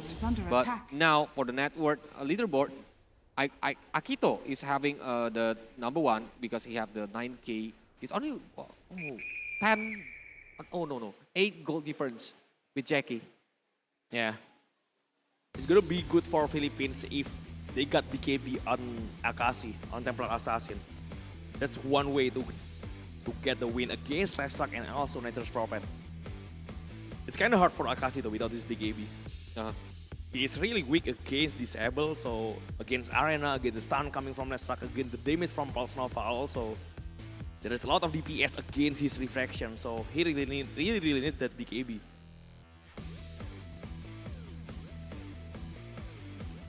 But later, on the late game, when the Templar Assassin already have the items, I think they need to aim for the Akito first, because Akito will have a huge damage using the critical itself. Akashi, Akashi. Yeah. It's gonna be dangerous. So maybe Jackie the one who are aiming for the Akashi. Waiting. Ross already engaged by Akashi. Almost at half speed. Mars coming. The silence is on time to prevent the arena. Akito taking a lot of damage from this West Buckle. He just forces himself up onto the high ground again. Dire's middle tower is under attack. So Philippines just trying to do a sneaky move onto the Roshan, but Rubik has the trap on the pit. And they have the vision for Roshan if Lao team want to engage to the Roshan. Yeah, nice trap onto Akito. Well with the World Span along with the Solar Guardian. We will take down Jackie. A really huge kill. Ooh. Uh-oh, I think they're gonna start it. If they want to start Roche maybe, but make sure that maybe they found someone again, because like the big resource is still there yet, like the Mystic Flare or even the Roaring Thunder and the Walrus Punch on Philippines still available to be used when they want to pick off another member from Laos. Yeah.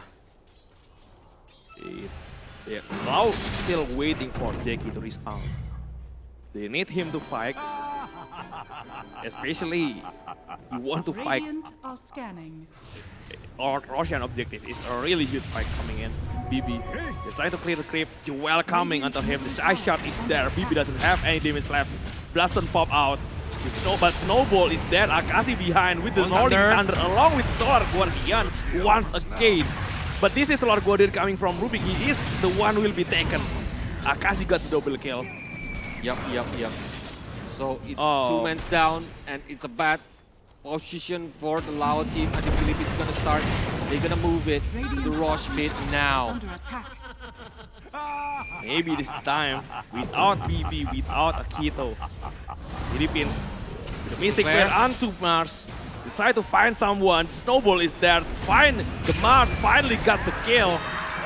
That's a really huge momentum right now. Maybe they can go it for the Rose. Trap from Rubik is there. They know what's going on. So Laos still have some vision onto the pit. They try to find some momentum to contest. The hook shot is ready though. Maybe they will try with the hook shot. They snap the Aegis just on time from Min. Prevent the Aegis coming onto Philippines. He will be taken down again. It's okay. But at least he got the Aegis. He successfully make the Philippines team didn't get the Aegis with a really good hook shot. He snatched it, but he needs to like sacrifice himself.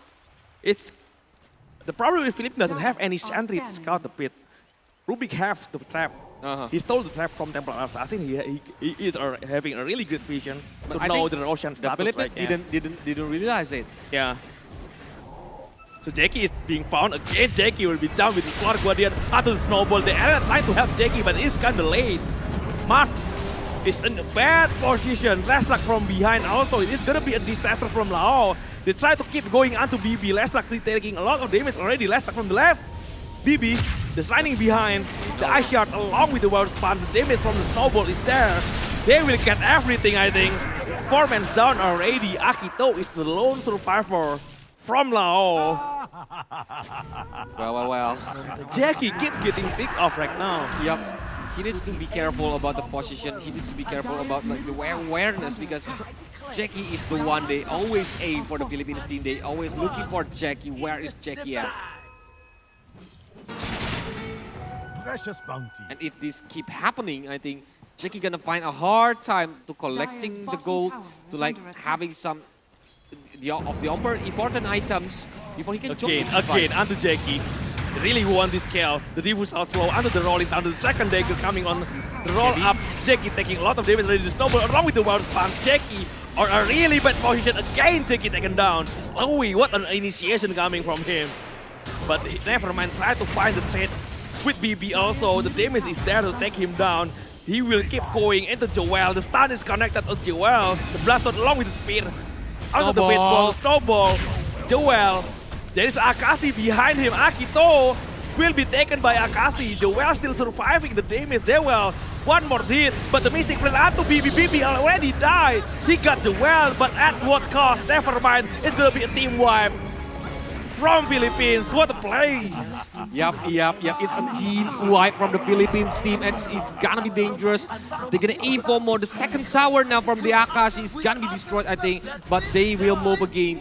Jackie, he cannot do anything. Even he didn't get the chance to move when they are do the setup to picking off Jackie on the last fight. Look at the replay. Yep. Akito is coming. They got a good initiation though from They have it, but at what they're cost? taking so much time just trying to take down Joel. It's very expensive move. Yeah, Joel actually doing a really good job surviving. With very low HP. For so long. Just keep delaying the kill with the snowball, with the dagger, trying to get away with the ice shard. And it's 9k gold difference. Kill until Akashi respawn, until Akashi arrived there. Templar Assassin maybe is not a good hero on the early game, but now with 14k gold, almost 15k, it's gonna be dangerous for the Phantom Assassin. But look at it, Min. Ice shard is connected. Min has been taken down again. Oh my god. Non-stop pick off from the Philippines team. What a move from Joel. This man playing out of his mind. Radiant are scanning. Kept getting the kill. Even when he gets initiated on, he keeps surviving for so long. They are really hard hero to deal with. Dire's What a middle play. tower is under attack. Already 10k gold rate. You don't want your nature prophet to fall behind in terms of network. Already in a bad condition from Jackie. Dire's bottom tower is under And attack. he will just spawn to do from the scout on the enemy's jungle, but Jackie still need the items. Jackie still need the space right now. With Jackie items right now, Jackie will not have a big impact during the team fight. That's why, how the LAOS team can give Jackie the free space for collecting some more gold. They're trying to push every lane. Jackie still have the split potential, but Mars with the best along the with Mystic Flare and the Rolling Thunder will take him down. The Power Core cannot do anything against the Skyward Maze. The rolling keeps going on. They got the second kill. They try to find another kill, but they are all gone. Trying to get away already. Because look at that damage. Already have the Desolator, already have the Dragon Lance. BB so though. painful, but BB just using the Blink Dagger and TP wave. Yeah. All LAOS can do right now is trying to split. Trying to make some movement with teleportation onto Jackie. Already hard to do that right now. Even can do the backdoor on the first tower on the bottom left. It's a very quick one. Very quick. Oh, it's 93%. 93% win probability already for Philippines. Radiant's middle I got a glimpse. The same scenario for yesterday game when Philippines lose in the game 1. Maybe it's gonna be the same scenario. The reverse coming from Philippines maybe. They're playing really well. But with this kind of gold difference, like 14k gold difference, and the Templar Assassin already reached that, is there any possibilities for LAO to come back? Maybe they have to try to split every Philippine player in everywhere around the map. They have the split push potential. They can put pressure every lane. When Philippine players just splitting, maybe they can pick off one by one. They have the ability to do that. That's why Jackie is keep informing his team. Oh right? yeah, Joel is alone in the top lane. But Jackie is also being They're spotted by the courier. Jackie still have the BKB, but in front of Taskar, who have the wild spawn, you cannot possibly get out. But Jackie still trying the best again, canceling the TP from Jackie. A lot of disable onto the spell immune. Hook shot onto the Templar, but Akashi is the one who will take the kill onto Min. That's not a really good target. The spear comes on. They don't have any BKB left onto Akashi. It's going to be a really huge kill from Lao. They got the chance. The stumble onto Akito. But Joel is alone against two heroes. Can he get Joel? The stun is also connected. The damage is not fast enough to drag him up onto the second tower. The damage finally take Joel down. Oh my god. Ooh. It's a really good move, but when Akashi just staying there for too long though. It's overextended from Akashi. That's why he like the streak has been lost and like giving a lot of gold to the Laos team. But I think it's too far away, still far away to be chased by the Laos team if they want to like having the advantage again, because it's almost 19k gold from the Templar Assassin, so they need to like maybe do some another pick up or wait for another misplay from the Philippines team if like especially if you can pick someone off before the Roshan fight. It's really important. It's really important because Roshan almost respawning 10 seconds before the before the random time. But the rolling onto Lestak, Mystic Flare coming on the BKB kinda late.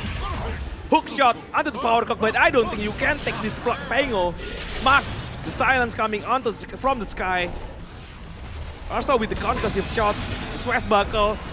Grims from behind, who will take down 2 men from Lao at the worst time possible before Jackie has just respawned when his teammates keep dying. So Jackie doesn't know what to do right now. Yep. Because he didn't get the space. He will try to like maybe farming on the enemy's jungle. Who's maybe they don't have the vision right now. With 3 men down and they gonna aim for more. Another objective maybe from the Philippines team, but they know because Rosh will come. But when Rosh is coming, I think all of the Lao team already respawn. At least the random time is not fast enough. If it's fast enough, it's gonna be dangerous. Yeah, it's gonna be easily taken by Philippines.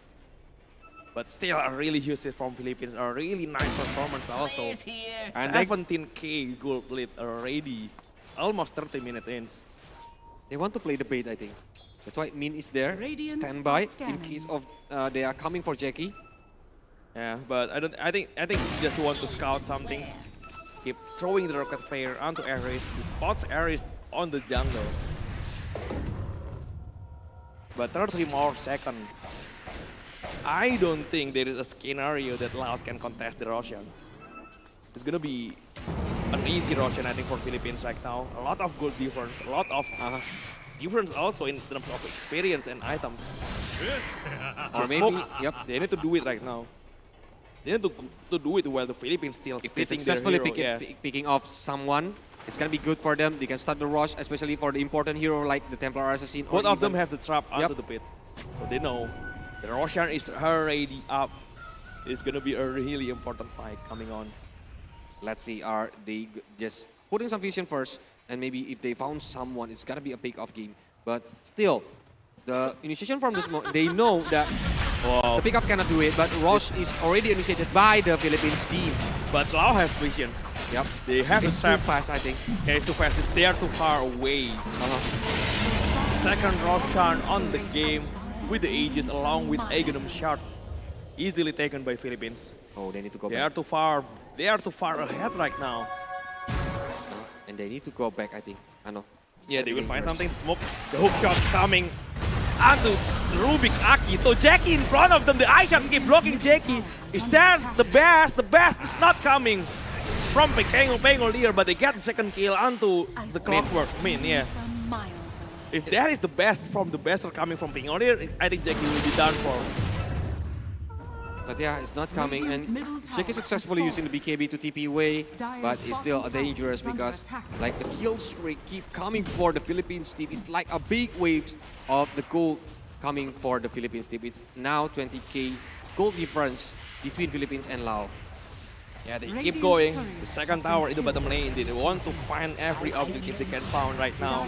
They go onto the high ground. Still have the agent Jackie from behind. They're getting spots again and again. The Solar Guardian is dead. There is no BKB from Jackie, so there is no possible way he can get out from that position. No more BKB, but in behind though, the arena of the Spear, they try to proc the Aegis. The Aegis are already being broken, but Templar Assassin still have the BKB. The buyback instantly being used by Rubik. Templar Assassin into the power cock. Akashi still have the BKB, still holding on to his BKB. Doesn't want to use it right now. Yep, because like no resource can stop Akashi even when he's not using the BKB, and he will like to clear the way very quickly and will aim for the high ground tower later. Wow, what a game, what a play coming from Philippines still. They're having a lot of advantage right now. Every time, they always know where Jackie going. they always found Jackie. A really huge kill. Double damage run from Akashi. Oh man. Just hoping that you don't find Akashi when he's like popping up the double damage, or it's gonna be like only to hit to take down main, it's only to hit to take down BB, and it's a team wipe again if Jackie got a good position during the fights. Wow. That's why we're waiting for it. 25. They want to pick up someone, I think. They try to pick up someone. But every player from Laos is too scared to get out of the base. They're still behind the base. It's kind of hard for them to get out. Even for Jackie, there's a lot of vision. Even at their Philippine jungle, Philippines just put out the vision. They know Jackie will try to farm there. Even just with the Remplar Assassin traps. It's a really good source of information. With a little vision, but it can be useful because the information they got, they can like decide it very quickly. Are they gonna move, or are they gonna stay, or even like are they gonna do something? Whoa, Look the at Varus it. kicks onto the snowball with the Mystic Prayer. An easy kill. A really nice combination with the rolling. Still go onto the high ground though. They will find Rubik. They still find another kill. But Assassin haven't got his big AB used. The stun is coming onto him. Sword Guardian heal, so Akashi still have the time to use the big AB. He will turn the fight once again, and he will take everything from Lao. It's gonna be GG, I think. Lestrak is alone. Doesn't have any damage at all, but Akashi still have the double damage. He will keep going onto Nevermind, taking a lot of damage already. Only one hero left, and it's supposed to be GG. It's gonna be the second game for Philippines, and we're gonna have the third game to decide who gonna come onto the grand final. We already told you yesterday. We already be the witnesses how Philippines are due to come back for the second game, and now tonight on the final upper bracket, Philippines are still on the final upper bracket, guys. So the game 3 will gonna start later, and it's a good thing because it's a big match of the day because it's a big ticket. Yep. Yeah. It's a big stake for them because like the one who are getting to the grand final will got like 1 game advantage, winning point. Yeah, a huge advantage at the grand final. Philippines forcing the third game. They have a really good momentum onto the third game. The potential reverse once again. It's a supporter from Philippines. Hey guys. Yeah, along with the supporter from Laos together. Yeah, both of them are gonna watch this interesting match. Oh my god. Anonym. We're gonna see the third game. And both of them are really strong. Even Jackie already using his comfortable hero, but he still cannot win the game. Yeah, the trap, all the vision just on the jungle came everywhere. Yep. And this is it. The highlights for the game number 2, where on the early game, I think Lao already doing some good job. But later, when the Philippines play more aggressively, they keep picking off the Lao members. Yeah, I don't know why Jackie keep getting spots on. Philippines always know where Jackie is going every time.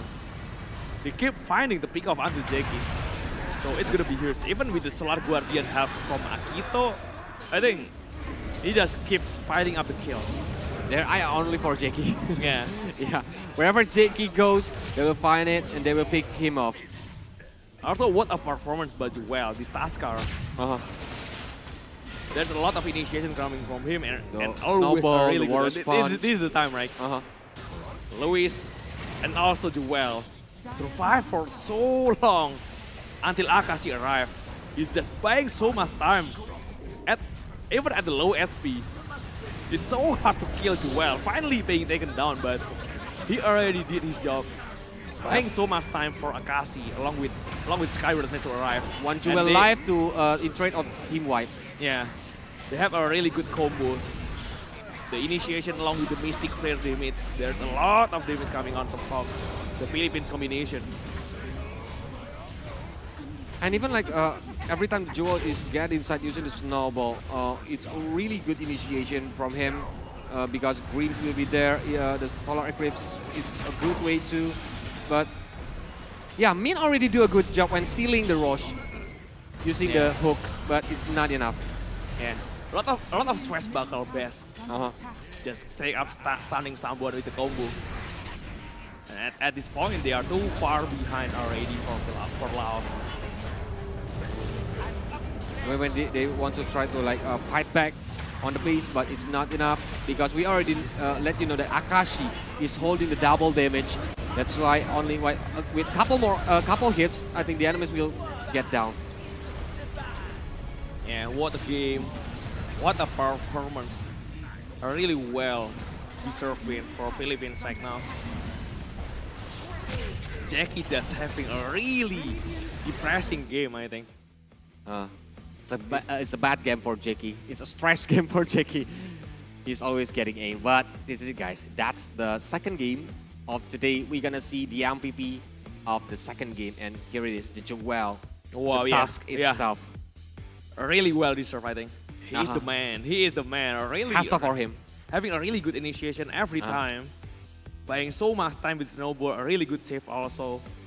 Keep finding Jackie. Calling his teammates to follow him up. This is the man in this game. With the Aghanim Scepter also on his hands.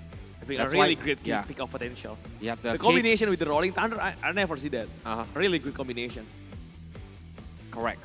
And this is it, the items for every players in here. I think Jackie already like having a hard time, but he collecting like the BKB, the Orchid, but only that because he cannot move to the next item. So guys, that's the second game for you, and I think we're gonna see the third game on the last chance for both of the country. They gonna go into the grand final, but before we are continue to the second game. Wait, there is no break. Oh yeah, I heard there is no break. Oh really? Yeah. So we... break. Oh yeah. Before we continue to the third game, we're gonna have a short break, so don't go anywhere because we're gonna get back after this break. Stay tuned.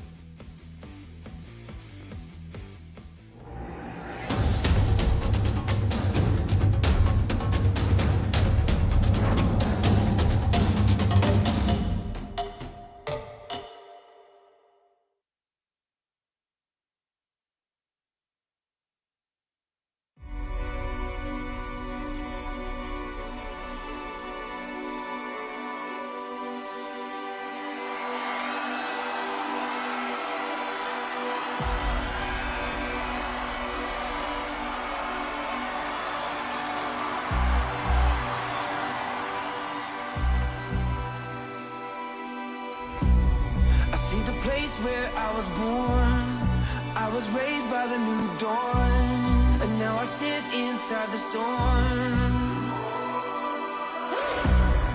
Like the eye of the pyramid, I know everything ahead. I'm in the hunt, don't you forget. Gotta work for it, every day work for it. Gotta work for it, every day work for it. I sing alone, can't get much higher. It's in my bones, love's true survivor. I stand alone, I keep on rising up to the throne. I won't stop fighting, 'cause I stand alone. Somebody turned off all the lights and try to steal like a parasite, but they can't take away the fight. Jaya, Jaya, Jaya. 'Cause I've been wild since I've been a kid, live my life hanging off the grid. No, I ain't never ever gonna quit. Good evening, ladies and gentlemen. Welcome to the opening ceremony of Indonesia Esports Summit and IESF 14th World Esports Championship Bali 2022! Can't get much higher. It's in my bones. Love's true survivor. I stand alone. I keep on rising up to the throne. Go right there. Go right there. Go. 'Cause I stand alone. I stand alone.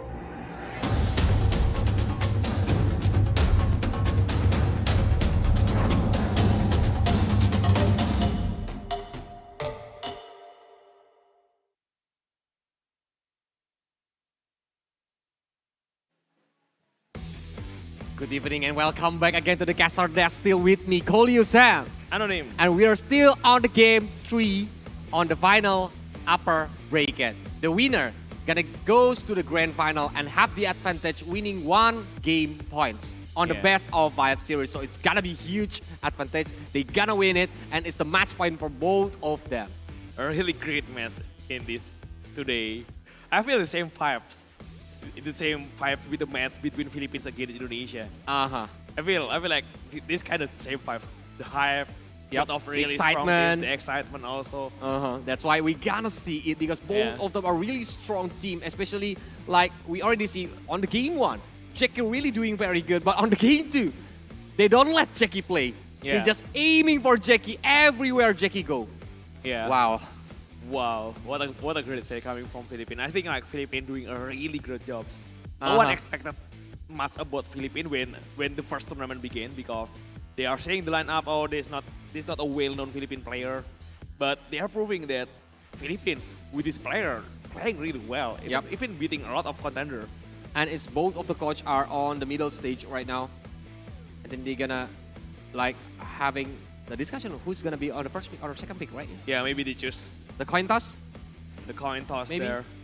Oh, Sinya is moving to front. The cameraman really loves Sinya, I think. He always found where Sinya sit at. A really good job for the cameraman here. Yep. And it's the supporter from the Philippines team. Yeah. And the LAOS team itself. Wow. Look at it. It's the coin toss. Who's gonna get the first pick? So they will choose either the first pick or the sides. Here we go. Either the pick or the side there. So Philippines is choosing. Yep. Okay. He will ask his teammates first. Oh yeah, he will ask. Yep. He want to ask. So the game is ready after that. They just try to review the replay from before, even now. They just reviewing. Keep reviewing the play. Yep. Using every time that they have to review the gameplay for before. Every missed opportunities maybe, every chance that misplay. The misplay coming on from the Philippines. And they want to make a They're having game. so much patience in the game though. I'm really happy about it. Because even if you have the win, even when you have so much lead, there is a lot of missed opportunity maybe. Maybe you can move in other direction, maybe you can have the perfect game, right? A different decision maybe in terms of team fight. Yeah, just reviewing everything. And I think that's the strong point from the Philippines team in every game, not just Dota 2. It's like when they are losing on the game 1 and how they like doing on the game 2 is really have a good comeback from them. They learn from game 1. They can like adapt very quickly on every game. Yeah. It's really you see the progress also in the timeline, right? The progress of the item of the enemy also. They just keep reviewing the game. Wow, so let's see. Oh, who's gonna get the first pick? Who's gonna? Oh, what is that? What is that food? Is it the food from Philippines? Wow! Wow, there's a lot. There's a lot from Laos. I'm so hungry looking at the food. Laos doesn't want to lose against Philippines. That's both of them. Oh Philippines my God. food against Laos. After this, we need to get the dinner. I know. Yeah. But Philippines just outnumber him. Yep. So Laos needs some help in terms of number, I think. Yeah. So the deciding match, it's gonna be really hot. Even the stage besides us, it's already singing. Okay, but look at it. If we already look the camera at the Dota 2 logo, the band and pick, we're gonna start. And here we go. Primal Beast, Tiny Band, the next Assassin Band, the Brute Mother Band, and the first pick is Tusk for Lao team. And Dawnbreaker plus Sky. The same draft from before, the Dawnbreaker again along with Skyward mates. A really good takeoff potential from the Sky. A lot of damage being dealt onto Lao. But Tuskar this time 10 seconds remaining. is being picked by Laos. Yep. Are they gonna pick Mirana now? Or even the other hero first? Like Undying is still free. They want to use it. Because on the game before, they didn't have get the chance to use Undying because Philippines banning the Undying. Yeah, maybe they can right now. It's a really annoying hero using the Decay or the Soul Rip. Still thinking about it. There is a lot of good heroes still on the pool. Even the Clockwork, even Mirana. Even if you want to pick the car, pick the mid lane first, something like Lina is actually really good against Dawnbreaker. A backline hero, possibly really hard to deal with if you are playing Skyward Maze because it's kind of out of range. Yeah. But they pick over under it, so yeah, really highly contested hero for Southeast Asia teammate. A really good meta right now. Tuskar still a flexible pick, still can be played on the mid lane, or on the off support. lane, even as a support. Yeah. We will see it later, but no invoker. Oh, that's the international caster. I see that one. Ippy, hello. I'm your fans. Oh yeah. The international caster, yeah. I'm nervous though. I'm casting English. I'm not used to casting English, especially in front of international casters. Yeah. It makes us nervous to be watched by you guys. Yeah, wow. It's an honor. Yeah. Oh. It's a love sign. Yeah. Enjoy the game, guys. Enjoy the game. Radiant team. But we already look at it, the ban again, and look at it, the Shadow Fiend from the Philippines team for the third ban. They don't want to see like the potential of Shadow Fiend can be used maybe as a carry, maybe as the mid laner. And no Naga Siren. No Naga Siren, they're getting banned along with the Invoker also. Man Kicking and Shadow Fiend getting banned for the Philippine sides. Oh, it's the Lao flag. Yeah. Wow. Okay, we already see the potential from Jackie using Monkey Key on the game number 1. Yeah, Jackie with the Monkey King. That's why they want to respect it, I think. Yeah. The fifth ban coming in. The second phase of the ban. It's gonna be the last ban on the second phase before the second phase of the pick. Bat Rider. Okay, no lasso. Especially maybe Bat on the mid or maybe Bat as an off lane. It's a good potential hero to be used, but they don't want to make the Bat Rider on lane. But yeah, let's also try. also Restrak 2 times BB using Restrak. They don't want to give it against Santa Lao hand. And Amber Spirit is gonna be played by LAOS. It's gonna be an Amber Spirit mid lane. If they want to battle between another spirits, maybe Void Spirit can be used 10 from Lao seconds team. remaining. Yeah. The third pick onto 5 Lao. seconds remaining. A lot of possibilities right now. Radiant They team chose out for Mirana. Mirana, a really good Mirana. combination. Combo with Tusk. Along with Tuskar, yeah. We see a lot of Mirana already in this tournament. I think the most pick gonna be on Mirana. Maybe we will have to see the Mirana data and Tusk for that, later, maybe, yeah. What is the most pick? What is the most bad? Dire team pick. But Wow, that prophet. The LAOS already used it yesterday, and they have a really good game with it. It's So a very quick tower destroyer using like for the Exorcism, exorcism itself. And the fourth pick for Philippines. What is the hero that they want to choose? That they want to like use it as the 10 winning seconds heroes because they remaining. really need it. They really need to go to the grand 5 final seconds from the upper remaining. bracket. Yeah, the fourth pick coming from Philippines right now. They already have a mid lane, possibly a downbreaker off lane for this with the Sky as a support. They can just another support maybe or a carry. A carry is still fine. They already know the matchup in the lane. Possibly against Tuskar, it's gonna be that prophet mid lane, I suppose, against Amber Spirit mid lane. So they just offer Gyrocopter supports, I think. It's gonna be Gyrocopter supports along with Skyward Man support. Still some possibility to Gyrocopter to be played as a carry, but we will see about it. I think a higher chance for Gyrocopter to be a support. Yeah, especially during the team fight. I think the call down gonna be useful with a big AoE. Yeah, But a good setup along with the homing missile, potential combo setup for the Mystic Flare also. But Slark is being banned.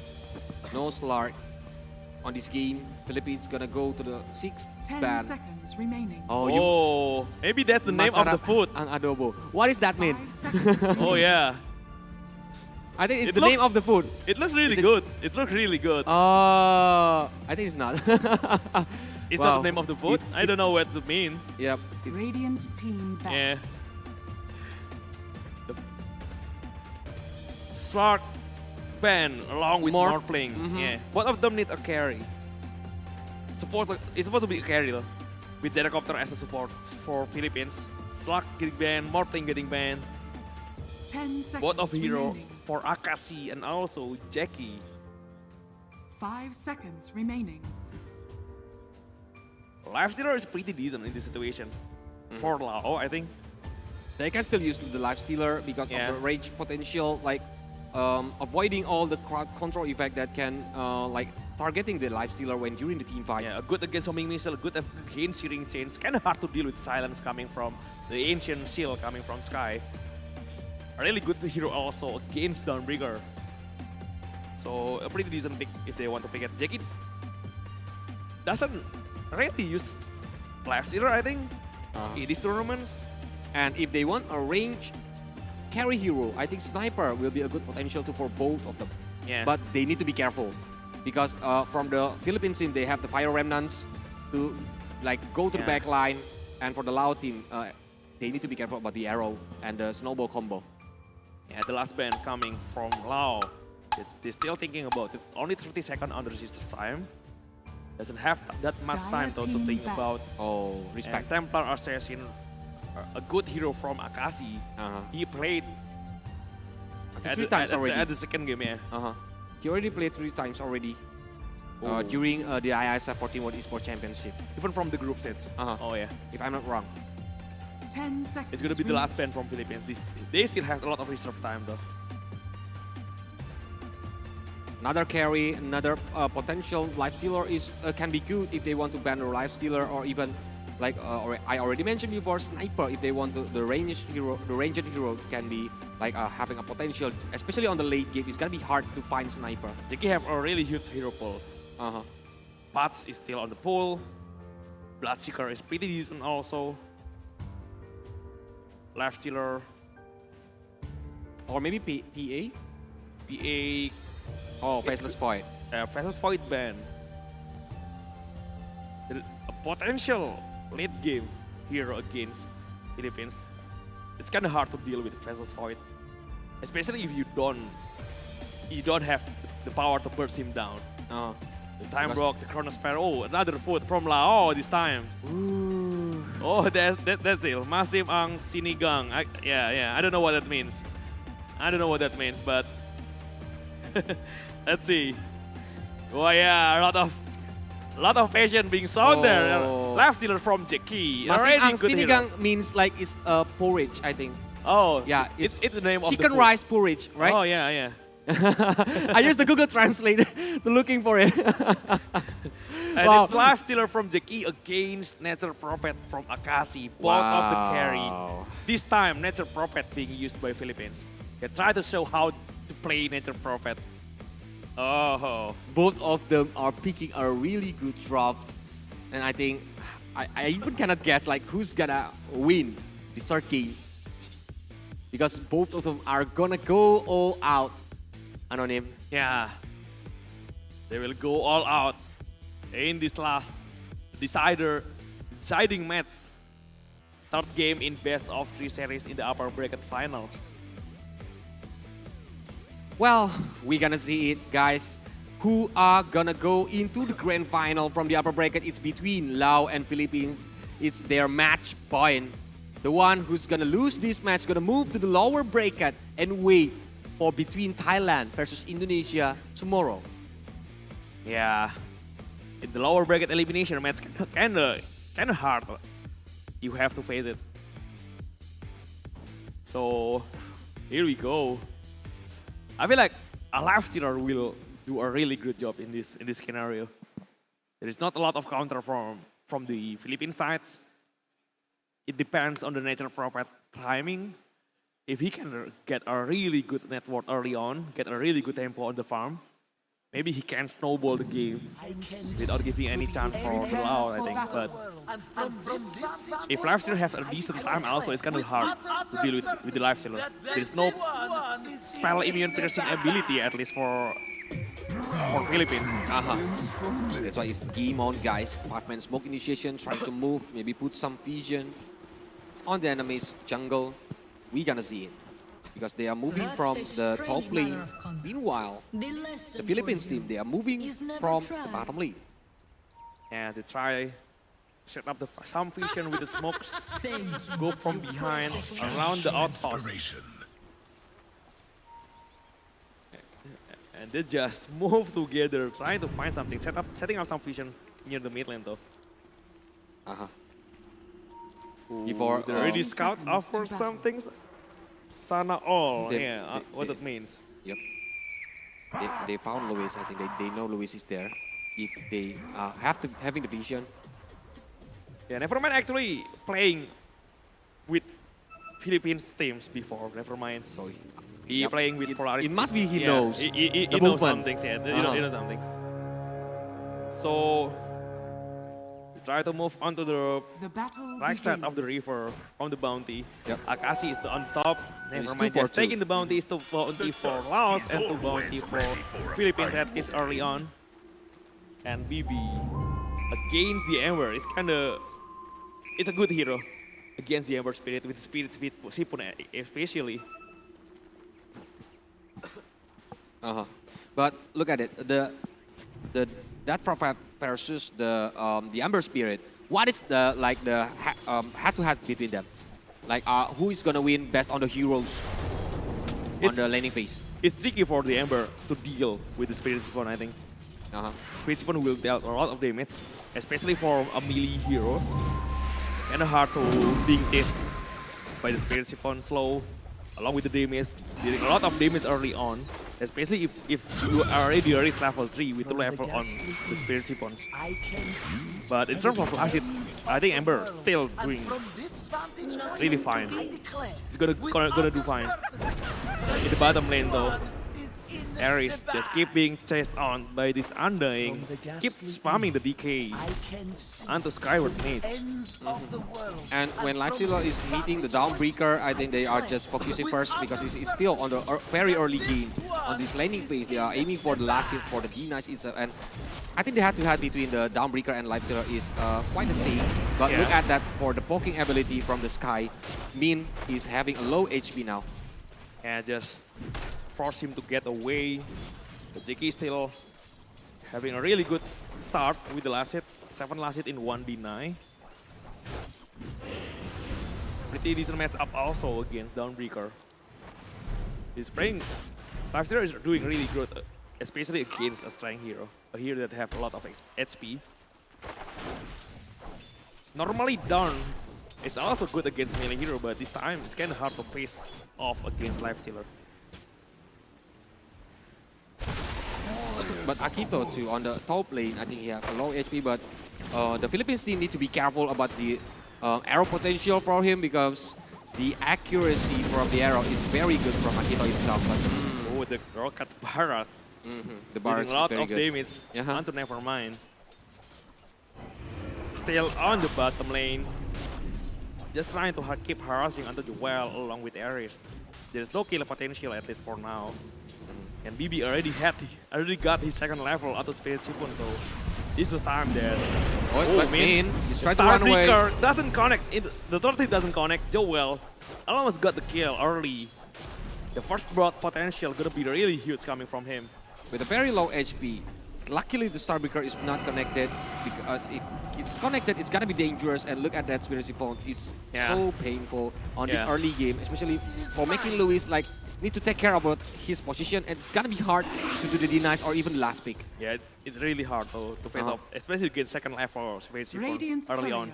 But Bounty is waiting there. Skyward mates actually denying himself behind. I think Dyer takes the kill, So I think it's gonna be it's a suicide kill maybe. Yep. Under the Skyward mates. He's still chasing Mirana, I think. But it's gonna be hard to get Mirana because Mirana still have the lead. Yeah, the healing staff also. And trying to get away. Pretty decent start for Lao in terms of flash hit, along with Philippines still fine. That's a Prophet up top. Having 21 last hit, still pretty much the same with Jackie. Both of them carry, are doing good. Like to make sure like having 8 denies for both of them. But BB shot onto BB. Just making sure he doesn't have a really great time in the mid lane. And Louis still have the full battle. Yeah, it's gonna be dangerous.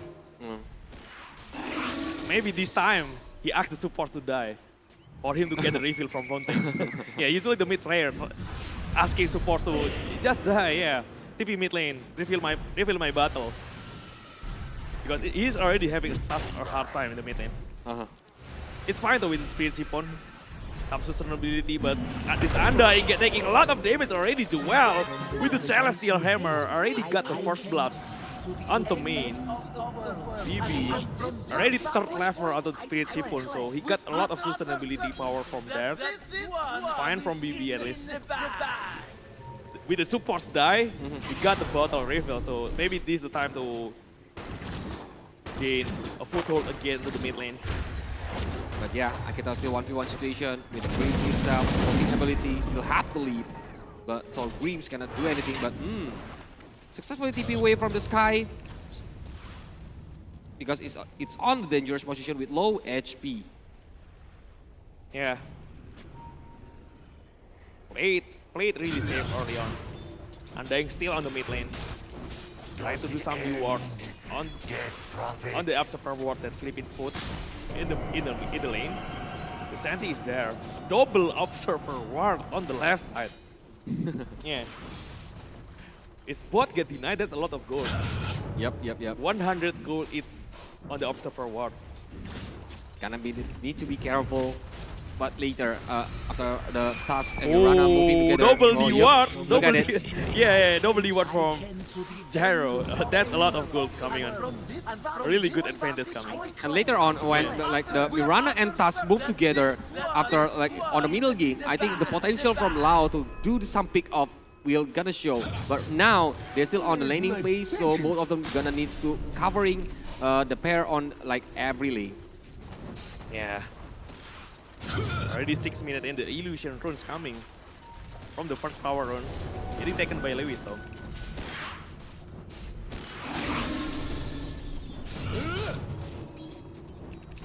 And yeah, pretty much even early out of the game, Lifestealer doing dealing, having some good denies, 22 denies already in the bottom lane from the Lifestealer. Yeah, a lot of deny coming from Jackie, and he just trying to pull the creep out of the small camp. The ice shot is there, the Wrath of Nature coming, killing Mirana, and Grims still can't get away. Nevermind, still be patient. He didn't want to try to overcommit to dive into the first tower on the top lane. But BB using the Spirit Siphon, but Ares is coming. BB is on dangerous position with low HP. Couple more hits, he will take it down. But look at the Fire Remnants. And BB, he will down. Yeah, Akashi coming from behind, just making sure Heal is secured still well, keep being chased by Jackie, but he doesn't have any disable anymore. It's gonna takes too long. Try to TP out, doesn't have any disable to cancel the TP from the well. Even the high five before he TP out. Yeah, just waving goodbye onto Jackie. Actually, Philippines doing quite good on this early game, because look at the Natural Prophet already got the 50 last hit, and they already got the 3 kill points, but it's still too early to say that Philippines is gonna control this game, especially like if we are looking at that Lifestealer, 23 denies is a very big number on these 8 minutes. Yeah, a really strong early CS coming from Lifestealer. Jackie, the start fall, just trying to clear the lanes, pressure from Akashi with the Nature's Call. He will get this tower. No one there to defend it. A really huge momentum, especially in the map controls. The Exorcism, they try to find some traits in terms of tower. They get the safe lane tower, but the mid is more valuable. BB. The double damage thrown onto Luis. They have a snowball, trying to get to the wild path. The arrow doesn't connect onto Luis, but Luis doesn't have Remnant. They have one. They still take Luis. Kind of late to use the Remnant. I thought they have one defensive Remnant ready to get away. But it's not. He's not. He doesn't have any. They pop up the smoke. 2-man smoke, trying to find another kill. They will break the smoke on the high ground. They will find something here. Gyrocopter from Grims. Pretty far. Outside the range of the snowball. Ares is there. Ares is there. If they want to like do some initiation on the Gyrocopter, it's gotta be dangerous. Because Ares will come for the backup, and it's gonna be hard to take the kill points. Remind, the arrow coming onto Ares, the snowball, just to dodge the homing missile. They have the Solar Guardian also. Will take a lot of damage. This Tusker from Nevermind cannot go away. 4-man onto the mid lane.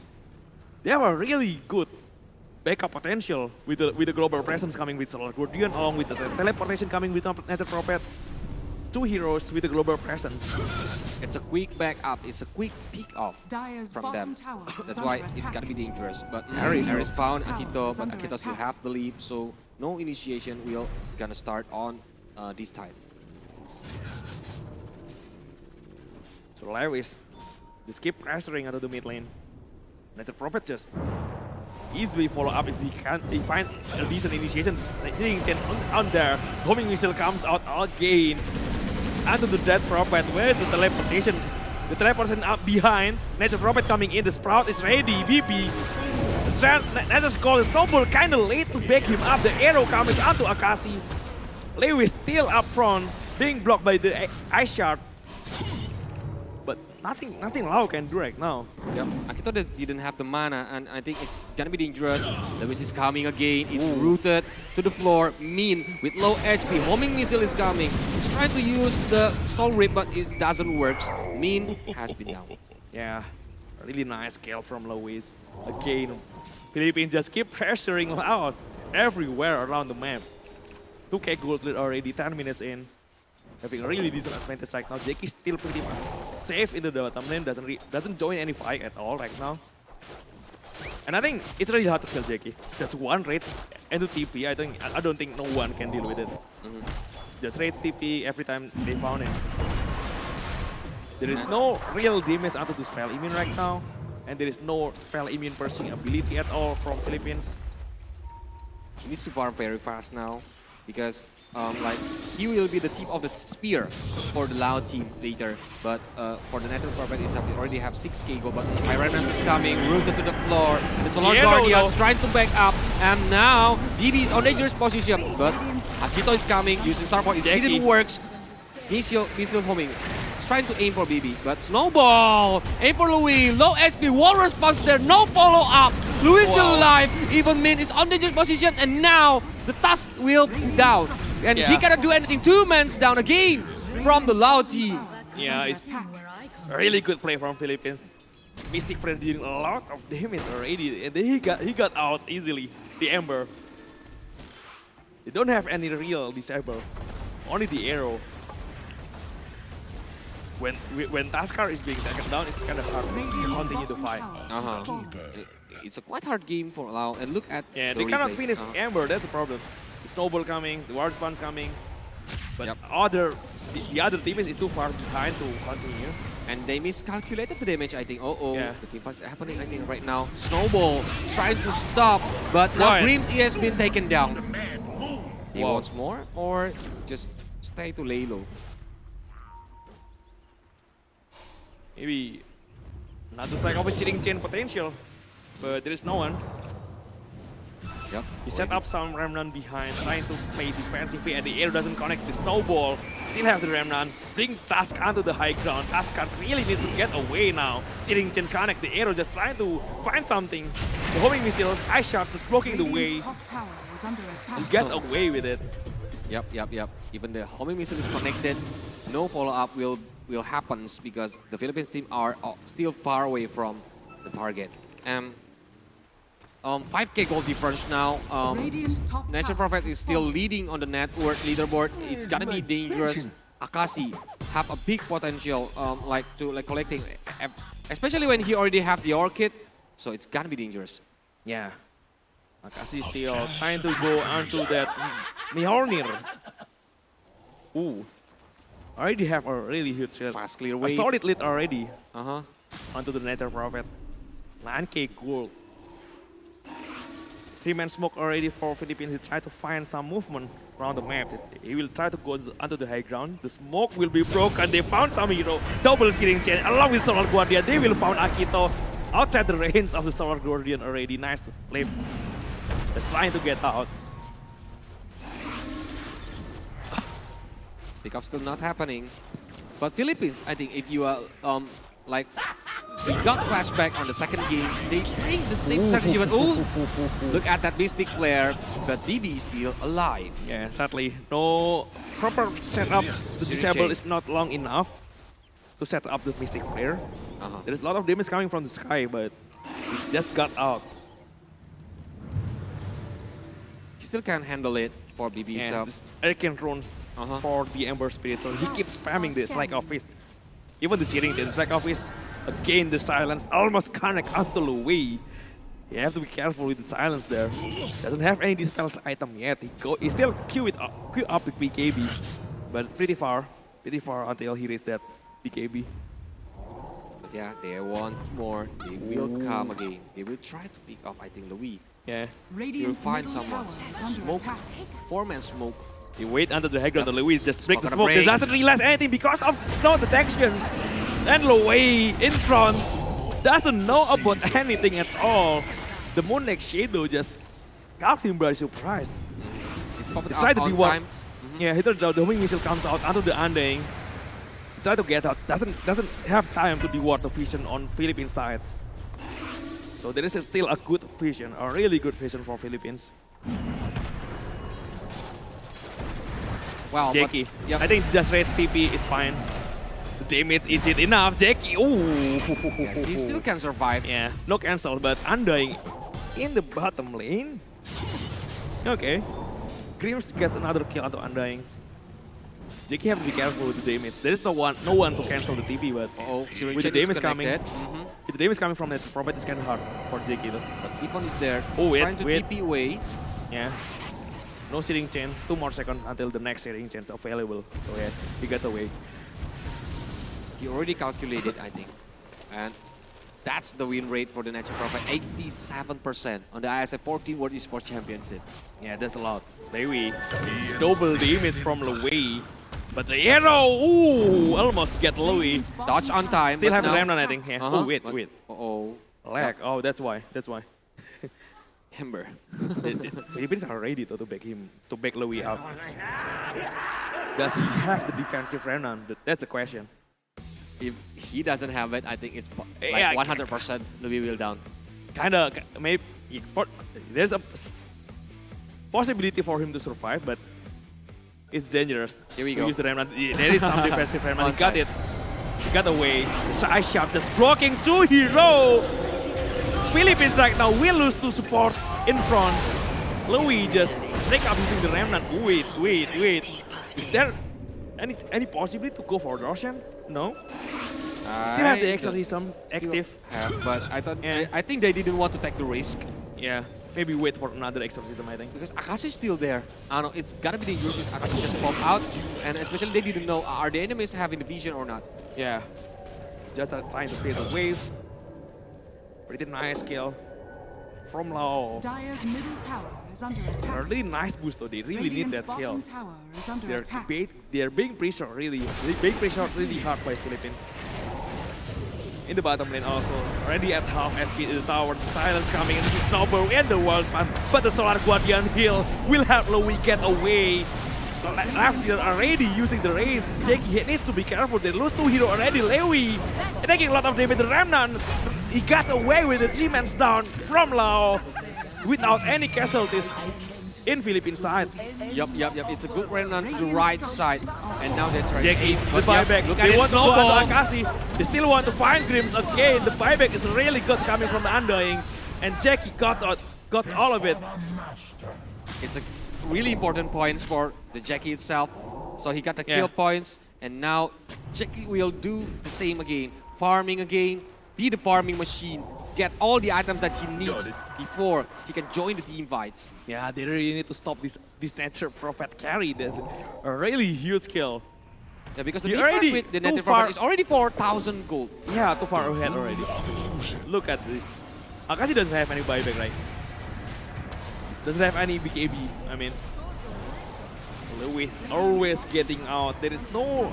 Yeah, even the arrow is connected with very low HP, and it's a good timing to use the remnant onto the right side. There's no instant disable, that's the problem. Maybe with the dagger coming on from Taskar, but this is Taskar support, kind of hard to reach this big dagger early on. Does he already get the dagger?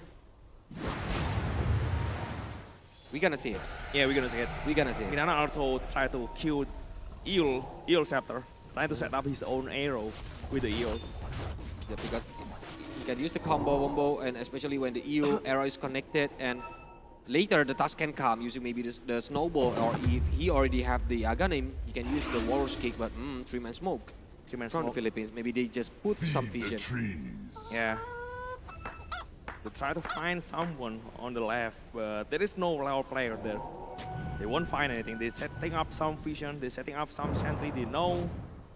They will have a lot of advantage. Radiant actually scanned the raw speed. So Lao doesn't know anything about it.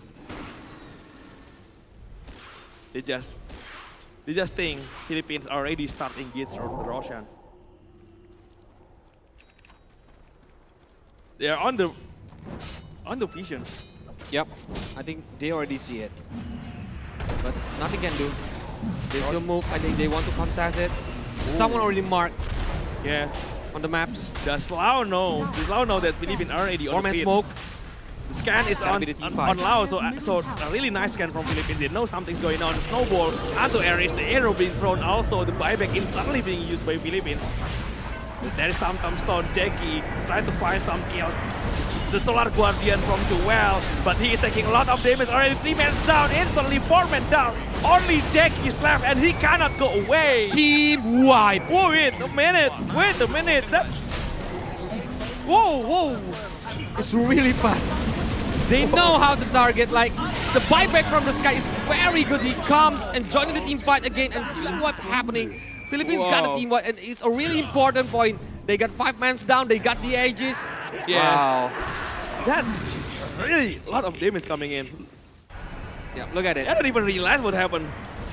The slot golden just comes in, the damage from Akashi. Wait.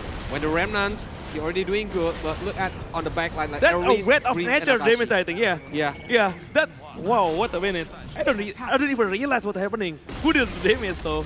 A really huge damage from the burst, from the red of nature. Yeah, oh, a really huge fight coming from Philippines. They're already so far ahead. They will find another kill, I think.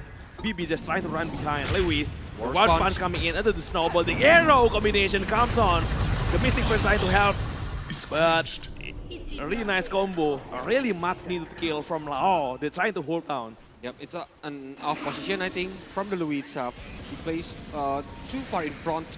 That's why when the arrow is connected, when the snowball is there, he cannot do anything. Yeah.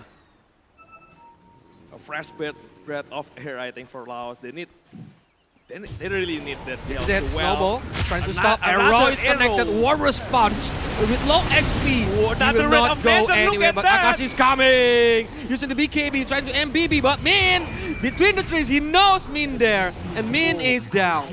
Whoa, that's red of nature.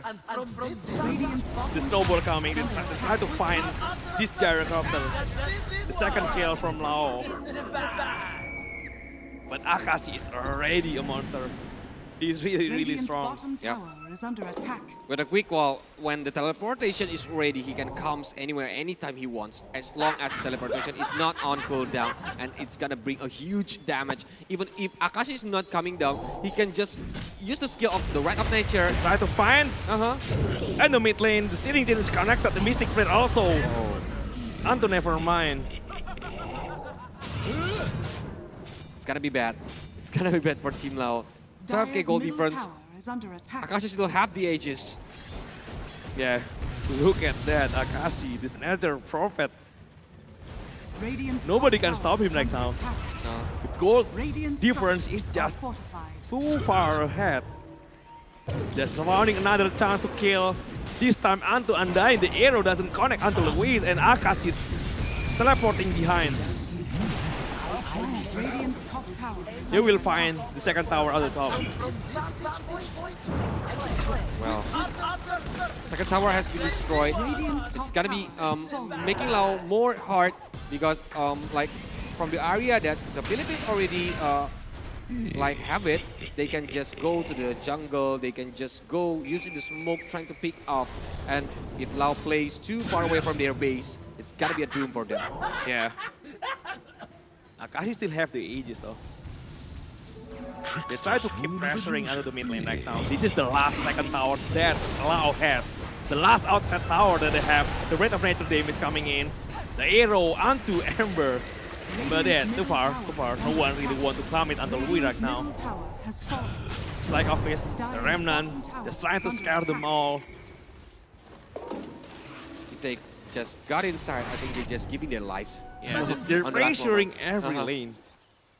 Oh, but Jackie is low. Doesn't have any vision onto Jackie. Are they gonna bound it? They don't have any vision yet, at least. They don't know where the hell is Jackie. The rune of invisibility. Because with no burst damage, I think Jackie can just doing the same thing, just popping up the rage and just TP away. Sprout onto Mirana, already level 20 list. Sprout, Mirana cannot go away. He takes down Mirana. Still have a lot of damage. Akashi still have the Aegis, so he doesn't care about his life.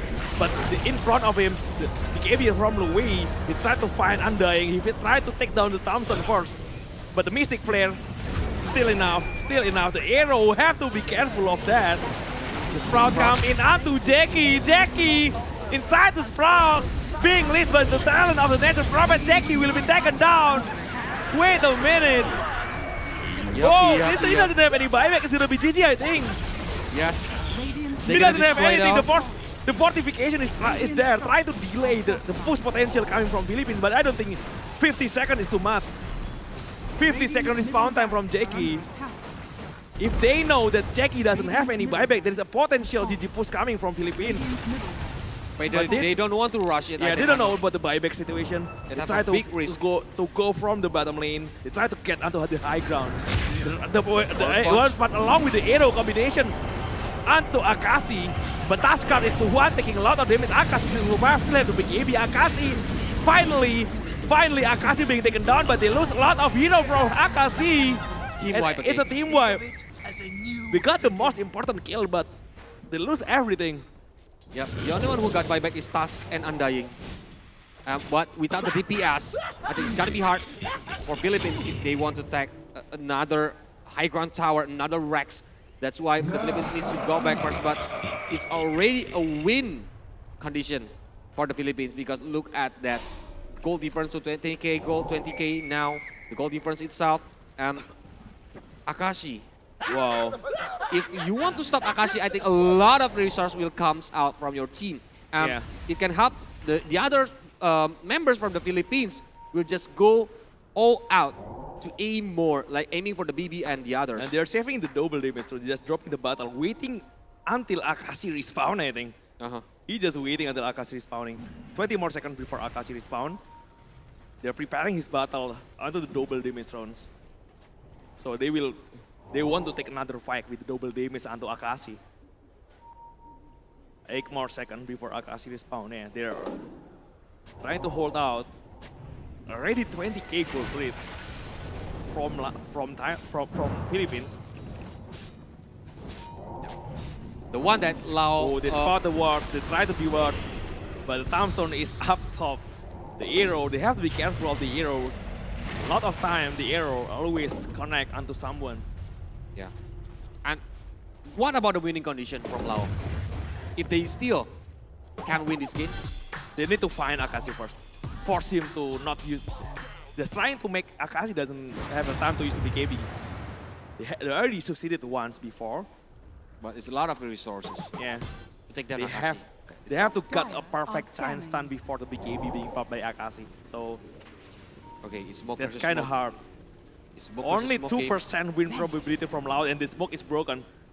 Oh, no, it's not. It's not. They haven't found each other. Yeah, the jump scouting vision from Loud. The smoke already broken. They found C-Hero, the ceiling change connected. The Ember actually taking a lot of damage. The BKB being popped, but the Ember already taking so much. Two-man's down. Jackie down. Jackie being taken down. The double damage onto Nature's Prophet, healing so much damage already. Look at the damage from Akashi. The slow is there. Duel with the Starbreaker along with the Ice Shard cannot go away. Akashi, this man, he's just a monster already. Jack is going to have the buyback with the Death Prophet, but it's the double damage still. Yep, they still need the buyback the buyback coming on, the snowball onto Akashi. They try to get the Akashi. The BKB is still there. They will take another kill. The dieback onto the Death Prophet, and Jackie will die back also. It's gonna be GG.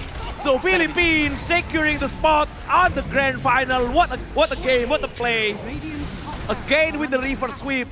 They lose the first game, they won the second and the third. Oh my god. People say that Philippines always played well while they are being pressured. Playing for the country. Yeah. While playing for the flag. So you just witnessed the Philippines teams right now. What a great performance coming from them. Yep. And look at both of the fans, I think. Yeah. They keep respecting each other because in game, maybe they are enemies, but out game, they are families. Yeah. Laos still have a chance in the lower bracket. They will wait the winner between Thailand against Indonesia tomorrow. So they need to reset the game. They need to still have a good mood. But they still have the chance. Yeah, they still have the chance. Wow. And this is it. Give a big round of applause for Philippines! Wow. One team already on the grand final. They're gonna have a huge advantage. One game advantage in best of 5 series. Because the team that come from the lower bracket don't have any advantage at all. They're already behind one game. 1-0 before the game even starts. And it's not even the team who are just got from the regional. It's not the team who are the home team. But it's Philippines who are playing from the play-in stage. Yeah. So their journey must be a very long journey. They already face it. They already like improving in every match they have. Especially when they are losing on the game 1, on the game number 2, on the game number 3. It's like I'm seeing a different team who are playing on this match. Yeah. Wow. Wow, you cannot let your guard down when you win the first game against Philippines. The potential reverse if they're already proving it again and again. Against Indonesia, against Laos. They have a really good mentality. Yep. Look at that. What a performance coming from Philippines. On the very early game, I think, there is still a mirroring move from swapping the top tower and bottom tower. But after that, the Philippines keep going. Even maybe I can call it's like a one-sided game during the mid game until like the game ends. Yeah. Wow. Because they're facing a very hard time. The Natural Prophet doing very well, being the farming machine from Philippines. They have played together really well in this game. A lot of chemistry, a lot of good combination coming from every player. And do well. I think this player deserves much more, I think. With his plays, using the Ember. This is it. Yeah. When the team wipe happening, they want to contest the rush, but it's a bad decision because when Akashi is coming, look at that. The natural spread damage. Yeah. Oh my god. Oh my god, I don't even realize it. I don't even realize where the damage come from. There is some arrow combination. There is some good arrow combination coming from Lauto, but at this point, Akashi just already so far ahead. Even the players may be just surprised, like, what is that? Why my HP like just lost a huge HP? Whoa. Whoa, Akashi. It is the moment that they are being punished so hard. Even Akashi still has the edges. Yeah. Been trying to go back, but look at that, the Mystic Flare, but the Sprout like trapping him between the tower. Yeah, this is the moment. Jackie at the start is outside the Sprout. Suddenly the ice shot dragging him inside the Sprout. When Akashi already have the 20 talent, level 20 talent, the least effect onto Jackie.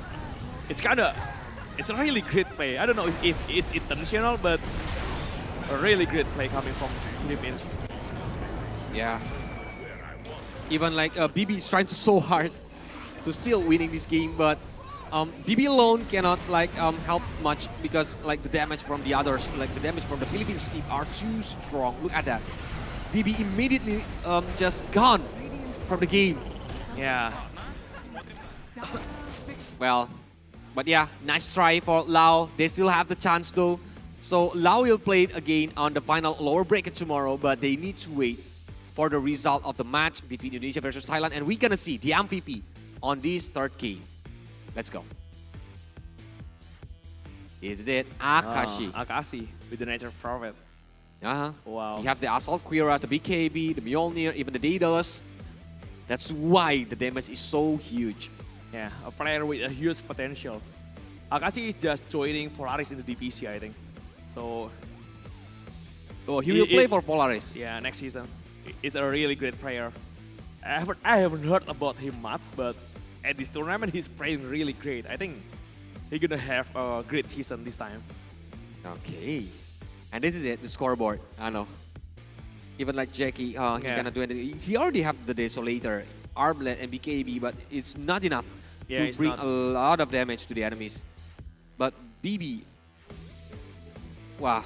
Well, the momentum is so far behind from Lauto. He cannot they need to do something about Akashi's farm. He just let him farm really fast with the Midas also. Usually when they have that profile, maybe a lot of tower will get destroyed on the early game, right? Using the potential of exorcism, but they cannot do it because Philippines playing a very aggressive gameplay that keep picking off the players from the Lao team. Yeah, really good play. But I think this playstyle is already played by them, by Philippines when they are facing Indonesia yesterday. And I think a lot of teams gonna learn from this playstyle to face Philippines because Philippines already waiting at the grand final, and some teams gonna like focusing on their match first, like Indonesia versus Thailand, and then they're gonna meet Lao, and later when they move to the grand final, who is it like the three of them that they gonna see or like preparing to counter the aggressive movement from Philippines. Yeah, they deserve to be in the final, Philippines. I'm sure of that, and showing some really great performance, really stellar performance coming from them. So tomorrow someone gonna buy you the pork knuckle, right? Oh yeah. Don't forget about it. But Yeah. guys, I want to say thank you because the ISF 14 World Esports Championship Bali 2022 is supported by wonderful Indonesia, Kemenpora, NOC, KONI, and of course thanks for all the sponsors, GHL Group, GHL Auto, Nusapay, DIS, Gudang Crypto, Taiwan Excellence, Pertamina, Hydro Coco, Blosa, Sofel, Antis. We also have Telkomsel, Samsung Galaxy A series, Central Cargo, IndiHome, HIN, Episode Hotel, Merusaka Hotel, Mineski Global Indonesian Football E-League, ESID, along with production partner Limon ID, with media partner Trans7, Detik.com, Esports.id, Video.com, Dunia Games, Dance TV, Dance Play, Merah Putih, Bola Score, and also Kami Bijak. Yep. And for you guys, Central Cargo is present as a solution for goods delivery service, serving the delivery of goods both by air, land, and sea. Door-to-door service. You can download the Central Cargo application on the App Store or Play Store right now. Yeah. And unfortunately, I think it's the last match of the day.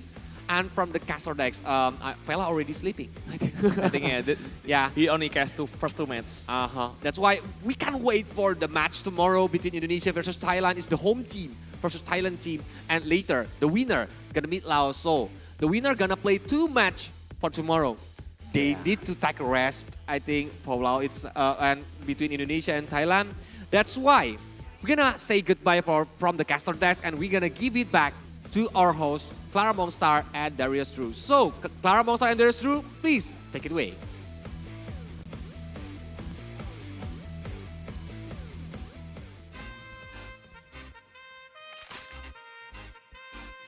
Lakat Matata! Norbelin! Whoa! Philippines, they take the game and securing one slot for grand final. Exactly, what a very dominant performance in last match. Yeah, we see they are doing their best to secure the grand final position. And also nice try for Team Lao. They still have another chance tomorrow in lower brackets against Team Indonesia or Team Thailand. Yes, either one of that. True. Because as we know, we have 2 lower bracket matches tomorrow. With first match is Indonesia versus Thailand. And then the winner will be fighting against Team Lao. Exactly. So who will be the winner and who will be the next team who accompany Team Philippines in grand final? That's right, because the grand final for Team Philippines, they got one advantage, which is 1 point ahead. True. So it's very advantageous for the grand finalist, the number 1 grand finalist. So guys, please join us again tomorrow because today we have seen a lot of playoff matches for Dota 2. And tomorrow we still have 2 lower bracket matches. Yes. 2 lower bracket matches and also one grand final for CSGO Female. Exactly. You cannot miss that match, so please come to Merusaka, Bali. We have lots of stages, not only Earth stage, but also Ice stage, then Fire stage, and then Air stage. Yeah. And we please have fun a lot with of us food. here. That's right. We have a lot of food. That's right. I love the spirit here. I love the energy. I love the people here. And of course, this athlete is going to give the best tomorrow. Exactly. They will be doing a great performance tomorrow, so please join us, feel the experience of the biggest esports outdoor event right now. That's right. So on behalf of the whole crew, whole team, my name is Darius Drew. And I'm Budi Clara Mongsar. We would like to say thank you so much for tuning us today. Sure. And join us again tomorrow, still at IESF 14 World Esports Championship Bali 2022. See you guys tomorrow.